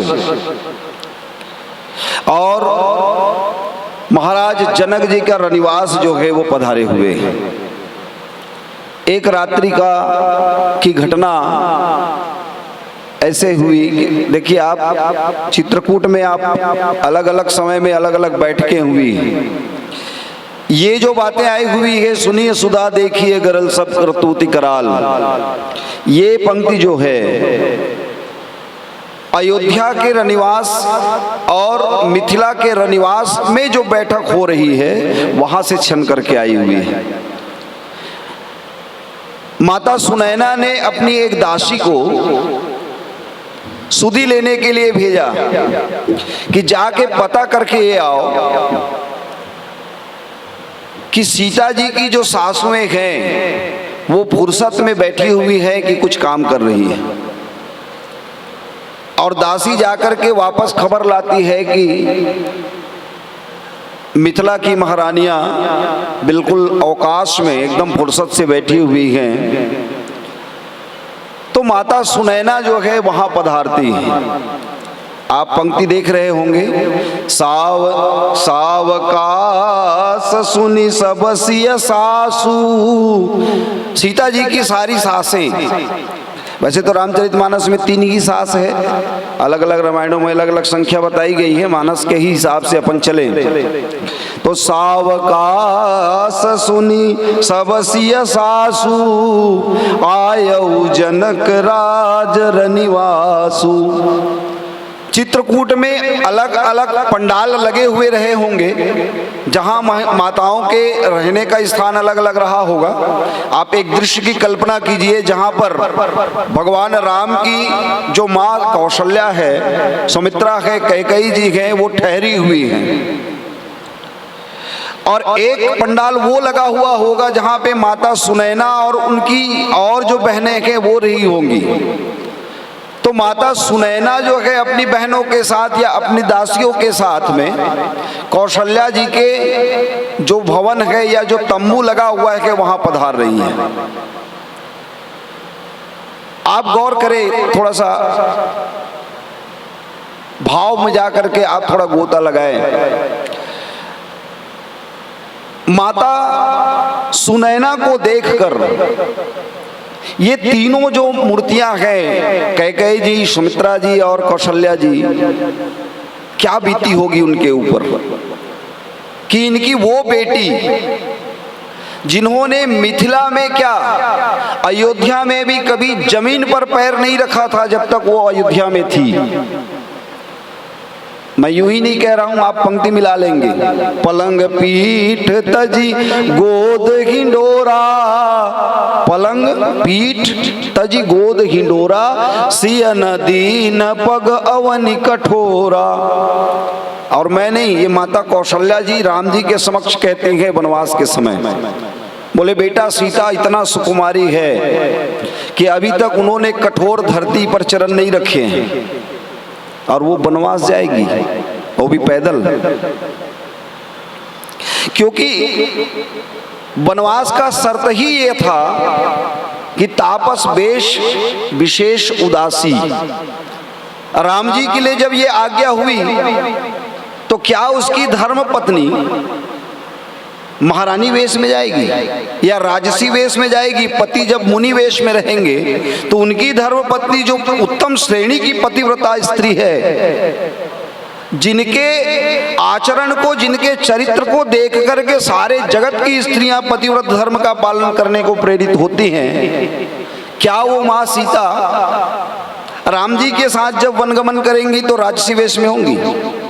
बिल्कुल नहीं होंगी, वो भी तो तापसी वेश में होंगी। अब आप कल्पना कीजिए मिथिला की वो राजकुमारी जो राजशाही के नाजो अंदाज में पली हुई हो और जो अयोध्या नगर में आने के बाद आंखों की पुतली की तरह पाली गई हो, वो आज साध्वी वेश में उस टेंट में, उस तंबू के अंदर खड़ी हुई है। क्या बीत रही होगी सुनैना जी के ऊपर? और इस परिदृश्य को देख करके कौशल्या, सुमित्रा और खास तौर पे कैकेयी जी के अंदर क्या गुजर रहा होगा? क्योंकि सारे फसाद का जड़ कैकेयी जी ही तो हैं। और कैकेयी जी वहां पर खड़ी हैं और जब सुनैना जी को उन्होंने देखा होगा तो क्या मानसिकता रही होगी। दूसरा कोई होता तो इसी के कारण से सारा फसाद हुआ है, दे दनादन दोए दोए शुरू। लेकिन मर्यादित ग्रंथ है और यहाँ के जितने भी पात्र हैं सारे मर्यादित पात्र हैं और एक आदर्श चरित्र प्रस्तुत किया जा रहा है। और आप नीचे पंक्ति आप पढ़ें, इतना ज्यादा करुणा है सबके अंदर में, इतना ज्यादा दुख भरा हुआ है कि कोई किसी से बोल नहीं पा रहा है और सारे लोग अपने नाखून से धरती कुरेद रहे हैं। कोई किसी से क्या बोले, क्या पूछे और कैसे बोले, यही तो सबसे बड़ी बात है। तो माता सुनैना जो है वो शुरू होती है, क्योंकि उसके अंदर में एक कुलबुलाहट है कि मेरी बेटी को, मेरे प्राण प्रिय बेटी को इन्होंने वनवास दिया है। कैकेयी जी के उसके ऊपर में उसकी नजर तो है, क्योंकि आप प्रसंग को पढ़ेंगे तो एक भाव निकल के आएगा। हो सकता है आप लोग पढ़ें या और कोई विद्वान पढ़े तो अलग भाव आए। संकेत में माता सुनैना जी ने एक वाक्य कहे, किसको संकेत किया गया? विधि को संकेत किया गया, लेकिन टारगेट में कौन था? कैकेयी जी थी। हम लोग किसी कहते हैं ना, मान लो किसी की आलोचना करनी होती है तो दूसरे से बात करते हुए ऐसे टांट मारते हैं कि उससे बात हो रही है, झाल इसको लग रहा है। यही स्थिति यहां पर है। आप पंक्ति मिला लीजिए, सिया मातु कह बुद्धि विधि बुद्धि बाकी। विधि माने ब्रह्मा और बुद्धि, ब्रह्मा जी की बुद्धि ना बहुत टेढ़ी है। एक सुनैना जी कह रही है, सिया मातु कह बुद्धि विधि बुद्धि बाकी। ये ब्रह्मा जी की बुद्धि बड़ी टेढ़ी है। क्या टेढ़ी है?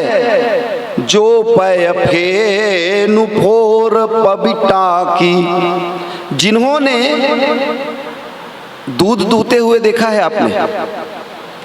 ग्वाला जब दूध दूह के लाता है घर में, शायद सबने उनका अनुभव किया होगा, तो उसमें एक फेन होता है, झाग। दूहने से जो झाग बनता है कितना कोमल होता होगा वो आप अपने शब्दों में बयां कर सकते हैं? कितना कोमल होता होगा। एक ऐसा फूंक भी अगर मार देंगे ना तो पूरा फेन फट जाता है, दूध दिखाई देने लगता है, इतना कोमल। तो माता सुनैना टारगेट कर रही है कैकेयी जी को कि विधि की बुद्धि कितनी बाकी है, कितनी टेढ़ी है कि जिसने दूध के झाग को फोड़ने के लिए वज्र का प्रयोग किया है। आप वज्र की कल्पना कीजिए, वज्र का प्रहार किसी पर्वत पर भी हो जाए तो पर्वत चूर चूर हो जाए, इतना कठोर वज्र है। और फोड़ने के लिए किसके ऊपर में प्रयोग किया जा रहा है? इतना कोमल, जो कोमल की पराकाष्ठा है उसके ऊपर में कठोरता की पराकाष्ठा जो है उसका प्रयोग किया जा रहा है। संकेत क्या है? माता कैकेयी को खुलकर नहीं बोल पा रही है, मर्यादा है ना, लेकिन इतना बड़ा लताड़ लगाया जा रहा है कि ये कैकेयी जो है कितनी कुटिल है। और मने भाव बनाया गया बुद्धि विधि का, ब्रह्मा जी का, लेकिन टारगेट में वही है कैकेयी जी। अच्छा, क्यों है ऐसी बातें क्यों कही जा रही है? क्योंकि जिसके ऊपर में गुजरती है ना वही जानता है साहब कि अपने अंदर की कुलबुलाहट को कैसे निकाला जाए। डायरेक्ट हमारे गांव देहात के होती तो रोग ही भड़ भी ऐसे शुरू हो जाती, तो और कीड़ा मुंह कीड़ा पड़े ऐसे वैसे, और बहुत सारा गाली देते हैं, लेकिन ऐसा तो कह नहीं सकते। यहाँ वज्र क्या है और दुग्ध के समान फेन क्या है, दुग्ध का फेन क्या है, आप मिलाइएगा। जिस समय कैकेयी जी को बड़ी जो कुलमान्य जठेरी उन लोगों ने जब समझाया कि माने यहाँ के अयोध्या के बड़े बुजुर्गों ने जब समझाया माता कैकेयी जी को, तो वहाँ इन शब्दों का प्रयोग आप पाएंगे। कौशल्या अब काह बिगारा, जेहि तुम कीन वज्रपुर पारा, कबहु न कियहु सबति आरेसु, प्रीति प्रतीति जानि सब देसु। तुम लोगों के बीच में यानी माता कौशल्या, सुमित्रा और कैकेयी के बीच में कभी सौतिया डाह की कभी झगड़ा किसी को सुनाई नहीं दिया। सदा सर्वदा एक ही शब्द सुनाई दिया कि इन तीनों के अंदर में बहुत प्रेम है, बहुत विश्वास है। तो कौशल्या जी ने क्या बिगाड़ लिया तुम्हारा, जिसमें तुमने उसके ऊपर में वज्र का प्रहार कर दिया। अब वज्र का प्रहार क्या है? राज सत्ता का जो सुख है, राज सत्ता का जो सुख है वो दूध का फेन है। और सुख जो होता है कितना कोमल होता है, हल्की आंच में भी सुख पिघल जाता है। कितना भी ज्यादा सुख भोगते रहो, हल्का सा भी अगर टेढ़ा, देखिए हमारा शरीर अभी एकदम मस्त चल रहा है, नसों का अंबार तो है, एक छोटा सा नस कहीं टेढ़ा हो गया पूरी चाल ही खराब हो जाती है ना। तो ये राज सत्ता का सुख जो भोग रहे थे सब के सब, उस पर तुमने वज्र का प्रहार कर दिया अपने वचनों के माध्यम से। और कितना कड़ा वचन है ये महाराज दशरथ जो जिस राज्य का मालिक था उसके प्राण पर खेड़ उड़ गए। और संकेत देखिए, किस सुख की आशा से आपने इस वज्र का प्रहार किया? उस सुख की आशा से कि आपका बेटा भरत राजा बन जाए, तो आपकी मांग का सिंदूर पूछ गया। क्या आप राजमाता कहलाने के लिए कि राज रानी कहलाने के लिए? क्या सुख पाया आपने जीवन का? देखिए किसी भी माता के जीवन का सबसे बड़ा सुख अगर कोई होता है तो उसका सुहाग होता है, ये कोई डिनाई नहीं कर सकता, सब कोई इस बात को स्वीकार करेंगे। सबसे बड़ा सुख अगर कोई होता है तो उसका सुहाग होता है। और जिस माँ के जीवन में उसका सुहाग उजड़ जाए, उसका बेटा भी अगर कोई उसको टेढ़ा शब्द बोलता है ना तो उसके हृदय में बहुत चोट लगती है साहब। और पति अगर हो तो उसका कोई उंगली तो उठा के दिखाए, उंगली मरोड़ देगा उसका सुहाग। तो तुमने अपने सुहाग से हाथ धो लिया, ऐसे तगड़ा वज्र का प्रहार तुमने किया है। और जिन पंक्तियों को मैं अब आगे आप सबके सामने रख रहा हूं, मानस में ये पंक्तियां आपसे टकराएंगी, मानस मंचों में।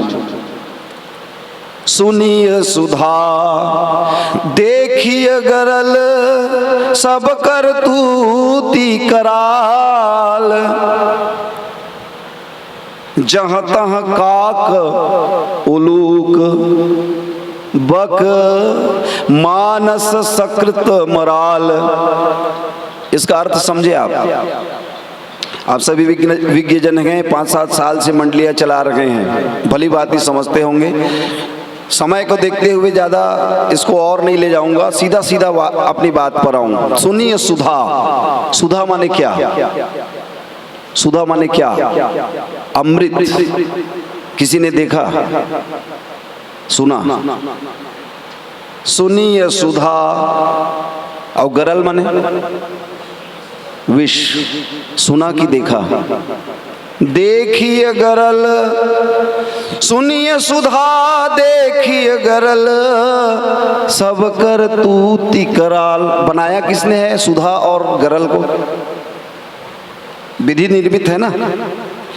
और विधि की चाल कैसी टेढ़ी है आप गौर करें। जो सबके लिए आवश्यक है वो कहीं दिखाई नहीं देता। अगर सुधा मिल जाए, अमृत मिल जाए तो क्या ही कहना, लेकिन मिलता है किसी को। अच्छा, जिसको मिला भी है ना साहब, वो गरल के लिए तरस रहा है। ध्यान देंगे आप इस बात को। सप्त चिरंजीवियों का नाम सुना है आपने? अश्वत्थामा, बलिर्व्यासो, सुना है ना? पहला नाम किसका? अश्वत्थामा। अश्वत्थामा हमारे ग्रंथों के हिसाब से आज भी जीवित है, मरने को तरस रहा है, मृत्यु नहीं मिलती है उसको। विधाता भी उससे रूठ गए हैं। सब कर तूती कराल, वो चाहेगा भी तो नहीं मर सकता वो। ऐसे जीवन का कोई लाभ है? अच्छा, एक दृष्टांत मैं आप सबके सामने रखूं, कभी काम आए तो इसको उपयोग करना। हनुमान जी को रावण को हनुमान जी की पूंछ से बड़ी चिढ़ थी। रावण भी अमर अपने हिसाब से, हनुमान जी भी अमर, क्योंकि रावण के नाभि में कुंड है अमृत का।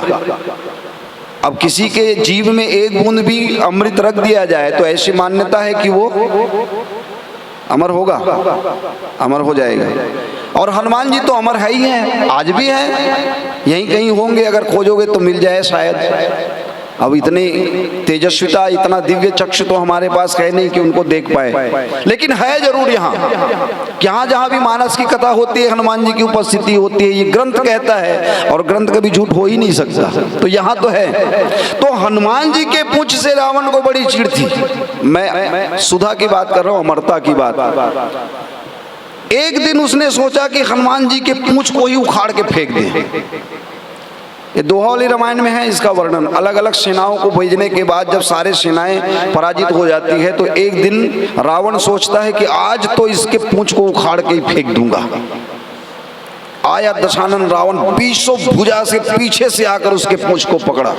हनुमान जी महाराज जान रहे थे, मुस्कुरा रहे थे, और जैसे ही ताकत लगा के पकड़ा, हनुमान जी महाराज छलांग लगा दिए ऊपर, और इतना तेज ऊपर कि रावण छोड़ ही नहीं पाया, लटक गया वो ऊपर। अब वो विनती कर रहे हैं कि हे शंकर भगवान, ये पूंछ कहीं टूट ना जाए, और तोड़े नहीं आए थे। अब लटक गए, ऊपर चले गए आकाश में। अब वो भगवान शंकर से विनती कर रहे हैं कि हे भगवान बचा लेना मालिक। भगवान शंकर भी सोच रहे हैं, अरे तू तो अमर है, तू काहे चिंता करता है। तो रावण क्या बोला पता है, यही तो टेंशन है कि मैं अमर हूं। अगर मैं मरने वाला होता तो मैं ये सोचता कि साला ज्यादा से ज्यादा गिरूंगा तो मरूंगा ही, मैं तो ये भी नहीं सोच सकता कि वहां से गिरूंगा स्थिति क्या होगी, मरूंगा बस नहीं, बाकी सब कुछ हो जाएगा। अब आप गौर करो, क्या ऐसी अमरता। सुनिए सुधा, सुधा केवल सुनने में आता है। ये वचन किसके हैं? सुनैना जी के हैं। क्यों कहा उन्होंने ऐसा, ये प्रश्न आना चाहिए। ऐसा क्यों कहा कि सुनिए सुधा? तो यहाँ सुधा का अर्थ किस रूप में है, इस बात को आप थोड़ा नोट गौर करें। रामचरितमानस में 5 अमृत की चर्चा है, शायद आप लोग नहीं जानते होंगे, और जानते होंगे तो अच्छी बात है, नहीं जानते होंगे तो शायद आप नोट भी कर सकते हैं शायद। क्या रामचरितमानस में 5 अमृत की चर्चा है, आप ढूंढ लेना दोहा चौपाई। पहला है कथामृत, जानते हैं सब, जानते हैं। पहला है कथामृत। दूसरा है रूपामृत, धनुष यज्ञ प्रकरण में रूपामृत मिलेगा, उत्तरकांड में कथामृत मिलेगा, शोध कर लेना। तीसरा है प्रेमामृत, चौथा है ज्ञानामृत, और 5वां है नाम अमृत। 5 अमृत है और 5 अमृत की चर्चा है। पहला कथामृत, दूसरा रूपामृत, तीसरा प्रेमामृत, चौथा ज्ञान अमृत और 5वां नाम अमृत। यहां जिसकी चर्चा की जा रही है ये प्रेमामृत की चर्चा है, प्रेम सुधा की चर्चा है। और प्रेम क्या था? कैकेयी जी के जीवन में सारे जगत में इस बात की प्रचार हुई थी कि भरतु न मोहि प्रिय राम समाना। कैकेयी जी के लिए ही ये पंक्ति आई हुई है, भरतु न मोहि प्रिय। भरत किसके पुत्र हैं? कैकेयी जी के पुत्र हैं।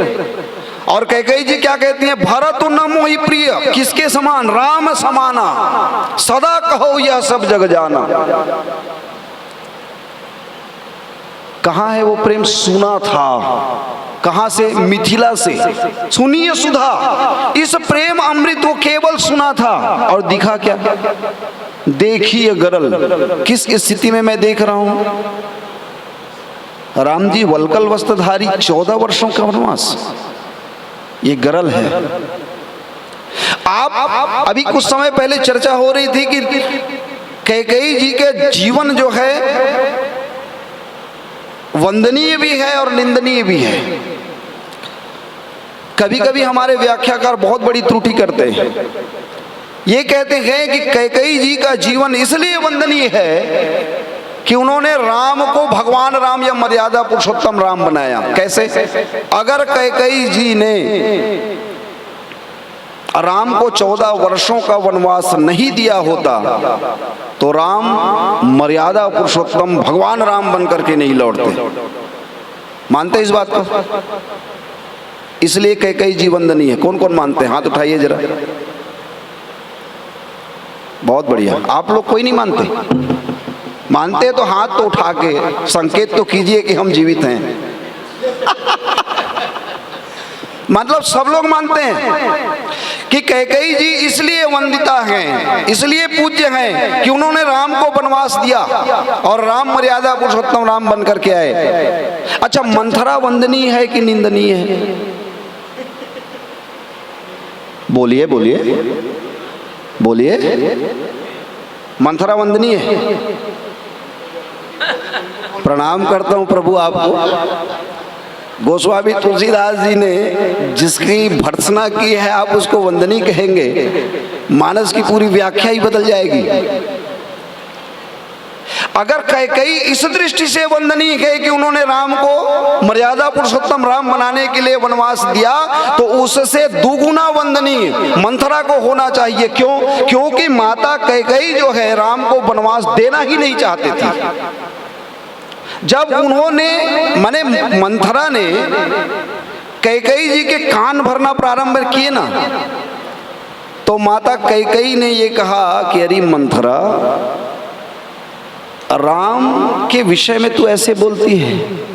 पुनि अस कवहूं कहसी घर फोरी, तब धरी जीव कढ़ावों तोरी। दूसरी बार ऐसी कोई बोलेगा ना तेरी जीभ काट दूंगी। प्राण ते अधिक राम प्रिय मोरे, तिनके तिलक क्षोभ कस तोरे।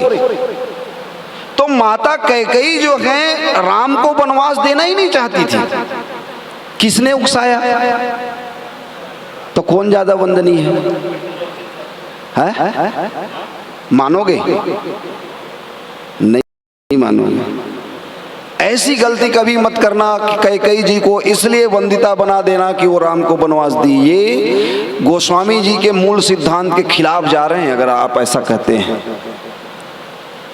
कैकेयी जी इसलिए निंदिता है कि उन्होंने राम को वनवास दिया, इसीलिए उसकी निंदा होती है। क्योंकि मंथरा की भी इसीलिए निंदा होती है।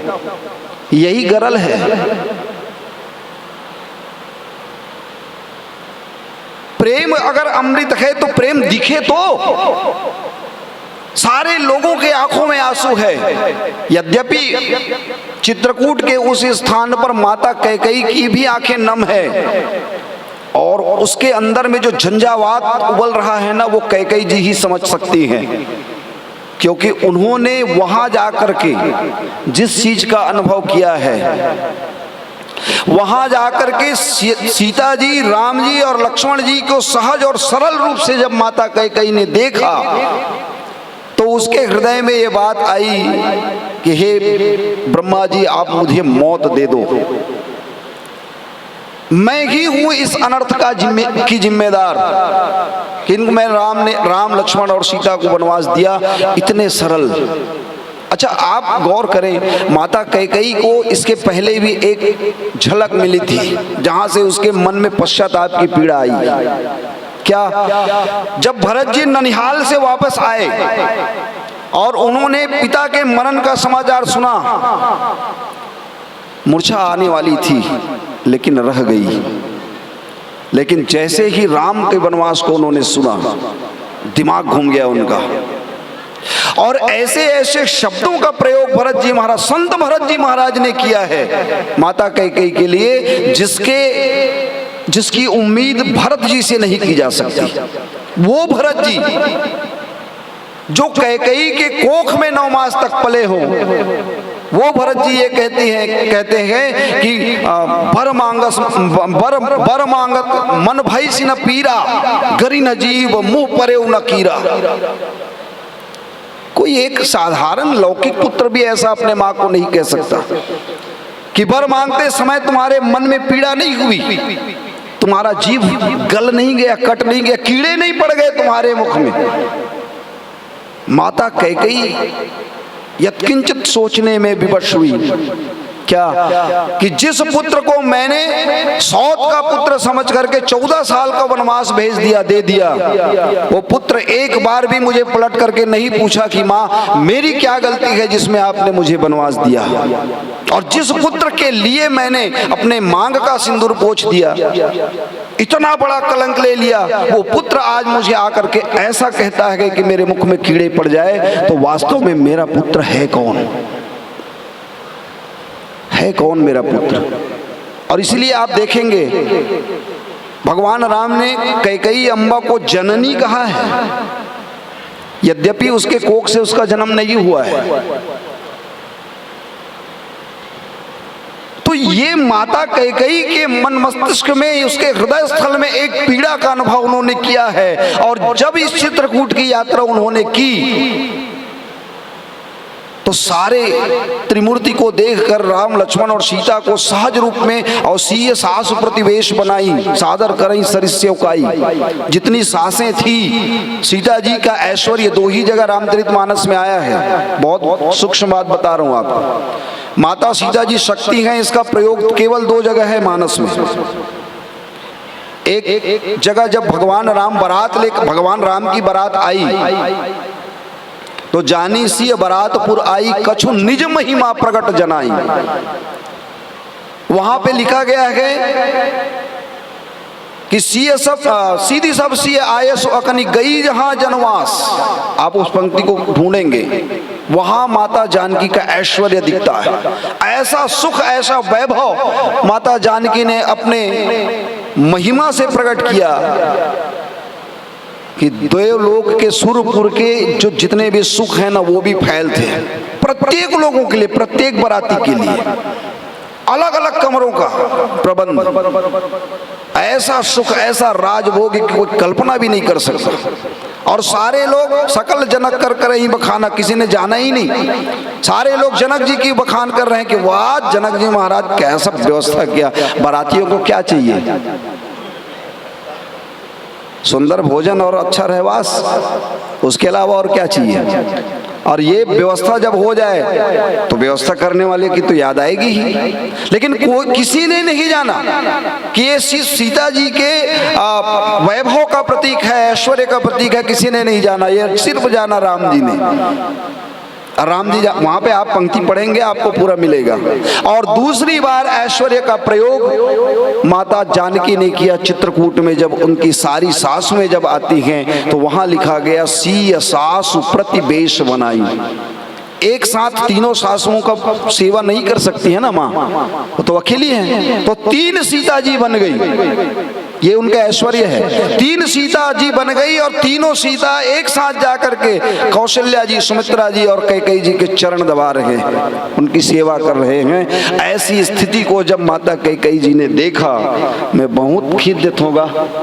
मैं आधा घंटा में निपटा हूँ, कहा था 40 मिनट तो इसने हो गए, मैं थोड़ा सा जल्दी कर देता हूँ ना।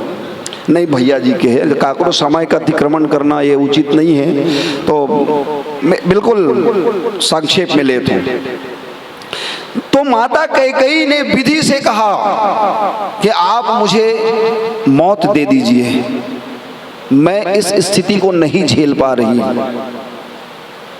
विधि ने कहा कि राम के विरोधी के लिए मौत यमराज के पास भी कोई जगह नहीं है। पंक्ति है मानस में, आप पढ़िए चित्रकूट के प्रसंग में। तो माता कैकेयी ने कहा, हे धरती मैया आप 2 टुकड़े में फट जाइए, मैं आपके अंदर समा जाना चाहती हूँ। धरती माता ने भी कह दिया कि मेरे की बेटी का विरोध करके मेरी गोद में आना चाहती हो। सोचिए उनकी क्या स्थिति रही होगी। और ऊपर से माता सुनैना के ये कटु वचन। माता कैकेयी इतनी विदुषी हैं, इतनी प्रज्ञावान है, सारी बातें समझ रही है लेकिन बोल नहीं पा रही। क्योंकि उनकी गलती का एहसास उनको हो चला है। सुनिए सुधा देखिए गरल, किसको संकेत किया गया, सब करतूती कराल।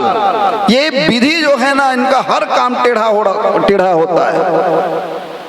जंगल में जंगल की रहने वाली बदूटियों ने भी यही कहा, रूख कल्प तरु सागर उखारा, कल्प तरु ला जिन सबके इच्छल पूरा करते थे रे पेड़ बना दिस। ओकर दिमाग ठीक नहीं है। कल्प बोल पेड़ बनाए का मतलब ले ध्वल बता। इतना अथाह जल राशि भरी हुई है जिसके अंदर में, जिसको हम सागर महासागर कहते हैं, वहां के पानी को पीने का कोई उपयोग ही नहीं होता, खारा बना दिया। उसका दिमाग ठीक है नहीं? बताओ, वो ठीक नहीं है। रूख कल्प तरु सागर खारा, 3 पटिए बन राजकुमार, ये भेजे है और दिमाग खराब हो गए। ऐसन सुकोमल राजकुमार मतलब वन में भेज दे। निपट निरंकुश निठुर निशंकु, जेहि सस कीर्ण सरुज सकलंकु, चंद्रमा ला रोगी बना दे। कलंक है ओकर अंदर में, दाग है करिया दाग। ये विधिक दिमाग खराब हो गए, डोकरा हो गए ना, ओकर सठिया गए। और रोगी कैसन, रात दिन घटत बढ़त रहते। पूनम के चंदा एक दिन बने गोल दिखी, बिहान दिन तेजहीन पिउराए शुरू हो जाते। और पिउरात ऐसे पिउराए शुरू होते कि वो आधा हो शुरू हो जाते। एक समय ऐसे आते पूरा खत्म। तो ये कर दिमाग ठीक है? ये हमर मन के भाव है। भाव मतलब जो ग्राम वधूटियां हैं, जंगल की निवासिनी जो स्त्रियां हैं, ये सब कहती हैं। और यहाँ माता सुनैना जी कह रही हैं इस बात को कि ये विधि का जो सारा खेल है ना, सब उल्टा पुल्टा है। आप गौर करें, कौआ देखा है आपने? कौआ पूछने की बात है, कौआ देखा है? उल्लू देखा है? पूछने की बात है। कोकड़ा देखे हो तो पूछे की बात है। हंसला देखे हो, अब पूछे की बात इतना है। जहां तक काक उलूक बक मानस सकृत मराल, हंस के बारे में साहित्य में सुना जाता है। कहा जाता है कि वो मान सरोवर में उनका निवास है। किसी ने देखा आज तक? किसी ने देखा? नीर क्षीर विवेकी हम कहते हैं साहित्य में है, क्योंकि वो प्रतीकात्मक है। काक माने का अड़बड़ बोले हमारा सन फोकट फेंका थे दिशन वाले। जहां तहां भी कहीं भी शुरू हो जाए काव काव काव काव बोले, कोई तुक तरीका नहीं, न और न छोर। कब कते कल्ला पकड़ के बोलिए कौआ। समाज में आप लोग देखते होंगे कई लोग को, आप ये यार कौआ बरोबर कर दिमाग खराब है, चलना छोड़ हटा, निकल जाते हैं। कुछ लोग ऐसे होते हैं जो उल्लू की तरह होते हैं।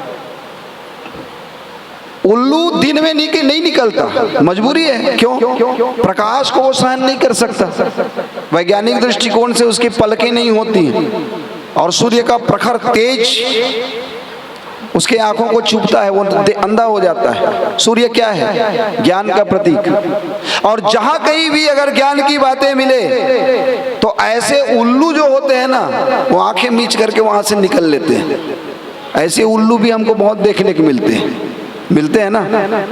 और बगुला कोकड़ा तरिया में बैठे हैं, एक गोला उठाए ध्यान लगाए, ऐसे लागत है कि एकदम बड़े योगी है, ध्यानी है, बड़कन मिलते। ये इसने कपड़ा वपड़ा चोआ चंदन माला मुंदी ऐसे वाला, और घर में जाके देख भला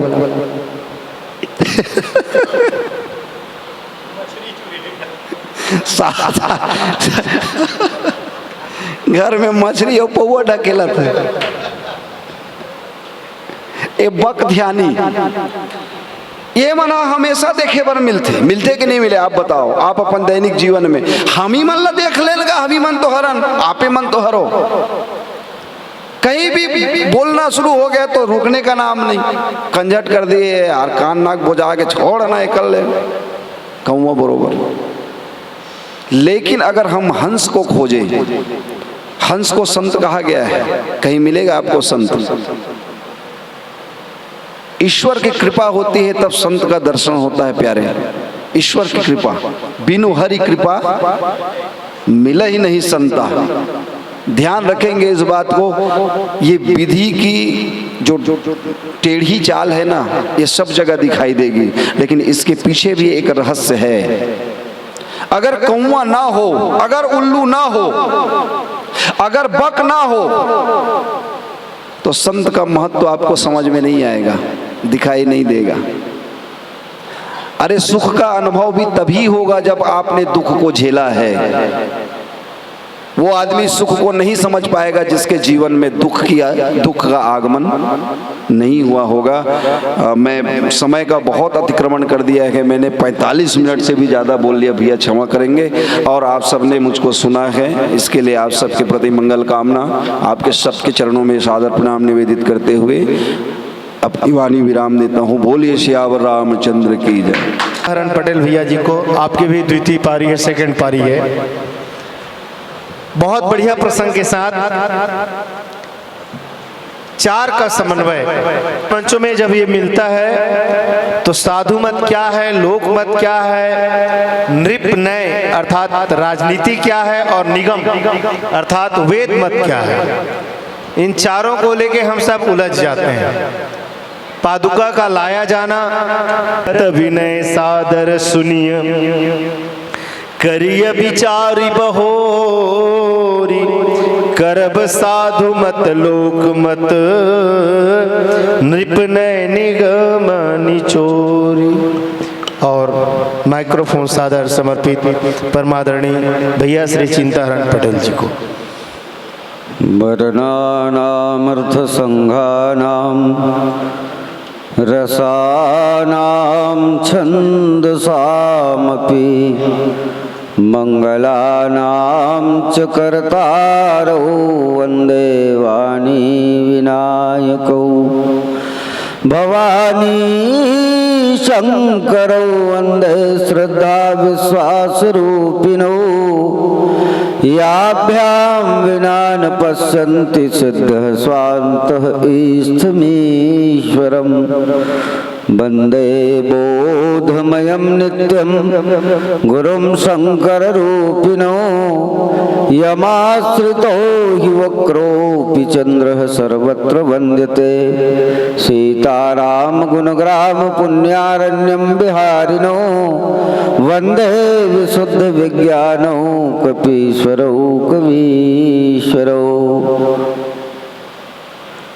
सिय राम स्वरूप अगाध अनूप, विलोचन मीनन को जलु है, श्रुति राम कथा मुख राम को नाम, हिये पुनि राम ही को बल है, गति राम ही सो मति राम ही सो, रति राम ही रामहु को बलु है, जग कीन कहो तुलसी के मते, इतनो जग जीवन को फल है, काम ही नारी प्यारी जिमि, लोभी प्रिय जिमि दाम, तिमि रघुनाथ निरंतर, प्रिय लागहु मोहि राम, सियावर रामचंद्र की जय। आइए पुनश्च आप सभी के श्री चरणों में प्रणाम निवेदित करते हुए अयोध्या कांड के पावन प्रसंग से जुड़े, वैसे संपूर्ण श्रीमद् रामचरितमानस में अयोध्या कांड एक विशिष्ट कांड है। पूज्यपाद गोस्वामी तुलसीदास जी अयोध्या कांड में मुझे जहाँ तक महसूस हो रहा है, साहित्यिक परंपराओं का निर्वहन करने का एक अलग ही प्रयोग करते हैं। साहित्य की एक परंपरा है, जहां से उपक्रम होती है, उपसंहार उन्हीं बिंदुओं को लेकर के होता है। अब आप सारे लोग व्याख्याकार हैं, इस बात को बखूबी आप जानते हैं कि हमने उपक्रम जहां से शुरू किया, उपसंहार वहीं का होना चाहिए। लेकिन श्रीमद् रामचरितमानस में उपक्रम, अयोध्या कांड में उपक्रम अलग है और उपसंहार अलग है। अयोध्या कांड का उपक्रम देखिए, गोस्वामी तुलसीदास जी ने लिखा कि श्री गुरु चरण सरोज रज निज मन मुकुर सुधारि, बरनहुँ रघुबर विमल जसु जो दायक फलचारी। उपसंहार क्या है? तो भरत चरित करिनेम तुलसी जे सादर सुनई, सिय राम पद प्रेम अवश्य होहि भव रस विरति, बरनौ रघुबर विमल जस। ऐसा कह करके अयोध्या कांड प्रारंभ करते हैं। किनका वर्णन करने जा रहा हूं? रघुनाथ जी के विमल यश का। उपसंहार क्या करते हैं? भरत चरित करिनेम तुलसी जे सादर सुनई। तो आप वर्णन क्या किए? वर्णव रघुबर विमल जस लिखते हैं और इधर लिखते हैं भरत चरित करिनेम तुलसी जे सादर सुनई। आप जो वर्णन करेंगे लोगन वही तो सुनेंगे ना।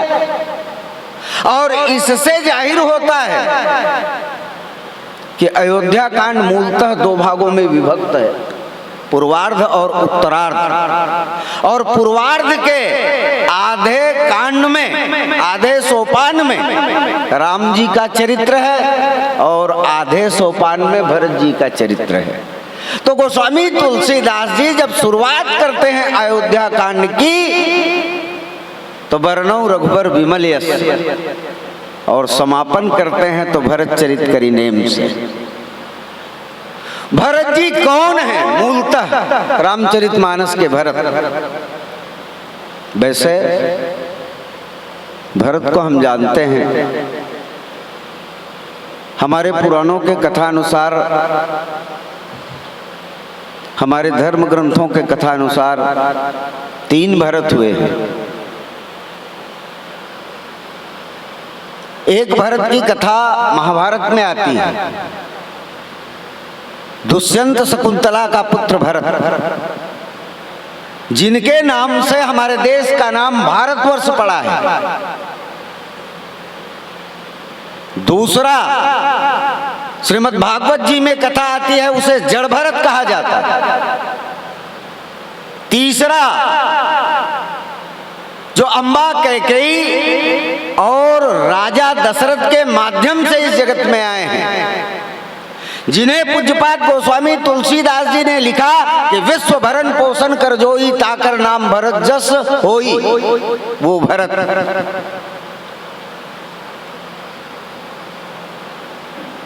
जिन्हें अम्बा कैकेयी ने 9 महीने कोख में रख करके अपने रक्त को, अपने खून को स्तन के रूप में पान करा करके पोषित किया है, वो भरत।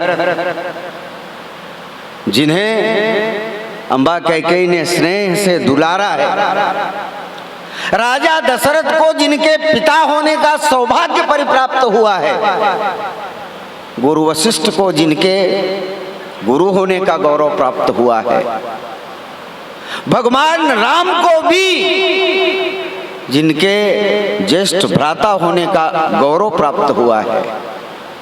यदि जाकर के गुरु वशिष्ठ से निवेदन किया जाए कि गुरुदेव आपका ये शिष्य भरत जी कौन है, तो संभवतः मुनिमत तीर ठाढ़ अबलासी, एक असहाय और निर्बल नारी की तरह जो समुद्र को लांघना चाहता है, ऐसी बुद्धि सो गोसाई विधि की गति छे की, जो ब्रह्मा के लेख में भी मेघ मारने का सामर्थ्य रखता है, ऐसे गुरु वशिष्ठ की मति हो जाती है जब भरत की बात आती है। राजा दशरथ जिन्हें भरत जी के पिता होने का गौरव तो परिप्राप्त है, लेकिन दशरथ जी से जाकर के निवेदन किया जाए कि आपके 4 पुत्रों में 4 कुमारों में आपके भरत जी कौन हैं, इनके विषय में कुछ कहिए। तो संभवतः भरत जी के विषय में राजा दशरथ को भी ज्ञात नहीं। अम्बा कैकेयी जिसने उनका परिपालन किया है, जाकर के यदि उनसे निवेदन किया जाए तो एक ही बात आती है, अम्बा कैकेयी को भरत जी के विषय में ज्ञात होता तो राम को 14 वर्ष वनवास और भरत जी के लिए अयोध्या का साम्राज्य क्यों मांगती। मतलब वो भी नहीं जान पाते। राजा जनक सुनैना से कहते हैं, सुनैना भरत के विषय में केवल और केवल मात्र एक ही शख्स जान सकता है, वो कौन। तो भरत अमित महिमा सुनु रानी जाने ही राम, केवल मात्र राम जान सकते हैं। तो सुनैना ने कहा कि प्रियतम जाकर के चित्रकूट की वनस्थली प्रदेश में राम जी से ही भरत के विषय में पूछ लिया जाए। तो जनक जी ने मना की कि भरत अमित महिमा सुनु रानी जाने ही राम न सके बखानी। राम जी जानते तो हैं, लेकिन भरत जी के विषय में कहने के लिए यदि उनसे अनुरोध किया जाए तो संभवतः राम जी भी भरत के विषय में नहीं कह पाएंगे। तो आखिरकार भरत जी के विषय में कहेंगे कौन। तब पूज्यपाद गोस्वामी तुलसीदास जी ने लिखा, निर्वधि गुण निरुपम पुरुष भरत भरत समझान, कहो सुमेर की शेर सम कविकुल मति सकुचान। भरत कौन है, उसे केवल और केवल मात्र भरत ही जान सकते हैं। भरत जी महाराज चित्रकूट की वनस्थली प्रदेश में राम जी को वापस लाने के लिए जाए। प्रजा लोगों को लेकर के गए हैं, गुरुदेव को लेकर के गए हैं, महतारी मल्ला घलाव लेकर के गए हैं। संग में चतुरंगिनी सेना लेकर के गए हैं। चतुरंगिनी सेना क्यों, तो चतुरंगिनी सेना एक से लेकर के गए हैं कि जाकर के अवध की गद्दी की परंपरा को बदलनी है। बदलनी क्या है, तो बोले अभी तक के कोई भी शासक अयोध्या में सत्ता में अभिषिक्त होता था तो चल करके साम्राज्य को, चल करके गद्दी को स्वीकार करता था, लेकिन एक परंपरा में, इस परंपरा में एक अमूल चूक परिवर्तन कर रहा हूं। गद्दी खुद कर जाकर के राम जी को राजा के रूप में स्वीकार करेगी। ये भरत जी महाराज इन सभी लोगों को लेकर के जाते हैं और चित्रकूट की वनस्थली प्रदेश में एक दरबार लगा, एक सभा लगी। सभा में 2 तरह की बातें आती है। एक तो बात यह है कि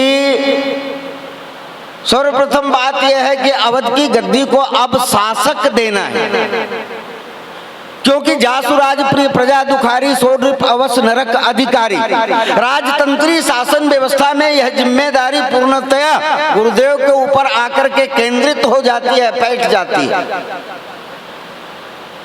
जैसे प्रजातंत्री शासन व्यवस्था में मुख्यमंत्री या प्रधानमंत्री के न होने के बाद राज्यपाल शासन लग जाता है, राष्ट्रपति या राज्यपाल को सेना का जिम्मेदारी या राज्य की दायित्व दे दी जाती है। उसी तरह गुरुजी जो हैं, इनके हाथ ये दायित्व था कि शासन व्यवस्था सुचारू रूप से संचालित करने के लिए उस राज्य को शासक दे। फिर भरत जी महाराज जब चित्रकूट की वनस्थली प्रदेश जाते हैं तो अपनी मुखिया के रूप में, अपने प्रतिनिधि के रूप में गुरु वशिष्ठ को भी साथ लेकर के चलते हैं। भरत जी के संग सियान बने कौन गए हैं, तो गुरुदेव वशिष्ठ जी गए। और एकर से तीसरी बात यह है कि गुरुजी भरत जी के संग तो गए, लेकिन भरत भगत बस भई मति भोरी। कोई भी न्यायाधीश को, कोई भी न्यायकर्ता को विवेक में केंद्रित रहनी चाहिए। ककरो अधीनतल स्वीकार नहीं करना चाहिए। और रोवत ललावत तेकर से ते ओकर डहर हो गए होगा, ऐसे की ते न्याय नहीं कर सके। तो वशिष्ठ जी स्वयं कहते हैं कि मेरी बुद्धि जो है स्थिर नहीं है, और इसलिए भगवान श्री राघवेंद्र सरकार को कहते हैं। वैसे वशिष्ठ जी के संग एक और दिक्कत है। वशिष्ठ जी ब्रह्मा के पुत्र हैं, और ब्रह्मा कौन है? देवता। और देवता के इच्छा से ही राम जी ले वनवास हो। सरस्वती ने मंथरा की बुद्धि को दुष्प्रेरित किया। सरस्वती कौन है? तो देवी है।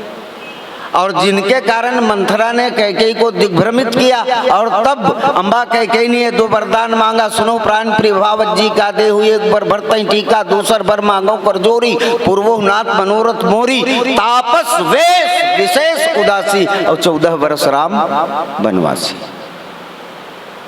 अब चूंकि वशिष्ठ जी ब्रह्मा जी के पुत्र हैं और ब्रह्मा जी देवता है, तो देवता का हित करना भी इनकी जिम्मेदारी होती है। लेकिन दूसरी बात, मुखिया बनकर के भरत जी के साथ आए हैं, सीधे सीधे देवताओं के पक्ष में जाकर के मिल जाए, ये भी तो ठीक नहीं है ना।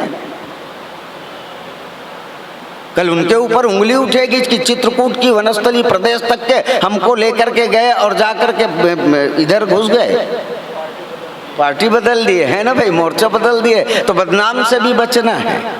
दूसरी बात, वशिष्ठ जी स्वयं क्षुब्ध थे रावणादि निशाचरों के अत्याचार से। वशिष्ठ जी स्वयं चाहते थे कि निशाचरों का वध किसी न किसी रूप में हो जाए, क्योंकि इससे पहले विश्वामित्र जी आकर के निवेदन किए थे कि असुर समूह सतावत मोही, मैं जाचन आयो नृपतो ही, अनुज समेत देव रघुनाथा, निश्चर बद में होब सनाथा। और तब समझाए थे कौन? वशिष्ठ जी। देव भूप मन हर्षित तजो मोह अज्ञान। वशिष्ठ जी समझाए रही से, तोर घर 4 बेटा है ना? बोले हाँ 4 बेटा है। तो 4 बेटा जेकर घर है ना, तो मैं तो निवेदन करत हो प्रार्थना पूर्वक, जेकर घर बेटा है तेल मांगे चले लगते, कतको संपन्नता रहे, और नहीं तो आखिर में बहू मांगे जाते, नहीं मांगबे नहीं, और ते दे दे, एकर परिणति का हो ही। अरे भाई यज्ञ के लिए यज्ञ करवाए तो एक बेटा चाहे से, एक के जगह हम तो 4 मिली, हो सकते 2 मांगा थे वो 8 आ जाता, कालांतर में 2 के 8 आ जाए, वही गला। बाद में ऐसे नहीं भाई, 4 पुत्रों का या 4 कुमारों का विवाह जनकपुर में हुआ कि नहीं, और वापस आए उस दिन 2 चौके 8 हो गया कि नहीं। तो इस तरह से वो उनको समझाए, और समझा करके राम जी को यज्ञ के संरक्षण के लिए विदा किए थे। किस लिए? तो निशाचर लोग अत्याचार कर रहे थे। तो मुनि मंडली जब संतुष्ट थी, इनकी चिंता वशिष्ठ जी को भी थी, राक्षस को कैसनो करके समाप्त हो जाए, ऐसे कि कावर कालांतर में भगवान ये प्रतिज्ञा करेंगे। उनको मालूम था क्या कि निश्चर कीन करो मही भुज उठाई पनकीन, और सकल मुनिन कर आश्रम जाई जाए सुख दिन। तो राम जी इसके लिए वन में जाएं, ये जरूरी है। लेकिन दिक्कत यू है कि मैं भरत के पक्ष ले काहे हैं, नहीं वो बात ला देखूं ते डहर के कहानी बिगड़त। तो ओकर से थी बड़ा व्यथित है, निर्णय लेके स्थिति में नहीं है गुरु वशिष्ठ जी के अंतःकरण, और एकर से थी राम जी ला केंद्र में रख करके किथे कि राम जी एक काम करो, क्या? तो भरत बिनय सादर सुन, कि भरत बिनय सादर सुनिए, करिए विचार बहोरी, और करब लो साधु मत लोक मत, नृप निगम निचोरी। सबसे पहले राम जी से अपेक्षा करते गुरु वशिष्ठ जी कि भरत जी के बिनती ल सुन, भरत विनय सादर सुन। और सुनना नहीं है केवल और केवल मात्र सुनना नहीं, सादर आदर के सहित आप सुनिए। भरत विनय सादर सुनिए और सुन लेने के बाद उनमें विचार करें, क्योंकि ये अपनी निवेदन और अपनी दैन्यता, अपनी वेदना, अपनी करुणा को लेकर के आए हैं। आपन दारुण दीनता सबहि कहो सिरनाई, और देखे बिन रघुनाथ पद जिय की जरनी न जाई। जब तक के रघुनाथ जी के चरणारविंद का अवलोकन नहीं करूंगा, हृदय की एक जलन है, वो जलन समाप्त नहीं होगी। और इसलिए निर्णय लिया कि प्रातः काल चलिहो प्रभु पाही, प्रातः काल भगवान के पास जाऊंगा। तो भरत विनय सादर सुनिए, भरत जी की इस प्रार्थना को, भरत जी की इस निवेदन को आदर के सहित सुनिए, लेकिन उनके बाद, सुनने के बाद तुरंत ही निर्णय में नहीं आ जाना। करिए विचार बहोरी। देखिए गुरु वशिष्ठ पहले कहते हैं कि भरत के विनय को आप सुनिए, लेकिन उसके बाद उनमें रुकावट डालते हैं कि करिए विचार बहोरी। क्या करना है, नहीं करना है, इन पर पुनर्विचार कीजिए। भरत जो कहें उसी में सिल मार दें और फिर प्रस्ताव को प्रस्तावित कर दें, ऐसी नहीं। भरत विनय सादर सुनिए, करिए विचार बहोरी, लेकिन करते हुए भी ध्यान देना है क्या कि करब साधुमत लोकमत। करना ऐसे है जेमा साधु सम्मति हो, साधुमत का समर्थन करता हो। निर्णय ऐसे लेना है और लोक का भी समर्थन उन्हें परिप्राप्त हो। अब देखो साधुमत और लोकमत का है। लोकमत सतत परिवर्तनशील होता है, लोकमत बदलते रहता है, उसमें स्थायित्व तो नहीं होता। लोकमत है एक जन के आज ये एक ढार है लोगन है, काली दूसर के ढार हो जी, परम दिन तीसर के ढार हो जी। एक उदाहरण, हनुमान जी अशोक वाटिका में बंधा गए। कोई भी अस्त्र शस्त्र का प्रभाव हनुमान जी के ऊपर नहीं हो सकता था, ये यथार्थ बात है। बचपन में उन्हें समस्त देवताओं का आशीर्वाद परिप्राप्त था, फिर भी बंधन में आ गए। वैसे रामचरितमानस में 3 बंधन के उल्लेख थे। एक ज्ञान के बंधन, दूसरा ज्ञान का बंधन और तीसरा भगवान का बंधन।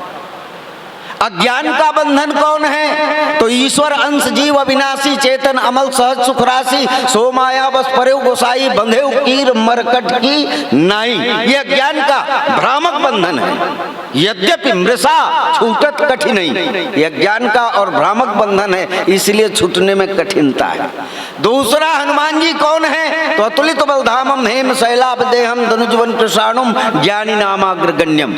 ज्ञानियों में अग्रगण्य है। तो ज्ञानी भी बंधते हैं, ज्ञानी बनते हैं समझ में आता है, लेकिन ज्ञानी भी बंधते हैं। तो ज्ञानी क्यों बंधते हैं? तो गोस्वामी तुलसीदास जी ने लिखा कि प्रभु कारज लगी आप बंधावा।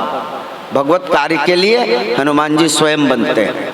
फिर भगवान का बंधन, भगवान क्यों बंधते हैं? तो बोले व्यापक ब्रह्म निरंजन निर्गुण विगत विनोद और सो अज प्रेम भगति बस कौशल्या के गोद।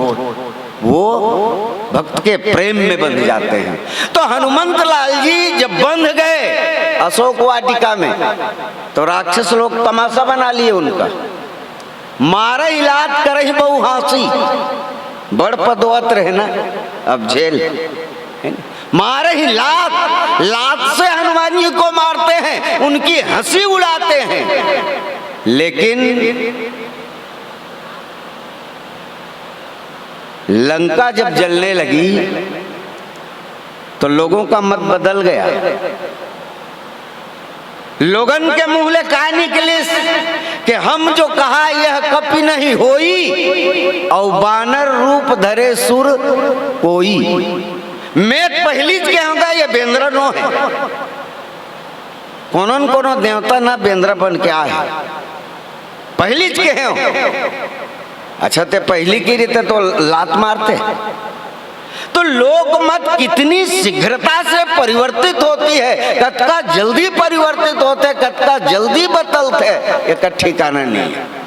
लेकिन साधु मत में स्थिरता रहती है, दोनों एक नहीं हो सकते। लेकिन भरत विनय सादर सुनी, करी विचार बहोरी, फिर करब लोकमत साधु मत। इसे लोकमत और साधु मत के अनुसार विचार करना है। फिर नृपनय निगम निचोर, राजनीति और वेद मत,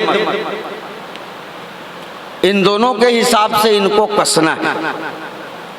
राजनीति में तात्कालिक लाभ देखे जाते हैं, प्रत्यक्ष लाभ देखे जाते हैं, लेकिन वेद नीति जो है परोक्ष लाभ की बात करती है, परोक्ष, प्रत्यक्ष नहीं। फिर दूरगामी परिणामों की चिंता रहती है वेदों को, दूरगामी परिणाम यहां की नहीं, वो वहां की चिंता करती है, वो वेद मत। और चारों को कस करके कोई भी तथ्य को या कोई भी निर्णय को लेना बड़ा दुष्कर कार्य है, क्योंकि चारों को मिलाया ही नहीं जा सकता। तो करब साधुमत, लोकमत, नृपनय निगम निचोर। नृपनय राजनीति में कतको कन बात लबारी घला मारे जा सकता, जैसे रावण है अंगद जिला दरबार में कथे तव प्रभु नारी विरह बलहीना, और तोर बेल जेकर दूत बन के आए थे तो अपन स्त्रीज के मारे मरत, अपन पत्नीज के मारे मरत है। और अनुज तासु दुख दुखी मलिना, ओकर छोटे भाई है ओकरे दुख में मरत। जाम मन तो है ते मन सियान हो गए, वो मंत्री बने तेन। तो तुम्हारे कटक माज सुनी अंगद मौसल लड़ाई को अस जोधावत, तोर कटक में बता मोर संग जो लड़ सकत तेला है कपि एक महाबलशाली। एक जन है बेंद्र जो न ताकतवर है, जो पहली लंका जला करके गे। ऐसे जब अंगद किस रावण है ना, तो अंगद कथे रावण ते सही में बता, ते कहा था तेन बात सही है। सिर तो ने कहा सत्य नगर कपि जारे बिनु प्रभु आये सुपाई। सही में तोर लंका लो आयरी तेन जला डरे, भगवान के बिना आदेश मिले। सत्य नगर कपि जारे बिनु प्रभु आये सुपाई, और फिर न गए सुग्रीव लहुट के आज लेने की, तही भय रहा लुकाई।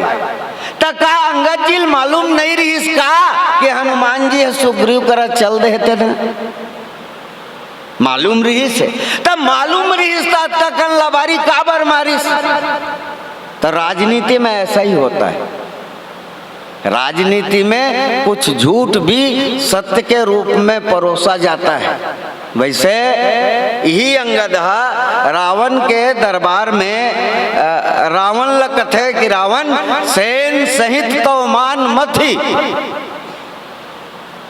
करी चौपट तब गांव, तब जुमतिन समेत 60 जनक सुतई ले जाऊं। इतना ताकत के अपन बखान करी, लेकिन भगवान राम तो अंगद जी ला अत्याच कह इसका बाल इतने बुद्धिबल गुंधामा, लंका जाहु तात मम कामा, बहुत बुझाई तुम्हें का कहूँ, परम चतुर मैं जानत अहूँ। काज हमार तासुहित होई, रिपुसन करहु बत कही सोई। वहां जाकर के गोठे बात में काम सलटा लेबे।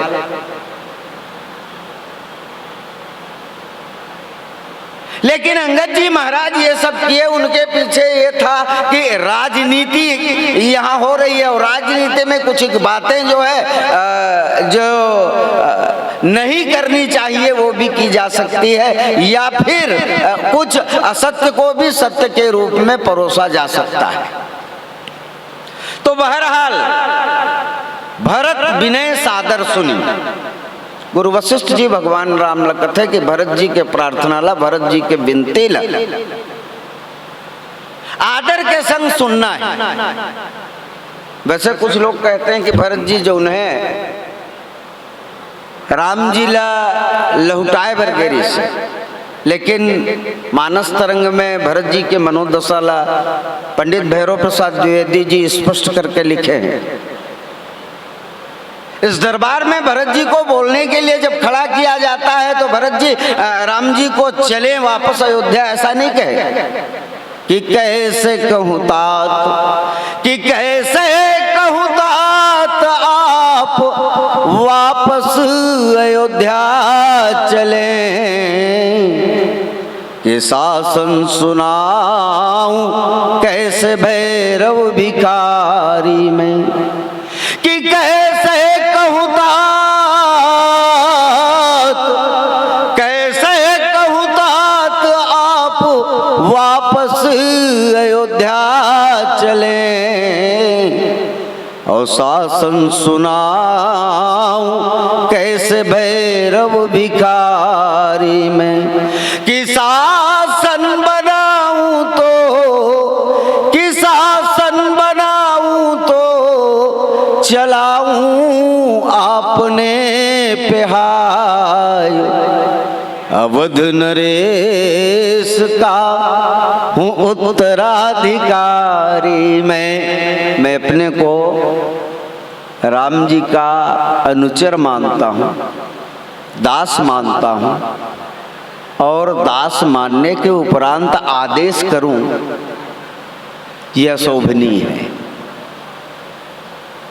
आपको जो अच्छा लगता है वो करें, लेकिन राम जी क्या चाहते हैं तो भरत कहे सो किए भलाई, जो उन भरत जी चाहते राम जी वो करना चाहते, और भरत जी चाहते हैं कि जो राम जी की इच्छाएं होनी वही चाहिए। पर गुरु वशिष्ठ की मानसिकता क्या है कि भरत विनय सादर सुनी, भरत जी के प्रार्थना को, भरत जी के विनती को बड़े आदर के साथ सुना जाए, लेकिन उनके बाद भगवान राम के लिए निर्देश लागू करते हैं कि करिए विचार बहोर, इसमें फिर से विचार किया जाए। उन्हें सुन तो लिया जाए, लेकिन सुनने के बाद त्वरित अनुमोदन या अनुमोदन नहीं की जाए, बल्कि करी विचार बहोरी, और विचार की बिंदु क्या होनी चाहिए तो करब साधुमत, जिनका समर्थन साधुमत भी करे और लोकमत भी करे, फिर राजनीति भी करे और निगम का निचोर अर्थात वेद मत भी करे। ये चारों मतों से जिनका समर्थन परिप्राप्त हो ऐसा कुछ निर्णय लिया जाए। और कहीं न कहीं गुरु वशिष्ठ की मानसिकता यह थी कि ऐसे में राम जी जिन्हें 14 वर्ष का वनवास मिला है, राम जी वनवास में ही रह जाएं और फिर भरत जी अयोध्या वापस आ जाए। मैं तो एक बात बड़ी प्रार्थनावत निवेदन करूं, गुरु वशिष्ठ की लोगों को असहमति झेलनी पड़ सकती थी यदि भरत जी के प्रस्ताव को यदि स्वीकार नहीं किया जा सकता। गुरु वशिष्ठ जी के सामने तो यह बात कहेगी कि गुरु वशिष्ठ के सहमति एक बात रही से कि भाई भरत और शत्रुघ्न दोनों भाई ला 14 साल पर जंगल भेज दिया जाए और राम जी और लक्ष्मण ला अयोध्या में वापस भेज दिया जाए। लेकिन भरत जी महाराज तो उनसे भी आगे निकल गए। भरत जी और शत्रुघ्न जी दोनों के दोनों जिंदगी भर जंगल में रहने के लिए स्वीकार करते हैं यदि मेरे आराध्य राम जी वन की कंटकाकीर्ण मार्गों से चल कर के अयोध्या की सत्ता को स्वीकार कर लेंगे। तो कितने आगे की सोच है भरत जी की, इनकी कितनी दूरदृष्टिता है ये भरत जी की। मैं तो ये कहूँ कि मानस के भरत जी जो स्वयं को खपा करके, स्वयं को जला करके भी अपने अस्तित्व को खो करके भी राम जी को पाना अपने जीवन की सर्वाधिक उपलब्धि समझते थे। वैसे चंदा और चकोर के स्नेह में दिए जा सकते थे। चकोर, चकवा, चकवा जो उन्हें चंद्रमा से इतना लगाव करते पुण्य के जब चंदा उठे तो पूर्व दिशा में चंदा रथे तो ओकर दृष्टि पूर्व में रथे, लेकिन धीरे धीरे क्रमिक रूप से वो चंदा ऊपर उठत जाते, धीरे धीरे वो चोंच उठा करके ऊपर दृष्टि करते, लेकिन प्रातः काल वाला देखबे तो ओकर पैर है तो उत्तिम रही, लेकिन ओकर आँखी बुड़तिम हो जाते। कोनो कोनो चकोर ल जा करके कहन कि भाई अरे एक कनी ते हम बुड़ती डहार गोड़ लग कर लेते का बिगड़ती, और वो कहिस कि बुड़ती डहार जब तक मैं पैर रखता हूँ तब तक चंदाल देखना बंद करता हूँ। तो एक सेकंड भी चंद्रमा को देखना छोड़ देना मुझे अस्वीकार है। तो कोनो कोनो पूछिन कि ते यहाँ रिथस और चंदा रथे आसमान में, प्रीतम से स्नेह करते अच्छा बात है, तो कहा आसमान में रहते हुए प्रीतम को आप पा सकते हैं।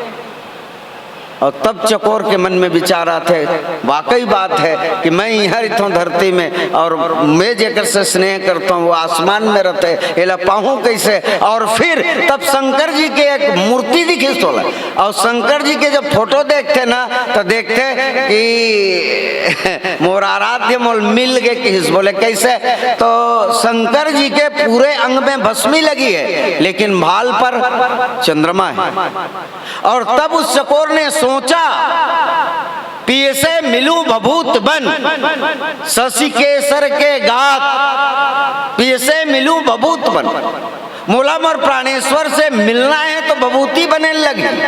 ऐसे करके वो आगे में कूद गए, और आगे में कूदी तो का बनी बबूत बनी, तो बबूत बनी तो कौन लगे सोला, शंकर जी लगे, और शंकर जी सर्वांग में बबूती लगाए तो यहाँ भी लगाए, और इस तरह से वो अपने प्राणेश्वर को पा गए। तो कुल मिलाकर के सर्वस्व परित्याग करके सब कुछ खो करके अपने प्राणेश्वर को प्राप्त करना भरत जी की जिम्मेदारी है। और जिन जिम्मेदारियों की परिपूर्ति हेतु भरत जी महाराज चित्रकूट की वनस्थली प्रदेश में गए हैं, और उस वनस्थली प्रदेश में इस तरह की कुछ वार्तालाप हो रही है। समय भी हो गया है, मैं अपनी वाणी को सादर और सादर आप सभी के श्री चरणों में प्रणाम निवेदन करते हुए विराम दो। बोल दे रजे रामचंद्र की जय। और विवेक जलदय्य पूर्णेन्दुमानंदनम वैराग्याम्बुज भास्करम हे घनध्वांतापहम तापहम मोहाम्भोधर पूग पाटन विधौ स्वसंभवं शंकरे वंदे ब्रह्मकुलम कलंक शमनम श्रीराम भूप प्रियम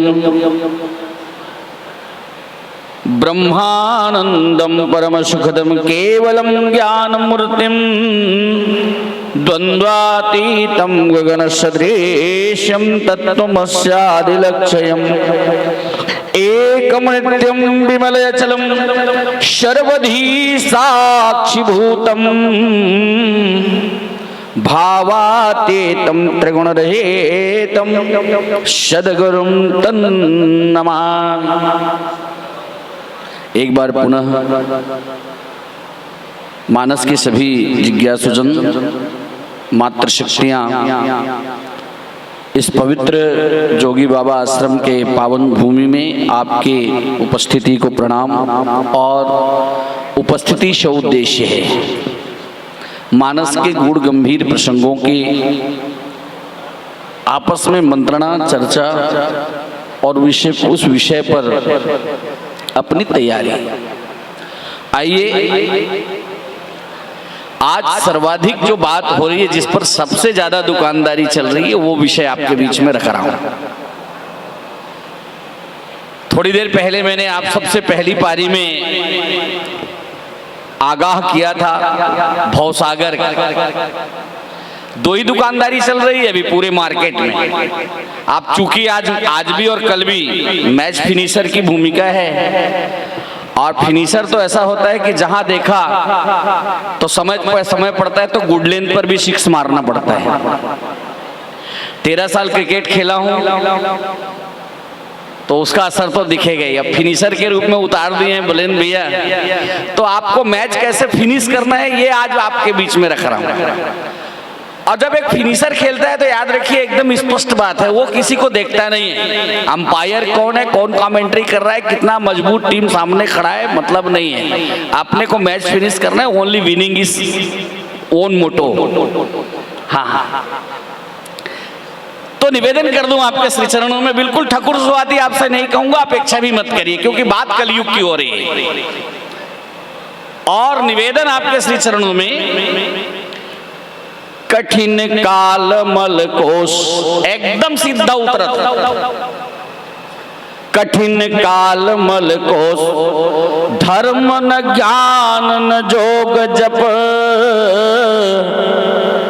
परिहरि सकल भरोस, राम ही भजहि ते चतुर नर। फिर से निवेदन है आपके चरणों में, चतुर नर की बात कल भी हुई थी सेकंड पारी में।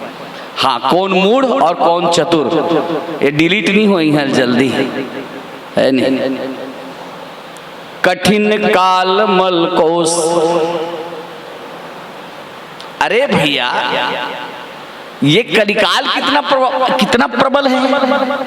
वैसे अगर देखें तो इतने में कलयुग की परिभाषा बहुत स्वीट एंड शॉर्ट में समझा रहा हूं। चांद बदला, सूर्य बदला, पृथ्वी बदली, अग्नि बदला, वायु बदला, आकाश बदला, पंचभूत बदले नहीं बदले। वही सतयुग, वही त्रेता, वही द्वापर, तो कलयुग क्या? ये पहला क्वेश्चन टैग है। हाँ, व्हाट द डिफिनेशन ऑफ कलयुग, परिभाषा क्या है कलयुग की? एकदम सीधा सीधा बात, कुछ भी तो नहीं बदला। तो बहुत हल्के शब्दों में ले रहा हूं। किसी ने कहा, क्या कहा? चांद न बदला, सूरज न बदला, और न बदला जमाना, रामायण के कथा में भैया बजता है फिल्मी गाना। अब शुरू हो रहा हूं, आप ही से शुरू होऊंगा जी। कलयुग कहां समाया हुआ है? सारे बुद्धिजीवी बैठे हैं हमारे ही सिर के ऊपर में। अरे परीक्षित जैसे के सिर पे जब कलयुग बैठ सकता है, आप हम कौन छूते हैं यार? और कितना बजा हुआ है? अरे क्या बताएं, छठी रामायण की दुर्दशा देख लीजिए, जाने का मन नहीं करता किसी निमंत्रण में। हाँ, क्या कहना चाहते हैं? जिस समय आप कथा का प्रवाह और आपकी हमारी भी स्थिति इतनी गंदी हो चुकी है, कारण क्या है? कठिन काल मल कोश। थोड़ा सा अंतर ले रहा हूं, कोष को जानते हैं आप, सारा ध्यान कोष में है। ये पंचकोशी यात्रा पहले दिन ही करा दिया था मैं, लेकिन उस पंचकोशी यात्रा पर है क्या हमारा ध्यान? बोले यही कलयुग कि अपने भीतर में अन्नमय कोष, मनोमय कोष, प्राणमय कोष, ज्ञानमय कोष, विज्ञानमय कोष, 5-5 कोष होते हुए भी अभी भी हमारा कोष पूरा। फिर से निवेदन आपके श्री चरणों में, कोष का मतलब समझ रहे ना? जहां एक मात, गोस्वामी जी महाराज ने कहा, मात पिता निज सुत ही बोलावई, उदर भरण कर धर्म सिखावई। कलयुग प्रारंभ हो गया। निवेदन आपके श्री चरणों में, एक बहुत छोटा सा दृष्टांत आपके बीच में रखा हूं। कठिन काल बल कोष। एक दिन चारों युगों की उपस्थिति हुई, चारों युगों ने अपनी श्रेष्ठता कही। सतयुग ने कहा मैं श्रेष्ठ, तो सतयुग ने कहा मैं श्रेष्ठ, तो तीनों युगों ने पूछा भैया तुम कैसे श्रेष्ठ? अगर तुम्हारे अंदर में श्रेष्ठता होती है ना, तो राजा नल के ऊपर में विपत्ति क्यों पड़ता? राजा हरिश्चंद्र को सत्य का पालन करने के बाद डोम के हाथ में क्यों बिकना पड़ता? अगर तुम सत्य के इतने, सतयुग में तुम्हारा इतना प्रभाव था, तो ये पहला क्वेश्चन टैग लगता है, क्यों मौन हो गया सतयुग? त्रेता युग आई। हाँ बोलिए, आपका आर्गुमेंट क्या है? त्रेता ने कहा मेरे युग में तो भगवान साक्षात 12 कला के अवतार राघव ने जन्म लिया। बोले भैया तो फिर उनको वनवास क्यों हुआ? वो तो विप्रधेनु सुर संत हितलिन मनुज अवतार, वो भी मौन हो गए। तीसरा द्वापर आया, द्वापर में सभी लोग जानते हैं गृह युद्ध कैसे हुआ। बोले मेरे युग में तो 16 कला के साक्षात परब्रह्म भगवान कृष्ण हो योगेश्वर जी आए, गीता का ज्ञान मेरे युग में प्रस्फुटित हुआ। बोले ठीक बात है, लेकिन गीता का ज्ञान को भी कहने के लिए युद्ध की भूमि में भाई भाइयों को लड़ा दिया तुमने, तुम कैसे श्रेष्ठ। 3 युगों के आर्गुमेंट कंप्लीट हुए, कलयुग मौन रहा। कलयुग ने कहा, तीनों युगों ने पूछा अच्छा भैया तुम क्या कह रहे हो कलयुग महाराज। कलयुग ने कहा मैं बोलूंगा कुछ नहीं, मैं तो सीधा सीधा on the spot live telecast दिखाऊंगा। बोले कैसे, चलो मेरे साथ। गए, अब मेरा प्रभाव देखना। देखिए कलयुग समझुग आन नहीं, वैसे पहला विषय मैं ये रख रहा हूं कि यहाँ बाकी युग में क्या होता रहा है, कलयुग ने अपना प्रभाव, हो सकता है ये दंत कथा है लेकिन दृष्टांत है, आपके बीच में रख रहा हूं। कलयुग ने कहा मैं लाइव टेलीकास्ट दिखाऊंगा, आप मेरे साथ चलिए। चलोगे? और 4-3 बोले, चारों के चारों गए एक घने वृक्ष के अंदर में। बोले पत्तियों के बीच में अपने को छुपा के झुरमुट में रखा। बोले यहाँ क्यों लाया? बोले देखते भर तो जाओ, मैंने कहा ना लाइव टेलीकास्ट दिखाऊंगा, मेरा युग का प्रभाव क्या है। इतने में स्थिति ये बन पड़ी कि वहां 4 शिकारी एक मृग का शिकार किए जिसके ऊपर में 4 तीर एक साथ लगे थे विष वाले, और वो मृग मर चुका था, उसको खींचते खींचते पसीने से लथपथ होते आए, उसी वृक्ष के नीचे में रखा। चारों के चारों प्यास से और भूख से विह्वल थे। चारों ने निश्चय किया कि यार क्या करें। बोले एक काम करते हैं, पास में कोई गांव का आहट सुनाई पड़ रहा है, 2 लोग वहां जाते हैं, 2 लोग हम लोग यहाँ रहते हैं देखने। तो चारों ने मिलकर के 2 लोगों को भेजना तय किया। 2 लोग गए, 2 लोग रह गए। अब वो दोनों लोग जो रह गए उन्होंने सोचा कि यार वो भोजन के लिए गए, भोजन बना के वो उधर से जो भी खाने पीने का सामान लेकर के गांव से आएंगे, तब तक अब हम तैयारी में रहते, हम तो ठहरे शिकारी। अब ये 4 का देखिए कलयुग ने अपना प्रभाव दिखाना शुरू किया। बोले ये 4 का जो हमारा, मैंने कहा ना कठिन कालमल कोस पर कैसा ध्यान जाता है। चारों ने मृग को, दोनों लोगों ने सोचा कि वो तो 2 चले गए, वो खाने पीने का सामान लेके आएंगे। बोले जहर लगी तीर हमारे पास में है, उसको फायरिंग रेंज में आने दो, एक साथ दोनों तीर छोड़ेंगे और जैसे ही जहर की तीर लगेगी दोनों वहीं चले जाएंगे, फिर इस शिकार पर हम दोनों का अधिकार। कलयुग का प्रवेश, कलयुग ने अपना प्रभाव दिखाया। उधर उन दोनों ने सोचा कि यार वो इतना बड़ा मृग मेहनत तो किया, अब फिर 4 भाग में बटेगा, क्यों ना हम दोनों बांट लें। तो क्या करें, हम लोग भोजन अच्छे से करें, लेकिन वो जो भोजन लेके हम जा रहे हैं उनके लिए, तो बाजू में तीर में लगाने के लिए जो हमने जहर रखा है थोड़ी थोड़ी उसमें डाल देते, क्या फर्क पड़ता है, वो खाएंगे भोजन के साथ निपट जाएंगे। निवेदन आपके चरणों में। उधर वही किया, इधर फायरिंग रेंज में पहुंचे तो इन्होंने कान तक खींचा अपना तीर, तरकस से निकाल के चलाया, वक्ष स्थल पर दोनों के लगा, दोनों वहीं ढेर हो गए। भोजन की सामग्री लाई, दोनों ने उसी मृग के पास जो शिकार का किया हुआ मृग था उनके पास में बैठे दोनों भोजन किए। भोजन जहरीला हो, भोजन करने के बाद वो भी लुढ़क गए। बोले ये मेरा प्रभाव है, जैसा करोगे वैसा भरोगे और उसका परिणाम में आपको लंबा समय नहीं इंतजार करना पड़ेगा। ये मैं हूं, ये कलयुग है। तो कलयुग अगर कहा जाए, मानवीय मन के संचेतना में अगर हम चिंतन करें तो कलयुग उसके विचार के अतिरिक्त और कहीं नहीं। तो आप पूरे चराचर में चल करके देख लीजिए, पूरे अस्तित्व में सबके सब अपनी अपनी मर्यादा में जस का तस बंधे हुए। कलयुग अगर कहीं है तो हमारे अंदर में जो संकल्प और विकल्प उठ रहा है उसके अतिरिक्त, जिसको हम भवसागर कह लें, कलयुग कह लें, शब्द कुछ भी दे सकते हैं प्यारे, लेकिन यही जो है ये ही हमारी कलयुग की स्थिति है। और काल कैसा है? बोले कठिन काल मलकोश। ये उपजता कहाँ है तो ये इतना सरल है, तो ये पंचमहाभूत का सरल शरीर, लेकिन इसको समझने में कितना कठिन है कि गोस्वामी जी महाराज को लिखना पड़ गया, कहत कठिन, समझत कठिन, साधत कठिन विवेक, हाँ हो ही गुणाक्षर न्याय जो त्यू प्रत्यु अनेक। तो यहां लिखा गया कि कठिन काल मलकोश, ये शरीर पर अगर आप चिंतन करके देखें तो ये मलकोश है। दूसरे अर्थों में लीजिए, यहाँ बिल्कुल पूर्वापरी विरोध नहीं कर रहा हूँ। हाँ, एक कोश ये भी है जिसके तरफ हमारी बुद्धि लगी है, all subject only for money. Ramayana घलो आदमी पढ़े बर जाते खाली पैसा पूछते। आपका धर्म तो खत्म हो गया ना, आपका धर्म तो टिक गया। अब जो व्यक्ति व्यासपीठ पर बैठ करके पहले से मोल तोल करके आए, तो व्यासपीठ को तो आपने बेच दिया, तो उसके आधार पर आपने अपने आप की प्रस्तुति आपकी होगी, फिर आपकी विद्वता खत्म। लोगों ने यहां तक शिकायत की भैया अर्थ प्रधान जगत है, अगर हम उसकी व्यवस्था नहीं करेंगे तो आगे हमारी मंडली कैसी चलेगी। यार तुम तो सीधे सीधे तोहमत लगा रहे हो मेरे राघव पर, है वो दयालु जगमान। यार उसकी दयालुता की कभी आप परीक्षण करके देखिए, कलयुग के प्रभाव से बच जाएंगे। जिस दिन आपको उस सरकार के प्रभाव का कल हमने चिंतन किया, उसका स्वभाव कैसा है, अस प्रबुदीन बंधु हरि कारण रहित दयालु। हाँ, दिक्कत कहां पर है, दिक्कत कहां पर है।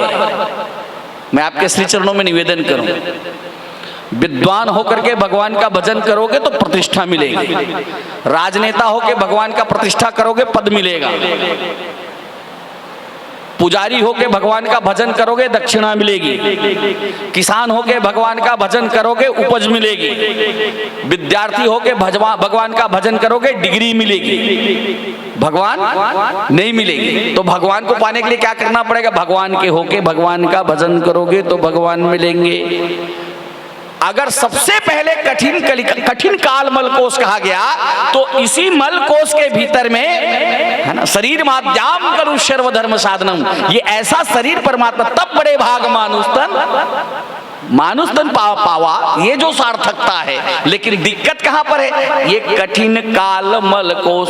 देखो मानस की परिभाषा कहां बदल गई, कहां तो बड़े भाग मानुष तन पावा, और समाज कैसे जा रहा है, बड़े भाग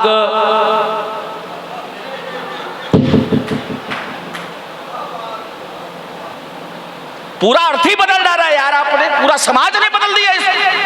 बड़े भाग, धमतरी जैसे जगह में अगर गौ माता कटती है, उसके मांस बिकती है, लानत है सनातन धर्म के ऊपर में, और सनातन धर्मियों का खून नहीं खोलता। पहला प्रश्न चिन्ह लगना चाहिए, जिस मनोजातार, जिस गाय माता के लिए मेरे राघव ने जन्म लिया, जिस गाय माता के चराने के लिए संवर्धन के लिए मेरे कृष्ण ने जन्म लिया। हम सनातन धर्मी बैठ करके ढोंग रचते हैं मेरे प्यारे आत्मन, 90,000 गाय एक दिन में स्लाटर हाउस में कटती है, डूब मरो। भारत स्वतंत्र हुआ, कठिन काल मलकोश। मैं सरकारों को भी आड़े हाथे लेता हूं, सारी हरामखोरी राजनीति के भीतर में भरी पड़ी है, हमारा खून नहीं खोलता। मेरे प्यारे आत्मन, 15 अगस्त 1947 को जिस दिन भारत स्वतंत्र हुआ, भारत के अंदर में गौ माता की संख्या हमारे भीतर में 34 करोड़ थी, हमारी जनसंख्या 40 करोड़। आज आजादी के 78 वर्षों के बाद में 1,178 करोड़ की आबादी पर हम बैठे हैं, जनसंख्या पर। माँ की आबादी 4 करोड़ है। 30 करोड़ गाय माता की हत्या का पाप लेके सनातन धर्मी बड़ी बड़ी बातें करता है, नाक कटनी चाहिए। कठिन काल मलकोश, इस स्थिति में गुजर रहे प्यारे। हाँ, माँ रोड पे, कल भी मैं अपनी वेदना कहा था आपसे, माँ रोड पे खड़ी है। हम गो संस्कृति के संवाहक कहते हैं अपने आप, संस्कृति की बड़ी बड़ी डींगे हाँकते हैं। अपेक्षा करूंगा प्रत्येक मानस मंच के वक्ता से कि आपको मंच में क्या स्थान मिले, इसकी उपेक्षा कर देना मेरे प्यारे, लेकिन मेरी गौ माता का उपेक्षा मत करना। कभी गौ माता कष्ट में दिखे तो मानस मंच छोड़ना पड़े, छोड़ देना, गाय की रक्षा कर लेना, पृथ्वी बच जाएगी। 2029 तक हमने गाय नहीं बचाई, 2036 में पूरी पृथ्वी प्रलय पर जाने वाली है, किसी का बाप का ताकत नहीं है रोक लेगा। नोट कर लो, कठिन काल मलकोश, ये बातें इसलिए कह रहा हूं। हाँ, खाली खाली खीसे निपोरने से काम नहीं चलेगा। अपन बड़े भाग मानुष तन पावा। धमतरी में बोले भैया कल का पोस्टिंग आया है यार, धमतरी के भीतर में गाय माता कटी है। बालोद जिला तो प्रथम स्थान में है, माननीय देशमुख जी 7000 गोवंश एक दिन बोले एक हफ्ते में 7000 गोवंश कटने के लिए जाती है, खेरथा बाजार और करही बदर बाजार से। मैं निवेदन कर रहा हूं आपके श्री चरणों में, मैं अपनी सेखी नहीं मार रहा हूं, कलेक्टर के साथ में मैं अभी भिड़ा हुआ हूं कि दोनों बाजार बंद होगी तो 90% तस्करी बंद हो जाएगी। ये आपका हमारा हम सबका सनातन धर्मियों का कर्तव्य है। अगर सचमुच में कठिन काल मलकोश से अगर हम गुजरना चाहते, तरना चाहते तो कलयुग समयुग आन नहीं। आपका कर्तव्य ऐसा हो जाए सनातन धर्म की रक्षा के लिए, अगर प्राण की मैं तो कहता हूं ना कोई दिक्कत नहीं है। जैसे ही मेरे साथ में तस्करों ने भीड़ करके कहा ज्यादा दिमाग खराब करोगे तो निपटा देंगे, मैं बोला बेटा याद रखना निपटने में भी गौरव होगा कि मैंने अपने माँ के लिए जीवन दिया है, गाय के लिए जीवन दिया है। रात को दो बजे तक जाग करके आज भी तस्करों से भिड़ता हूं यार, कोई दिक्कत नहीं। कठिन काल मलकोश, अगर आपने सनातन धर्म के गाय की रक्षा के लिए, सनातन धर्म की रक्षा के लिए, अपनी संस्कृति और अपने देश की राष्ट्र की रक्षा के लिए आपका योगदान नहीं है तो याद रखिए आपका जीवन बोझिल है, चाहे आप कितना भी बड़ा विद्वान हो जाओ। फिर तो ये शरीर जो 3.5 हाथ का दिख रहे है ये मल का कोष के अतिरिक्त कुछ भी नहीं है। और ईमानदारी से अगर इसका प्रैक्टिकल देखना चाहते हैं, दीपावली के दिन 50,000 रुपए के किलो की मिठाई लाइए, सबको प्रसाद बांट के पेट भर खाइए, सुबेरे जब वो उसके प्रोसेस होगा तो आपको देखने के मन नहीं करेंगे। इतना मलकोस है, बढ़िया बढ़िया चीज खाओ ना। बिहनिया जब का कर स्थिति होते दुर्गति होते शरीर ले गुजर के सब जानतो बताए जरूरत। कठिन काल मलकोस वर्तमान में जिए प्यारे, भगवान ने आनंद के लिए दिया है। फिर से निवेदन कर दूं आपके श्री चरणों में, अगर समय का सम्यक उपयोग आपने कर दिया, और नहीं तो याद रखना आपके, मैं पहले ही दिन बोल दिया था कि आपको अगर चयन किया है ईश्वर ने अपनी आराधना करने के लिए, अपनी कथा श्रवण कराने के लिए, करने के लिए, अपना गुणगान करने के लिए, कितनी सुंदर सुंदर बात लिखी है। सकल सुमंगलदायक रघुनायक गुणगान सादर सुनहि ते तरहि, हिंदू तरहि, मुसलमान तरहि, ईसाई तरहि, लिखा क्या सादर सुनहि तरहि भव सिंधु बिना चलया, यह चरित जगावई। ये सिर्फ कलयुग में संभव, ये है मास्टर पद पावे लिखा है, कलेक्टर पद पावे, मिनिस्टर पद पावे लिखा क्या, ये सब भूत बनने वाले हैं दुनिया में। लेकिन सबसे बड़ा दिक्कत इस बात का है कि लोग भूत बनने के तैयार हैं, भूतपूर्व पद कह लेने के लिए तैयार हैं, जो कल के रोज भूतपूर्व होने वाला है। लेकिन कलयुग में जो भगवान ने आपको अभूतपूर्व पद देने के लिए कहा है, क्या यह चरित जगावई हरि पद पावई तेन परि भव कूपा। आप दोनों आपके हाथ में हैं, दो में से एक ऑप्शन पर टिक मार्क लगाना है प्यारे, बोलो कौन सा। कठिन काल मलकोस, अगर ये सिर्फ खाया पिया या घाय के इसके लिए आया है तो कठिन काल मलकोस, तो ये मलकोस है, उसके अतिरिक्त कुछ नहीं है। हाँ वो तो गनीमत है कि ऊपर में भगवान ने चमड़ी लगा दी, नहीं तो कभी कल्पना करके देखना सारा लीड, हाँ मवाद मल इसी के भीतर में भरा पड़ा है।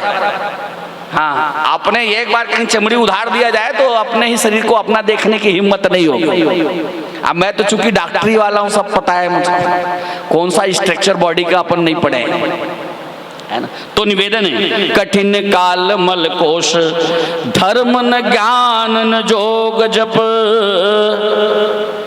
और इसी मलकोश को अगर आपने उपयोग करने की बारी आई तो इसके लिए अगर ये मलकोश है तो ना तो इसका कोई धर्म, ना इसके बाद में इसके अंदर में आप ज्ञान की कोई कितनी भी बातें कह ले, हाँ वाचिक हो सकता है, कायिक हो सकता है प्यारे, हाँ लेकिन अगर वो हमारे भीतर में नहीं उतरा तो वाचिक और कायिक से आज तक किसी का कल्याण नहीं। तो कितने पीएचडी करके बैठे हैं दर्शन शास्त्र, लेकिन दर्शन करने के दर्शन शास्त्र में पीएचडी करके भी तो प्रदर्शन ही हो रहा है। धर्म किसे कहते हैं, को धर्म, धर्म क्या है।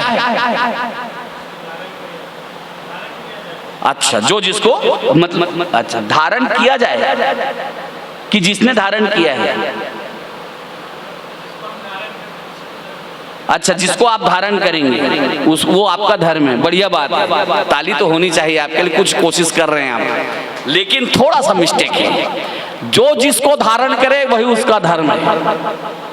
मैं कल भी निवेदन किया था, आइए वेदांत शास्त्र क्या कहते हैं। ये कपड़े को कौन धारण किया है? सूत धारण किया, ते धारण नहीं करे पगला, सूतला निकाल बे कपड़ा बांची, ते बाद में धारण करे। ये कपड़े को किसने धारण किया है? फिर से निवेदन है आपके चरणों में, धर्म किसे कहते? धार्यते इति स धर्म, जो जिसको धारण करे वही उसका धर्म होता है।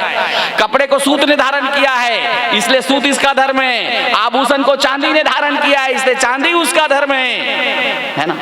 मठ पर चुकी गोरसी को मट्टी ने धारण किया, मट्टी उसका धर्म है। ईश्वर अंश जीव अविनाशी चेतन अमल साथ सुखराती, इस पूरे ब्रह्मांड के भीतर में जिसको हमको बोले जड़ चेतन जग जीव जत सबको धारण करने वाला कौन? अस्तित्व परमात्मा। परमात्मा ने हमको धारण किया इसलिए परमात्मा ही हमारा।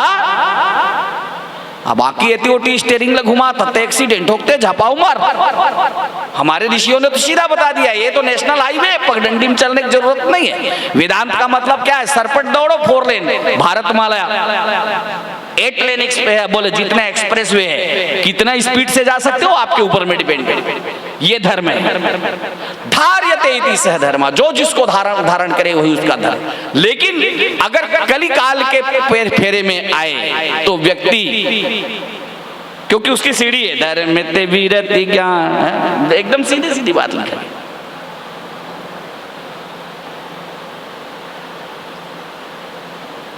धर्म लिखा क्या गया? कठिन काल मल कोश, धर्म न ज्ञान न जोग जप। अब ज्ञान की परिभाषा क्या है? ज्ञान मान जहाँ कहूँ। फिर से निवेदन आपके श्री चरणों में, रामगीता प्रसंग में एकदम सीधा आया है। ज्ञान मान जहाँ कहूँ नाही, देखहि ब्रह्म समान। सब सारा चराचर अस्तित्व मेरा भगवान। टिक पाए? कठिन काल का प्रभाव है कि इस कलिकाल में ज्ञान पर बोल तो सकते हैं लेकिन ज्ञान पर निष्ठा हो जाए ऐसा दिखता। एकदम सीधा सीधा बात है। 4 वेद शास्त्र, 6 शास्त्र, 18 पुराण, 108 उपनिषद, 90 व्याकरण पढ़ लेने के बाद आप विद्वान हो सकते हैं, ज्ञान नहीं। क्योंकि परिभाषा क्या है? ज्ञान मान जहाँ एक, धर्म ते विरति जोग ते ज्ञान। ज्ञान मोक्ष प्रद वेद बखाना। वेद बखाना, मैं नहीं बखाना भाई। हाँ, मेद गरियाना वाला हूँ, मैं बखाना वाला कहाँ हूँ? सीधा निवेदन आपके चरणों में। ज्ञान की साधना इतनी कठिन है कि मानस में गोस्वामी जी महाराज ने लिखा, ज्ञान के पंत कृपाण के धार। ये 2 धारी तलवारें प्यारे, थोड़ा से बैलेंस डगमगाया कि तुरंत मंगाओगे। इसलिए उसकी ज्ञान की साधना के बारे में भी कहा गया, कहत कठिन समझत कठिन साधत कठिन विवेक, होई गुणाक्षर न्याय जो त्यू प्रत्यु अनेक। ये ज्ञान की परिभाषा पराकाष्ठा में जाकर के देखिए कितना कठिन है उसकी साधना। बड़े बड़े बुहागे, व्यास भूलागे, पतंजल भूलागे, और कपिल के चेथरागे, कैसे सुरता मोर भूलागे, कैसे सुरता मोर भूलागे। कहाँ फेंके ने नानमुन के गोठला लिखी से क्या? हाँ, व्यास भूलागे, पतंजल भूलागे, कपिल के चेथरागे, कैसे सुरता मोर भूलागे। कामे भूले कहाँ जाना कहाँ आना, ये देखना सुनना अफसाना। सरे बाजार सन्नाटा, ये बीमारी मुबारक। तो ये बीमारी इसको लेना चाहता है क्या? यहाँ तो खामोश का खजाना खामोश ढूंढता है, कदमों तले है दौलत, दौलत को ढूंढता है। खामोशी बड़ी चीज है, किस्मत से मिलती नहीं। हाँ, खामोशी बड़ी चीज। लेकिन यहाँ कौन खामोश रहना चाहता है यार, सब बोलने ही वाले हैं। यहाँ तो बोलने के लिए अभ्यास कार्यशाला लगा है भाई। हाँ, जो जितना ज्यादा बोलेगा वो विद्वान। हाँ, पंडित सोई जो मैं कहूं जुरू में तुमन कहो, जेकर गाल ज्यादा बाजते थे ज्यादा बड़े पंडित है नहीं। फिर से निवेदन आपके चरणों में, धर्म दे। बोले बाबा जी महाराज लिखते, कठिन काल मल कोस, धर्म न ज्ञान न जोग जप। अब योग देखिए, योग के विषय में अथ योगानुशासन, शुरुआत वहीं से होता है पतंजल के योग सूत्र। कितने अनुशासित हैं प्यारे। क्या हमारी घड़ी जैविक घड़ी पर चलते हैं? पूरा पाश्चात्य जगत इस बात को स्वीकार करता है, early to bed and early to rise makes the man healthy wealthy and wise. सुबह जल्दी उठना और रात को जल्दी सोना आदमी को विद्वान, धनवान और स्वास्थ्यवान बनाता है। कहाँ का पंक्ति है? यही का। पाश्चात्य के जगत ने फायदा लेना शुरू कर दिया है। भारत वालों को देखो, जेल जल्दी सूते नहीं, अब बिहने सूत के उठे नहीं, इतने कर से का अपेक्षा करबे दादा, वो का योग करी और का जप करी। बेर के उगत ले वो मत पूछ दादा, बेर के चढ़त ले सूते का करत रहे जी, बिजी रहे हो कहाँ। अरे टाइम बचाने के लिए मोबाइल बना यार, आपने तो उसी टाइम को खत्म कर दिया। दुर्भाग्य तो इस बात का है ना, आज का मानव इतना समुन्नत हो गया है कि जिस चीज के लिए, अरे भाई क्या स्थिति बनी, वैज्ञानिकों ने उनको सुविधा दी। मैं विज्ञान का पक्षधर नहीं हूं, ऐसा मत कहिए। अध्यात्म और विज्ञान दोनों एक दूसरे के पूरक हैं। हाँ, आपके पास में जितनी सुविधाएं हमारे ऋषियों ने रिसर्च करके दिया है, वो किसने दिया है? बोले आप उन सुविधाओं का भोग करके आप बचे हुए समय को अपने वास्तविक आराधना में, जिसके लिए आपको यह जीवन प्राप्त हुआ है, उसमें लगा दीजिए। हाँ, लेकिन हमारी वृत्ति क्या हुई? सब्जी काटने के लिए चाकू बना, हमने मर्डर करना शुरू कर दिया। नहीं, कौन सा ज्ञान है यार। हाँ, तो कठिन काल मल कोस, ये एटमॉस्फियर है, ये हवा वैसी चल रही है। शुरुआत कहां से होती? जैसा खाएगा अन्न वैसा बनेगा मन। आज मैं आपको स्पष्ट बता दूं, 1965 में जब भारत में अकाल पड़ा, उस समय गेहूं आया, विदेश से साजिश करके भेजी गई गेहूं को। That is wheat is the terrorist gain. अगर आपको बीमार पड़ना है तो गेहूं खाइए। गेहूं खाने वाला व्यक्ति वो ठेका लिया है डॉक्टर को पालने। हाँ, एकदम सीधा इस मंच से बोल रहा हूँ, ये सारी बातें कंटेंट से मानस मंचों में बोलिए। माताओं को बच्चादानी निकलवाना पड़ रहा है, जानते हैं क्यों? इसलिए पाश्चात्य जगत ने एक हवा फैलाई कि मासिक धर्म के दिनों में तुरंत स्वच्छ होने के लिए बाल धो करके नहाना चाहिए, जबकि हमारी ऋषि परंपरा है 5 दिन तक एक महिला को वर्जित किया गया स्नान के लिए। बोले क्यों? उसके कारण है, बोले जिस समय मासिक धर्म आता है, और मासिक धर्म से बड़ा इस संसार के भीतर में कोई धर्म नहीं है प्यारे। राम और कृष्ण को भी अगर कौशल्या और देवकी के कोख में आना है तो मासिक धर्म से गुजर के ही इस धराधाम पर आना पड़ेगा। कौन इनकार कर सकता है? इससे बड़ा धर्म क्या है? 14 बीमारी बचेगी बलेंद्र भाई, नोट कर लीजिए। 11 बीमारी यूट्रस के, 2 बीमारी स्तन के, 1 बीमारी थायराइड ग्लैंड्स के, 14 बीमारियों से मेरी माताएं बच जाएंगी। मासिक धर्म के दिनों में 3 दिन बाल धो करके नहाना बंद कर दें। हाँ, ये बातें इसलिए कह रहा हूं, देखिए कार्यशाला है, आपकी जानकारी में होगी तो लोगों तक जाएगी ये बातें। नर्सिंग होम में हम ताला लगा देंगे। ये आप अपने वक्तव्य से पूरे समाज को आंदोलित कर सकते हैं, जगा सकते हैं। जिस दिन ये ज्ञान आपके पास में रहेगा, ये ज्ञान मैं ये बात इसलिए कहना चाह रहा हूं कि आज हमारी समाज दुर्दशा को भोग रहा है। अगर ऋषि की परंपरा को जिंदा रखना है तो उसके लिए हमको कृषि सुधारना पड़ेगा, क्योंकि जब तक कि जैसा खाए अन्न वैसा बनेगा। आपके घर में आपके बच्चों का कभी दुर्दशा आपने देखा? कठिन काल, ये काल कितना कठिन है। कलयुग में, कलयुग का मतलब देखो, मैं फिर से कहूंगा, अरे ये मशीनों का युग है यार, ये कल पुर्जों का युग है ना। लेकिन ये मैं निवेदन कर दूं, कल पुर्जा का युग बने रहने दीजिए, आप चलता पुर्जा मत बनिए। लेकिन दुर्भाग्य इस देश का है कि यहाँ का हर विद्वान अपने आप को चलता पुर्जा समझता है, और सचमुच में चलता हुआ पुर्जा ही मात्र तो है। सारे पुर्जे चल रहे हैं, आप जिंदा हो। हाँ, आपके पुर्जे चल रहे हैं। ज्यादा से ज्यादा क्या हुआ, आपका थोड़ा सा बौद्धिक विकास हुआ, 4 लाइन रामचरितमानस के चिंतन आपने कर लिए तो आपने अपने आप को प्रतिष्ठित कर लिया। महामंडलेश्वर है, श्री श्री 1008 श्री, एक थन श्री है भगवान राम से बोले निसंवली ओकरो हरण हो गए, तो 1008 श्री धर के बैठे से यार। और दुर्भाग्य तो इस देश का कलिकाल तो धर्म मंचों में इतना ज्यादा भरा पड़ा है जिसका ठिकाना नहीं। मैं इस बात को एकदम बेबाक होकर कहता हूँ, चाहे आप बुलाना मत बुलाना यार, हर बार मैं इस बात को इसलिए दोहराता हूँ कि सच को कहना मेरी आदत है, सत्य का उद्घाटन मेरा मजाक करने का तरीका है। हाँ, आज सबसे ज्यादा अगर कहीं पर कलयुग का दिखावा पड़ता है तो आपका धर्म है, धर्म मंच है, जहां हमने अपने आप को बिल्कुल इतना कलिकाल में ग्रस्त कर लिया है जिसका ठिकाना होते कुछ है, दिखता कुछ है। समाज के प्रति, समाज के हम कहां, समाज हमारा अनुसरण करने वाला होना चाहिए, लेकिन समाज को हमने ही दिग्भ्रमित किया है। धर्म के नाम में इतनी दुकानदारी चल रही है जिसका ठिकाना नहीं। जिस बात को बोल रहा था थोड़ा विस्मृत हो गया मैं बहुत बड़ा विस्फोट करने वाला था। हकीकत बात तो यही है।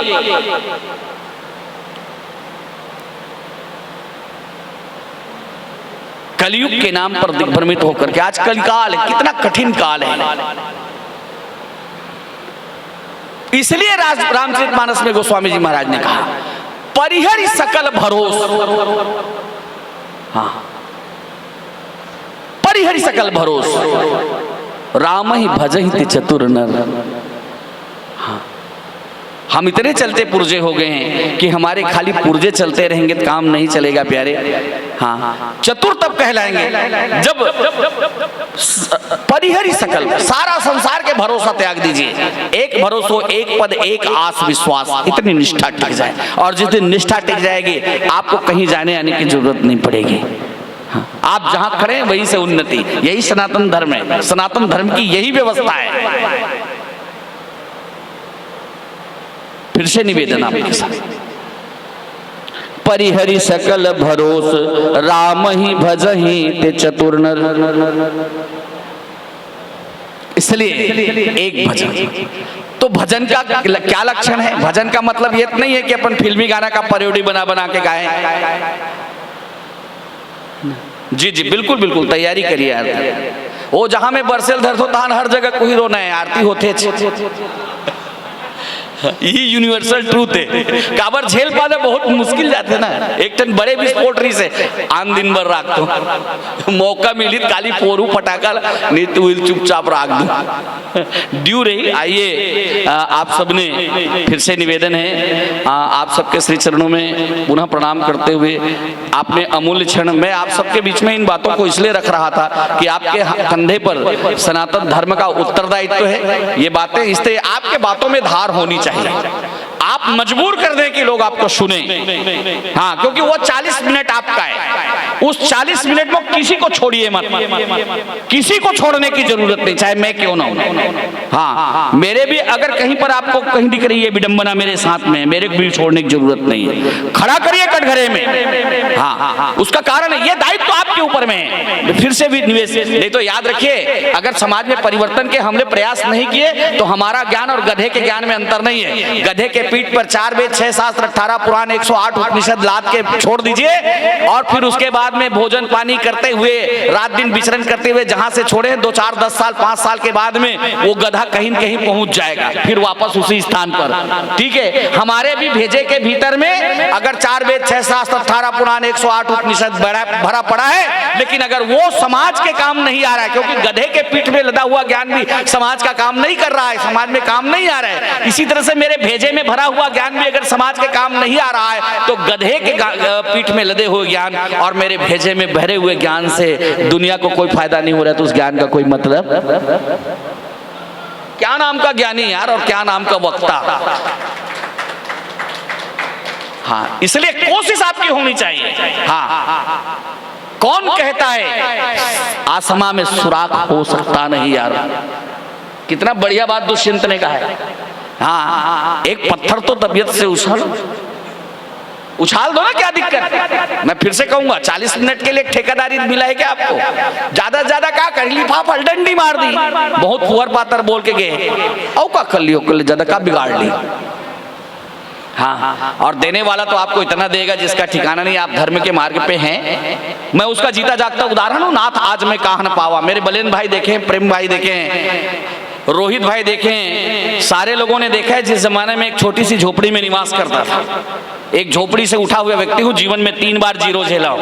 ये अगर हीरो बन के आपके सामने बैठा है तो ये संत कृपा है, ये हनुमंत कृपा है, ये गौ माता की कृपा है। अगर संत हनुमंत और गौ माता की और राघव की कृपा नहीं होती तो आज इस रूप में मैं आपके सामने नहीं आता। मैं अपना उदाहरण देता हूं, आज भी कहता हूं चिल्ला करके, इस कठिन कलिकाल में अगर धर्म के रास्ते पर अडिग होकर के चलोगे, यातनाएं तो सहनी पड़ेगी, कठिन समय आएगा आपके ऊपर में, क्योंकि जो व्यक्ति जितना बड़ा कार्य करेगा उसको उतना ही बड़ी परीक्षा देनी पड़ेगी। मेरे गांव में मेरे परम पूज्य स्वामी कुंभत जी का मैंने मूर्ति स्थापना किया। गांव में बैठका हो गया 18 दिन की स्थापना के बाद, और 18 दिन प्राण प्रतिष्ठित होने के बाद उस मूर्ति को विसर्जन कराया गया। पंडाल लगा के गांव में मेरे खिलाफ बैठक हुई, और ये इतना कठिन काल है, उसको भोगा हुआ जीवन है यार, जो बात मैं कहता हूं।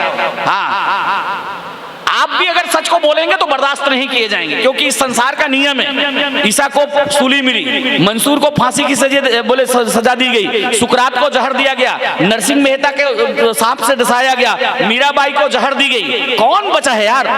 कबीर के ऊपर में वेश्यावृत्ति का आरोप लगा, बुद्ध के ऊपर में शराबखोरी और वेश्यावृत्ति का आरोप लगा, महावीर के कान में पिघलते शीशे डाले गए। कौन बचा इस संसार के भीतर में कि आप बच जाओगे? इस धमन भट्टी में अगर झोंक दियो तो ईमानदारी से आपको झोंको, यातना सहन करनी पड़ेगी। और जिसने यातना सह करके अपने धर्म को धर्मो रक्षति रक्षता उस स्थिति में लेके गया है, जीवन में अमर पद को प्राप्त कर लिया है, कोई नहीं रोक सकता। बोल सियावर रामचंद्र की। आप सबने झेला, इसके लिए आप सबको प्रणाम। लग रहा है ऐसा कि झेले हैं, हो सकते नहीं हो सकते, बातें नहीं, सबके चेहरा निखर गए भाई, पूरा ऊर्जा आ गया। पुरुषोत्तम भैया बोले और चेहरा में ताजगी ना आ जाए, दिमाग में ताजगी ना आ जाए, ऐसा हो नहीं सकता।